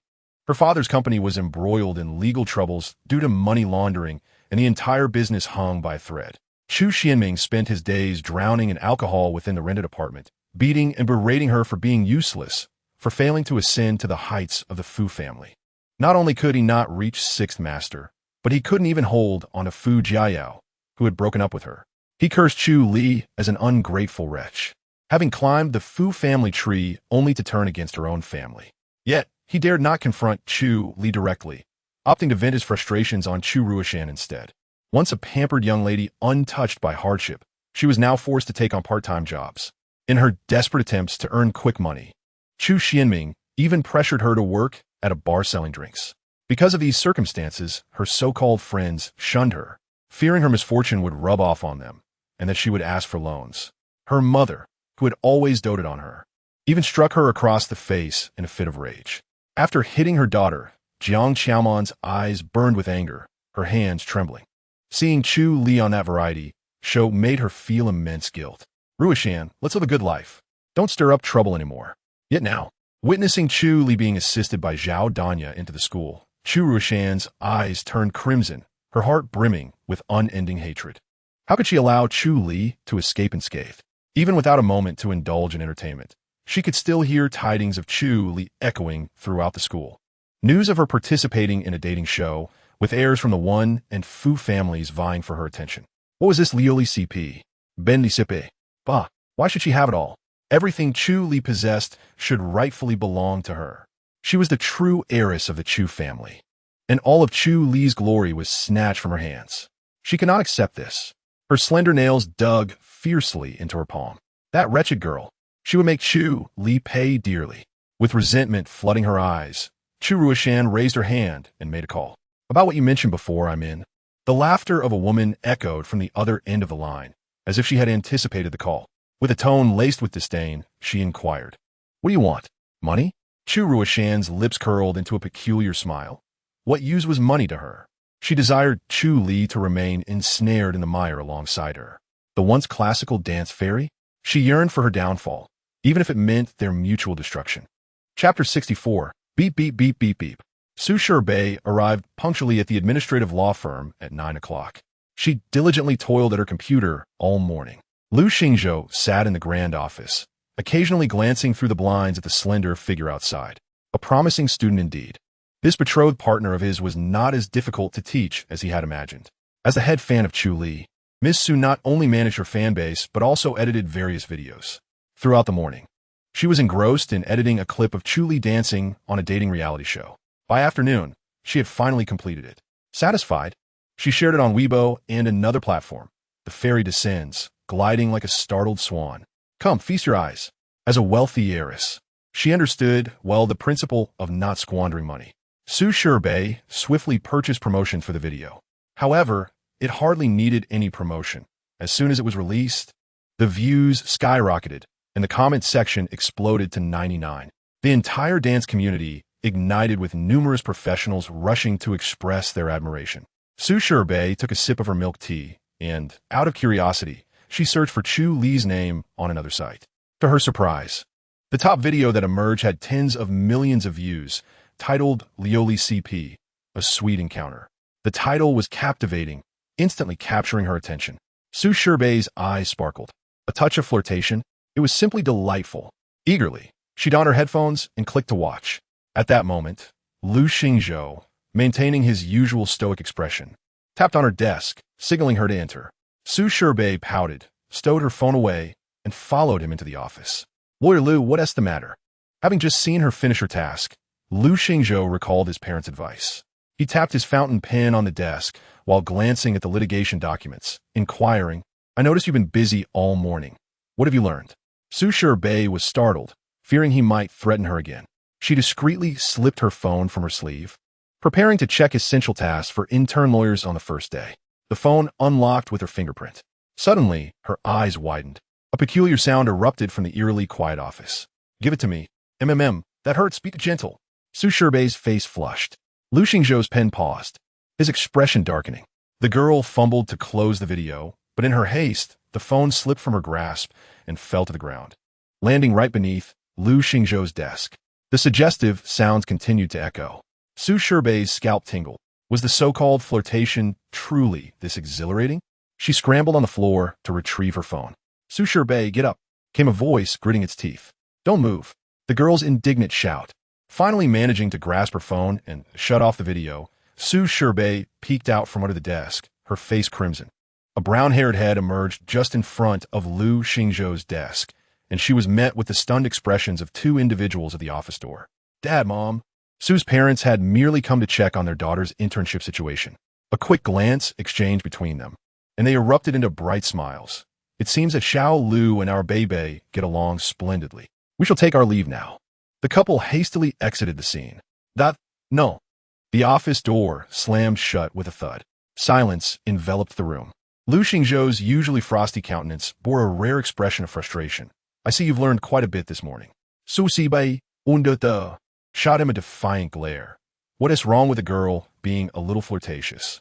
I don't dabble in drugs or gambling. Lu Xingzhou was taken aback, encountering such unreasonable behavior for the first time. The attorney, who could silence opposing counsel in court, now tasted the bitter fruit of his own silence. He took a deep breath, reminding himself, desire is human nature. After all, she was his chosen betrothed. Just as he was about to speak, the girl raised her finger before his lips. You hold your tongue. Su Bei frowned at her phone, where a news headline was rapidly climbing the trending charts. Lu Xingzhou pressed his lips together, visibly displeased. In the next moment, the lovely girl before him began to recite a stream of eloquent phrases. Beep, beep, beep, beep, beep. You, Chu Li, are still able to prance about. Lu Xingzhou. A few days prior, Chu Li had been seeking an opportunity to secretly purchase a birthday gift for Fu Liujie, but her classes had hindered her. Tomorrow was his birthday, and since she had no practical class to attend, she dragged out Danya to the mall to shop for a present. A sales clerk clad in white gloves retrieved an intricately designed watch from the display case. Chu Li's eyes lit up, then furrowed slightly, but he already has one. Danya, what do you think would be a good gift? Danya? Zhao Danya, feeling guilty, quickly tucked her phone away. I think this is perfect. Really? I'll ask Bei. Chu Li eyed her suspiciously, reaching for her phone.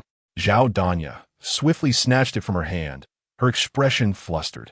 No tengo lisquisical gaja, joleñalianat cruze, whispering. Auntie, the best gift is you. With that, she pushed the blushing girl away in haste. Behind them, several salespeople exchanged glances, whispering, Isn't that her? Chu Li. Seducing her sister's boyfriend, Fu Xiao, driving her sister to suicide. What a viper. You think so? That was merely a stepping stone. Her ultimate goal is Fu's own. He dotes on her so much that he even featured her on a variety show.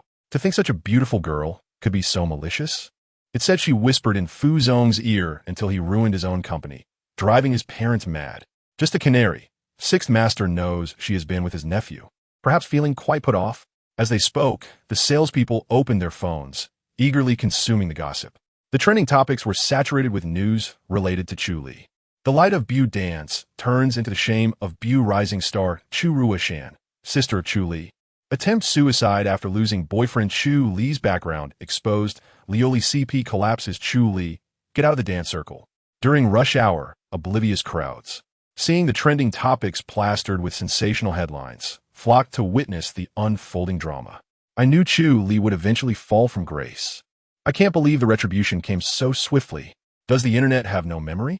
Isn't this the infamous bus girl, Chu Sanner? What CP are they shipping? The show is exclusively sponsored by Fu's company. She's merely the CEO's canary. Chu Li, come out and face the music. Legal online. Such artists must be thoroughly investigated. Those who were captivated by Chu Li's dance.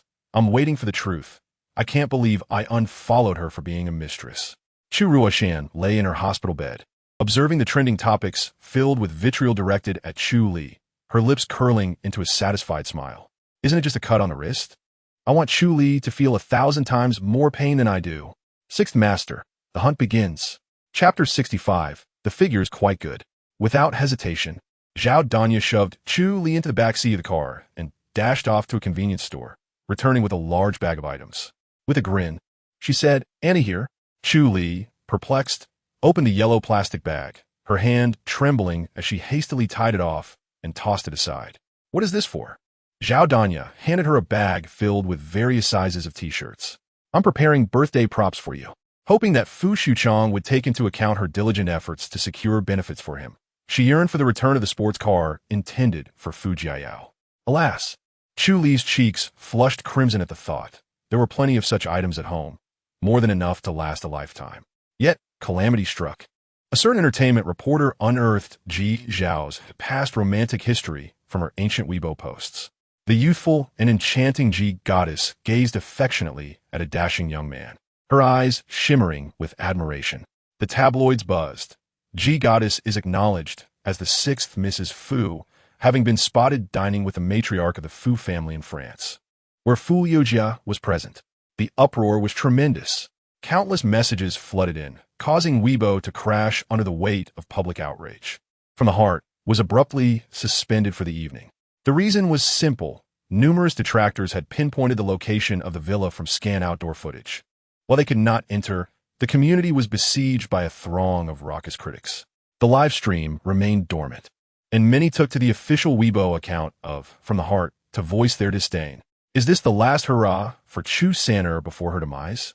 Snatching her sister's boyfriend and stealing our Xiao Zhao's fiancé. Have some decency. My heart aches for Xiao Xiao. She drove her sister to suicide. How terrifying. Ji goddess, please don't lose hope. These sisters share the same father, but different mothers.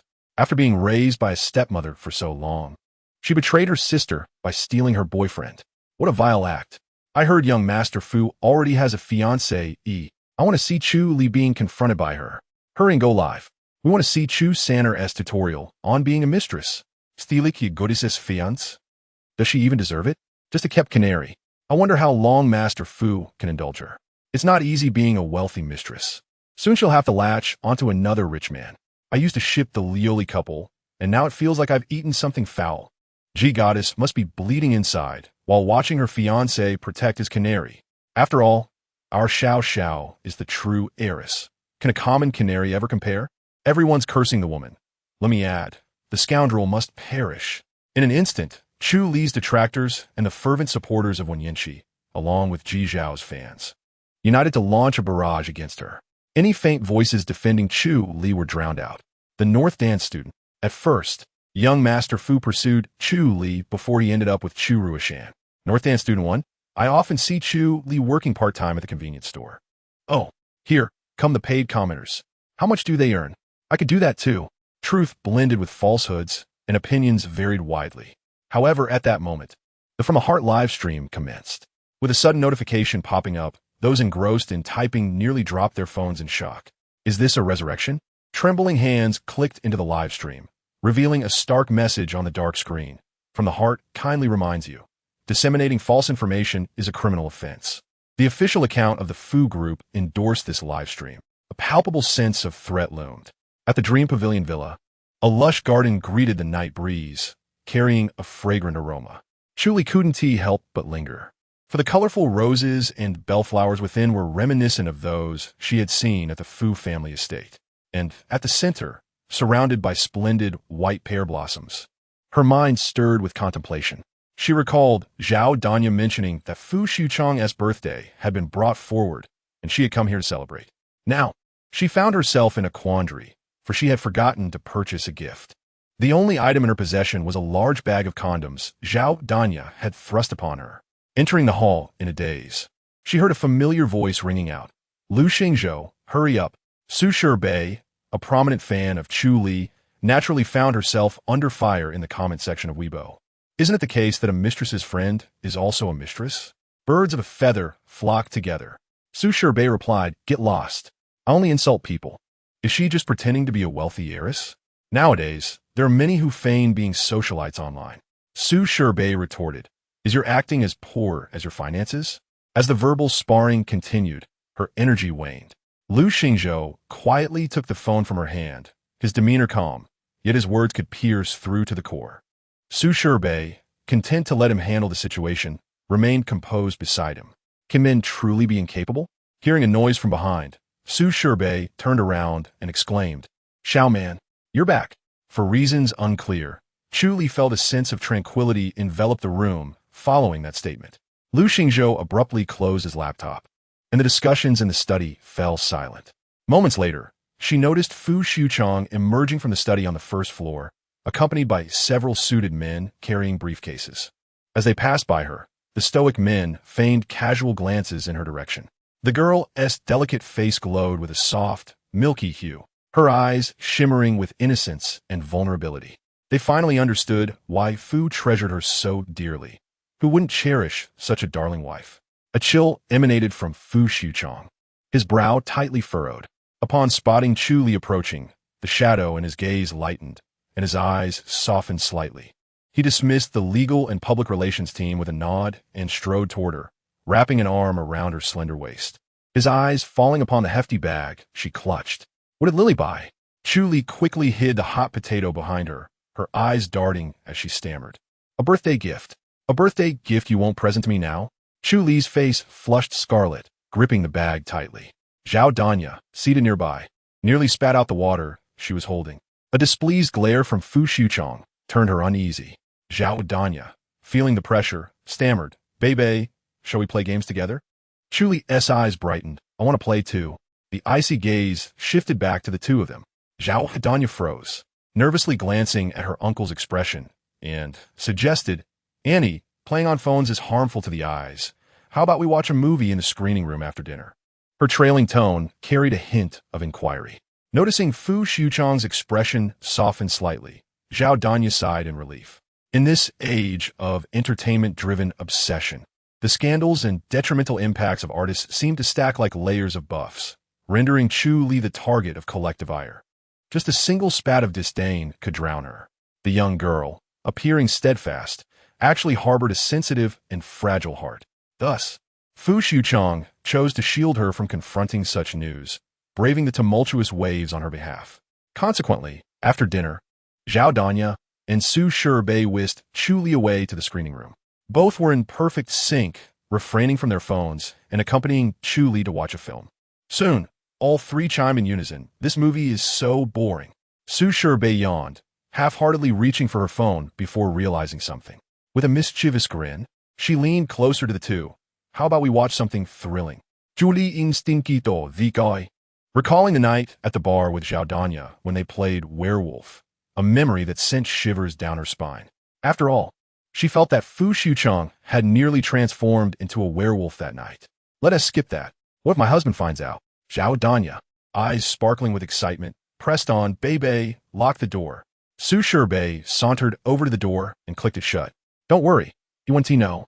Thus, the three girls settled in front of a 200-inch screen, surrounded by immersive surround sound, to indulge in Su Shibei's favorite show, the heart-throbbing challenge.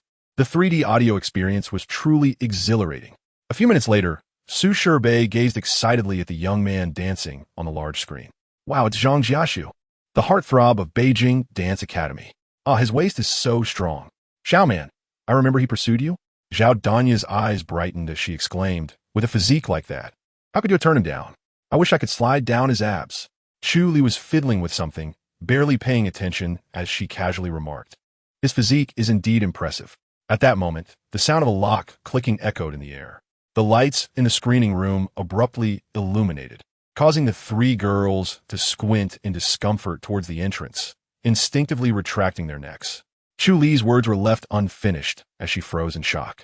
Su Shibei quickly closed the video and stepped back, her gaze drifting to the three tall men standing at the door, their expressions dark.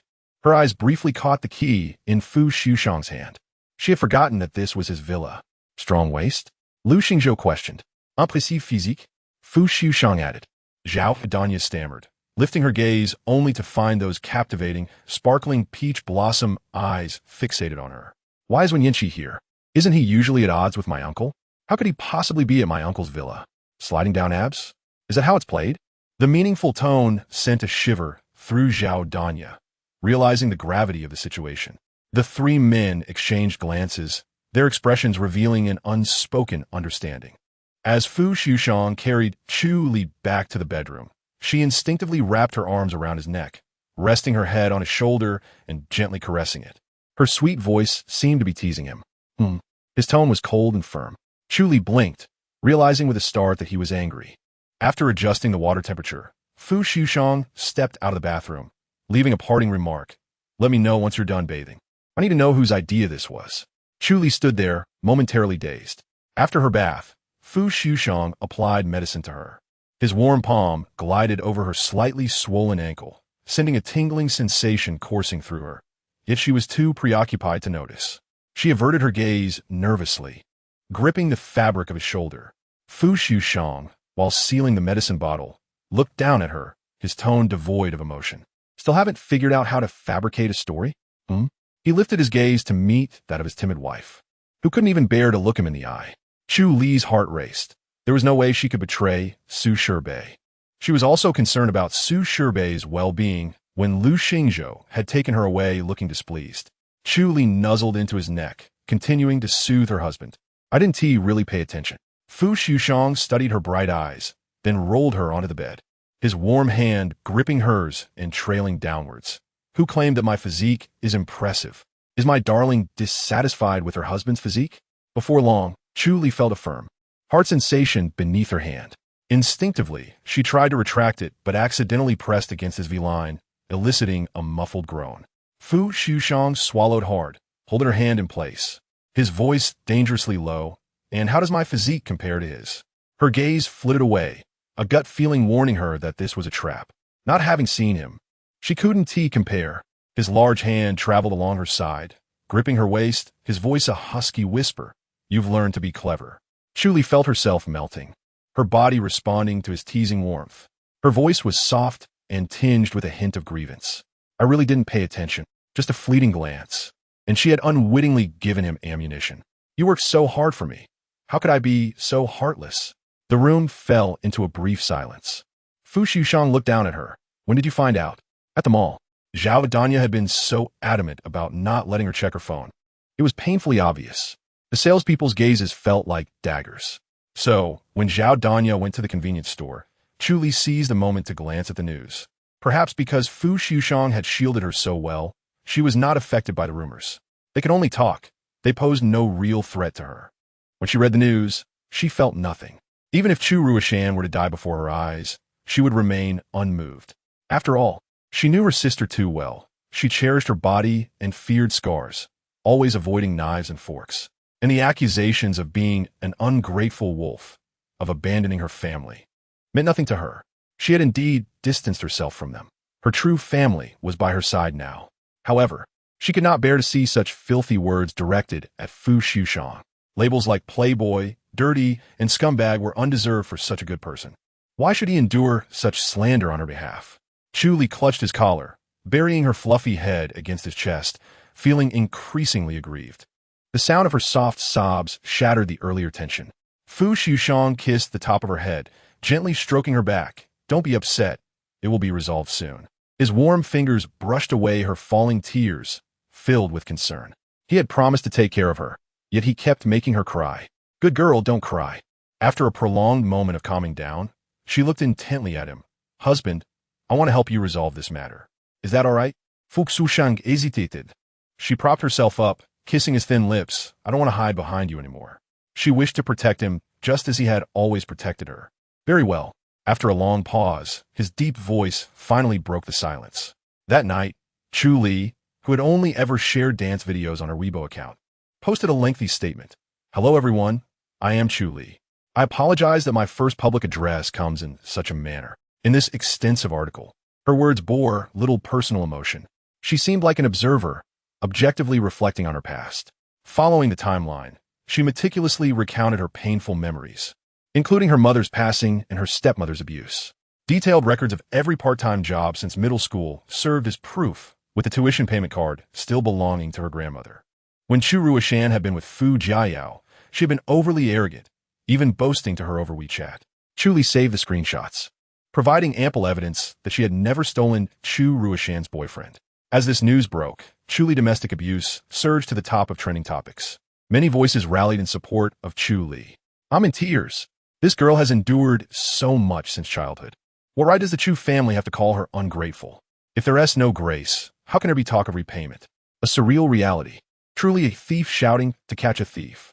I am indeed a student of Beijing Dance Academy, demanding a thorough investigation into Chu Liujie's attempted suicide. She has always bullied others at school, relying on being Fu's girlfriend. The Wen family also wept. Old Madame Wen wiped her tears, sympathizing with Chu Li. Is this something a person can do? Those photos after the beatings make my heart ache. Such a beautiful girl. If she were my granddaughter, I would cherish her dearly. How could anyone treat her so cruelly? Even as numerous individuals began to speak out for Chu Li, there were still those who sought to muddy the waters. No matter how bad family is, they are still family. How could one rise to fame and then seek revenge on their family, ruining the company and the home? She may be pitiful, but why did she steal Ji Xiaowei's fiancé and become a canary? Chu Li and Fu Liujie naturally saw these comments. Fu Liujie's expression darkened as he instinctively pulled her closer. Lili, don't you have anything you wish to ask me? Chu Li's eyes were still red-rimmed as she sniffled, burying her head into the man's chest. Her voice was muffled and tinged with a hint of grievance. No. Fu Liujie felt a swelling in his heart. Gently lifting her chin, his voice remained low and magnetic yet resolute. Lily, shall we go public? You are the one I have chosen as my wife. I wish for everyone to think of you when they mention Mrs. Fu. The girl nestled against him for a long time, her body trembling lightly, yet she remained silent. The man stroked her soft hair, feeling a bittersweet ache in his heart. Just as he was preparing for a protracted battle, he felt something gently encircle his left ring finger. Looking down, he saw a white pear blossom, vivid and dripping with vitality. The stem was twisted into the shape of a ring, a never-ending loop, encircling his slender finger, somewhat incongruous, somewhat clumsy, yet undeniably adorable. Chu Li tilted her head back, propping herself against his chest, her sparkling eyes fixed on him with a soft tone that inexplicably carried a hint of possessiveness. Fu Liujie, this is a biased strip. You are mine. Chapter 67. Going public. My Mrs. Fu in the hospital room. Chu Liujie's malevolent gaze fell upon her phone, where she spotted Chu Li's clarifying post. This little wretch had quietly saved so many things. Her thoughts were indeed sinister, but it mattered not. A sly smile curved her lips. The hospital had issued her a diagnosis of severe depression with long-term suicidal tendencies. No matter how much evidence Chu Li presented, she could always use her illness as an excuse to extricate herself. However, Chu Li was different. She merely relied on her looks, foolishly hoping to soar high and transform into a phoenix. Yet, it turned out that Ji Xiao was the fiancée of the sixth master. A fleeting glint of malice flickered in her eyes. Ji Xiao was the eldest daughter of the Ji family. A true heiress, a deeply entrenched family like the JIS, could never tolerate Chu Li's existence. She was impatient to witness Chu Li's fall from grace once more. Jiang Xiaoman, still at work, stumbled upon the news of Chu Rushan's suicide and felt an intense panic, immediately abandoning her post to rush to the hospital. Upon seeing her mother enter, Chu Rushan excitedly raised her phone. "Mom, look, that little wretch Chu Li has finally been exposed." With a startled gasp, a sharp pain shot through Chu Rushan's cheek. "You ungrateful girl. Do you want to kill your mother to feel at ease? What are you doing with this nonsense about suicide? Stop these antics." The woman's voice trembled with suppressed rage. She was terrified, living each day in trepidation. The slightest disturbance sent her heart racing, fearing someone would come to seize her. She had watched the dating show. Ever since it aired, her nightmares had never ceased. Chu Li had not only gained the Fu family's power, but had also reconnected with the Wen family. She wished for nothing more than for Chu Li to sever ties with the Chu family forever, as long as they were unaware of Chu Li's lineage. The past concerning Li Fanming would remain undiscovered. Yet, her restless daughter refused to heed her warnings, insisting on opposing Chu Li. She even revealed that Chu Li was not the biological daughter of the Chu family. Covering her swollen face, Chu Rushan stared in disbelief at Jiang Xiaoman. Her mother had hit her again. Moments later, she spoke with indignation. "Don't you hate her too? Don't you resent her mother for occupying Dad's heart even in death? You should want Chu Li dead more than I do." "Mom, I'm helping you." Upon hearing this, Jiang Xiaoman lost control even further. "Helping me? You're trying to take my life." Her entire body trembled with rage, her cheeks flushed white, lips quivering, eyes reddening. "Rushan, I beg you, don't fight with Chu Li anymore." Chu Rushan covered her already swollen face and handed her phone to Jiang Xiaoman. "Mom, we are no longer afraid of that little wretch Chu Li. Ji Xiao is recognized by the matriarch of the Fu family as her daughter-in-law. With her help, Chu Li will surely disappear from the Fu family for good." "What?" Jiang Xiaoman's heart raced instantly. "Rushan, is what you said true?" She grasped Chu Rushan's hand tightly, her expression a mix of joy and madness. This sudden change startled Chu Rushan, who recoiled. Yet, Jiang Xiaoman was unconcerned, instinctively tightening her grip. If Ji Xiao were the future Mrs. Fu, it would be splendid. While Chu Li's situation remained undiscovered, leveraging Ji Xiao to ensure Chu Li vanished from the Fu and Wen family site would prevent anyone from uncovering her past transgressions. Jiang Xiaoman muttered to herself, sitting on the edge of the bed, "Li Fanming, you cannot outmatch me. Your daughter cannot surpass mine either." At that moment, a nurse entered to check on the room. After confirming that Chu Rushan's wrist had ceased bleeding, she offered some instructions before leaving. Outside, the nurses could be heard fervently discussing something. "Oh my, the Fu Corporation has issued a statement." The mother and daughter duo's eyes brightened simultaneously. Chu Rushan, disregarding the wound on her wrist, excitedly leaped out of bed to retrieve her phone. However, in the next instant, with a loud crash, Chu Rushan, as if struck by a bolt of lightning, violently hurled her phone against the wall, shattering it into pieces. The force was so great that blood seeped from her wrist once more. She collapsed back onto the bed, her lips pale and trembling, her eyes devoid of life. Jiang Xiaoman stared at her deranged daughter, her expression shifting as if she heard the sound of something shattering. A pallid hue washed over her, resembling that of a corpse. In the dead of night, a piece of news surged to the top of the trending list at lightning speed. Unbeknownst to the unsuspecting singles, they had been baited into a frenzy. The Fu Corporation tweeted, "Chu Li, you are my Mrs. Fu." Accompanying the post was a photo of a marriage certificate. Chu Li smiled sweetly, her eyes sparkling, while the man's deep, cold features barely concealed his amusement. All specific details, save for the names, had been obscured. The server, already on the brink of collapse, faced unprecedented traffic. Weeping programmers began to work overtime. One programmer, who had fervently shipped the Wan Li couple, cried so much that his computer nearly overheated. "Woo dog food is so delicious. I devoured 2 big bowls with tears." Isn't it a slap to those who called Chu Li a canary? She is indeed the legitimate Mrs. Fu. No wonder the Fu Corporation spent heavily on lawyers. She is Mrs. Fu after all. Oh my, so the sixth master sponsored the dating show for his wife? Accompanying her on a variety show to showcase their love is simply wonderful. In the Liujie couple's super topic, a fan enthusiastically exclaimed, "Is the couple I ship real? I can't help but smile as bright as the sun." By the way, did the sixth master give Lily medicine and suddenly carry her upstairs for some intimate moments? The next day, she looked quite drowsy descending the stairs. "Hey, you're being odd. I want to see some lovey-dovey moments." Just saying, if the girls they dated become ants.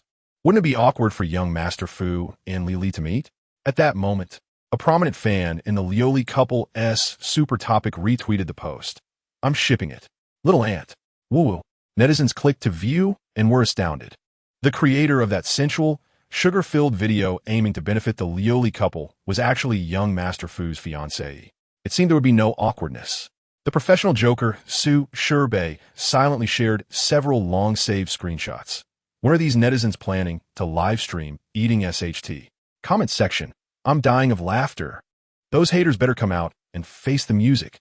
Fans began tracking down IDs one by one, shouting live, "Stop playing dead. Go live already." Meanwhile, when Yinchi was scrolling through this tweet while exiting the Daijing villa, he pressed his tongue against the roof of his mouth, listening to his grandmother's frail yet furious voice on the phone. "That sixth master of the Fu family has run off with Li. When will I hear any news about my granddaughter-in-law?" The old lady was genuinely infuriated, especially after seeing the Weibo post from the Fu group, when Yinchi rubbed his temples, his thoughts drifting far away, fingertips dancing lightly. He did not have a smoking habit. He only indulged in it during moments of profound distress. Just like now, he bit down on the cigarette's end and took a deep drag. The nicotine seeped into his lungs. Yet it failed to alleviate the tumultuous emotions stirred by the news he had uncovered today. "Yinchi, are you listening?" came the voice of old Madam One.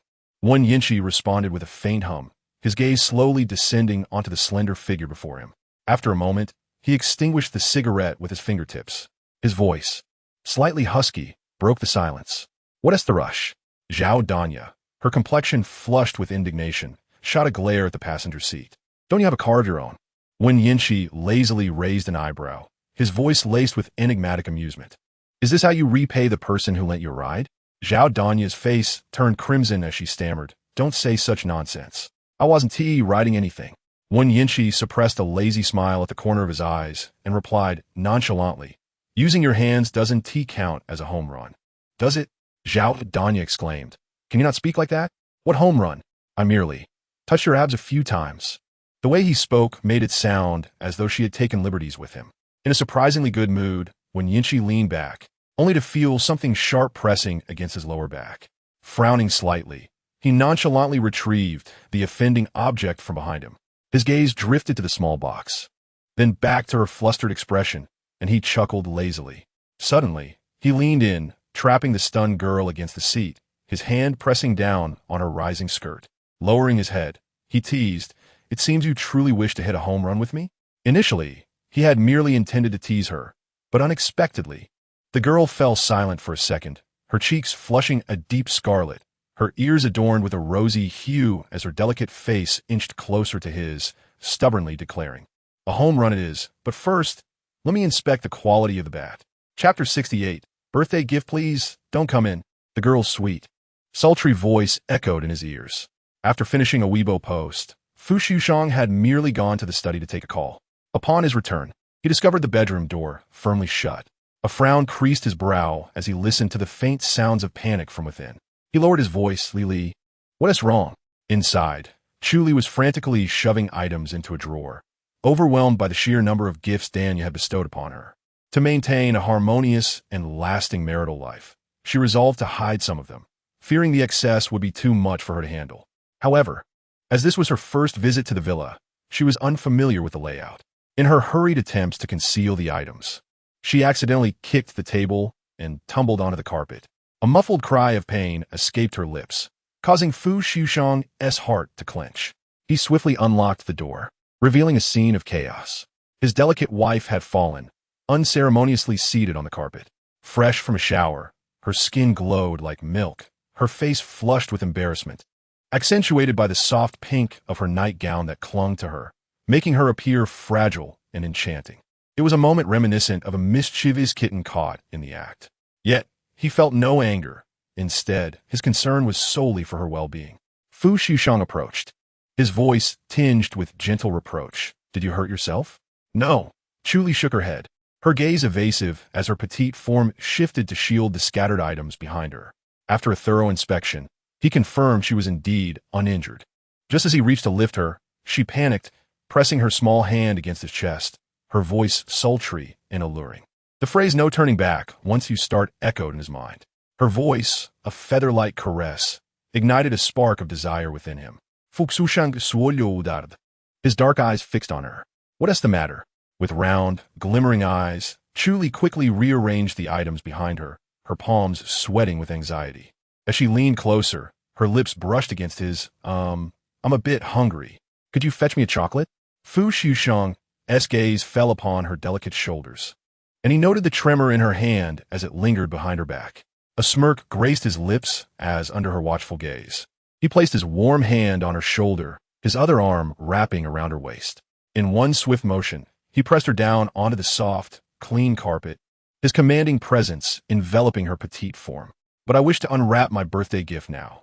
Chu Li shivered at his words, her gaze meeting the unmasked desire in his dark eyes. He deftly retrieved the scattered items behind her, revealing a bundle of surprises. Lily is so thoughtful, knowing her husband is unprepared for the new home. His tone was light, as if they were discussing mundane household items. Chu Li's face flushed crimson, nearly biting her tongue in surprise. A new home?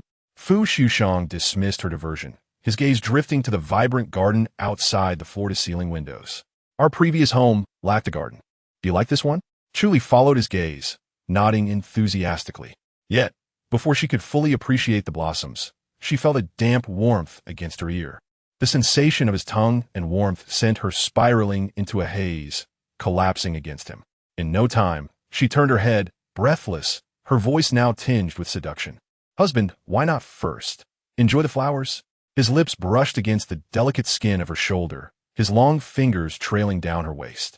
In a husky tone, he murmured, Am I not appreciating them? I adoro you, Lily.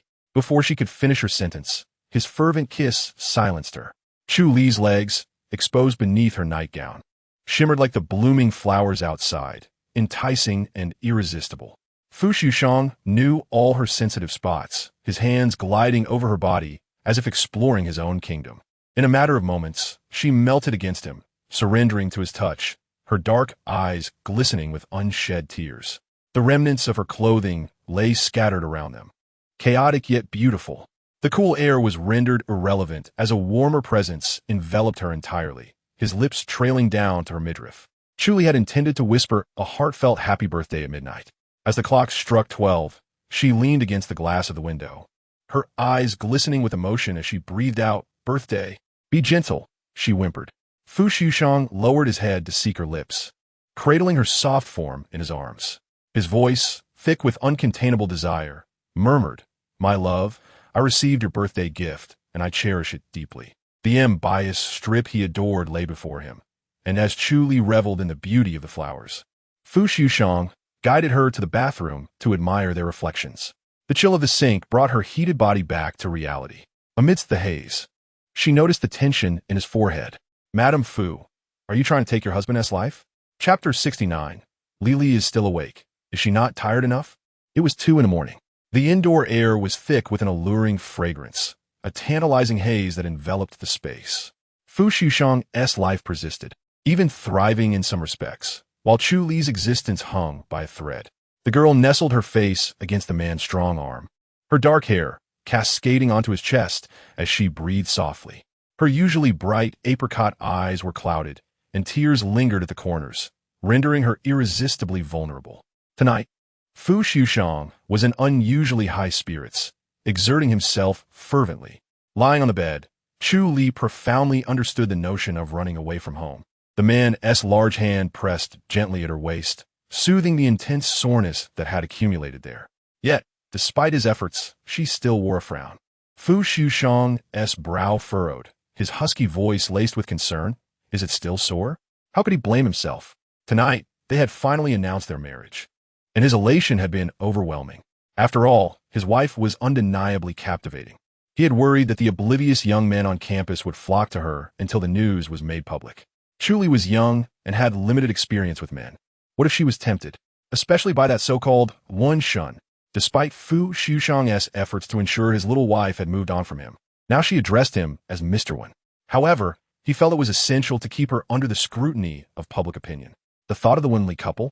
He could easily dismantle that pairing, just as he could with the Wen Li duo. Some men were always scheming to be the third party. Today, one even ventured to their villa with ill intentions. Yet, one question lingered in his mind.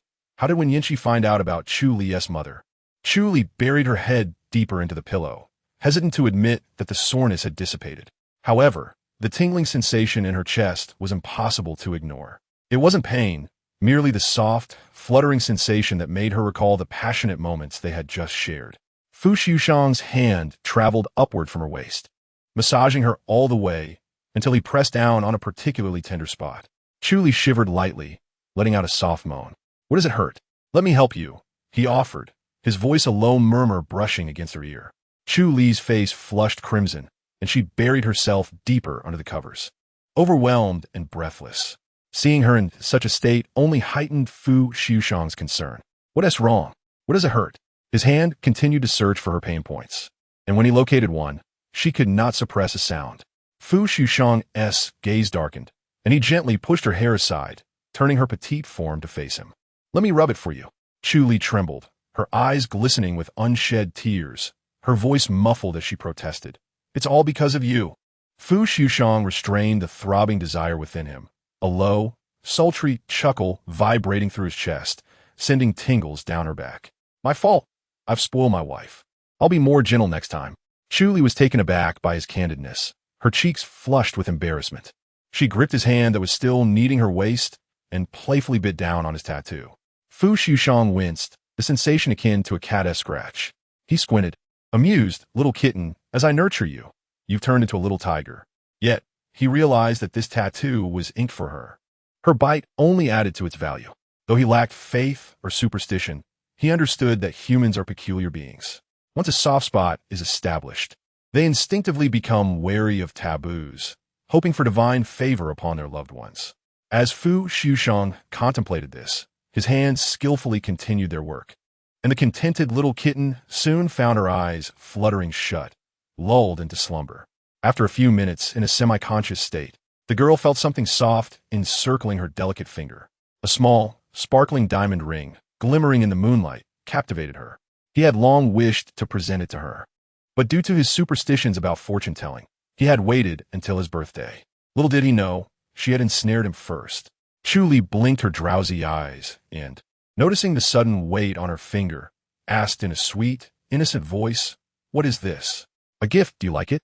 Chu Li gave a slight hum, her fingers brushing over the exquisite ring before glancing at his left hand. Fu Liujie had already donned the matching men's ring. The warm orange light highlighted their intertwined hands, the rings sparkling brilliantly. The grass ring she had crafted was hidden away in a brocade box before they had engaged in their earlier activities.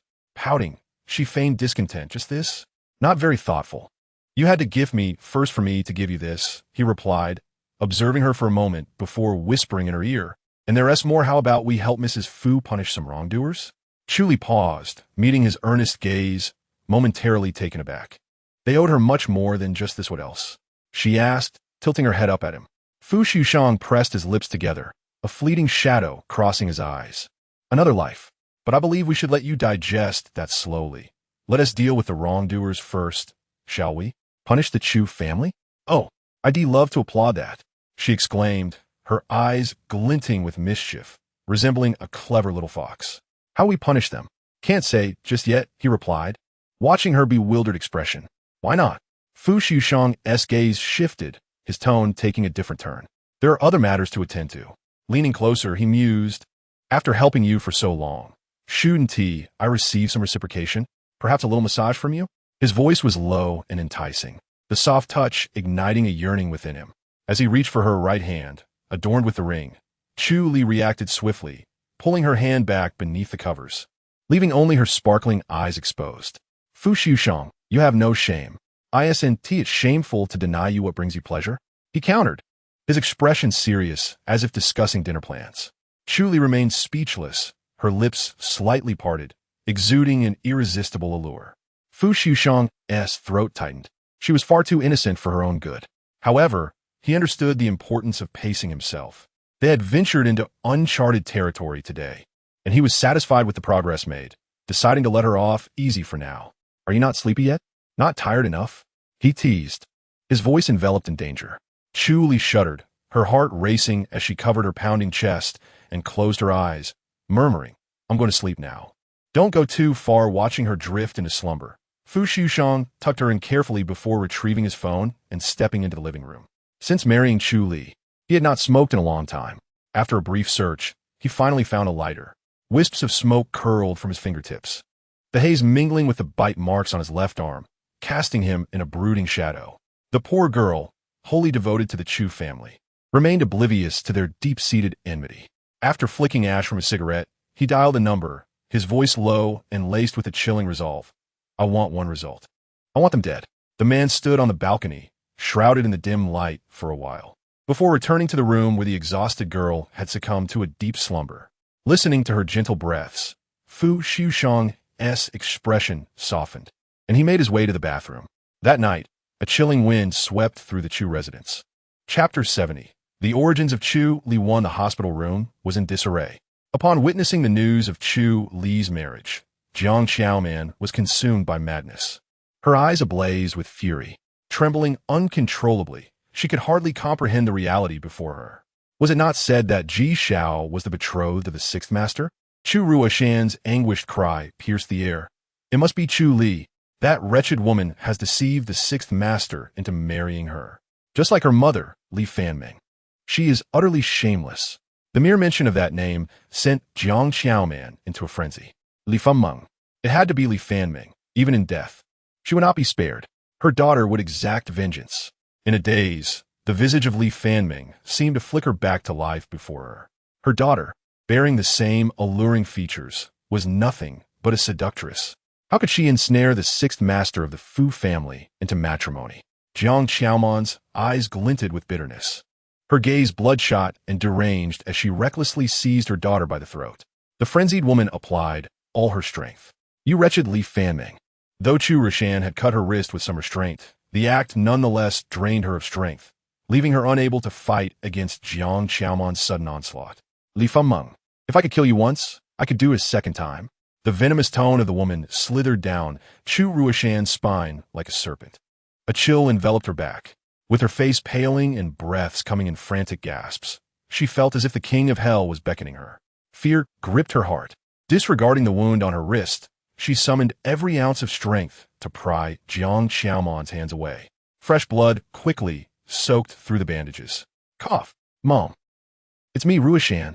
Gradually, Jiang Xiaoman's murky gaze cleared, her attention drawn to the bloodied bandage around Chu Ruoshan's wrist.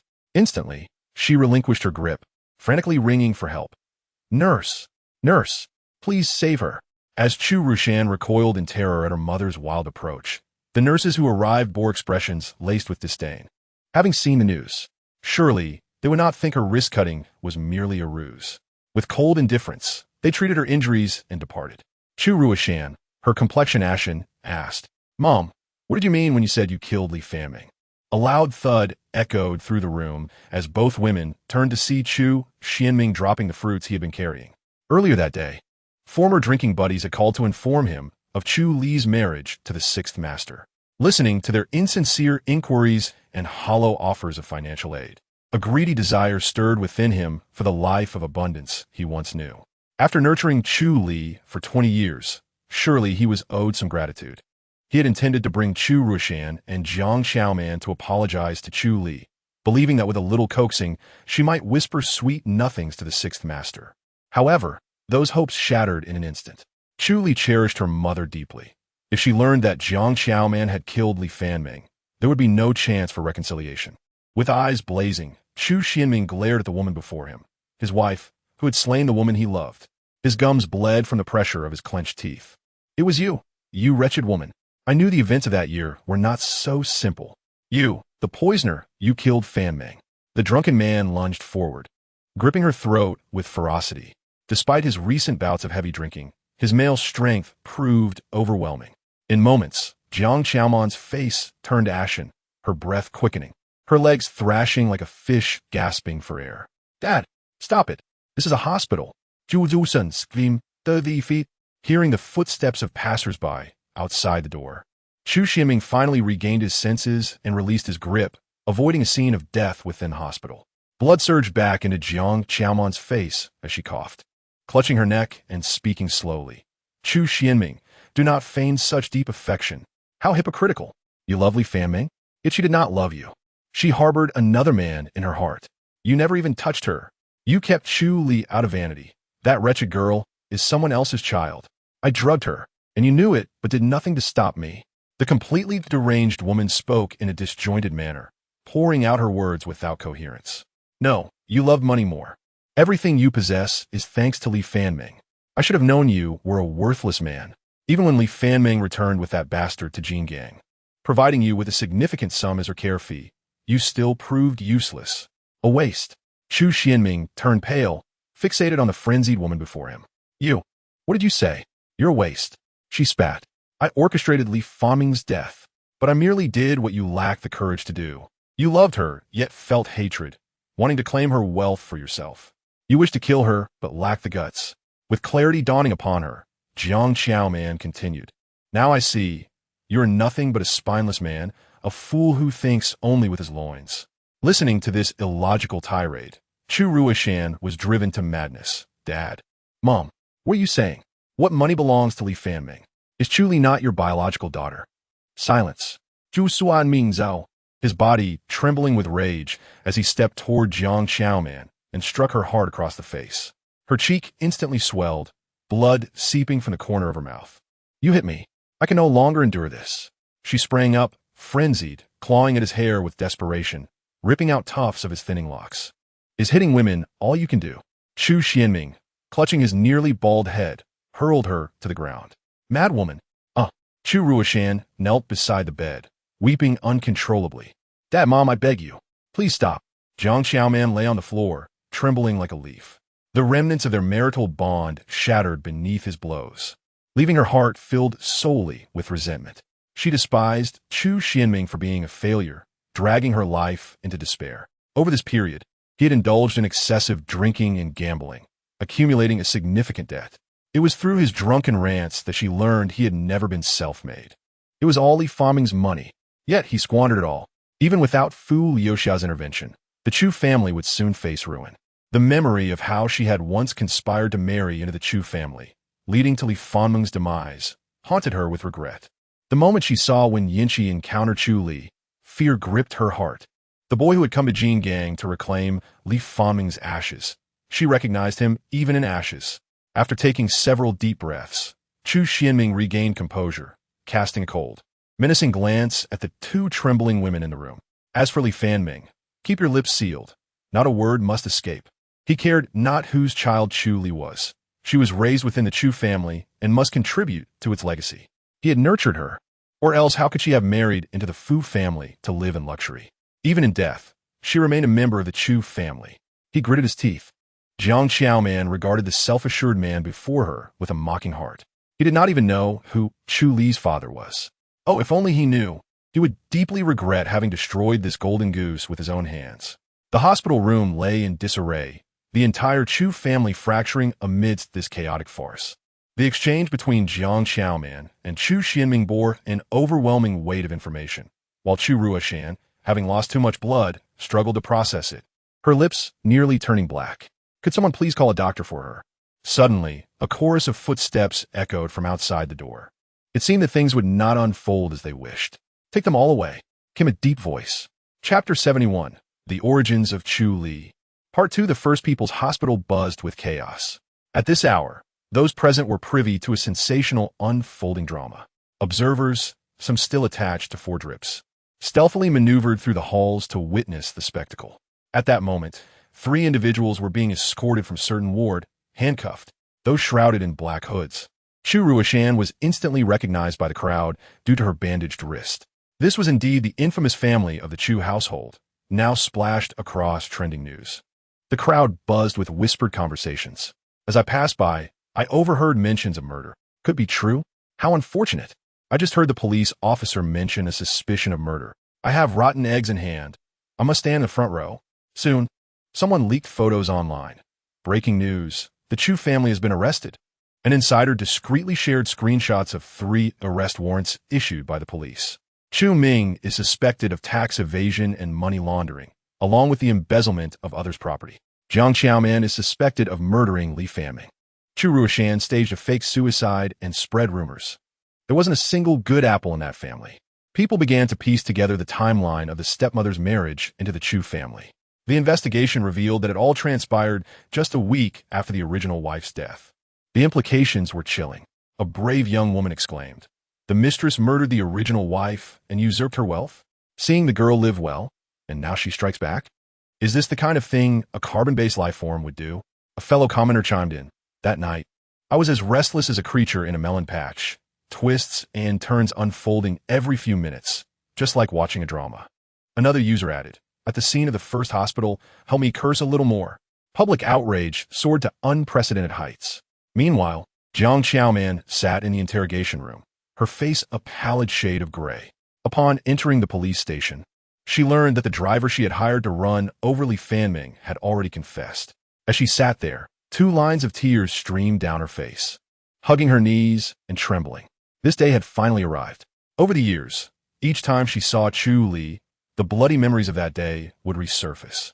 Each midnight, she dreamt of Li Fanming returning for vengeance, dragging along a 5-year-old girl, drenched in blood, beckoning her. Mommy, why won't you come down and keep me company? Wan. Mommy truly did not intend to kill you. If you must hate someone, let it be those 2 wretches, Chu Li and Li Fanming. Li Fanming was utterly detestable. Even in death, she took away her own daughter. Chu Xianming thought that his annual visits to pay respects to Li Fanming were generous. How could she possibly honor that wretched woman? She was paying tribute to her own flesh and blood, Jiang Xiaoman's daughter. Life before meeting Chu Xianming had been unbearably tough. She became pregnant before marriage, and after giving birth to her daughter, that ungrateful man left Tiangang, abandoning his wife and child. Alone, a single mother with a daughter. One can only imagine how difficult life was. Jiang Xiaoman met Chu Xianming while working as a waitress in a bar. That night, he had consumed copious amounts of alcohol. A gentleman with decent looks who ordered fine wines. Jiang Xiaoman was immediately drawn to him, determined to seduce him. She desired an end to her hardships and yearned for wealth and luxury. That evening, she accompanied Chu Xianming in drinking heavily, coaxing the inebriated man into a hotel.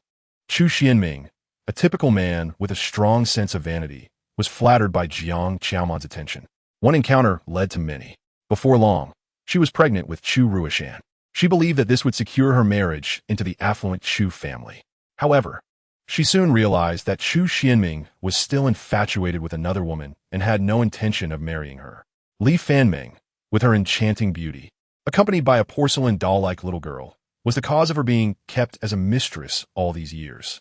Jiang Xiaoman's pent-up resentment from 5 years erupted uncontrollably. She wanted both Li Fanming and Chu Li to disappear. Taking advantage of Chu Xuanming's business trip, she meticulously orchestrated a fatal car accident. In her plan, both Li Fanming and Chu Li were meant to die on the way home from kindergarten. But by a twist of fate, Li Fanming called out Wan's name.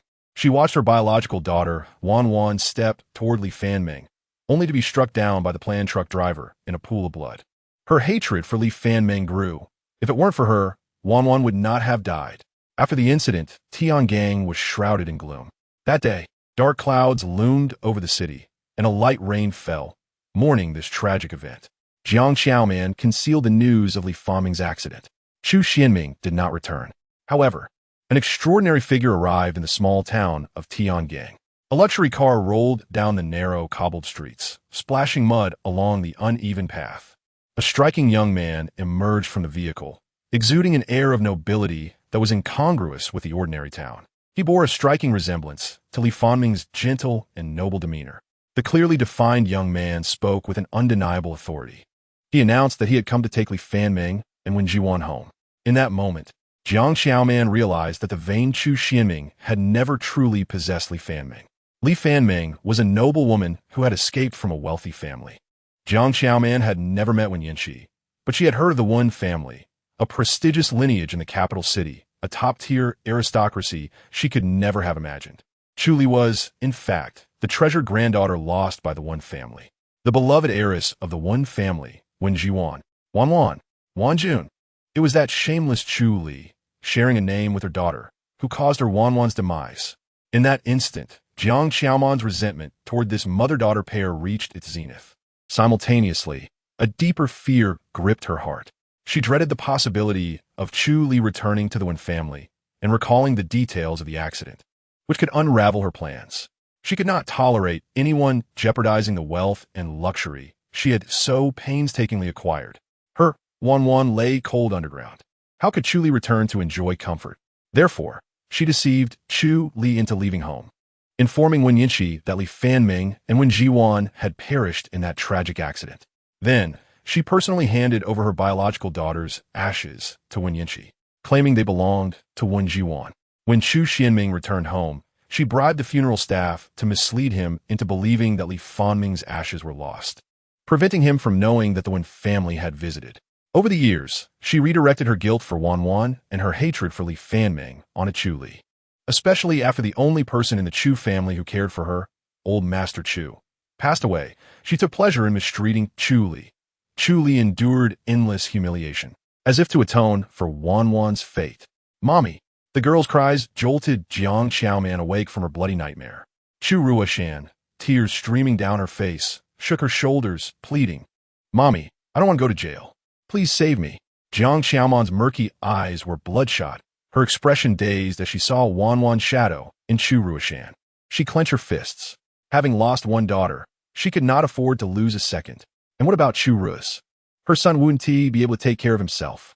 Jiang Xiaoman's thoughts had twisted completely. She had killed the daughter-in-law of the Wen family. How could they possibly let her go? She knew her death was inevitable. She would drag that scoundrel of a man who had burdened her for a lifetime down to hell with her.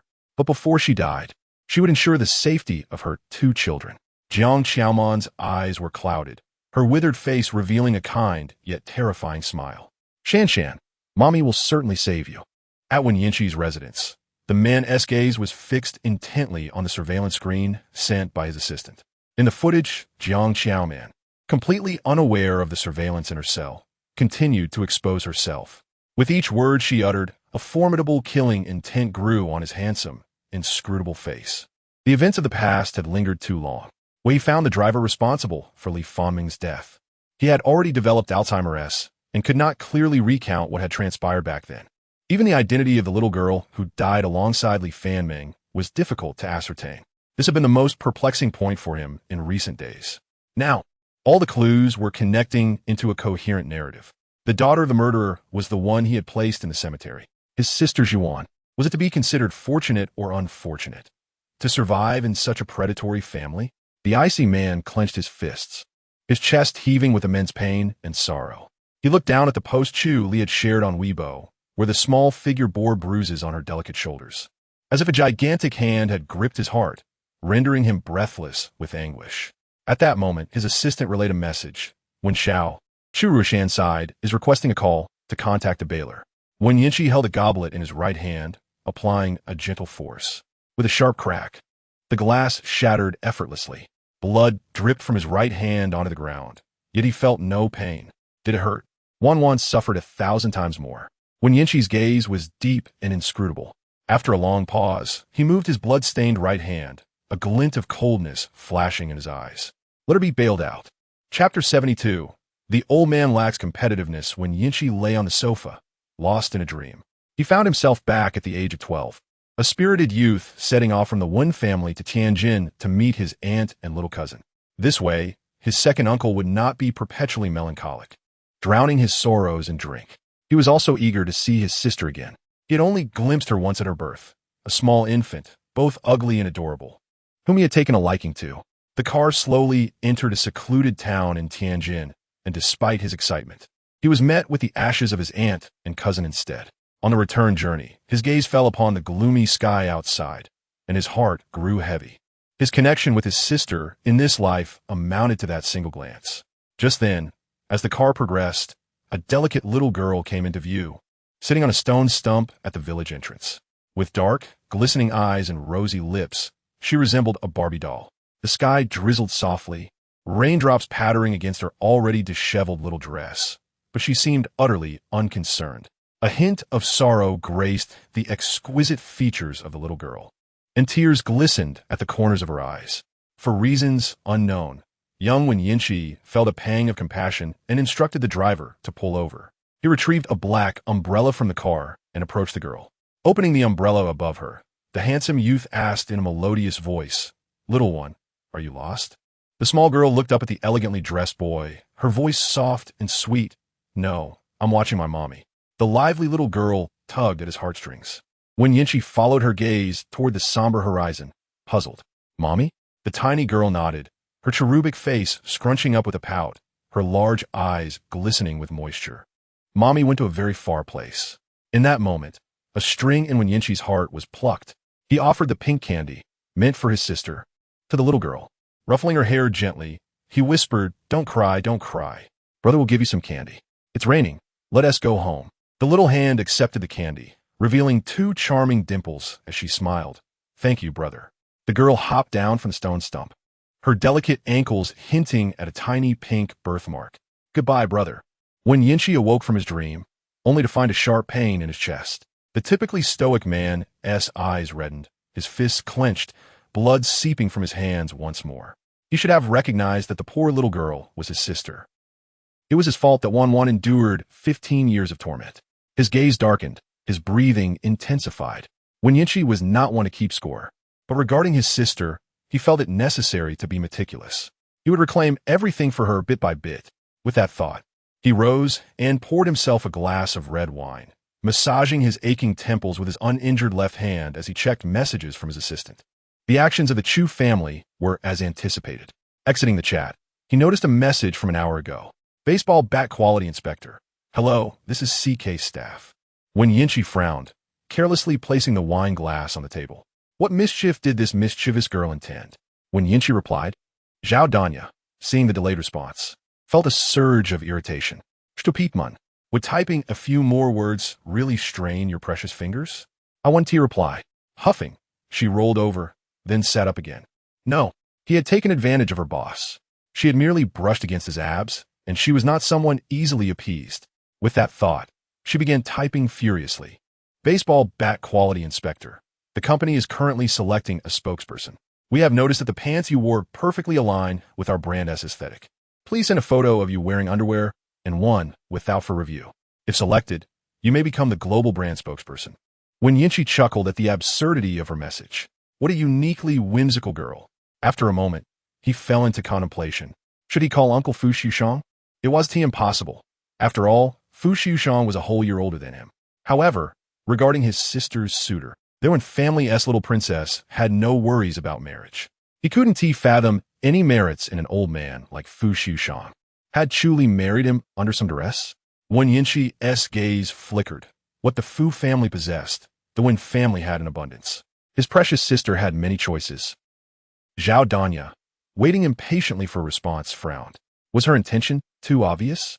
Baseball bat quality inspector. If taking photos is inconvenient, a video works as well. Don't worry, I want to record it. After a prolonged pause, when Yinchi texted, how many candidates are there? Zhao Danya's heart raced at his message. Did this mean she was about to succeed in reclaiming her advantage? Currently, there is only one. A fleeting smile graced Wen Yinchi's enchanting eyes. Suddenly, he recalled overhearing a conversation between the 18th-tier artist Shang Lu and Zhou Huai on a dating reality show. It was said that Sister Danya liked to take young men to bars. When she smiled at me while eating, could it be that she was interested in me? When Yinchi's smile faded slightly as he paused, then sent a voice message. Just looking? His deep, captivating voice drifted into Zhao Danya's ears, filled with warmth and allure, igniting a flutter in her heart. Chapter 73. Just a kiss, is that all right? When Yinchi set his phone down on the table and grabbed a first aid kit to tend his injury, his gaze fell on the chat window, amused by the girl's playful nature. After sending a voice message, he received no further replies. He had expected her to be bolder. Just as he contemplated whether to coax her further, the doorbell rang. Upon opening the door, Wen Yinchi was surprised. What brings you here? Zhao Danya's ears flushed slightly as she retorted. Didn't you invite me over? After discovering that Wen Yinchi lived in the same community when she had hitchhiked a ride from the bar, she felt compelled to take him up on his invitation. Wen Yinchi chuckled lightly. Is that so? You are bolder than I imagined. Zhao Danya confidently stepped inside, her keen eyes immediately spotting his injured right hand. She gasped in concern. Before Wen Yinxi could react, the young girl's delicate face was filled with worry as she cradled his hand, blowing gently on the wound.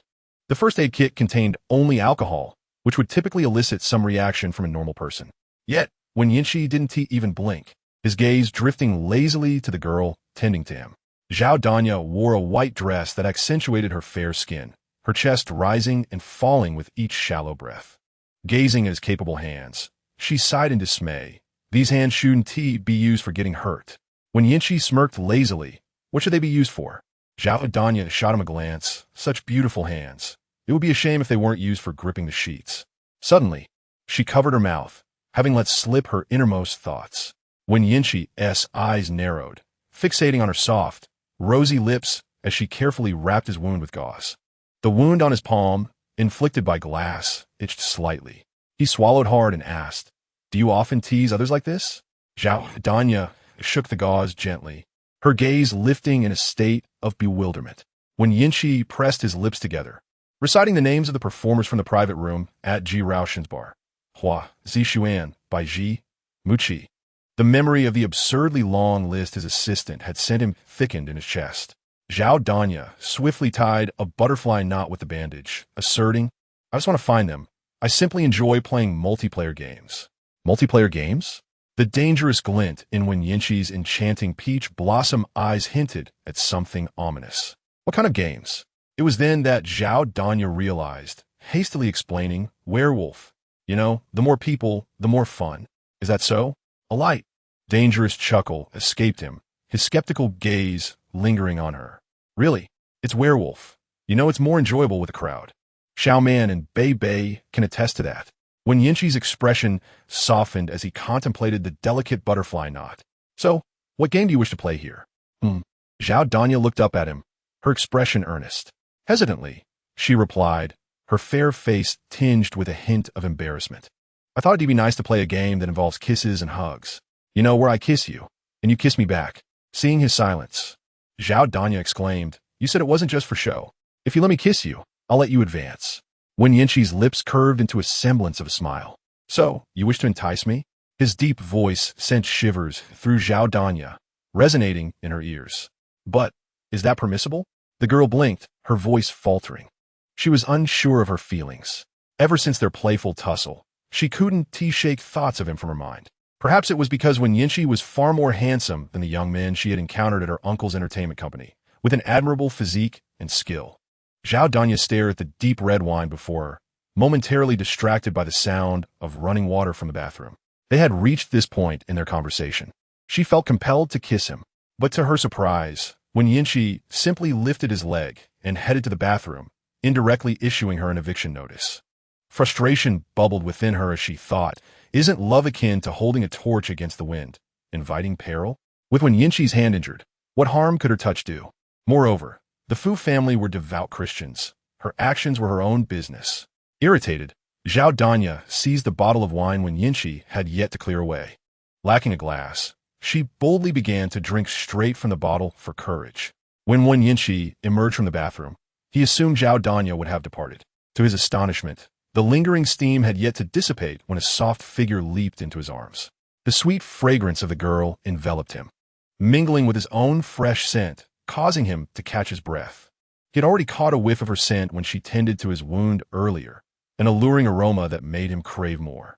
In that moment, her eyes glistened with unshed tears, a dreamy sheen reflecting in them.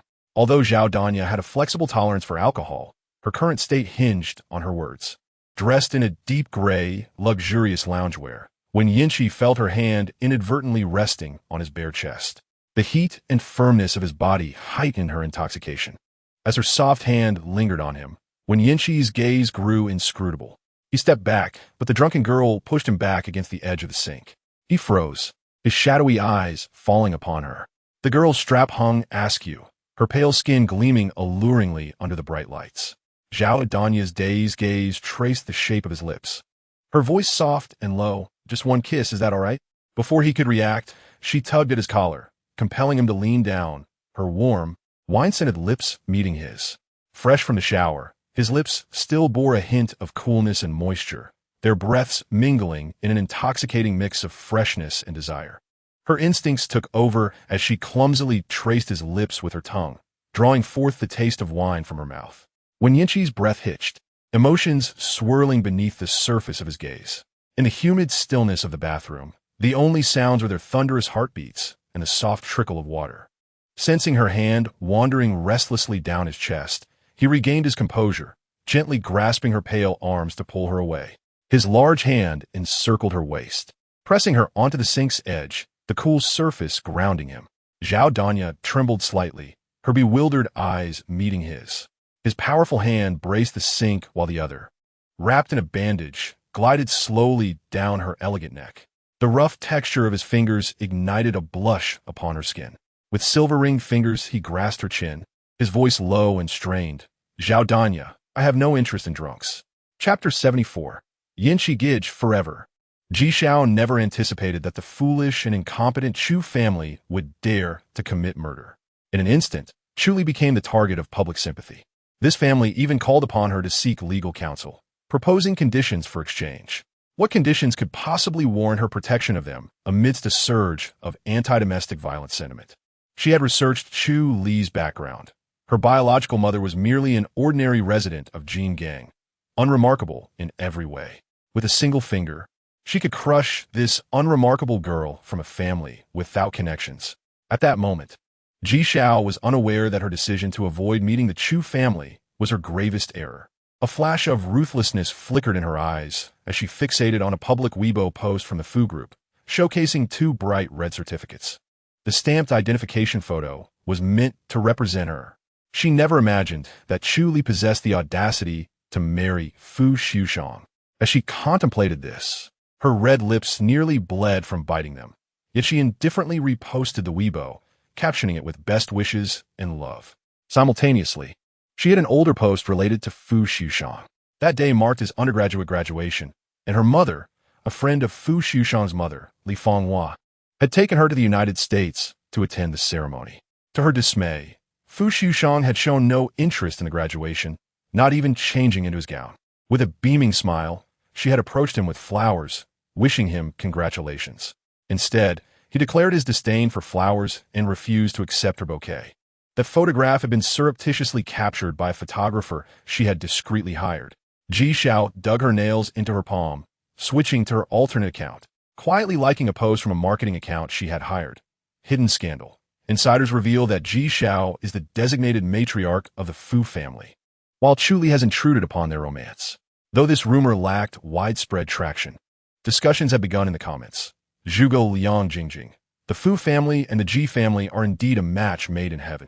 Once you enter the wealthy circle, Chu Li, a mere sparrow, won't last long before being cast out by the Fu family. Ji Xiao readily liked the comment. Expert on relationships. Such wealthy families typically engage in strategic marriages. This rumor seems plausible. Her alternate account had garnered attention, with several fans sensing the clues and messaging her about whether she was Ji Xiao. She had remained silent. She understood the art of manipulating public perception all too well. Only a fool like Chu Ruishan would fire off accusations. A facade of graciousness, paired with the image of a long-suffering victim, garnered more sympathy. Indeed, beneath the surface, discord began to surface in the comments defending Ji Xiao against Chu Li. Amidst the brewing tension, another trending topic erupted online, shattering Ji Xiao's carefully laid plans. Qishan retweets Chu Li's Weibo. Qishan follows Chu Li when Yinchi shared Chu Li's heartfelt Weibo post, captioning it, "I hope I'm not too late." Onlookers showered him with likes, praising the warmth of the esteemed actor. Perhaps it was a meeting of minds, for shortly after his retweet, a new account with no followers appeared on Weibo, vociferously supporting Chu Li. Despite her frail health and usual early bedtimes, when Lao Tai was unable to sleep that night, her heart aching for Chu Li after reading her post, she had her daughter-in-law help her create a Weibo account, with her reading glasses perched on her nose. She fumbled for a while, finally grasping the basics under Xu Xihua's guidance.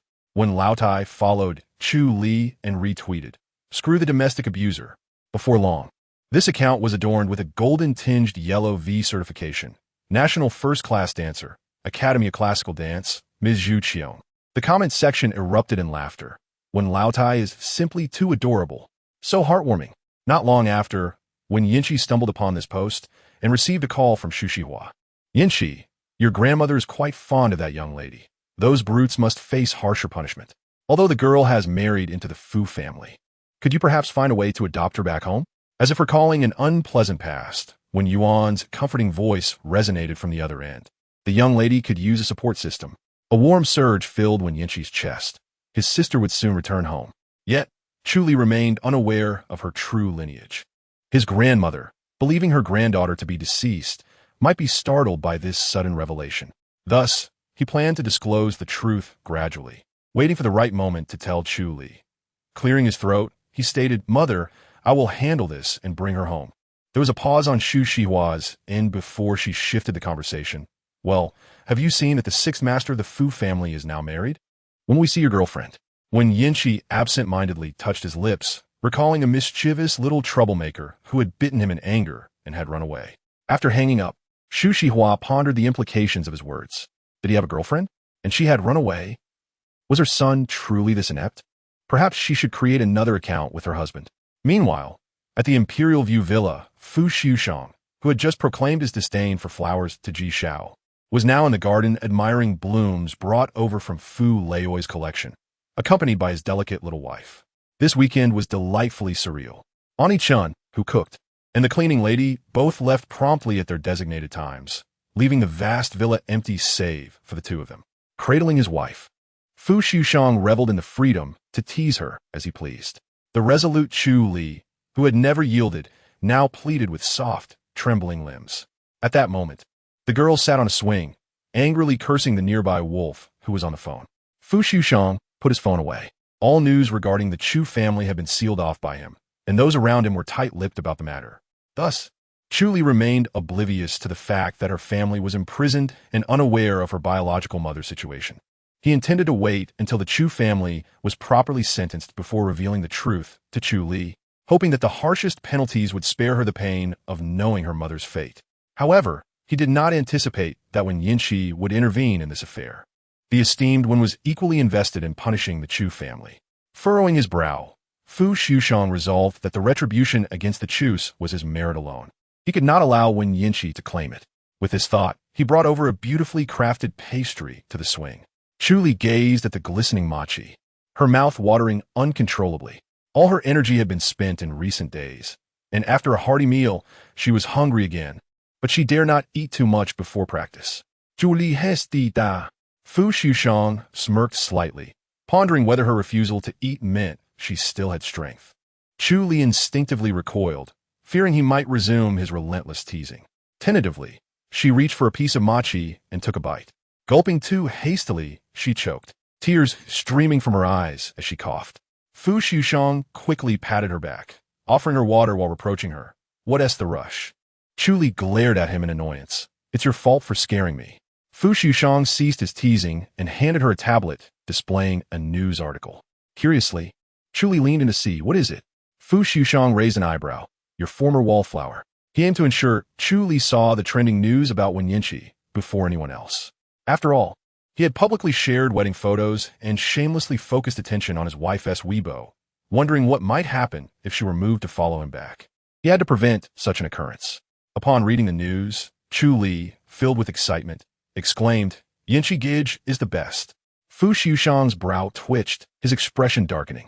Maintaining a calm voice, he remarked, "My dear wife, now that you've eaten, let us see if you can make such loud sounds later." Chapter 75. Where is the husband in comparison to the brother? The news headline Fu Xiushang had shown Chu Li read, "Mysterious woman leaves the actor's residence late at night." Yet, she was hardly intrigued, having already identified the mysterious woman the previous day. Instead, another news piece caught her attention. Triple Golden Award actor shines at Cannes Film Festival. Excited, she shouted out loud. As for why she called out Yinchi Gij, that was due to Zhao Danya's influence. The day before, Zhao Danya, visibly disheartened, had come to the villa with Su Shirbei to find Chu Li. At that time, Fu Xiushang was in the study attending to business. The three had cleverly chosen a guest room that was locked and could not be accessed. Once the door was secured, Su Shirbei took a sip of bubble tea and glanced at Zhao Danya, What is wrong? Zhao Danya wore a forlorn expression, meeting the curious gazes of the two. Chu Li and Su Shibei soon learned that Zhao Danya had attempted to approach a man the night before, only to receive no response. Zhao Danya shifted her gaze from Su Shibei, who was single, to Chu Li, who was married. Aunt, how did you win over uncle? He has been single for 28 years. I thought he was preparing to become a monk, yet he returned home only to be swept away by you. Aunt, please teach me. Chu Li was momentarily flustered. A monk? She recalled the man who had treated her like a belle the night before. In retrospect, calling him a monk didn't seem far-fetched, however. She truly had no experience to offer, having always been the one pursued. Chu Li's cheeks flushed, and she stammered, unable to articulate her thoughts. Meanwhile, Su Shibei smacked her thigh, declaring loudly, I can answer that. Zhao Danya and Chu Li turned in unison to look at Su Shibei. It turned out that as someone who frequently mingled with certain social circles, Su Shibei could speak authoritatively on the subject. After listening to her, Zhao Danya and Chu Li were enlightened. Yet a question arose. The diligent Chu Li raised her hand. Shibei, have you tried what you just suggested? Su Shibei flashed a knowing smile, her lips curving upward as she looked at them. You'll find out if you try. At that moment, Fu Liujie's face darkened, resembling the German shepherd at the villa entrance. A cool voice echoed in Chu Li's ear, and she instinctively covered her mouth, her gaze darting nervously. She recalled Su Shibei's earnest advice. Her eyes sparkling, she nuzzled her head against his neck. Husband. The sweet, youthful voice brimmed with affection. But the man holding her remained grim, knowing that her previous exclamation of another man's name could not be undone. Chu Li's Taifan, Saiging internally. Fearing her husband might be turning into a jealous old vinegar jar. Life was not easy, and she sighed again. Gently, Chu Li's feet brushed against the soft ground as she stood, clutching the swing's rope. She lifted her hand, playfully hooking his neck and pulling him down, her soft lips making contact with Fu Liujie's cheek in a gentle peck. How could a brother kiss his wife? To preserve her own freedom, Chu Li decided to submit to the underworld forces. After all, she had no brother. It was just a ruse. Fu Liujie's expression softened slightly, yet he remained vexed. The corners of his lips curled into a slight arc, feeling it necessary to impart some wisdom about marital relations to his little wife. Being a flirtatious girl was not so easy. Suddenly, Chu Li let out a startled yelp as a pair of large hands lifted her waist and placed her onto a swing.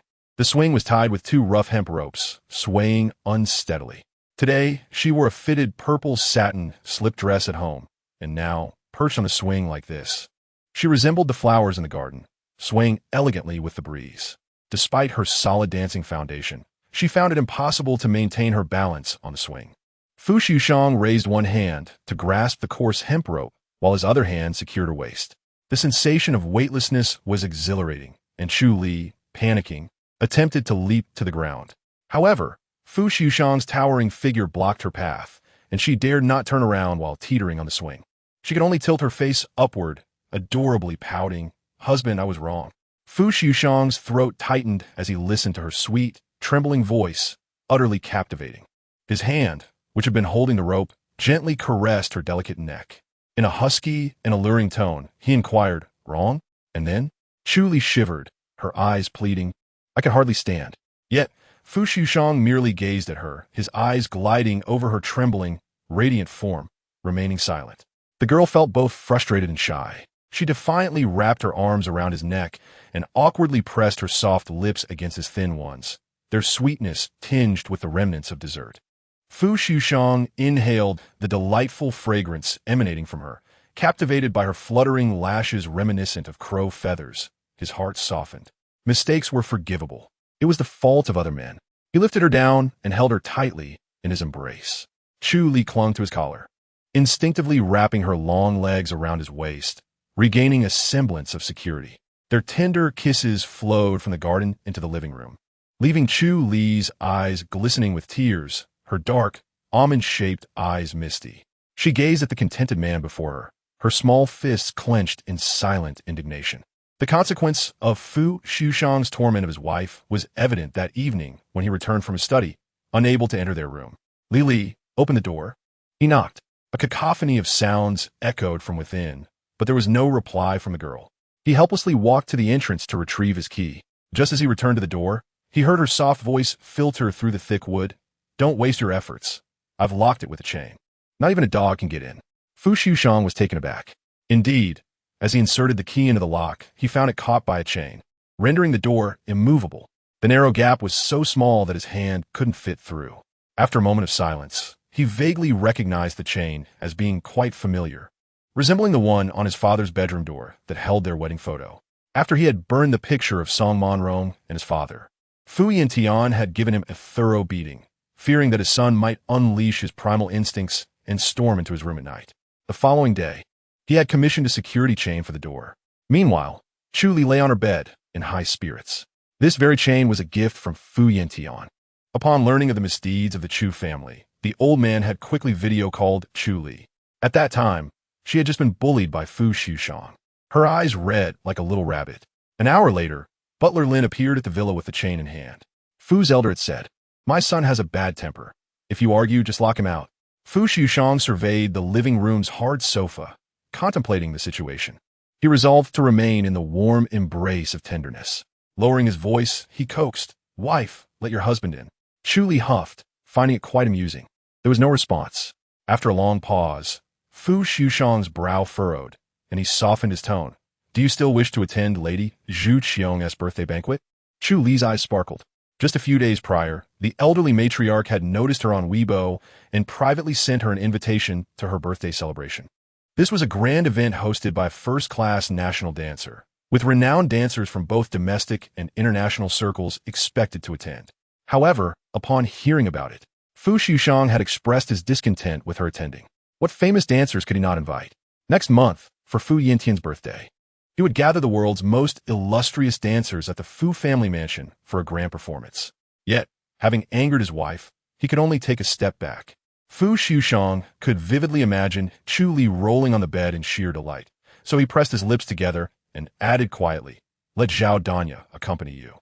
For some reason, Fu Liujie always felt as though the entire Wen family was vying for his wife. For instance, that private message from the elderly matriarch gave him the impression that she wanted to take Chu Li back as her granddaughter. Having Zhao Danya accompany her would ease his worries. With a soft chime, Chu Li quickly undid the chain and hid it away, ready to use it again next time. Turning, she embraced the man who had entered, her soft voice whispering against his chest, "Husband, you are truly wonderful." "Zhao Danya, did you expect this? I have defected." Chapter 76. The conclusion of the Chu family before Chu Li attended Lady Wen's birthday banquet. An incident occurred in the prison. Perhaps it was due to her desperate desire to escape the mire of her current life. After hearing Jiang Qiaoman recount Chu Li's background, Chu Ruishan felt a surge of murderous intent toward her biological father. After being released on bail, she followed Jiang Qiaoman's instructions and located the slow-acting poison left behind in her rented apartment. The identity of a young lady from the Wen family was simply too enticing. As long as she followed her mother's plan and enlisted Ji Xiao as help, everything would be seamless.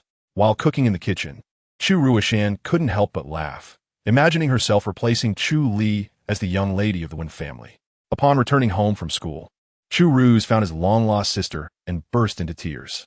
He clung to Chu Ruishan, choking back sobs, "Sister, please don't leave me all alone." He had been raised in the Chu family, sheltered from hardship. Recent news had subjected him to public ridicule. He realized that everything he had possessed throughout his life had been taken from Chu Li by his mother. No matter where he went, he was mocked as the son of a murderer. Overwhelmed with shame, he dared not attend school, hiding at home instead. He could not care for himself and had been living off expired bread from the refrigerator for days. He felt weak and helpless, even afraid of the dark. Each night, he feared that ghosts would emerge to claim his life. After several days of suppression, his mental state was extremely fragile. Seeing Chu Ruishan's figure felt dreamlike. Chu Ruishan patted his head. "Don't cry. Sister will soon take you to live a good life." Chu Ruz shook his head. "I don't want to stay in the capital. Sister, I don't want a good life. Let's return to Jingguan. No one will know about us there, and we can start anew." A glimmer of malice flickered in Chu Ruishan's eyes as she gripped the spatula tightly. How could she possibly return to that wretched place? Why would she abandon the chance to be the daughter of a prestigious family in the capital? Without hesitation, she rejected Chu Ru's suggestion. She prepared a meal for her brother, watching him devour it hungrily, her eyes filled with disdain. The next day, After Chu Ru's left for school, she prepared another meal, laced it with poison, and then went to visit Chu Xianming in prison. Chu Xianming felt gratified. Even without anything, his daughter still cared for him, bringing a lavish lunch. Truly, she was flesh and blood, a kinship flowing through their veins. Upon his release, he vowed to turn over a new leaf and raise his children properly. However, just a few hours later, Chu Xianming received a death notice. When Chu Ruishan learned of this news, she was in the visitation room meeting Jiang Xiaoman. The mother and daughter exchanged a knowing smile, seemingly drawing closer to their objective. In this world, only they were aware of Chu Li's identity as the granddaughter of the one family. Once Chu Xianming was dealt with, Ji Xiao would assist Chu Ruishan in falsifying DNA evidence, enabling her to claim her position as the one family's granddaughter. After all, the Ji family was renowned as the capital's most prestigious medical lineage, capable of manipulating matters with ease. Suddenly, footsteps echoed outside the visiting room. Chu Ruishan turned around in delight. Her fortunate days were about to begin. However, in the next moment, she was pinned to the floor by arriving police officers, the cold silver handcuffs clamping around her wrists. The officer's voice was devoid of warmth, resonating with chilling finality. Chu Ruishan, you are suspected of murdering Chu Xianming. You are under formal arrest. Chaos erupted in the room. Jiang Xiaoman barely had time to react before Chu Ruishan was subdued. She screamed in terror, tears streaming down her face. Mom, save me. I don't want to go to prison. Ruishan, Jiang Xiaoman cried out in horror as she watched her daughter being taken away, her eyes wide with disbelief. How could this happen?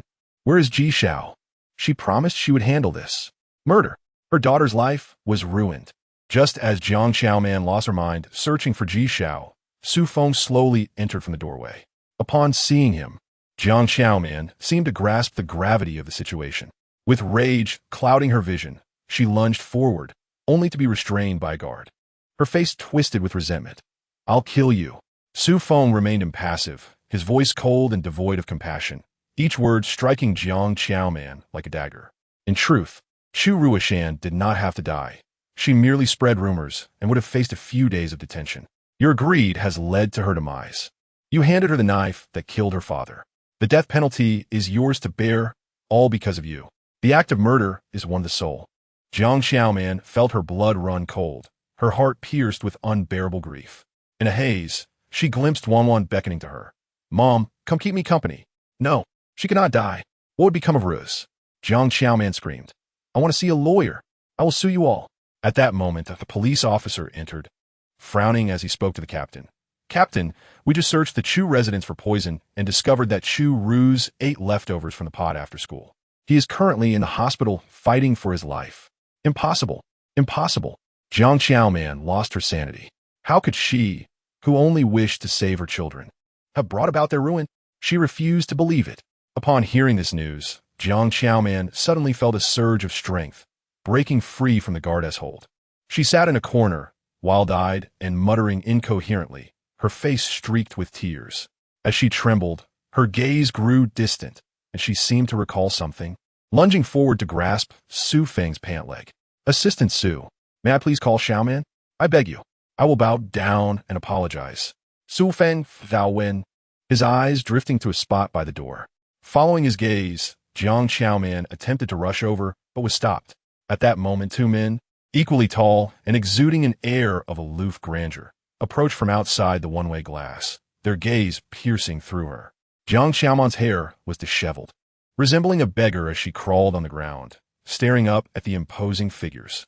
It finally dawned on her. Ji Xiao had never come to bail out Chu Ruishan. The bail was a ruse. They had allowed Chu Ruishan to commit murder. These two were the future heads of the Fu and Wen families, exacting revenge for Chu Li. She had killed the mother of those they loved. She had harmed Chu Li. They wanted her to experience the agony of losing a loved one. There is no greater tragedy than the self-inflicted demise of one's own flesh and blood. In Chapter 77, Jiang Xiaoman wept in her prison cell.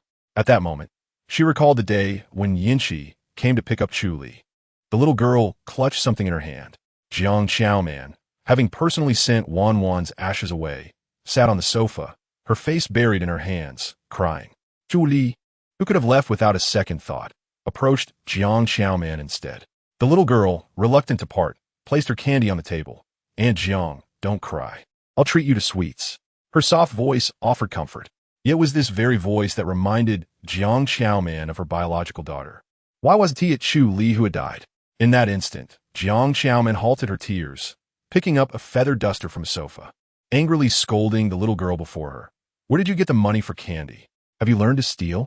The first time Chu Li was struck, she recoiled, her innocent almond eyes wide with fear like a startled fawn. It dawned on her that, in Chu Li's bleak existence, she had wished to foster a good relationship with her countless times.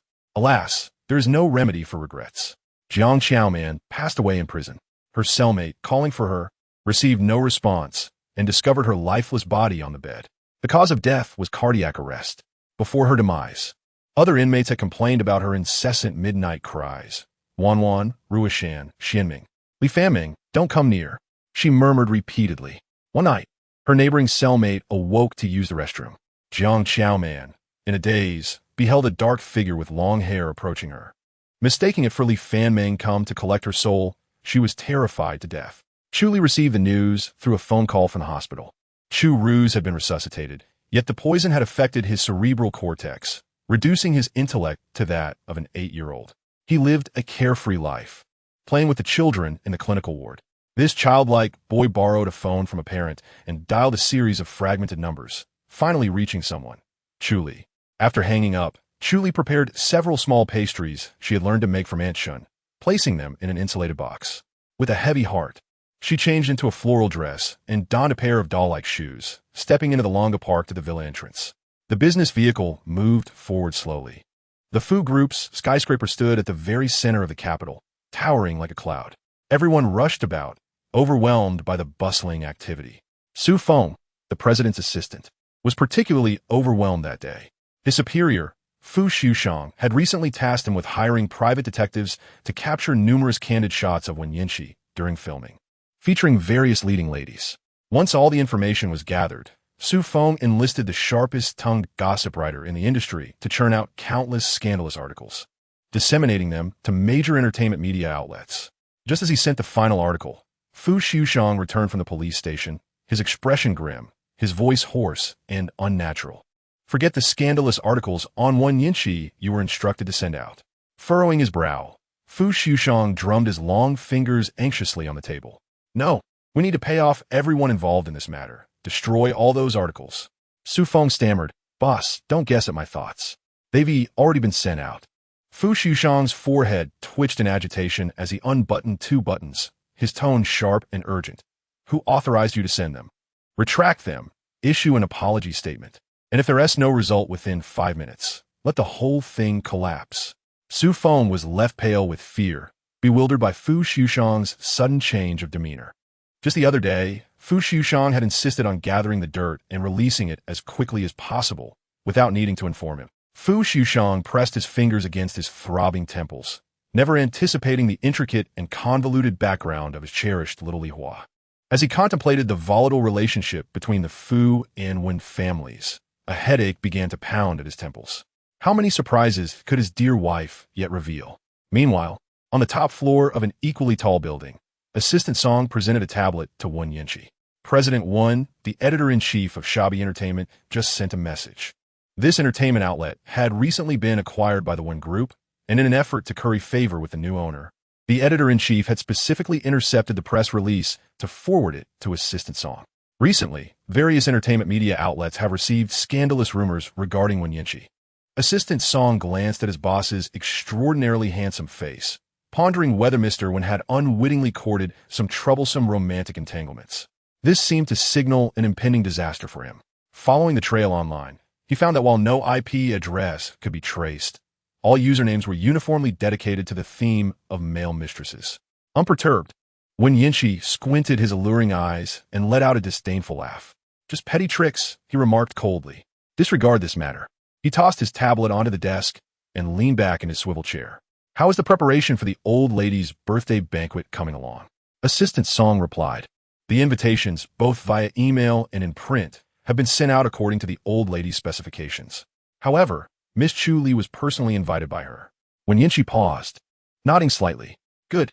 His intention had indeed been to invite Chu Li, seizing the opportunity for her to reconnect with her biological family. He feared that after her experiences with the Chu family, she might resist returning to the Wen family. It was essential to proceed gradually, subtly allowing her to feel the warmth of familial bonds. He hadn't anticipated that his grandmother would hastily extend the invitation herself. Perhaps this was the instinctive pull of blood relations. After Assistant Song exited, when Yinchi furrowed his brow, casting his gaze down at WeChat, his attention inadvertently fell upon a chat window that had remained unresponsive for several days. The quality inspector, who often disturbed him at night, had not sent him a message in quite some time. However, she had shared a song on her moments. "What kind of man are you?" by Zhou Dong. He scoffed, thinking to himself, he does not qualify. Do those mere boys with hardly any substance think they do? On her way to the Fu group, Chu Li felt a weight upon her heart and busied herself with a mobile game. Before long, a notification lit up the small group chat with Su Shirbei and Zhao Danya. Chu Li's tense mood began to ease. Su Shirbei had shared a post. Some people will go to great lengths for trivial matters. In the realm of entertainment, renowned dancers from home and abroad gather for Ms. Zhukionka's birthday banquet, Yixiao invited. The accompanying image displayed screenshots of various dancers showing off their invitations, with many celebrities on the email CC list. The comments section began to fill with mockery. Isn't Chu Li supposed to be the pride of the Beijing Dance Academy? Why wasn't she invited? Perhaps her status isn't sufficient? Zhao Danya shot back, what is so great about flaunting an invitation from an assistant? Our Xiao man was personally invited by Old Lady 1. Su si bai dz. I've had some extra pocket money lately. How about I buy you a trending topic? Just send me a picture of that handwritten invitation from Old Lady 1. Chu Li, feeling flustered, was about to respond when the conversation took a different turn. Su Shirbei asked, "You too, have you tried it yet? What was the reaction when you called him brother?" Zhao Danya, recalling the man who had unceremoniously shoved her out of the house, replied with indignation, "If I call that dog of a man brother, I might as well be a little puppy." Zhao Danya continued, "Isn't Lu Xingzhou coming to your house for dinner tonight? You can find out then." Su Shirbei added, "He wishes. Some would be more fitting." "Xiao man, have you tried it? Why so quiet?" Chu Li's face flushed, and her delicate fingers hesitated over the keyboard before typing and deleting. "I've tried." Su Shirbei and Zhao Danya exclaimed in excitement. "How was it?" Chapter 78. The president's wife, Chu Li, hesitated. There was no response, she admitted, except for being brought to tears on the swing. Su Shirbei and Zhao Danya replied, "All right." The business vehicle glided to a stop outside the Fu building. Chu Li tucked her phone away and alighted, carrying a thermal box inside, as she intended to surprise Fu Xushang. She had informed Su Feng of her arrival, but kept it from Fu Xushang. A sweet voice interrupted her reverie. "Hello, I'm looking for Mr. Fu. Could you please call Assistant Su?" Zhou Li casually raised her head and was momentarily dazzled upon seeing Chu Li's exquisite face. The charming girl appeared stunningly beautiful, her skin so delicate it seemed to glisten. However, as Zhou Li regained her composure, a change washed over her expression. This was the very face that had deceived Mr. Fu with its feigned innocence. She lowered her false eyelashes, coldly curling her lips. "Please wait there. I'll call Assistant Su." Chu Li expressed her gratitude and moved to sit on a nearby sofa. Zhou Li pretended to dial a number, engaging in a brief conversation before informing Chu Li, "Assistant Su is currently quite busy. Please wait a moment."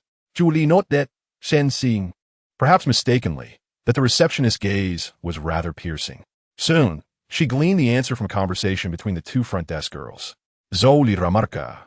I heard Old Lady Fu has returned to the country." The other girl, just back from the restroom and unaware of Chu Li's presence on the sofa, responded. "How did you know?" Zhou Li feigned surprise, her voice loud enough for Chu Li to hear. "Old Lady Fu informed my cousin. She even brought back gifts from France." The other girl exclaimed, "Oh, your distant cousin is Ji Xiao. Old Lady Fu has a great relationship with your cousin." At this revelation, Chu Li felt a jolt in her heart, tightening her grip on the thermal box. Zhou Li cast a discreet glance at Chu Li, thinking how inferior this girl was compared to her cousin. Zhou Li's airy voice continued, "Indeed, Old Lady Fu and my aunt are close friends. She has long designated my cousin as her future daughter-in-law. Not to mention, my cousin has a good relationship with Old Lady 1 and received an invitation to the birthday banquet as an outstanding dance student. The birthday banquet of Old Lady 1 would not only attract the elite, but also renowned dancers from around the globe." As Zhou Li spoke, She discreetly scrutinized the quietly seated Chu Li. Another receptionist voiced her suspicions. But isn't Madame Fu Li? She's incredibly beautiful and dances gracefully. Isn't she the pride of the Beijing Dance Academy? Why wasn't she invited by Old Lady One? Zhou Li's lips twitched, her gaze directed toward the downcast Chu Li, exuding disdain as she continued, "What does looks matter if one is merely a sparrow, dreaming of soaring high? Old Lady One would never extend an invitation to someone like her." Rumor had it that Chu Li was timid and conflict-averse, and it was evident. One couldn't fathom what Mr. Fu saw in her. She was merely a decorative vase, likely a fleeting fancy. It wouldn't be long before the Fu family would cast her aside, especially since her cousin was the one approved by Old Lady Fu as the future matriarch. At that moment, the private elevator reserved for the president chimed and arrived. An anxious voice accompanied hurried footsteps. "Madam, there you are." Chu Li slowly rose. It's Chu Li. No, wait. Madam, you're here." The front desk girl was taken aback. Had they really spoken so long that she overheard everything? Zhou Li smirked at her, muttering under her breath, "What a mismatch. After all, he has just stolen from my cousin." She still needed to inform Assistant Su to relay the message. Her cousin had always gone straight up with Old Lady Fu. Su Feng was already overwhelmed, dealing with the complexities surrounding Wen Yanqi. However, trouble compounded, as a European car company in which Fu Group held shares was facing some minor issues. The owner was in a foul mood, his demeanor darkened, and he had just exploded during a meeting, leaving the entire Fu management team trembling in fear. He was hoping for a miracle from his little ancestor, not expecting her to be so leisurely seated there. "Madam, why didn't you call me when you arrived?" "Su Feng inquit I sapta." Zhou Li, seeing Chu Li about to speak, interjected, feigning compliance. "Assistant Su, I forgot your instructions. I just called the secretary's office." Su Feng was rendered speechless. They had a meeting scheduled for the afternoon, and he had explicitly instructed the front desk to inform him of Chu Li's arrival directly. Zhou Li turned to Chu Li, apologizing with words yet devoid of sincerity. "I'm so sorry, Miss Chu." She intentionally refrained from addressing Chu Li as Madam, knowing well that Chu Li's timid nature would prevent her from objecting. Su Feng furrowed his brow as he glanced at Zhou Li, who happened to be a distant cousin of Ji Xiao. It was the matriarch of the Fu family who had facilitated her entrance through connections out of respect for Miss Ji. Zhou Li, taking advantage of her relationship with Ji Xiao, often arrived late and left early, with no one daring to reprimand her. Assistant Fu was too preoccupied to notice such petty misconduct, leaving the Human Resources Department to turn a blind eye. However, Chu Li did not accept Zhou Li's apology as anticipated. Instead, she handed the food box to Su Feng and turned to Zhou Li with a thoughtful smile, addressing her as Miss Chu. At that moment, another front desk staff member also began to take notice, her gaze scrutinizing Zhou Li. Zhou Li must have known that Chu Li was present and had deliberately mentioned that Ji Xiao was the future mistress of the Fu family.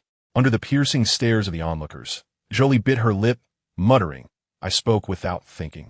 I'm sorry too." Chu Li disregarded her indignation, her delicate fingers pressing the redial button on the office phone right before Zhou Li. An internal line number appeared immediately. "Assistant Su, is this the Secretary's office phone?" "Chu Li inquit." No. Su Feng quickly deduced that Zhou Li was intentionally stalling for time. He frowned, contemplating how to report this matter to President Fu and deal with Zhou Li. Chu Li, her gaze steady, addressed Zhou Li with a calm, yet commanding tone. "You are terminated. Pack your belongings and leave." Zhou Li was momentarily stunned, then incredulously exclaimed, "You can't fire me. Do you know who my cousin is?" Chu Li met her gaze directly, her voice soft yet firm. "Your cousin is Ji Xiao. I am aware, but this is the Fu Group, and I am a president's wife. Now, gather your things and leave.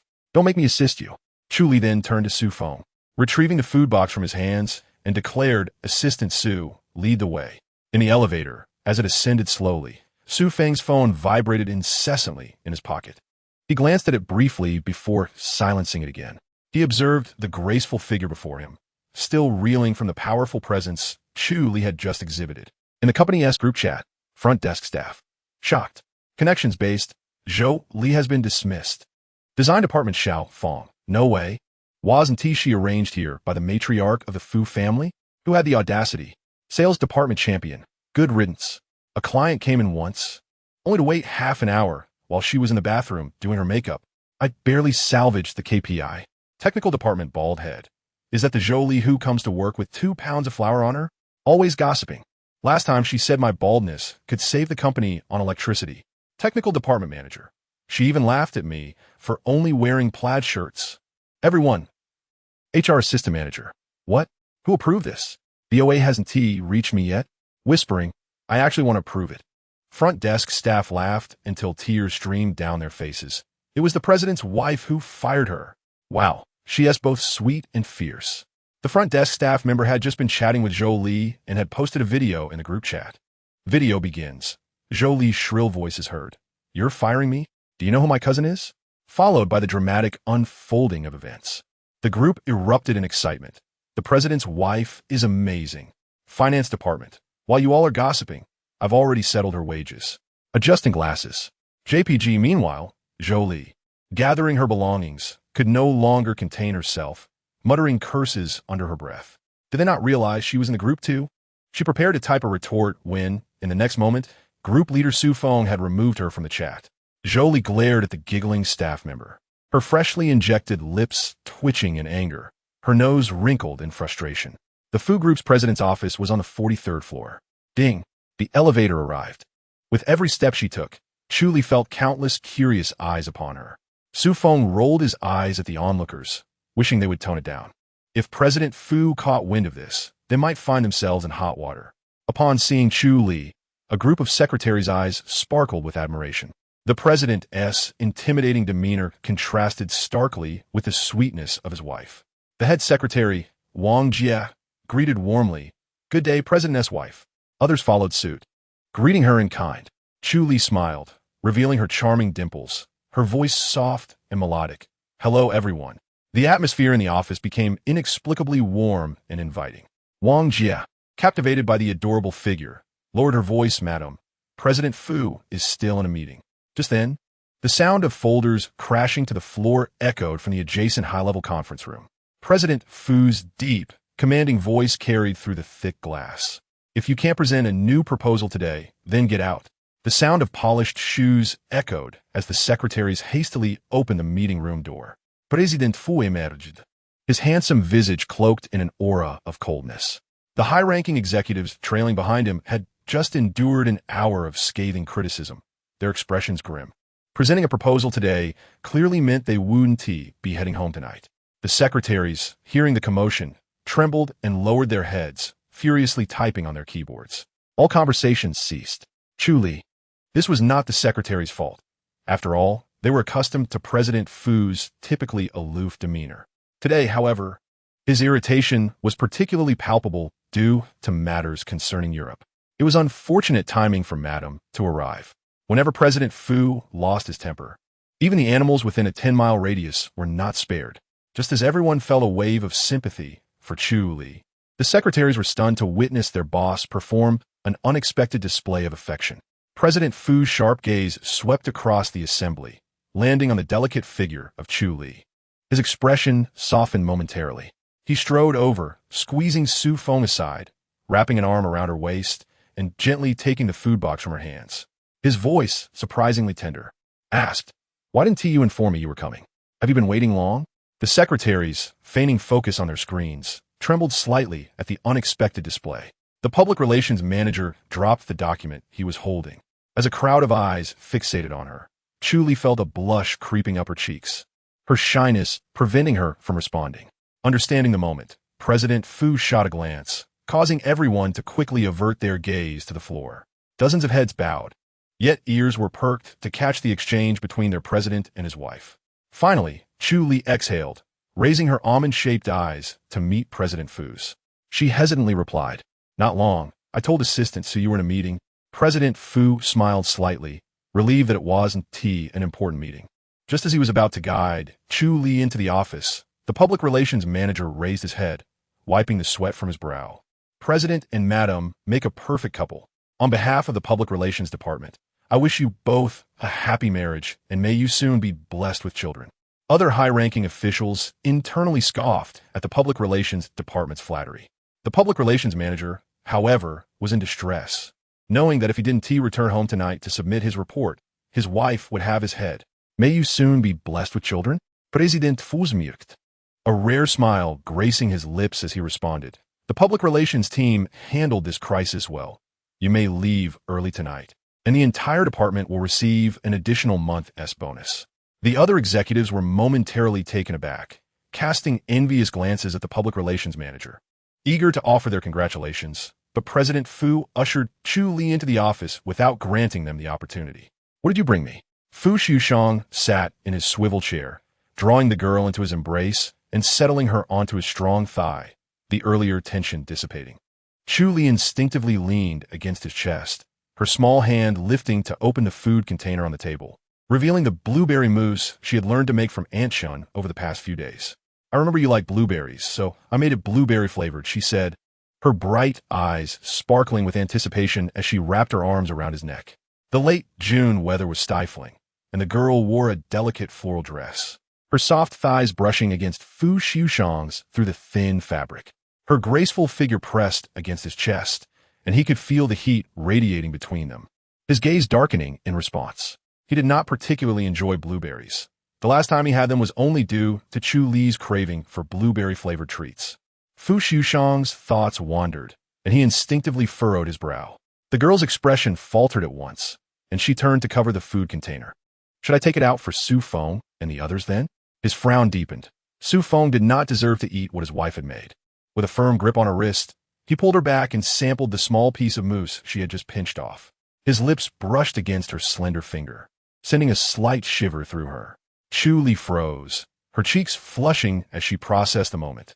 Fu Xiushang, however, seemed unfazed, his lips tightening as he lowered his gaze upon her. With a heavy swallow, he tasted the sweetness. Chu Li's glistening eyes locked onto his. Is it good? She asked. Meeting her sparkling gaze, Fu Xiushang's large hand unconsciously tightened around her waist, his voice low and gruff. Not good. Ah, really?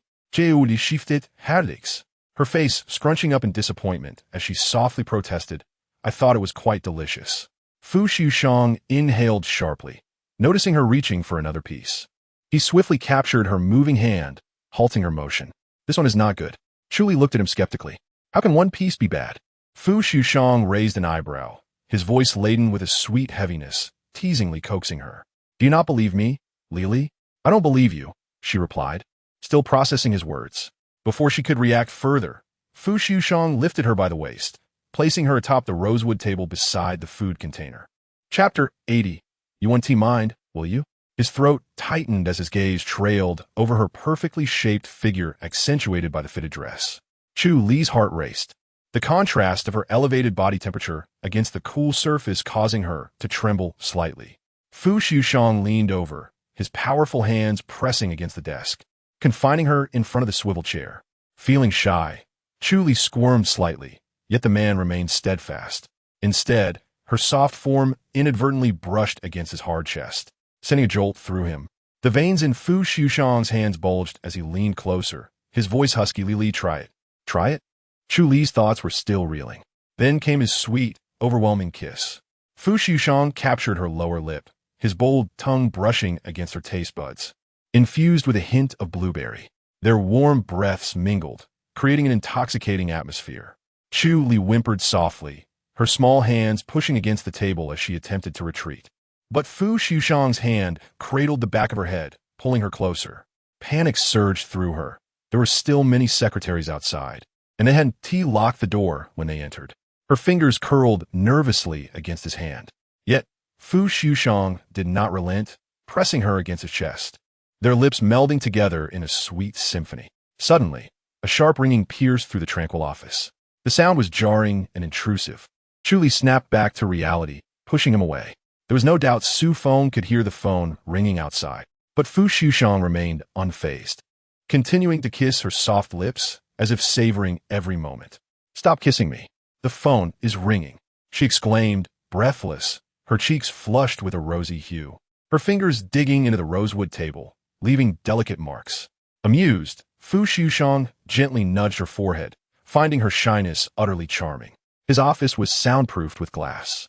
Even with the curtains drawn, no one outside would hear them. Yet, he relished in teasing her, finding her bashful demeanor irresistibly adorable.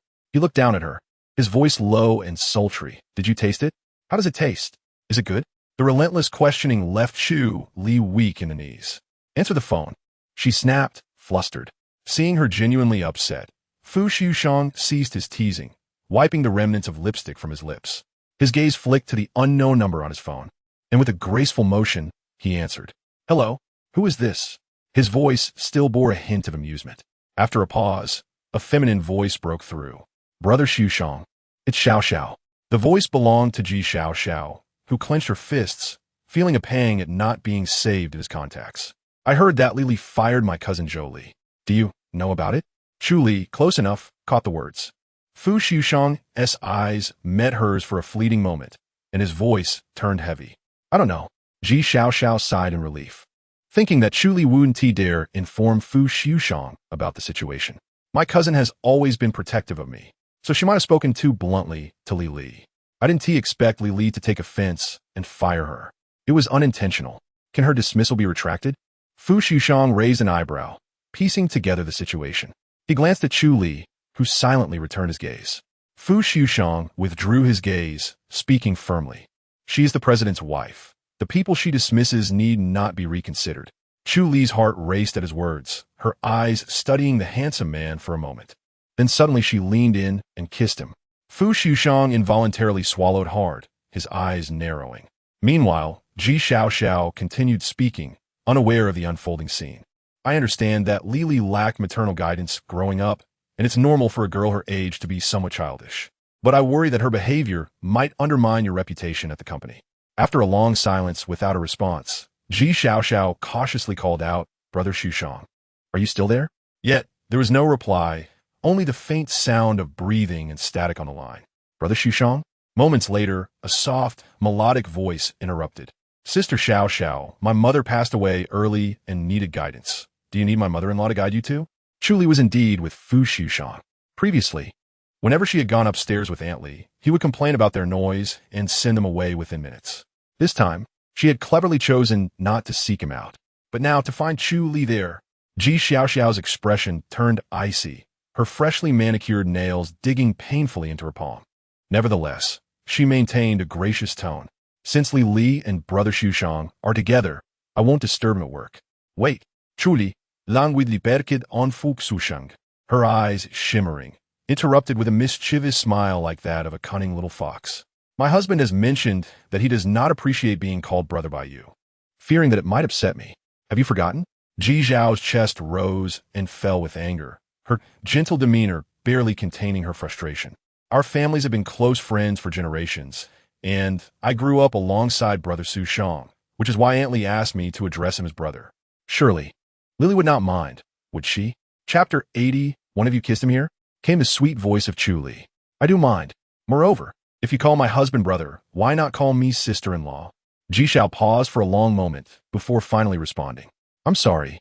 I didn't think much of it and failed to realize Brother Liujie is married." Little did she know that it was no longer Chu Li on the other end of the line, but Fu Liujie, whose low, magnetic voice came through. "Next time, think carefully before you speak or act. Ji Xiao, you have overstepped." Ji Xiao bit her red lip, her voice tinged with grievance as she replied, "I'm sorry." "What about Li Li? Your sister-in-law's decision is my decision." At this point, Ji Xiao could hardly miss Fu Liujie's implicit warning. Chu Li was his recognized wife. Speaking carelessly in her presence was akin to provoking him. The last time at the villa, when she caused Chu Li a minor injury, Fu Liujie had chosen to overlook it out of respect for Ji Xiao. However, this time, he was unwilling to extend even a fraction of that courtesy and abruptly hung up the phone. Ji Zhao's fingers tightened around her phone, turning pale as she suppressed the shadows in her eyes. Tears welled up in her eyes, cascading down her cheeks like an unrestrained torrent. She hastily wiped her face and forced a smile as she faced the elegant and dignified woman before her. "Aunt Li, I apologize for the embarrassment. Although Li Li was placed there by you, since it was your sister-in-law who dismissed her, she undeniably holds the authority as the future mistress of the Fu family. I do not wish to complicate matters for you, so let us put this behind us."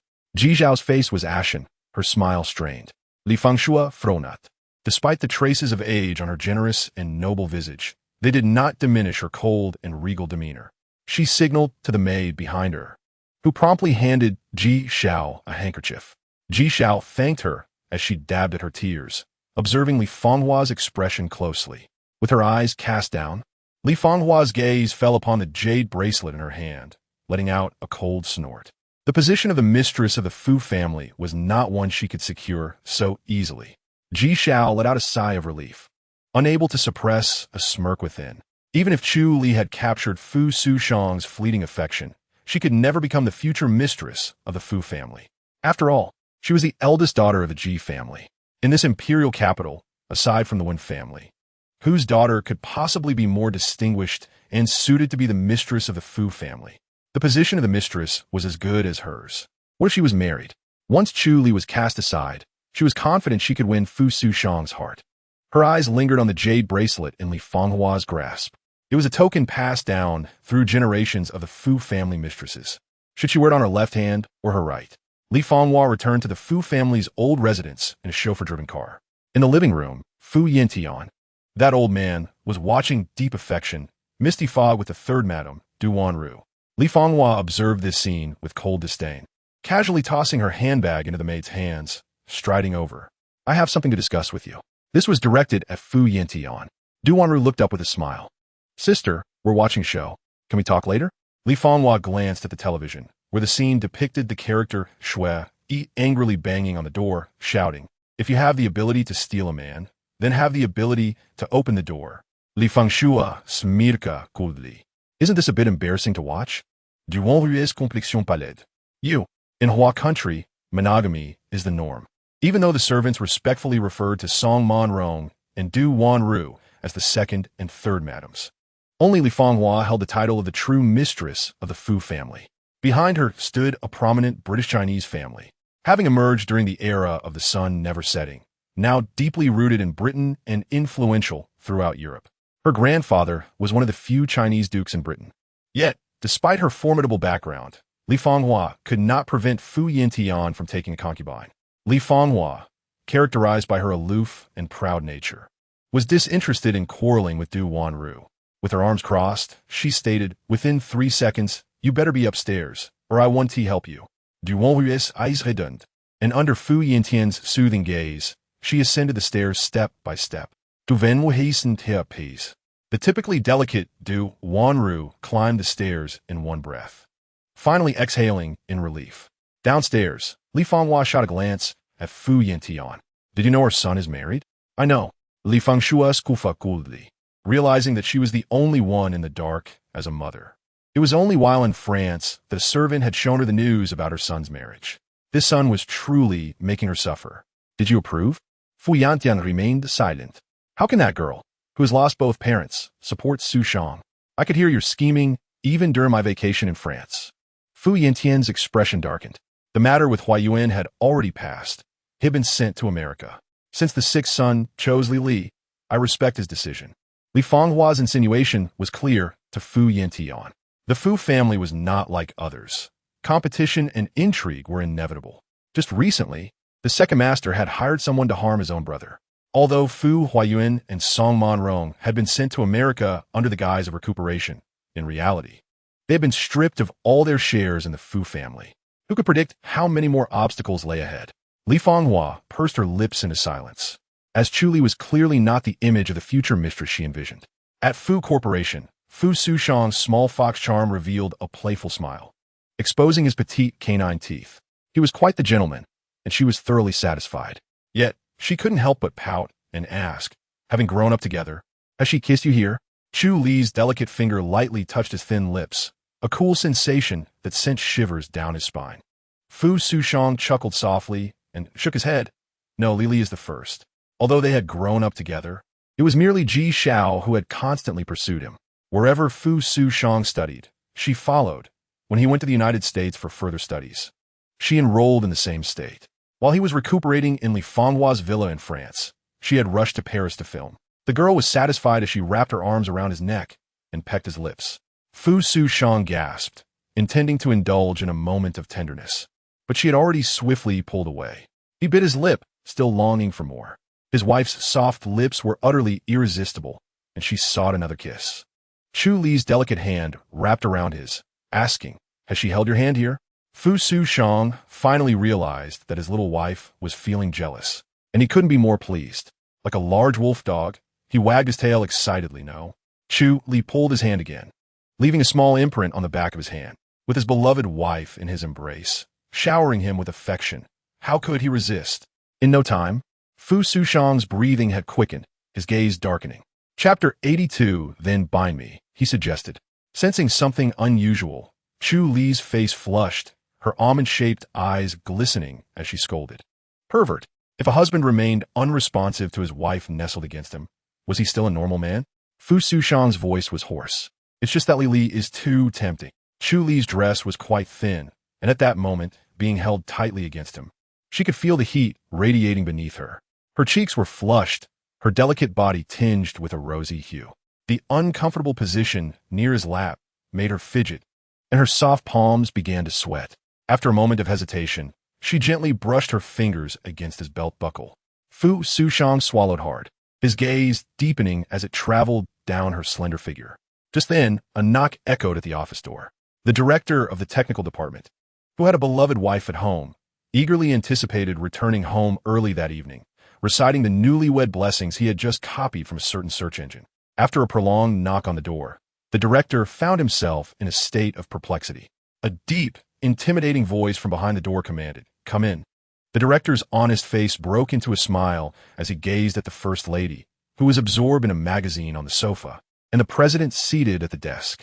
Oblivious to the peculiar atmosphere, he greeted, "President Fu, I have come to extend blessings from the technical department, wishing you and your esteemed wife a harmonious union and enduring passion." After a lengthy silence, the director raised his head in confusion to glance at his boss, only to find Fu Liujie's handsome visage darkened with displeasure. When he spoke, his voice was laced with restrained irritation. "Thank you. I hope the passion the technical department contributes to the company remains ever vibrant."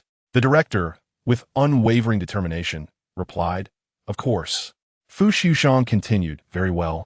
Then I expect the results of the project, originally due next week, by tomorrow."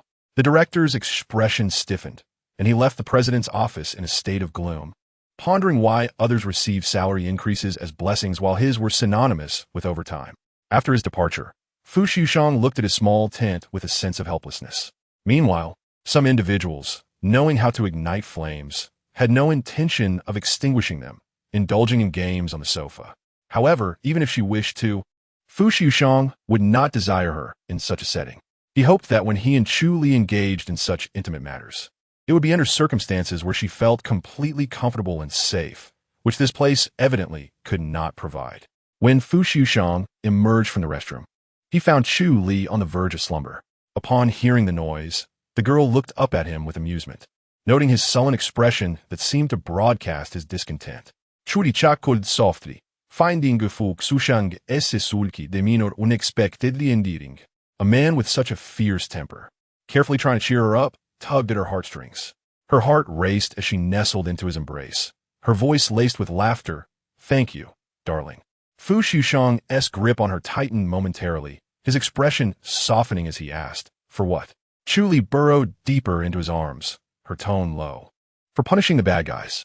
She had intended to discuss this with him today, but everything took a strange turn after Ji Zhao's phone call. Fu Liujie stiffened, looking down at her, and asked in a lowered voice, "You know about it, Li?" The fluffy-haired girl nodded affirmatively. He tightened his hold around her waist, pulling her close. "Don't be sad. I'm here." Chu Li reflected that if it weren't for Fu Liujie, she might have remained beside her mother-esque killer, caring for Jiang Qiaomon's 2 children, oblivious to the truth until her dying day. The thought made her eyes well up, and she clenched her small fists. "Churu's called me." Fu Liujie paused, wiping the tears from her eyes, feeling a profound ache in his heart. What was on her mind? Chu Li wrapped her arms around his waist, gazing up into his eyes. "Chu Ruishan should let the law intervene. Chu Xianming is my father, and my grandfather treated me well before he passed. I want to give them a proper burial." As for Chu Ruse, she was no saint, unable to care for the orphan of the man who murdered her biological mother for a lifetime. Yet, even for a lost child, she could not turn a blind eye. Chu Ruse wasn't inherently bad. He simply had the misfortune of being born into the wrong family. There was a kind couple next door in Jinggang who had long desired children, and she believed they would be willing to take Chu Ru's in. They had treated her well in the past, often assisting her discreetly. Sending Chu Ru's to them would ensure he was well taken care of. Fu Liujie looked down at Chu Li, who, despite her tears, was still willing to extend a helping hand to Chu Ru's, tugging at his heartstrings. However, since it was her decision, he would respect it, as you wish. Fearing that Chu Li might become emotional, Fu Liujie made a call to Su Feng to arrange for this matter. Finally, the weight that had burdened Chu Li throughout the day began to lift. However, she was indeed still affected. No matter how poorly Chu Xianming and Jiang Qiaoman treated her, they had once been her guardians. With their passing, she truly felt like an orphan in this world. She nestled closer to Fu Liujie, her voice choked with emotion. Will you always stay by my side? I have no family left. Fu Liujie looked down at her, stroking her hair, his throat dry. I will always be here, unless you choose to leave me. He held her for a while until her emotions calmed. After a moment of contemplation, he slowly continued, this matter, when Yinchi has also aided with it. Chu Li was taken aback. Even Qi Shan is aware of this? And he helped me? Though she felt a bit strange about it, she did not dwell on it. Perhaps she could properly thank Qi Shan during Old Lady Wen's birthday celebration. Fu Liujie furrowed his brow. It was more than mere assistance. He had arranged for a female assistant to guide Chu Ruishan into believing she had been released on bail, revealing the entire plan. It was Wen Yinchi who had led the Chu family step by step into the abyss. Having known Wen Yinchi for so many years, this was the first time Fu Liujie had witnessed him so obsessive and dark. He frowned, recalling Wen Yinchi's cryptic words upon leaving the police station. Li Liif. His voice trailed off. Noticing his prolonged silence, Chu Li looked at him curiously. Fu Liujie, with a myriad of thoughts, pursed his lips. If suddenly a brother appeared claiming you, bringing you back to your true family, a family at odds with mine, would you still want me after returning? Chu Li tilted her head in contemplation, deciding it unnecessary to ponder such a hypothetical since she had no brother. Fu Liujie insisted, no, this hypothesis is crucial. Is my brother handsome? Chu Li gao de. Not as good looking as me, I suppose. Wen Yinchi's face could only charm naive girls who had yet to see the world. Do I like my family? Fu Liujie considered Chu Li's feelings towards Old Lady One and Wen Yinchi. Clearly, she did. Chu Li's small face scrunched up. This is a tough choice. After pondering for a moment, her voice emerged soft yet resolute. If I return, I will find a way to be with you. Fu Liujie nodded in satisfaction, knowing that the wife he had nurtured all this time held him dear. Yet, how significant was that attachment? If you return and choose not to have me, what shall I do? Chu Li replied, how could I possibly be so ungrateful? Fu Liujie raised an eyebrow, contemplating. What if Li turns out to be a heartless little villain? Without a second thought, Chu Li responded, then you can tie me up and take me home. Chu Li thought to herself that such a scenario was implausible. It was merely a hypothetical. Fu Liujie gazed at her clear, resolute eyes and nodded, swallowing his heart back into his chest. In necessary circumstances, indeed, extraordinary measures must be taken. Chapter 83. Just this once, please? Fu Liujie was busy with work. During the 2 hours that Chu Li spent in her office, the intercom rang almost every 10 minutes. However, when she proposed going to buy a birthday gift for Old Lady One, Fu Liujie immediately stood up to accompany her without a second thought. He was even more anxious than she was about attending the birthday banquet. Chu Li blinked at him. Didn't you say you'd have Danya accompany me? Fu Liujie maintained his composure. I will accompany you. Chu Li hesitated. I heard our families don't get along well. Perhaps Danya should go with me instead? She recalled hearing Su Shirbei mention that the Fu and Wen families had once been on excellent terms, but had fallen out over a decade ago, leading to their current estrangement. Fu Liujie pressed his lips together. That's not the case. With you, my precious gem, even if it were water and fire, I would ensure they blend harmoniously. Fu Liujie no longer pursued the topic, lifting her bag adorned with a delicate pink bow. His large hand interlocked with her soft fingers, affectionately guiding her out of the office. Wang Jia, a seasoned member of the secretarial team, noticed their departure and was particularly taken aback by the incongruous sight of her typically stoic boss sporting a whimsical bag. Her eyes crinkled into a smile as she addressed them. President Fu, congratulations on your marriage. Take care. As her words lingered, heads popped up from behind desks, eager to catch a glimpse. Flushed with embarrassment, Chu Li nodded in response, thanking Wang Jia. Once, she had been the one receiving such affectionate jabs from others. And now the tables had turned, placing her in the position of delivering them. As she left, under the watchful eyes of her colleagues, she anticipated a reprieve in the exclusive elevator reserved for the president. However, Fu Liujie led her towards the employee elevator instead. Throughout the journey, she was bombarded with glances and well wishes for her recent nuptials, her cheeks flushed from the attention. Given the numerous employees in Fu's building, the elevator frequently stopped at different floors. As they descended from the 43rd floor, she wished fervently for the numbers to change more swiftly. Meanwhile, the company chat buzzed with excitement. HR department. Report. The president and his wife have reached the 37th floor. 36th floor. Prepare yourselves. AI development team. Isn't it better to witness the couple in person rather than through a screen? Secretarial team. You can laugh out loud in front of the TV. Would you dare look up at President Fu in person? Before long, messages flooded the group chat. Chu Li felt her ears burning with embarrassment. Why were there so many people in this elevator? Although there were 6 employee elevators, she had noticed that the opposite elevator was empty when they boarded. Yet, the one she shared with Fu Liujie was absurdly crowded. He wrapped his arm around her waist, discreetly shielding her from the throng of onlookers. Pressed against his chest, her petite frame turned rosy as she averted her gaze. Thinking to herself how busy the employees of Fu's group seemed, their phones vibrating incessantly. Suddenly, a loud voice broke through the chatter. She. I just got off the elevator. It was so exhilarating. I wanted to kiss President Fu and his wife right there. The once silent elevator erupted into a flurry of feigned phone conversations. Chu Li felt her embarrassment peak. The girl named Shi, looking fresh out of college, froze in place. If she could relive her life, she would wish for a different friend. Fu Liujie's expression remained inscrutable, but Chu Li's ears turned a deeper shade of red. She turned to them, flustered, and stammered an apology. I'm so sorry, President Fu, Mrs. Fu. I absolutely did not intend to suggest that. Fu Liujie glanced at Chu Li's flushed earlobes and smirked. It's all right. What did that mean? It's all right. Did he want her to kiss him? She sighed in relief. And as the elevator came to a stop, she hurriedly exited. At that moment, Fu Liujie leaned closer to her ear, his voice low enough for only her to hear. Madam President, the employees have needs. Shall we indulge them? His deep, magnetic tone sent shivers down her spine. He was being intentionally provocative. There were still a few employees in the elevator. Chu Li's sensitive ears burned with heat, her eyes glistening with tears, feeling a mix of anger and embarrassment at his teasing. All she wanted was to escape this place of gossip. With a chime, they arrived at the basement level. Chu Li bolted towards the car, as if pursued by a predator, satisfied after their display of affection. Fu Liujie took out his phone to message Su Feng. Bonus for all members of the group. 1 month as salary. Consider it wedding candy.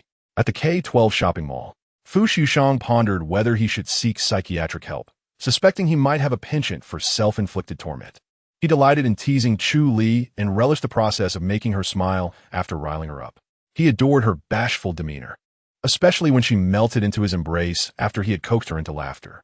Yet now, standing in the carnival on the 3rd floor, he found himself confronted with the harsh reality of his own folly. Darling, could you please not play with the claw machine? He frowned, observing the eager expression on her face. If he was at fault, he would prefer to be punished by her in private, not in front of claw machine. He couldn't fathom why she was so enamored with this game. As a savvy businessman, he understood the mechanics of winning. Claw machines were a guaranteed profit. If she wanted a stuffed toy, he could simply buy it for her.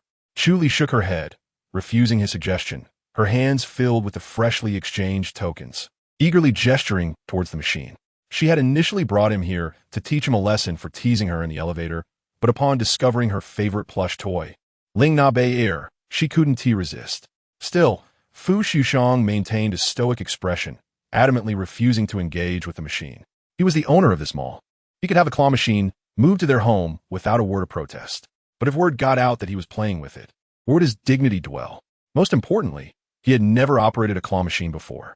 The way Chu Li looked at him with adoration and anticipation made him anxious. What if he failed? Chu Li shared his concerns, having never been adept at winning prizes from claw machines. In her childhood, her brother had often taken her and her sister to play, but the toys never ended up in her possession. In college, her roommates would return with prizes won with their boyfriends, leaving her envious. Now, with a husband of her own, she felt it was a missed opportunity not to play. Yet, Fu Liujie, still frowning at the plush toys in the display, firmly stated, "No, I'll buy you a whole trunk full later." Her eyes brightened momentarily before dimming with disappointment. She tugged at his sleeve, murmuring, "But it's not the same. The significance of you winning it for me is different." Fu Liujie remained resolute. "No." Chu Li pouted, glancing longingly at one specific plush toy in the display. She had her heart set on that one. She pressed her face against his chest, nuzzling him. "Please, just this once." Her sweet voice nearly melted him. Fu Liujie's resolve wavered, but he ultimately shook his head, "No." As he watched a nearby couple win a Pikachu, Chu Li's frustration grew. Determined, she leaned closer, brushing her soft lips against his cheek. "Brother Liujie, please just this once? I'm begging you." Chapter 85. Fu Liujie is truly a tease. The soft sensation of her lips against his cheek sent his heart racing. He still resisted internally, but his body betrayed him. What were his limits? Apparently, he had none. Fu Liujie's long fingers deftly retrieved 2 coins from Chu Li's plush bag and inserted them into the claw machine. Holding her breath, she gazed up at him with anticipation, fixated on the swaying mechanical claw. However, the first attempt failed. The second attempt missed. The third, again, was unsuccessful. 5 attempts passed without success. Chu Li felt a dawning realization of why Fu Liujie had been reluctant to play. She hesitated, contemplating whether to give up. Fu Liujie caught her doubtful expression and felt a flicker of irritation. There was nothing in this world that he, Fu Liujie, could not conquer. It was just a claw machine, after all. He furrowed his brow, intensely focused on the joystick before him, applying the techniques he had just practiced. The mechanical claw wobbled as it descended upon the beloved doll that occupied Chu Li's thoughts. Chu Li watched eagerly as the claw grasped the doll. Fu Liujie's heart raced, his palms slick with sweat. With a plop, the doll fell out. Chu Li sprang up, trembling hands retrieving the fluffy doll. Her joy overwhelming as she leapt into Fu Liujie's embrace. "Brother Liujie, you're amazing." The suddenness of her movement was fortunate as he stood firm. Fu Liujie quickly released the joystick and steadied her waist to prevent her from bumping into the claw machine. Chu Li planted a kiss on his cheek, causing a ripple of warmth in his heart. He pressed his lips together, holding her close, and raised his hand to insert a coin. With precision, he succeeded in capturing several varieties of the doll. Chu Li's eyes sparkled with delight as her face lit up with happiness, her excitement uncontainable. "Husband, you're incredible. No one has ever won a doll for me before." Fu Liujie's expression shifted slightly as he gathered the dolls into the basket and pulled her into his embrace. "Which one do you want next? I'll get it for you." Chu Li paused, already holding his hand as she guided the joystick. Fu Liujie's deep, magnetic voice resonated in her ears. Her back pressed against his chest, and she could faintly feel his heartbeat through their clothes, providing her with a sense of security. "That one." Chu Li pointed at a doll adorned with a Christmas hat, a smile gracing her lips. Fu Liujie acknowledged her with a hum, deftly maneuvering the joystick with her hand, and within moments, the prize was secured. Does that count as mine?" Chu Li beamed, her eyes shimmering with joy. Fu Liujie smiled. "Yes, it's yours." The basket filled quickly, and Chu Li scampered off to retrieve another one. The little girls behind her watched in envy, tugging at their boyfriend's ears. "Look at her. She wins one every time, and you Haven T won a single one in 20 tries. Truly, a boyfriend to envy." At this moment, a girl of middle school age approached Chu Li, who had just returned with a new basket. "Sister, could you ask your uncle to help me win one too?" This sister appeared soft-spoken, beautiful, and adorable, seemingly easy to converse with. She glanced at Fu Liujie, who, impeccably dressed in a suit, seemed rather youthful. However, this sister looked even younger than her high school sister, so surely he must be her uncle. The girl admired Fu Liujie, speaking with a hint of flattery. "Uncle, you've won so many. I just tried for a long time and didn't win a single one." She had been trying on another row and hadn't seen the ongoing spectacle. Having only heard whispers about a handsome uncle winning dolls effortlessly, she rushed over upon seeing Chu Li's mountain of prizes. Fu Liujie's expression darkened instantly, and he ceased his actions, casting a sharp glance at the girl. Chu Li stifled a laugh, noticing Fu Liujie's frown deepening, his irritation palpable. "This is my husband," she quickly clarified. The girl froze in place, shock etched on her face as she scanned the two. This sister's husband appeared quite handsome, yet also intimidating.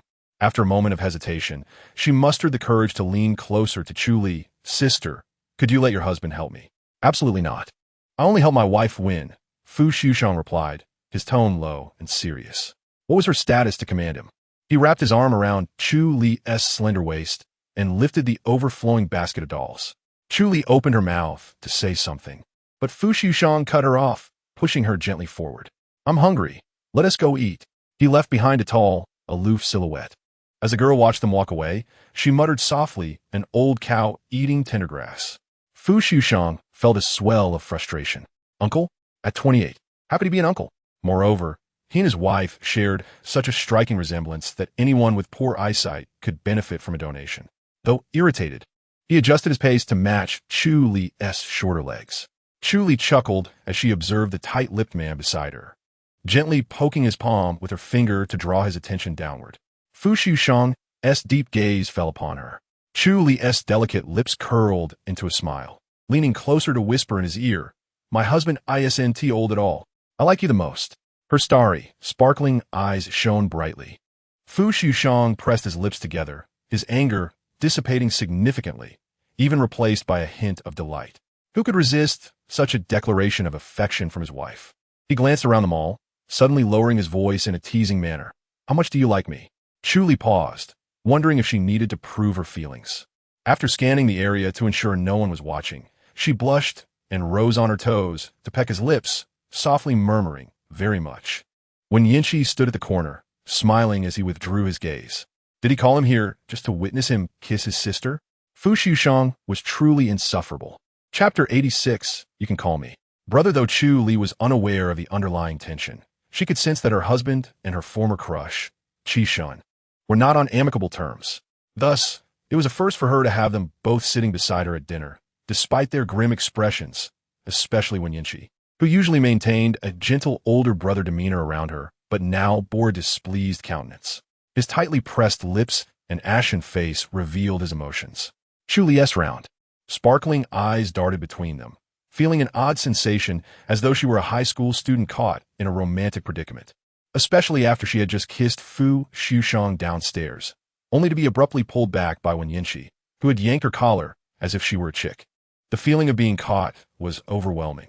The two tall men flanked Chu Li in silence. She shrank her neck, pondering how to break the ice. Suddenly, she recalled Fu Liujie mentioning Wen Yinchi's assistance earlier. After all, the case had occurred 15 years ago, in an era with scant surveillance and little evidence. Without Fu Liujie and Wen Yinchi, her mother's case would likely have remained unsolved. After understanding the circumstances earlier, she intended to thank Wen Yinchi during her birthday banquet. And now she found herself unexpectedly in his presence. Turning to him, she spoke earnestly, Mr. Wen, thank you so much for your help with my mother's case. Wen Yinchi's expression darkened further, his teeth clenched. Mr. Wen? Though the words were directed at Chu Li, his gaze fixated on the impassive Fu Liujie. Chu Li was taken aback, puzzled by Wen Yinchi's peculiar focus. He composed himself, lowering his gaze to the smiling girl beside him, and felt a sudden softness in his heart. You don't need to thank me. Your happiness is enough. This sentiment warmed Chu Li's heart, a gentle glow akin to sunshine enveloping her. She offered him a soft smile, revealing her adorable dimples. Being with Wen Yinchi was unlike the blush-inducing moments with Fu Liujie. It felt more like the relaxed comfort of family. He exuded an aura reminiscent of an older brother caring for his sister. When Yinchi glanced down, his eyes resting on Chu Li's face. This visage bore a striking resemblance to her aunt in a photograph, yet it had taken him until now to recognize it. A pang of sorrow tugged at his heart, and he slowly spoke to Chu Li.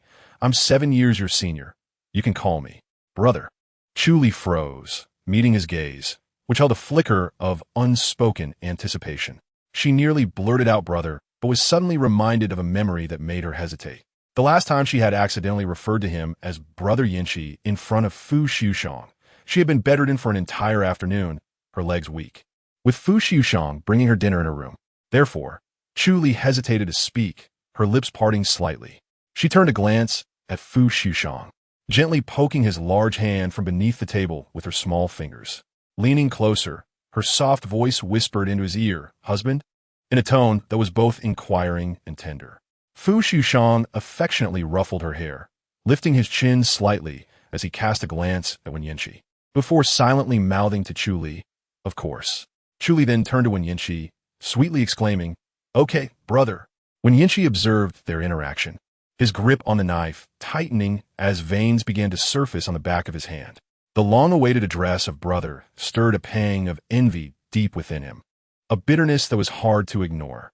Fu Liujie, that scoundrel, held quite a prominent position in his sister's heart, didn't he? When Yinchi's forceful slicing of the steak intensified, taking a deep breath, he turned to Chu Li. "Li, you received the invitation to Grandma's birthday banquet, right?" At the mention of this, Chu Li's excitement surged instantly. Releasing her grasp on Fu Liujie's hand, she eagerly pulled out her phone, flipping through her photo album to find the invitation. With a proud smile, she presented it to Wen Yinchi, exclaiming, "I received it. It was sent personally by Grandma Wen." Wen Yinchi smiled at her jubilant expression, his peach blossom eyes sparkling with delight. "Yes, Grandma really likes you. Your invitation is the only one she personally crafted." He continued, "She's been looking forward to meeting you." Chu Li's heart swelled with joy upon hearing this. Zhu Qiong, a master of classical dance in the country, was renowned both domestically and internationally.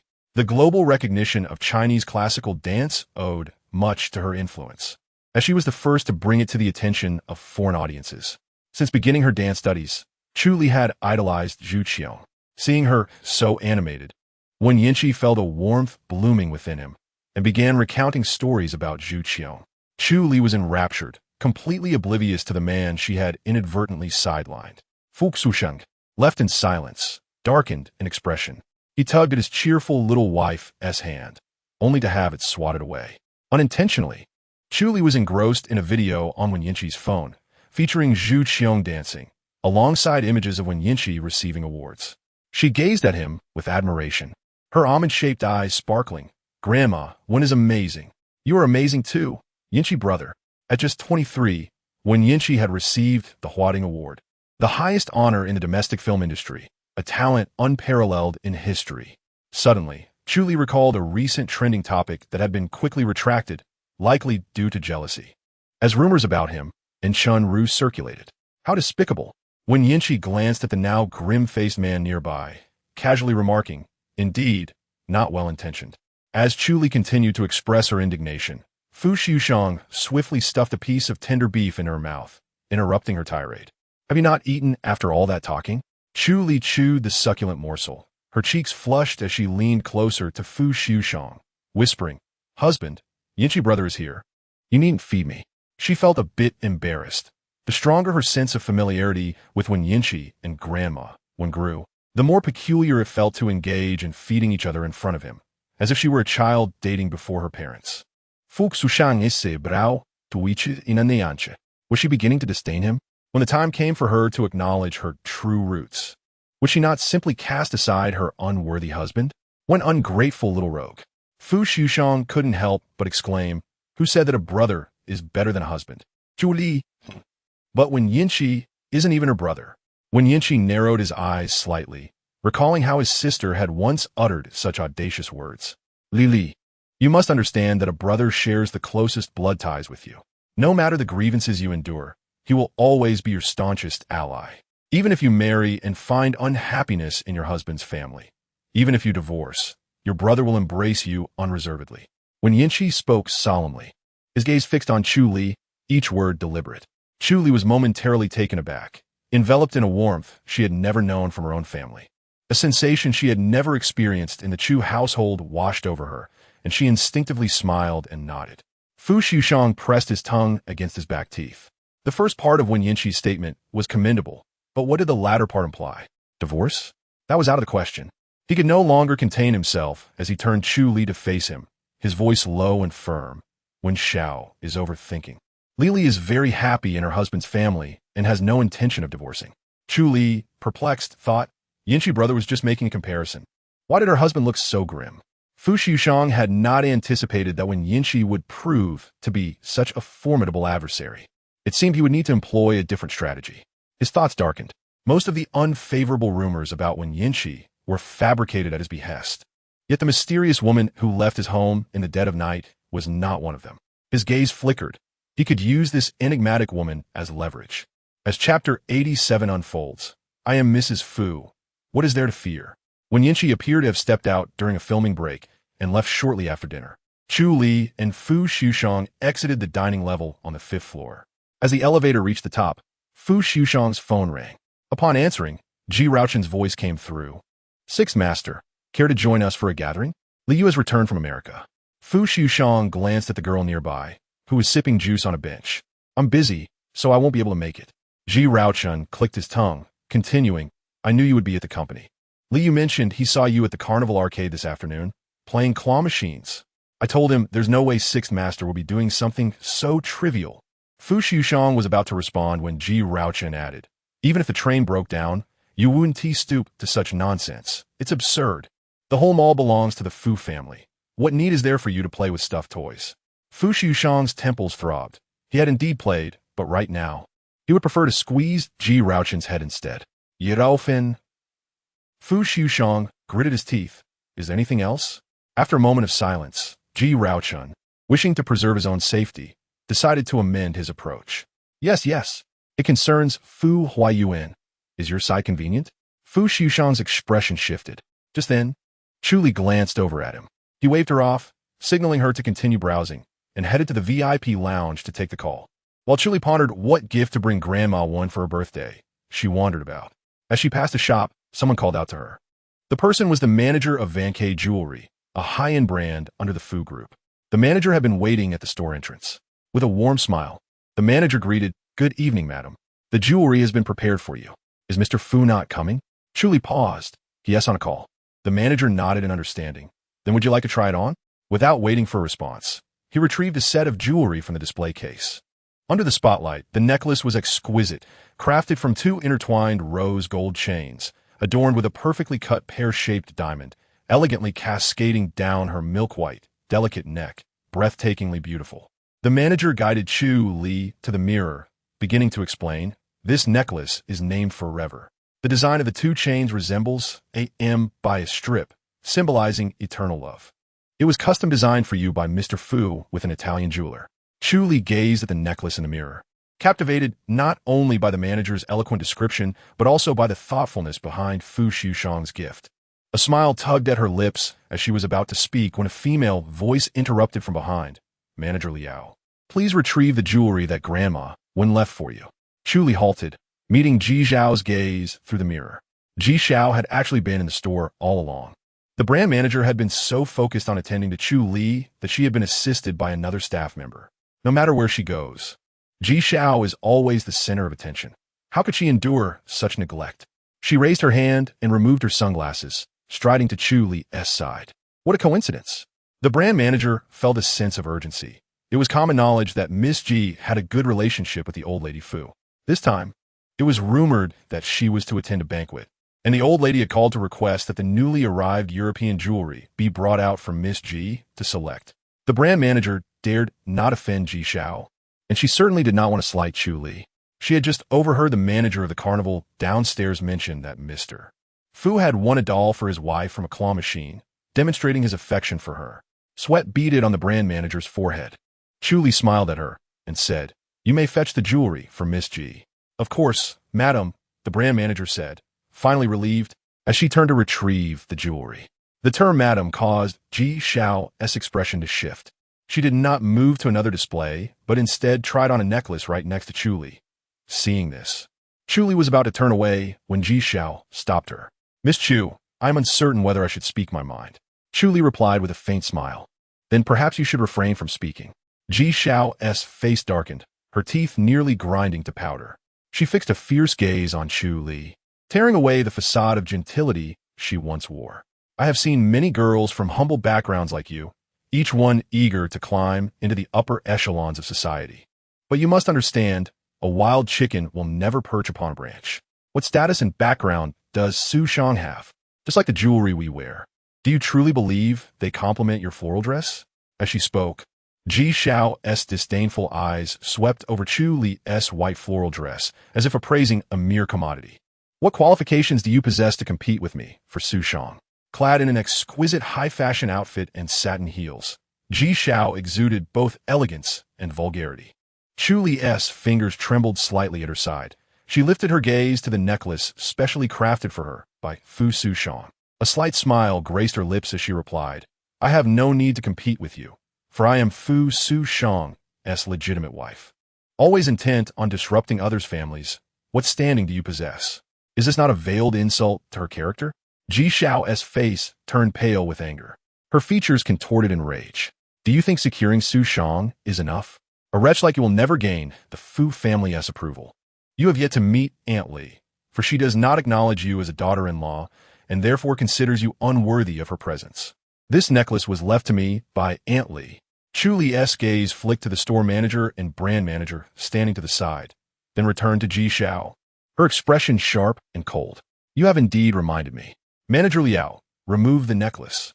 The brand manager hesitated, unwilling to approach. After all, although the old lady had not officially designated Ji Xiao as a daughter-in-law, her affection for Ji Xiao was well known. Ji Xiao's eyes reddened as she clutched the necklace tightly, her voice fierce. How dare you? Observing the staff, cowering in fear. Chu Li raised her chin and said coldly, the ownership of this necklace belongs to the Fu family. I am Mrs. Fu. What do I have to fear? Remove it. At that moment, the elegant woman in the VIP lounge fixed her gaze on Chu Li's seemingly gentle yet compelling face, deep in thought. Madam, do we really not need to intervene? Chapter 88. The sixth young lady exhibits the grace of the madam of yesteryear. Aunt Li believed that the sixth young master's formidable character was likely inherited from madam. Especially now, her intuition was particularly strong. Li Fanghua was in the VIP lounge, intrigued by the happenings in the store. After hearing that the sixth young master had won a doll from a claw machine at K112, she hurried over to witness the spectacle. Upon learning that he had ordered jewelry for the sixth young lady, she had called Miss Ji to come pick it up and had since been resting in the VIP lounge. Li Fangshua's miladli only. What do you think of this girl? Aunt Li gazed at Chu Li, standing proudly outside, and replied sincerely. The sixth young lady possesses the grace reminiscent of the madam of old.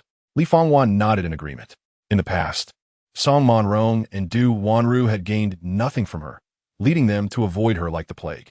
Her son's interest in this girl, who seemed soft on the surface, revealed a commanding presence that demanded submission. There was an innate delicacy about her that did not seem to stem from the Chu family.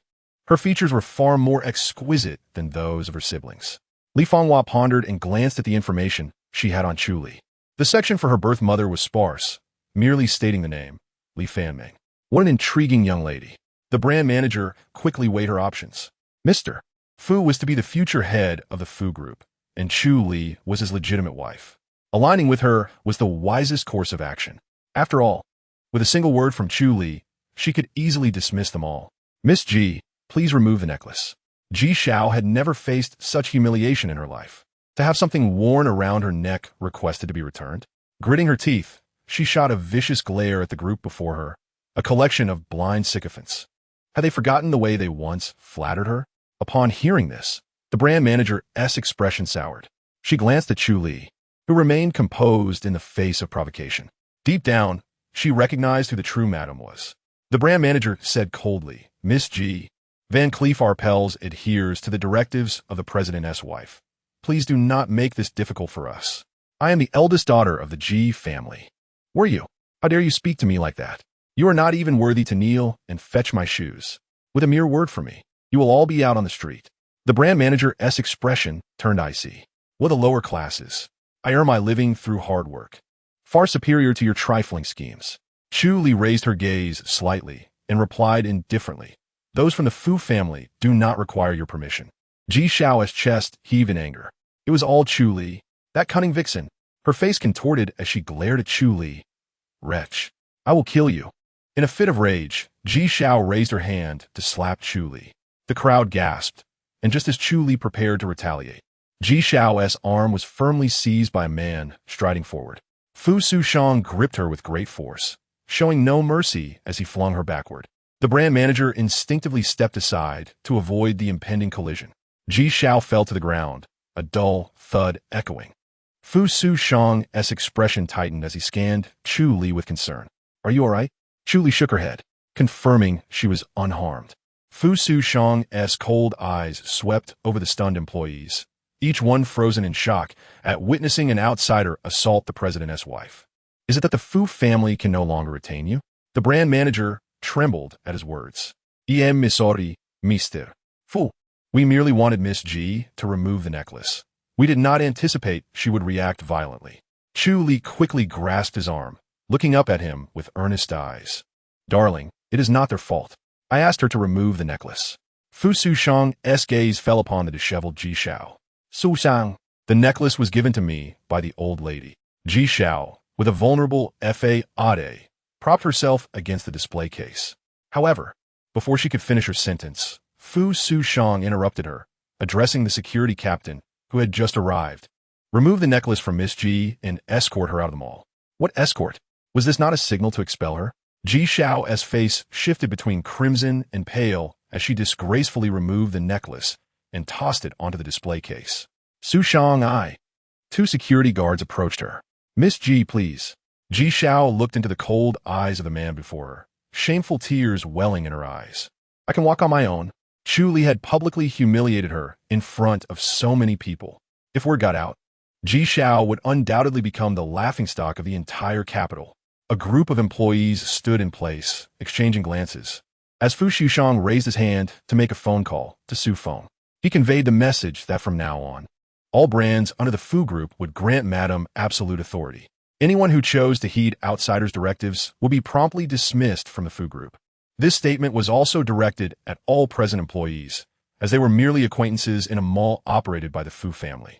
Soon, word spread rapidly, and everyone grasped the unassailable position that Chu Li held within the Fu family. When Chu Li first met the matriarch of the Wen family to present gifts, it was akin to a daughter-in-law of the Fu family returning to her parental home.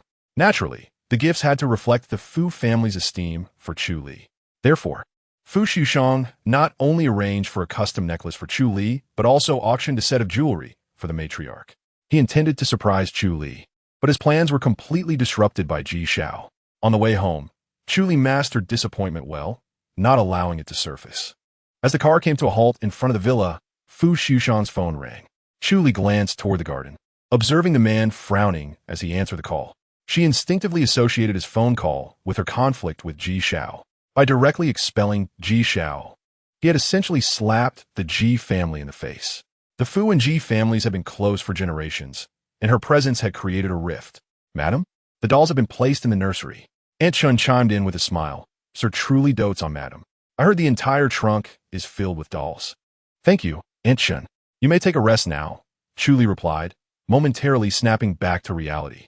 Aunt Chun, oblivious to her unease, turned and left.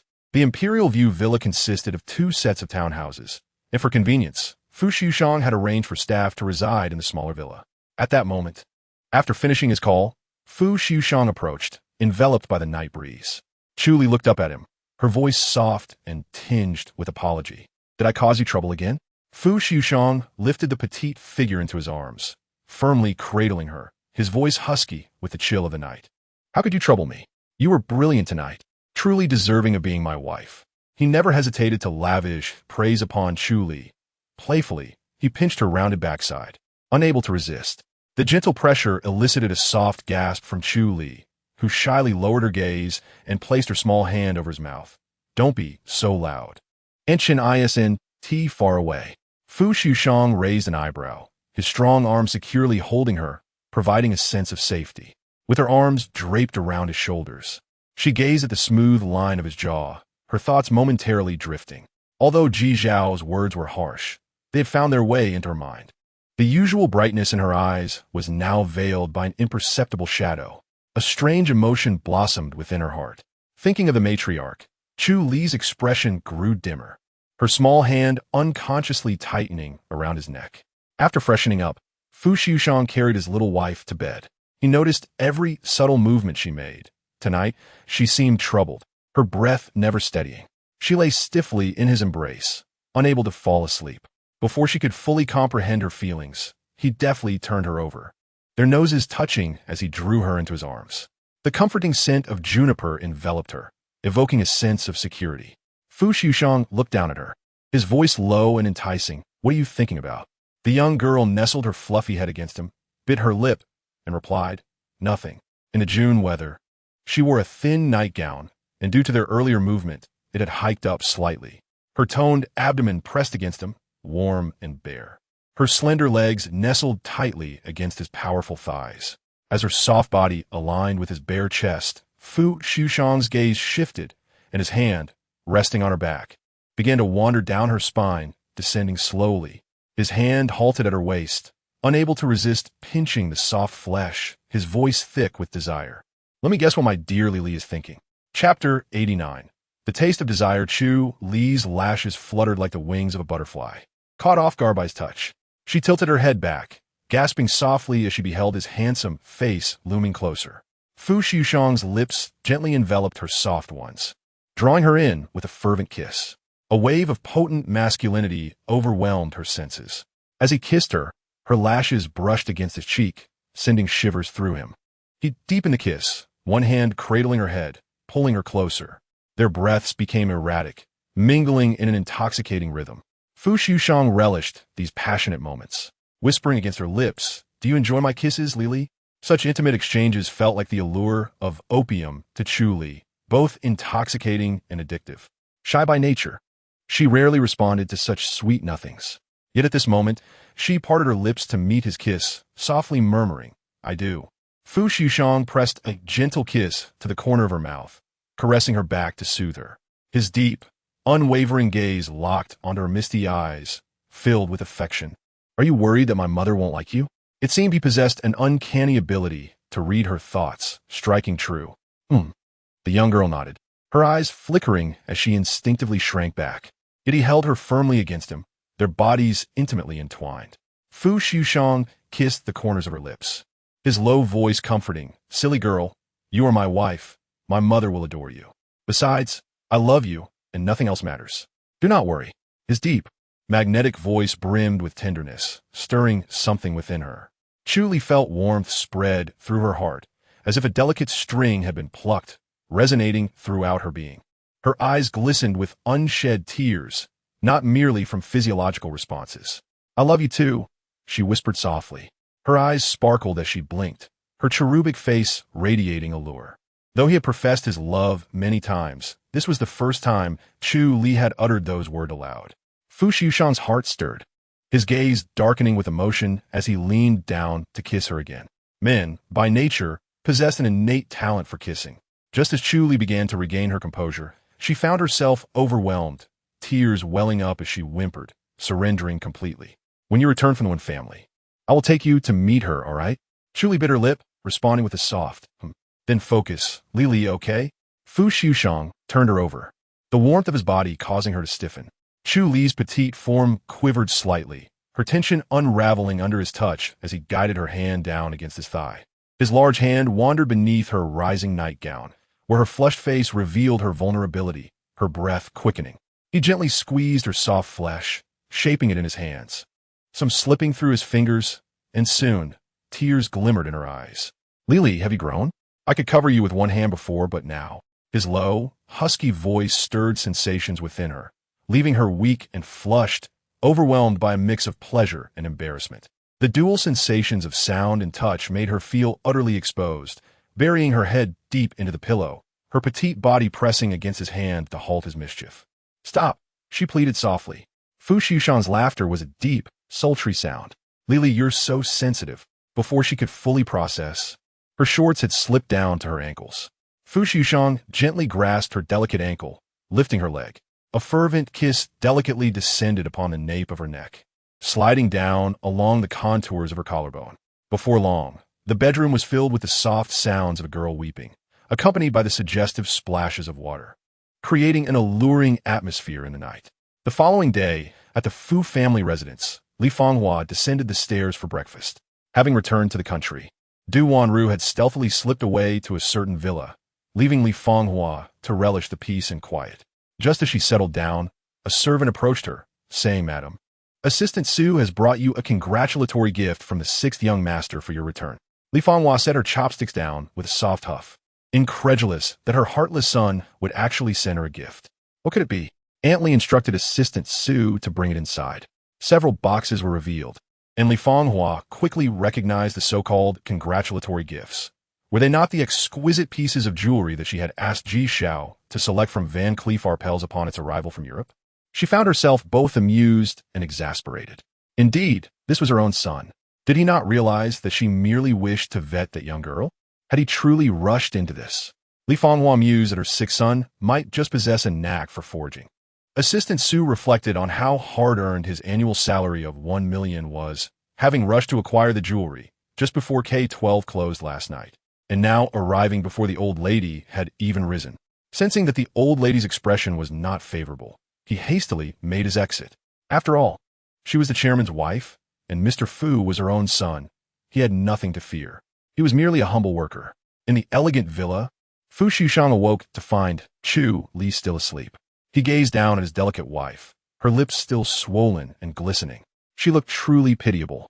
Although his intention last night had been to comfort her, he inadvertently lost control and had left her in tears. Changing his position, the little girl had succumbed after a couple of attempts, pleading for mercy. Yet he found himself quite enjoying the experience. Even having quit smoking, last night he had indulged in a couple of post-event cigarettes and savored the moments before heading for a shower. The thrill of teasing his wife was delightful, and he resolved to repeat the experience. Suddenly, the vibration of his phone interrupted his reverie. His eyes flickered as he retrieved the device and stepped out of the room. However, his wife was only to be bullied by him. No one else could dare. Fu Xushang lounged on the balcony and lazily asked, "Have you received the gifts?" "What do you mean? Didn't you always enjoy selecting jewelry? This was specially picked by your son." "Well, that's just absurd. Should I thank you?" The refined woman on the other end of the line gritted her teeth. "No need for gratitude." Li Fanghua took a moment to compose herself and chose not to engage in banter.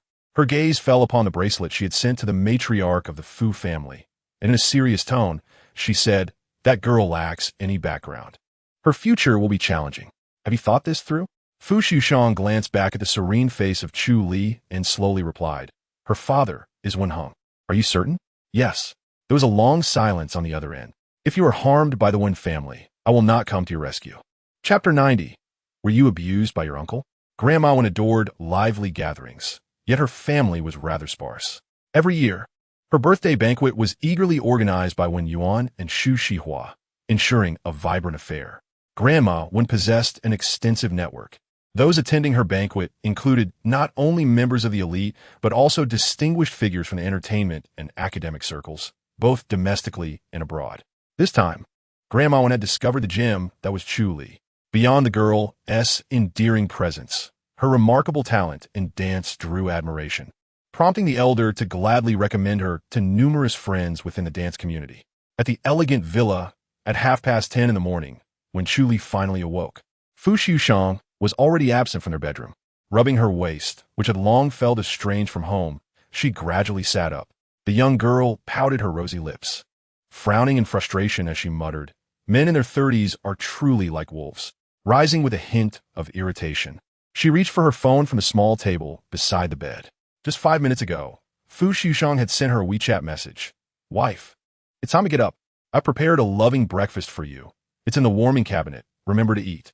You used a lot of energy last night, so eat more to replenish yourself." Despite Fu Xushang's absence, Chu Li felt her cheeks flush. Did he really know how much energy she had expended? She playfully sent a grinning emoji in response, indicating her understanding. With renewed determination, she hopped out of bed to freshen up. Upon her descent, Aunt Chin promptly brought out breakfast from the kitchen's warming cabinet. Century egg and lean meat congee, eggs, milk, and grapes. Aunt Chin smiled and remarked, "The sir truly cares for you, madam. I saw him in the kitchen preparing breakfast for you. I intended to assist, but he insisted on making it himself, saying he was too busy during the day." As Chu Li sipped her congee, warmth surged within her, touched by his thoughtfulness. She quickly sent Fu Xushang a kiss emoji, expressing, "Thank you for the breakfast. It's delicious. I'll make you something next time." After concluding his morning meeting, Fu Xushang opened his WeChat to find Chu Li's fragmented messages. The earlier annoyance from the little wildcat had transformed into tender affection from his darling wife. Yet, he had anticipated this. Although preparing breakfast was his own little joy, Aunt Chin's words had undoubtedly influenced him. He had been quite fierce last night, and he needed to coax the girl back into good spirits. Otherwise, she might resort to using the locking chain customized by that old man Fu Yintian. The image of Chu Li's tear-streaked face from the previous night flashed in his mind, and he swallowed hard before typing. All right. I'll be waiting for you to cook for me. Tis eli replete enthusiastico. 3 enthusiastic affirmations. Fu Liujie, nurtured by warmth. Couldn't he help but laugh aloud. A knock resonated at the door. Come. Fu Liujie wiped the smile from his face and lifted his gaze to Su Feng, who had just entered. You look a bit out of sorts. Have you started dating? Su Feng was a loss for words. Some people were still basking in the warmth of love, while others were already on their way to vex the old lady. For the sake of $1 million salary, Su Feng and I have devoted my all to Mr. Fu. Fu Liujie pondered for a moment and replied, then you should consider finding a girlfriend. Su Feng remained speechless. Fu Liujie interrupted his internal groans, his brows knitting together as he asked, have the investigation results come in? Su Feng straightened up, instantly shifting into work mode. It appears that when Xiao is protecting that mysterious woman, the trending photos from that day have been removed, and the paparazzi have yet to capture her face. Fu Liujie frowned, feeling anxious as tonight marked Grandma Wen's birthday banquet. He still had not grasped any leverage against Wen Yanquan, causing him to feel rather unsettled. On Weibo, numerous dance influencers and prominent figures from the elite circles were sending their birthday wishes to Grandma Wen, especially since she had recently joined Weibo. Many were directly tagging her with their blessings. Ji Xiao wrote, wishing Grandma Wen many happy returns. Looking forward to seeing you. The accompanying image was a photo from their birthday banquet last year. Zhang Jiashu commented, I feel fortunate to be invited. Happy birthday to all the esteemed scholars. The comment section erupted. Wow, Grandma Wen truly adores Miss Ji. Whether through family connections or as a disciple, she is undoubtedly the little son in Grandma Wen's heart. Ah, is that Zhang Jiashu? The North Dance School heartthrob has also been invited. Not only is he good at classical dance, but he also excels in K-pop. I'm so envious. I heard director Zhang Shou will also be present tonight. Perhaps he is scouting for the female lead for his new film. A big production supervised by the Hua Xin department. Surely, Ji Xiao will be the first choice. Some of Ji Xiao's fans began to stir. So the light of North Dance, wasn't he invited? It seems the wild chickens can never perch on the branches. She dares to laugh alongside us? Su Shirbei scoffed with a lifted lip upon seeing those trending topics. Our Xiaoman called Grandma Wen this morning to check in, didn't she? Let them revel in their moment. I've taken screenshots. Tonight, I shall deliver a resounding slap in the face. Zhao Danya vigorously concurred. Having already downed 3 large cups of coffee, I'm wide awake now, having spent the night anticipating their inevitable downfall. Who would have thought? Zhang Shou has already contacted my aunt to ask if she is willing to audition for the lead role. Ji Xiao never tires of slapping faces every day. The 3 girls chattered merrily as they had their makeup done in the villa. Once styled, they retreated to their rooms to don their chosen evening gowns. However, as the zipper was behind her, Chu Li found herself unable to reach it. Hearing Zhao Danya's voice from outside, she called her in. Danya, could you help me with the zipper? As Zhao Danya assisted her, she noticed the marks on her lower back and gasped. Annie, has your uncle been abusive? Chu Li's face flushed crimson. No.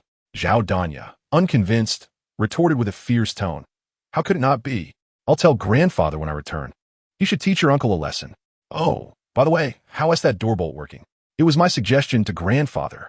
Zhao Danya pulled the zipper all the way up, then quickly grabbed her phone, exclaiming, no, I'll tell grandfather to customize a dog-beating stick for you. Chu Li hastily restrained her, her voice soft and gentle. Danya, truly, it's not what you think. You'll understand in time. Your uncle just has a bit more strength. This left Zhao Danya momentarily speechless. Chu Li swiftly changed the subject, pushing Zhao Danya out the door while wearing an amused smile. Enough about me. What about you and Qi Shen? Zhao Danya, indignant, declared, I, Zhao Danya, swear to the heavens. If I were to pounce on him, then I'd be a dog. Chu Li chuckled. The trending topic last time? Your uncle saw it too. Zhao Danya's face turned pale.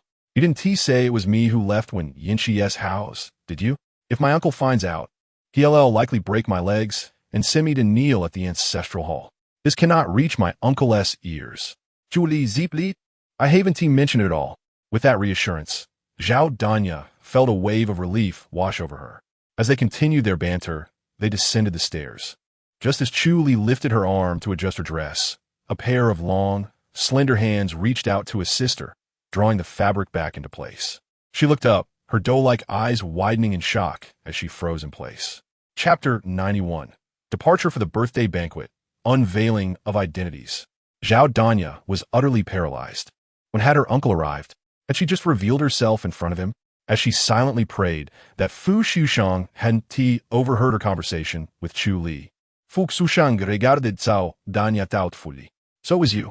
His ambiguous words sent a shiver down her spine, her knees beginning to ache. She hurriedly interjected, "Uncle, let me explain."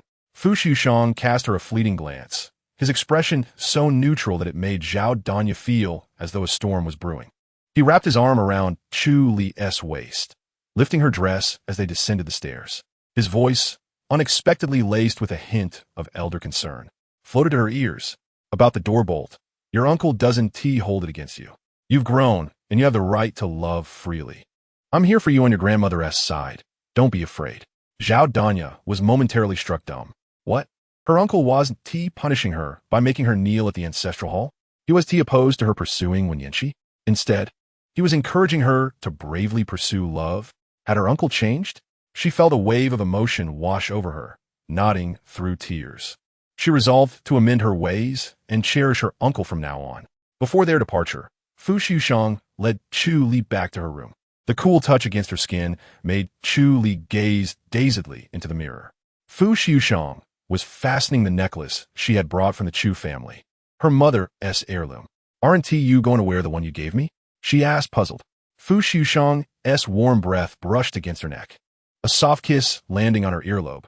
Through the mirror, their eyes met, and he affirmed, "Tonight, we're this one. My little princess, you look stunning." As Chu Li caught sight of his fervent gaze through the mirror, her heart raced. She playfully nudged his head nestled in her neck, pouting, "We're going to be late." This man was becoming increasingly adept at charming her. "Then let us depart, my little princess," he murmured, his deep voice sending shivers down her spine. At the entrance of the villa, 3 sleek black cars stood in front of the foyer. The first girl to emerge caught Lu Xingzhou's eye, and he hastily descended from the vehicle. The handsome man, dressed in a black suit and sporting black-rimmed glasses, appeared both refined and austere. He quickly steadied the girl who was bouncing with excitement, extending his hand gallantly to clasp hers. However, upon noticing her bare ring finger, Lu Xingzhou furrowed his brow. "Young lady, where's your engagement ring?" Su Shirbei made a face. "I want to wear it. I haven't agreed to marry you." She glanced at Lu Xingzhou, acknowledging his good looks, but deeming him a tad too mature. Many of her peers were attending the banquet tonight. Wearing a ring would only scare off potential suitors. Lu Xingzhou's expression darkened as he wrapped an arm around her waist, his voice tinged with anger. "You are my fiancée, put on the ring. Is there someone at tonight's banquet who catches your fancy?" The heat radiating from his embrace sent a shiver through Su Shirbei, prompting her to instinctively lean back. After that day's challenge, this dog of a man had dared to pinch her waist and tease her in the car on the way home. He bullied her daily at the law firm, forbidding her from watching the challenge, and even deleted all the novels she had saved. This debt of resentment must be repaid. Su Shirbei's cheeks flushed slightly, her petite face brimming with defiance. "I simply want to wear it, unless you beg me." Lu Xingzhou's expression darkened further as he and Su Shirbei engaged in a silent standoff, their gazes locked for what felt like an eternity. He found his betrothed partner more challenging than anticipated. After a prolonged stalemate, Lu Xingzhou softened his tone, his voice low and resigned. "Young lady, please, will you?" At that, Su Shirbei's face lit up with satisfaction. She turned away, teasingly huffing, "Call me daddy." Lu Xingzhou. Su Shirbei was truly the epitome of climbing the ladder of demands. As Chu Li approached, she overheard their exchange. The young lady's eyes sparkled with intrigue, fixating on Su Shirbei and Lu Xingzhou. Lu Xingzhou, noticing her arrival, gently caressed Su Shirbei's waist and opened the back seat of the car, his tone affectionate yet exasperated. "My dear lady, can we please get in first?" Su Shirbei was half pushed into the car. Lu Xingzhou nodded towards Fu Liujie, who was approaching, before moving to the other side to enter. Chu Li was left in a whirlwind of thoughts. This was quite the spectacle, stimulating. She pondered as she shifted her gaze. The back door of the car before her swung open, revealing Wen Yanqi in a perfectly tailored black suit, exuding a lazy yet regal aura. He lifted his lashes, his enchanting peach blossom eyes landing on Chu Li with a flicker of affection. Just then, a figure approached him, drawing his attention. Zhao Danya, clad in a striking burgundy mermaid gown, showcased her alluring figure, capturing everyone's gaze. As she breezed past, Wen Yinqi's brow furrowed slightly. Zhao Danya, unfazed, pulled Chu Li towards Fu Liujie's car. "Let's go, Annie. We're taking Uncle's car." Wen Yinqi frowned. What was the meaning of this? Wasn't he had agreed that Zhao Danya would accompany Chu Li to the birthday banquet? He had come to fetch both Chu Li and Zhao Danya. His gaze fell directly on the man behind Chu Li. Fu Liujie, with one hand tucked in his pocket, looked even more profound and dashing in his exquisite, handcrafted suit. Yet, to Wen Yinqi, he appeared rather irritating. A cool smile crept onto Wen Yinqi's face as he remarked, "Mr. Fu, is the company not busy?" Fu Liujie lifted his eyelids to glance at him, replying, "Busy, but there's always time to accompany my wife to a banquet." Wen Yinqi paused, taking a deep breath, his gaze softening as it fell upon Chu Li. "Lily, Grandma has seen your dance video, and after the banquet, wishes to provide you with personal guidance." Since Mr. Fu is so occupied, perhaps, Chu Li was momentarily taken aback. Indeed, Fu Liujie had been quite busy these past few days. In truth, having Danya accompany her was sufficient. Just as she was about to speak, Fu Liujie interrupted Wen Yinqi. His gaze shifted to Zhao Danya. "Didn't you enjoy visiting your Uncle Ji? I've spoken to him. You can visit him anytime." He then raised his lashes and, with a half-smile, shot a sidelong glance at Wen Yinqi before turning back to Zhao Danya. "I recall you were fond of Hua Zi Xuan, Bai Ji, and Mu Qi." Zhao Danya's expression was blank. When had her little uncle become so concerned about her? Blinking her large eyes, she stammered, "I did like them." Fu Liujie chuckled softly then. Wen Yinqi's expression darkened completely. He pressed his tongue against the roof of his mouth. "Mr. Fu, it's getting late. We should depart." He held open the rear door of the car, directing his attention to the girl who was about to follow Chu Li into Fu Liujie's vehicle. "Zhao Danya, come with me." Chapter 92. What if Jiwan is still alive? For hours before the birthday banquet, Wen Yuan was in the kitchen preparing a fruit platter. The maid observed him patiently peeling oranges with great care, creating a delicate fruit arrangement filled with the fruits that Xu Xihua adored. She couldn't help but sigh internally. Madame is truly fortunate. After so many years of marriage, the gentleman has showered her with love for a decade, attending to everything personally. As when Yuan carried the fruit platter upstairs, Xu Xihua was still in the bedroom, engrossed in a game. Upon seeing him enter, the elegant woman smiled, stretched lazily, and waved him over. "Husband, come look." Xu Xihua bit into the orange he offered, the sweet juice bursting on her palate. An orange without its pith is truly the most wonderful thing in the world. When Yuan handed her a tissue to catch the seeds, "What are you looking at?" Xu Xihua got up and opened a small gift box beside her. "Isn't it beautiful?" Inside was a stunning, intricately designed classical dance outfit she had specially commissioned. When Yuan chuckled, "It's beautiful." Xu Xihua's eyes sparkled. "I think so too." Resting her head on her husband's lap, she munched on the fruit and suddenly felt a pang of melancholy. "It looks lovely, but I wonder if Lily will like it." When Yuan helplessly wiped her mouth, "She will definitely like it." Xu Xihua sighed, "I hope so.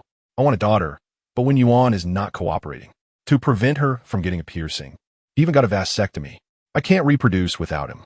It just so happens that Chu Li is quite favored by Grandma, and she likes her.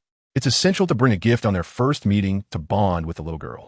Noticing that Xu Xihua had nearly finished the fruit, Wen Yuan pinched her worried little face. "Time to change. We must head to the ancestral hall." The Wen family has a tradition that requires them to pay respects at the ancestral hall upon returning to the ancestral home. This includes all holidays and celebratory occasions. Today is Grandma's birthday, so they must visit the ancestral hall to offer their respects. That scoundrel, Wen Yinqi, what is he up to on such an important day? He has run off and hasn't even offered incense to his uncle, aunt, and cousin. Just thinking about Wen Yinqi made her furious. She mentioned bringing Chu Li home, but he hasn't even managed that. As Xu Xihua walked toward the ancestral hall, she picked up her phone to call Wen Yinqi. "Where are you? Aren't you coming back to offer incense? How can you face your sister's spirit?" Wen Yinqi glanced at Chu Li, who was not far away. Xu Xihua was still chattering away on the other end. He took a deep breath and tentatively responded, "Mom, what if Jiwan is still alive?" Xu Xihua glanced at Wen Yuan, who was lighting incense, and the black and white photo on the wooden table. "You're being ridiculous." Wen Yinchi felt a surge of frustration and hung up. Just as he finished, he heard the vibrant voice of Zhu Qiong on the other end. "You little rascal. Hurry back to offer incense." Wen Yinchi tightened his grip on the phone, softening his tone. "Grandma, I have a surprise for your birthday banquet." Zhu Qiong scoffed. "After celebrating so many birthdays, what kind of gift have I not seen? A surprise? If you don't return to offer incense and recite scriptures for your uncle, aunt, and cousin, I will show you what a surprise truly is tonight." The line went dead with a beep. When Yinchi helplessly set down the phone, pursing his lips, the usually carefree and nonchalant man felt an unusual sense of unease. The sudden revival of someone presumed dead for 15 years was indeed an incredible matter. Initially, he could hardly believe it. His deceased sister was, in fact, alive. Thus, while Grandma was asleep, he stealthily took a few strands of her silver hair and discreetly acquired a few of Chu Li's hairs from Fu Liujie. A few days ago, he made a special trip to Germany to conduct a kinship test with the samples. Now, the confidential document was in his hand. He tucked the envelope away, glancing out the window at the girl approaching him with a gentle smile. His fingers tightened around the document, feeling a mix of excitement and trepidation. Inside the banquet hall, elegantly dressed guests mingled. Ji Xiao sat among her circle of friends. Someone began to flatter her. "I heard that director Zhang is selecting a lead actress for his tribute film. Since Academician Wen values you so much, surely she will recommend you." A wave of envious glances fell upon Ji Xiao. She smiled faintly. How could that be? Grandma Wen treats her juniors equally. Someone chimed in. "What about Chu Li? I saw Grandma Wen share her Weibo post. I thought she valued her, yet she wasn't invited. Perhaps it's just pity for her," another agreed. "I watched her dance. She clearly doesn't dance as well as Xiao Xiao. If she were truly talented, Grandma Wen, being so discerning, would have surely invited her." Ji Xiao responded to each comment with a smile. This director Zhang had an exceedingly peculiar personality, with high demands for his films and a critical eye for actors. The lead role required a solid foundation in classical dance. Her purpose for attending was to celebrate Grandma Wen's birthday and also to secure the lead role. Ji Xiao glanced at Zhang Shou, who was sharing a laugh with Grandma Wen. With Chu Li absent, she was determined to seize this opportunity. Nearby, a girl with a hint of flattery sneered. "Not only is her dancing inferior to ours, but her family background also pales in comparison to Xiao Xiao's. Otherwise, why has Sixth Master never brought her to any banquets?" "Don't speak carelessly. I'm going to see Grandma Wen." Ji Xiao appeared to defend Chu Li, yet inwardly, she relished the attention. At that moment, 3 cars slowly came to a stop at the banquet hall. The last to arrive was a black Rolls-Royce, coupled with an ostentatious license plate. In the capital, there was only one person. The guests at the entrance were stunned, rubbing their eyes. Whispers of discussion erupted. "That Fu Liujie's car, why is he at the Wen family's banquet?" It was rumored that the Fu and Wen families had irreparably severed ties after that incident 13 years ago. Could it be that their relationship had been mended? Who possessed the influence to reconcile the two families? A man, strikingly handsome like a deity, stepped out of the back seat. The surrounding chatter instantly hushed. He moved around to the other side of the car, extending his elegantly defined hand into the vehicle. Moments later, a delicate, fair hand emerged from the back seat, resting in his outstretched hand like a luminous pearl cradled in his palm. The guests at the entrance hastily took a few steps forward, eager for a glimpse of the emerging woman, yet they could not catch sight of her. Just then, the doors of the banquet hall slowly swung open. Reflected in the fragmented light cascading from the crystal chandelier, a dazzling figure gradually comes into view. The moonlight like mist envelopes the fishtail hem of her gown, while delicate layers of sheer fabric adorned with sparkling diamonds shimmer under the illumination. The elegant silver dress accentuates her exquisite silhouette, and her milk-like skin glows with a radiant luster. Standing beside her is a man clad in a sharp suit, his features striking and his tall frame exuding an air of nobility. This captivating duo instantly captures the attention of everyone in the banquet hall. A gasp arises. The sixth master of the Fu family has unexpectedly appeared at the Wen family celebration. That must be his newly announced wife. In an instant, the thoughts of the onlookers diverge. Ji Xiao, engaged in conversation with Zhu Qiong and Zhang Shou, notices both of their gazes converge behind her. Turning around, she locks eyes with the girl who seems to be the center of attention, and her expression darkens. She glares at Chu Li, incredulous at her presence. Didn't she receive an invitation? The girl beside her, sensing her discomfort, murmurs quietly, Chu Li must be here due to the sixth master's influence. Ji Xiao's demeanor softened slightly. At that moment, Zhu Qiong's eyes brighten as she eagerly hands her juice to Ji Xiao and strides towards the approaching Chu Li. Happy birthday, Grandma Wen. Seeing Zhu Qiong, Chu Li's excitement surges and she beams. Zhu Qiong, I'm so glad to see you. Zhu Qiong responds with delight. Oh, my little Li Li, I've been looking forward to your arrival. Ji Xiao's expression stiffens completely. Chu Li was personally invited by Grandma Wen? The guests murmur in astonishment. Here is the sixth master accompanying his beloved wife to the one family gathering. Truly a sight for sore eyes. Previously, it was said that this woman was not favored by the old lady of the Fu family, who had her sights set on Ji Xiao as the future matriarch. Now, all eyes are on Chu Li and the distant Ji Xiao. It seems this narrative is now open to interpretation. The sixth master dotes on his little wife. What does it matter if the old lady disapproves? Ji Xiao's complexion fluctuates between shades of green and white. Zhu Qiong, however, is elated, instinctively reaching for Chu Li's hand. Fu Liujie's expression sharpens as he subtly tightens his grip on the girl's hand, with his other hand resting on Chu Li's waist. He positions himself protectively in front of Zhu Qiong. We brought you a little something, madam, he states. Is it just her imagination? Or does Zhu Qiong feel his voice resonate particularly loudly when he mentions madam, causing her eardrums to thrum? Chapter 93. A granddaughter-in-law accompanied by a grandson-in-law, she casts an annoyed glance at the tall man beside her. She has never been fond of the Fu family, especially their men. Seeing one reminds her of her tragically deceased third daughter. Yet, the girl she cherishes, Chu Li, has wed the sixth master of the Fu family. Fu Liujie's reputation precedes him. Although he isn't a notorious womanizer like his father or brother, he was once a charming rogue of the imperial capital. Years ago, he suited up to take over the Fu family business, but beneath that tailored exterior lies a wild spirit that is hard to tame. Rumor has it he could break a person's cheekbone with a single punch in high school. Would such a man be prone to domestic violence? Su Qiong scrutinizes Fu Xusheng, harboring doubts. She initially intends to ignore him, but as Chu Li gazes at her with wide eyes, she musters a strained smile. Li Li and the sixth master are quite affectionate. With this in mind, Zhu Qiong seizes the opportunity while Fu Xusheng turns to collect the birthday gifts from Su Feng, swiftly pulling Chu Li away from his grasp. The nearly 70-year-old matriarch moves with surprising agility. Fu Xusheng watches, perplexed.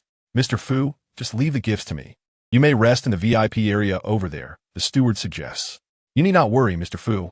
The old lady is quite fond of Madame Fu and wishes to introduce her friends in the dance community. Perhaps it was the mention of Madame Fu that struck a nerve with Fu Xusheng. He gazes longingly at his departing wife, suppressing the urge to chase after her, turning back only after glancing 3 times. Chu Li chats with various dancers for a while, her excitement palpable as she beams at her grandmother. Zhu Qiong feels immense joy, as if she were with her own granddaughter. Meanwhile, Wen Yinqi spins around like a top, tasked with entertaining the guests, while the family's attention is fixated on Chu Li. From afar, he observes the girl engaging with the one family, her laughter blooming like a flower. Seated in the VIP area, Fu Xusheng watches this scene unfold, feeling a pang of discomfort. Why does his wife smile so warmly at everyone? Wasn't it said that a husband is the closest confidant? Contemplating this, he sets down his glass and strides over. Xu Shihua presents a gift box to Chu Li with a smile. Although this is our first meeting, it may seem presumptuous, but your aunt has been watching your variety show. I picked out a gift for you. I hope you like it. Chu Li, overwhelmed, accepts the box, unveiling a dance outfit seemingly tailored just for her, her eyes sparkling as she smiles. I love it. Thank you, Madam Wen. Warmth fills her heart, recalling how, at the start of her dance journey, her youth made it challenging to find suitable attire. Li Fanming would travel to distant towns to have outfits made for her. The set Xu Shihua gifted her clearly required considerable thought and effort. For the first time in a while, she feels the warmth of familial affection. Xu Shihua breathes a sigh of relief. That's wonderful. Then, with a mock frown, she playfully scolds. Why still call me Madam Wen? When Yuan chimes in, exactly. Why not call him Mr. Wen? Chu Li hesitates, her face flushing slightly, and shyly replies, Uncle Wen, Aunt Wen. Xu Shihua nods approvingly. So good. Truly well behaved. She glances at her husband, silently wishing for a daughter as obedient. Suddenly, A chilling voice interrupts their conversation. Darling, what were you discussing with Uncle and Aunt Wen? Fu Xiuxiang assertively positions himself beside Chu Li, wrapping an arm around her slender waist. Is this appropriate? Both Xu Shihua and Wen Yuan's lips twitch simultaneously. Fu Xiuxiang, being the son of the old master Fu, is of the same generation as Wen Yuan, yet he displays no awareness of this. Even pinching Chu Li's chubby cheek in front of the Wen family, his dark eyes lifting, my wife is rather attached to me. I hope Uncle and Aunt don't mind my presence here. Xu Shihua is rendered speechless. Chu Li covers her face, feeling bashful, yet instinctively leaning into his embrace. Wen Yuan pauses for a moment before responding. The sixth master is welcome, however. His presence casts a shadow over the family's jovial atmosphere. The conspiring Grandma Wen and Xu Shihua exchange glances, silently deciding to ignore this man. Grandma Wen gazes at Chu Li, suddenly sighing, if my granddaughter were still here, she would have been as graceful as Li. Chu Li freezes, about to speak when Wen Yinchi approaches. What are you discussing? Xu Shihua shoots her son a disapproving look. We were talking about Li. Wen Yinchi locks gazes with Fu Xiuxiang, who wears an inscrutable expression. As Grandma Wen slowly continues. Li was only 5 when she passed away, such a small child, struck down by a truck at the kindergarten gate. As she speaks, both Grandma Wen and Xu Shihua genuinely mourn, tears shimmering in their eyes. Xu Shihua leans against her husband, wiping her tears on his collar. How cruel fate can be. She remembers her little girl joyfully heading home from school, unaware of the tragedy that awaited her, my little Wan. All that remains of her in this world is a photograph. Grandma Wen's voice breaks, her sobs choking her words. When Yinchi presses his lips together, his throat hoarse as he interrupts, Grandma, today is your birthday celebration. Let us not dwell on such matters. I sent Li here to see you. He feels his palm warm, wishing he could reveal to Grandma Wen that her granddaughter is right before her eyes. Yet, he understands that this revelation needs to be approached delicately, perhaps waiting until the banquet concludes to find a reason to keep Chu Li around and slowly reveal the truth. Zhu Qiong did not expect her grandson to inadvertently follow her lead. Wiping her tears with a handkerchief, she reflected. Indeed, she felt an extraordinary fondness for Li, as if she were her own granddaughter. When Yinchi, Chu Li's almond-shaped eyes flickered as she gently held old Madame Wen's hand, softly offering comfort. Grandma Wen, please don't be sad. I understand the pain of losing a loved one. My mother passed away when I was 5. I don't even have a single photograph of her. After Li Fanming's passing, an inexplicable fire engulfed their home. Upon returning from school, she discovered that all her mother's photographs had been reduced to ashes. She wept for a long time, striving to etch her mother's visage into her memory, fearful that one day she might awaken to find her mother's image faded. Speaking of Li Fanming, Chu Li's voice trembled as her little nose turned red, presenting a pitiful sight. Fu Xiuxiang felt a pang in his heart. Tenderness glimmered in his eyes as he leaned in to plant a gentle kiss at the corner of the girl's lips. His large hand softly patted her back. Li, be good, don't cry. Fu Xiuxiang, ever vigilant, reiterated, I apologize, my wife is rather dependent on me. Thus, if you wish to acknowledge a granddaughter, you must also accept me as her husband. Just as when Yinchi was about to console Chu Li, he fell silent. Even when couple, known for their public displays of affection, were rendered mute. I feel like hitting someone. Chu Li's emotions surged, oblivious to the inappropriateness of her thoughts. Habitually, she snuggled against Fu Xiuxiang's chest, slowly raising her small hand to reveal a pendant concealed by her dress. The red gemstone shimmered under the crystal chandelier, radiating a delicate luster, evidently well-preserved. Chu Li's soft voice, slightly hoarse, declared, This is the last relic my mother left for me. Chapter 94.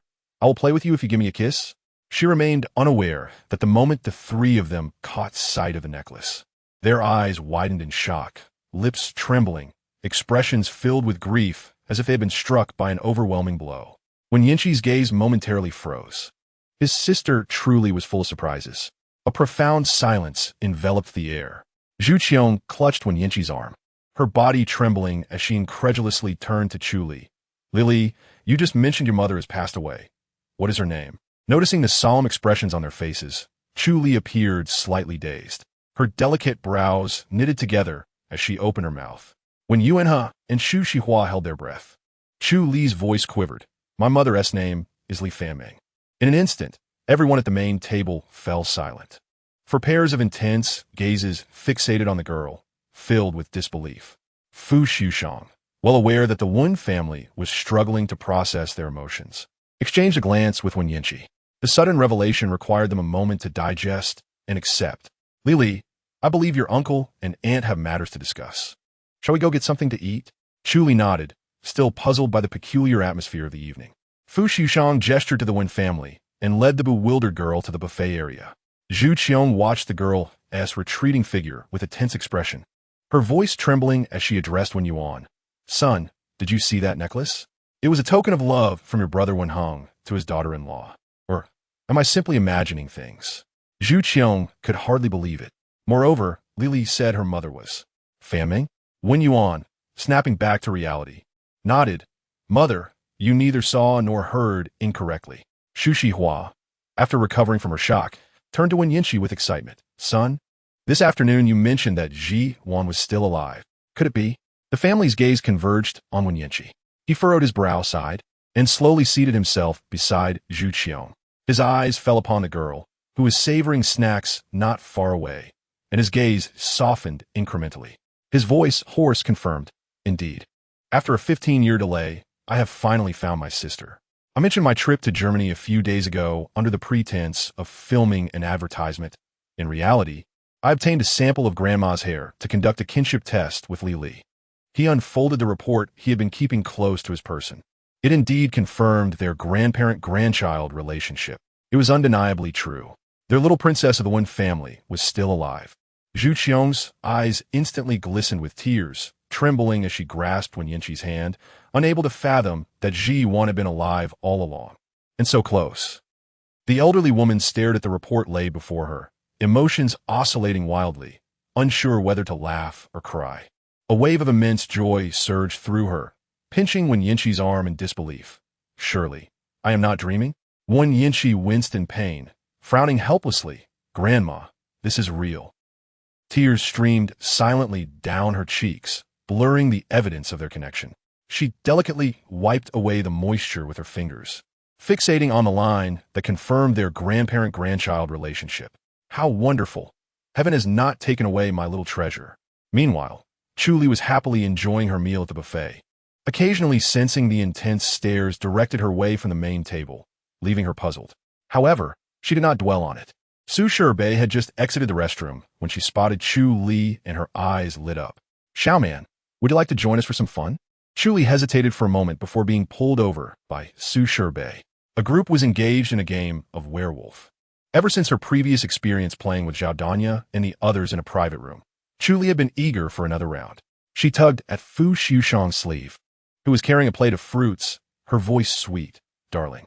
Fu Liujie glanced at the game table. The last straw had been a claw machine. He couldn't possibly engage in such childish and trivial games. Did his wife not realize how many people were here eager to converse with him and foster business relations? So many partners were attending this banquet. He could not waste time playing games with a bunch of children. Frowning, Fu Liujie shook his head, his tone firm and resolute. I will not play.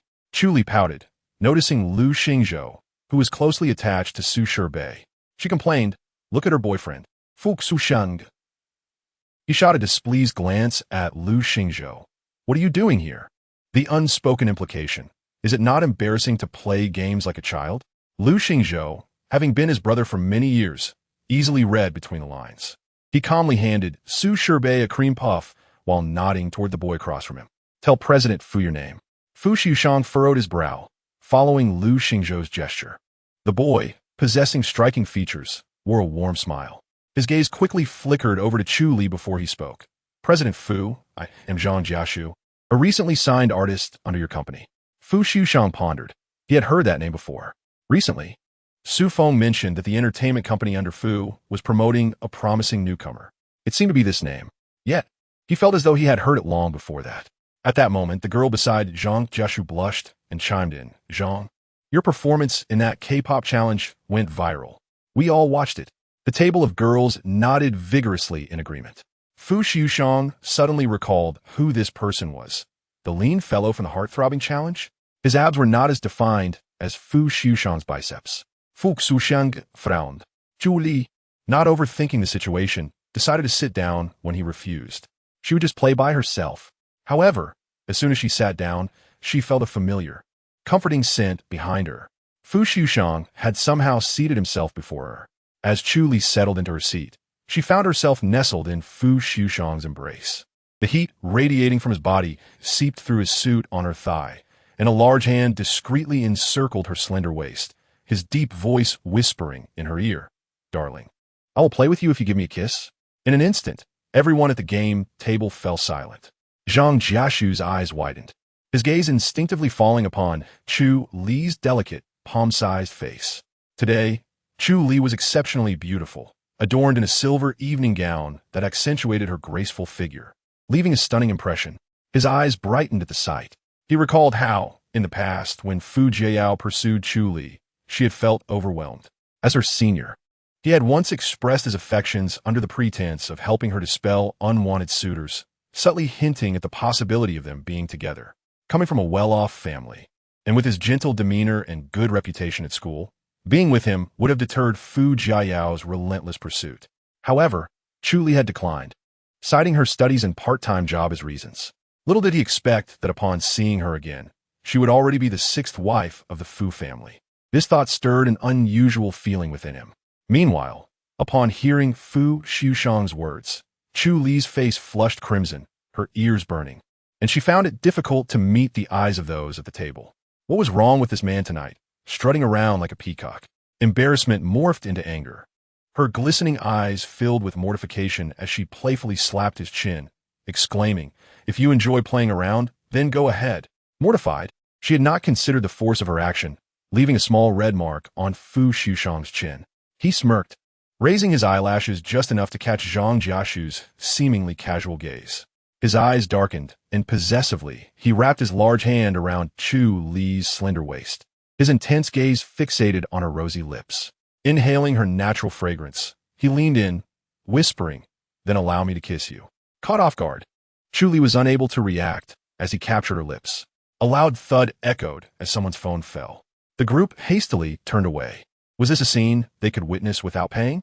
The young woman's face burned like a fiery sunset, panting heavily as she pushed him away in exasperation. Fu Liujie leisurely released her, wiping the lipstick from his lips with his fingertip, then smirking at Zhang Jiashu, asking, "Care to introduce the rules of the game?" In the distance, Ji Raoshan observed the scene, speechless at the sight of the jealous old man, shivering slightly. He glanced at another friend, Lu Xingzhou, who was intently advising Su Sherbei. Ji Raoshan thought to himself, "It's utterly embarrassing to be brothers with two love-struck fools." He swiftly stood up, deciding to grab a refreshing lemon drink to ease his discomfort. Approaching the beverage area, he spotted Ji Xiao whispering clandestinely to her assistant. Ji Raoshan furrowed his brow and hurried over. The woman, whose alluring features were now contorted with an unsettling excitement, was Ji Xiao. "What schemes do you have this time?" he demanded, gripping her arm. Ji Xiao struggled but did not break free, a sinister smile creeping across her lips, her eyes glinting with malice. "You think I'm foolish? The position of the matriarch of the Fu family is rightfully mine. That wretched Chu Li dares to compete with me." Her cold gaze fixed on Chu Li, a cruel smile curling at her lips. "Tonight, I will ensure her disgrace." Throughout the evening, the Wen family had surrounded Chu Li. Since she enjoys seducing others, I shall grant her wish, she thought, her lips curving into a menacing arc. After tonight, Brother Liujie will surely cast her aside. Ji Raoshan glanced back at Chu Li, a pang of anxiety gripping his heart. He abruptly released Ji Xiao and strode back toward her. Just a few steps away, he noticed Ji Xiao's assistant carrying an empty tray. Grabbing the assistant by the collar, he barked, "What did Ji Xiao ask you to do?" Terrified, the assistant stammered, "Young master, it's not my fault. It was the young Mrs. orders." Seeing Ji Raoshan's furious expression, the assistant quickly divulged everything, confessing, "The young miss instructed me to slip drugs into Chu Li's drink and lure her upstairs." Ji Raoshan's face darkened completely, his teeth nearly grinding into powder as he roared, "Ji Xiao, you fool." The assistant, having served as such for years, could easily discern the sixth master's favoritism toward his new bride. Though he felt compelled to heed Ji Xiao, he was even less inclined to offend Ji Raoshan. "Please, young master, spare me," he pleaded, ignoring the assistant, Ji Raoshan swiftly approached Chu Li, who was joyfully immersed in a game, having just defeated a werewolf. She lifted her hand to sip her cherry juice when, smack, Ji Raoshan deftly knocked her drink from her grasp, the juice spilling onto the carpet. The sudden commotion drew the attention of Fu Liujie, who had just concluded a phone call. Frowning, he pulled the distressed girl into his embrace. Casting a disapproving glance at Ji Raoshan. "Are you out of your mind?" Ji Raoshan, sweating profusely, quickly thawed on his feet. "Yes, I have a case of envy. I'm dying of jealousy, so you shouldn't indulge in such sweetness." Chu Li was left speechless. Ji Raoshan sighed in relief, striding off to chase after the frenzied Ji Xiao. After the brief interlude, Chu Li, feeling parched, licked her lips and turned to Zhao Danya. "Danya, how was the strawberry juice we exchanged?" Zhao Danya glanced at her, then eagerly drained her cup, smiling as she turned it upside down to show her empty glass. "Delicious. Not a drop left." Chu Li was momentarily taken aback. However, not long after, Zhao Danya suddenly felt unwell, her head spinning. "I need to use the restroom." Concerned, Chu Li gently patted her back, asking, "Do you want me to accompany you?" Zhao Danya shook her head, insisting, "No, I can go alone." Seeing her stand and walk without any apparent issue, Chu Li decided not to follow. Just then, a loud commotion erupted from the main hall. "Grandma Wen, what is wrong? Mom, what is happening?" Panicked voices echoed. Chu Li hurried to her feet, spotting Wen Yuan anxiously cradling Grandma Wen as they rushed toward the banquet hall's entrance. The unexpected disturbance sent shockwaves through the guests. "Grandma Wen, are you all right? Mom, what is wrong?" The frantic voices called. In haste, someone dialed emergency services, and soon an ambulance arrived. Xu Shihua leaned against Wen Yuan's shoulder, her voice hoarse. "How come Mom suddenly faint?" "Doctor, what is her condition?" The doctor, masked and unreadable, responded in a stern voice. "It could be serious."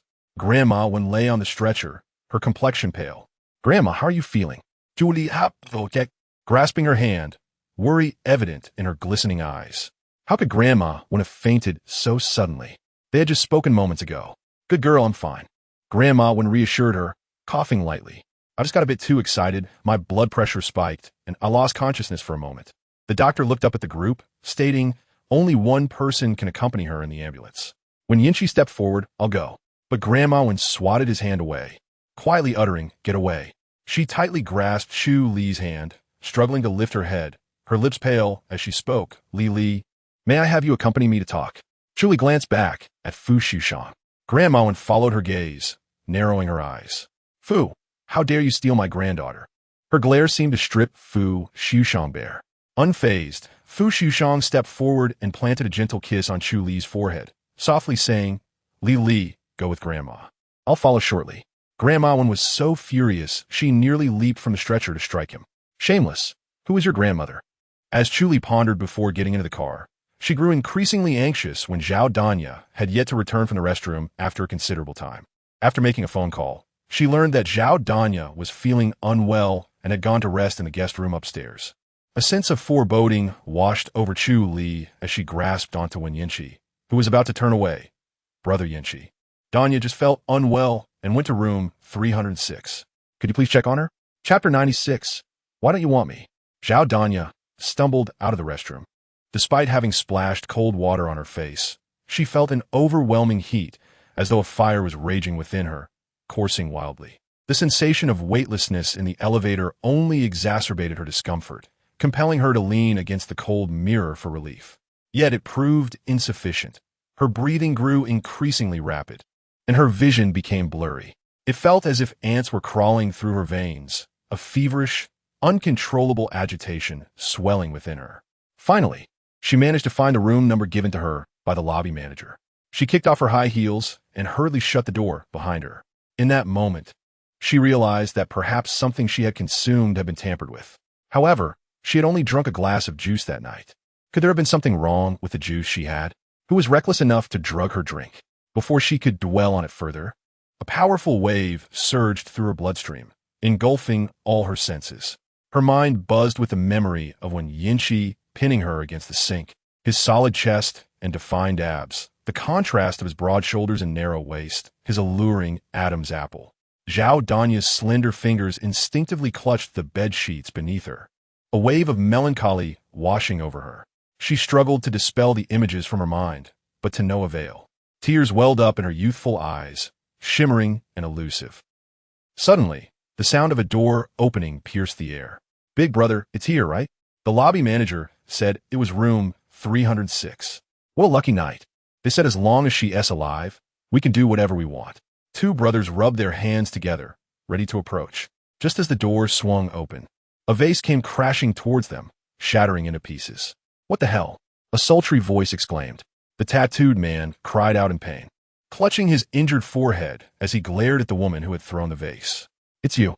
This was the same girl who had previously given him a thorough beating, landing him in jail for 2 months.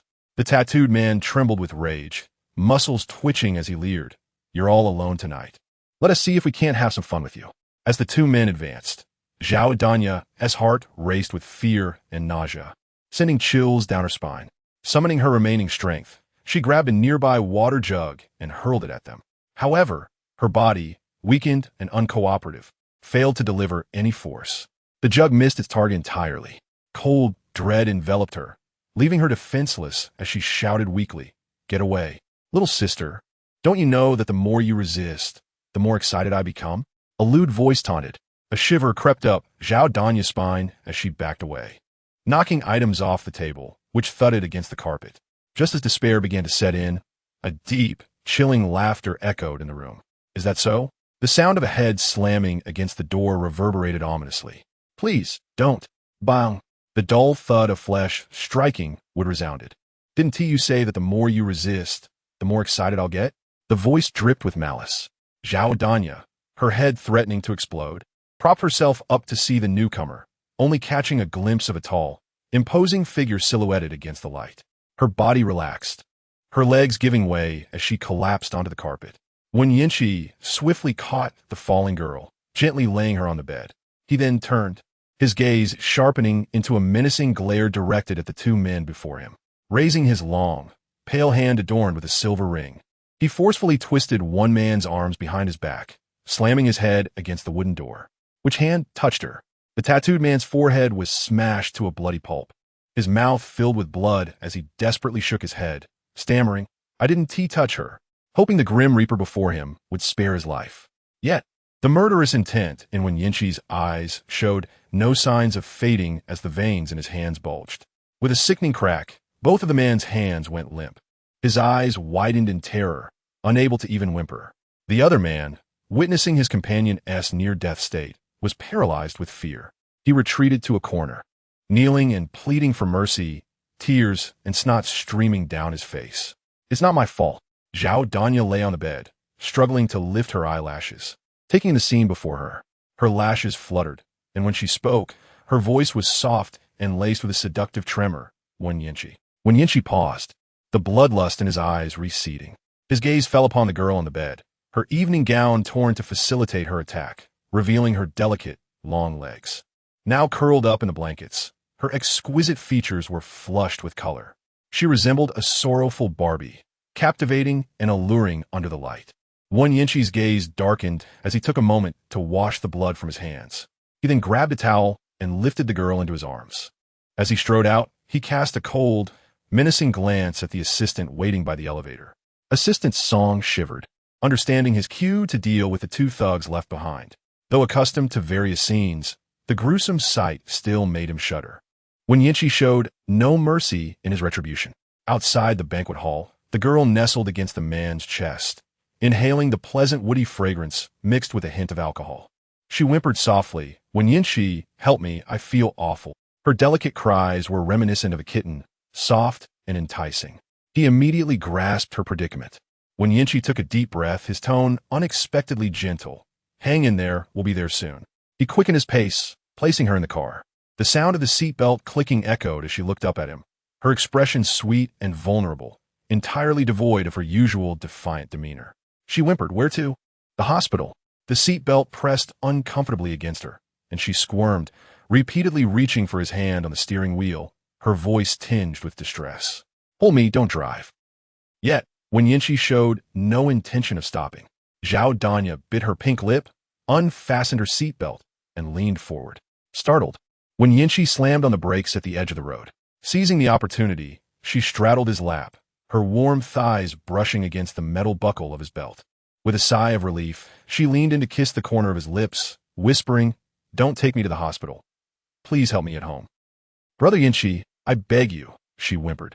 Her breath danced against his lips, and when Yinchi's hand on her waist tensed, the veins standing out prominently. "Yaya, be obedient.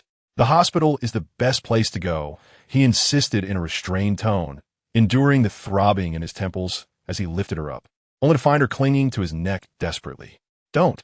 When he remained unresponsive, the young girl broke into tears, biting down on his shoulder in frustration until the metallic taste of blood filled her mouth. When Yinchi gasped in pain, feeling warmth trickle down his neck as Zhao Danya cried, her tears falling freely, laden with sorrow, "Why don't you want me? I have pleaded with you countless times." Her delicate, almost boneless hand rested upon the nape of his neck, exerting a gentle pressure to draw his head downward, while her crimson lips inched closer, tentatively nibbling at him. "If you do not harbor affections for me, why do you rescue me time and again? What is it that makes you indifferent towards me? Is it because you are enamored with Xiaoman? She is my aunt by marriage. Do not entertain such thoughts." Her breath, erratic, brushed against his face. She was well aware that upon his return from abroad, he had accompanied Chu Li to the mall for a meal. This evening, although he was engaged in socializing, his gaze had never strayed from Chu Li. Yet, Chu Li is her dearest friend, leaving her unable to harbor any resentment towards her. Zhao Danya could only be angry with herself and with him. A surge of warmth coursed through her veins, gradually consuming her reason. She melted into his embrace, her body writhing as she acted solely upon her impulses. Her small hand trailed down his sturdy waist until it firmly grasped the gun. "If you have acquiesced, why do you deny me?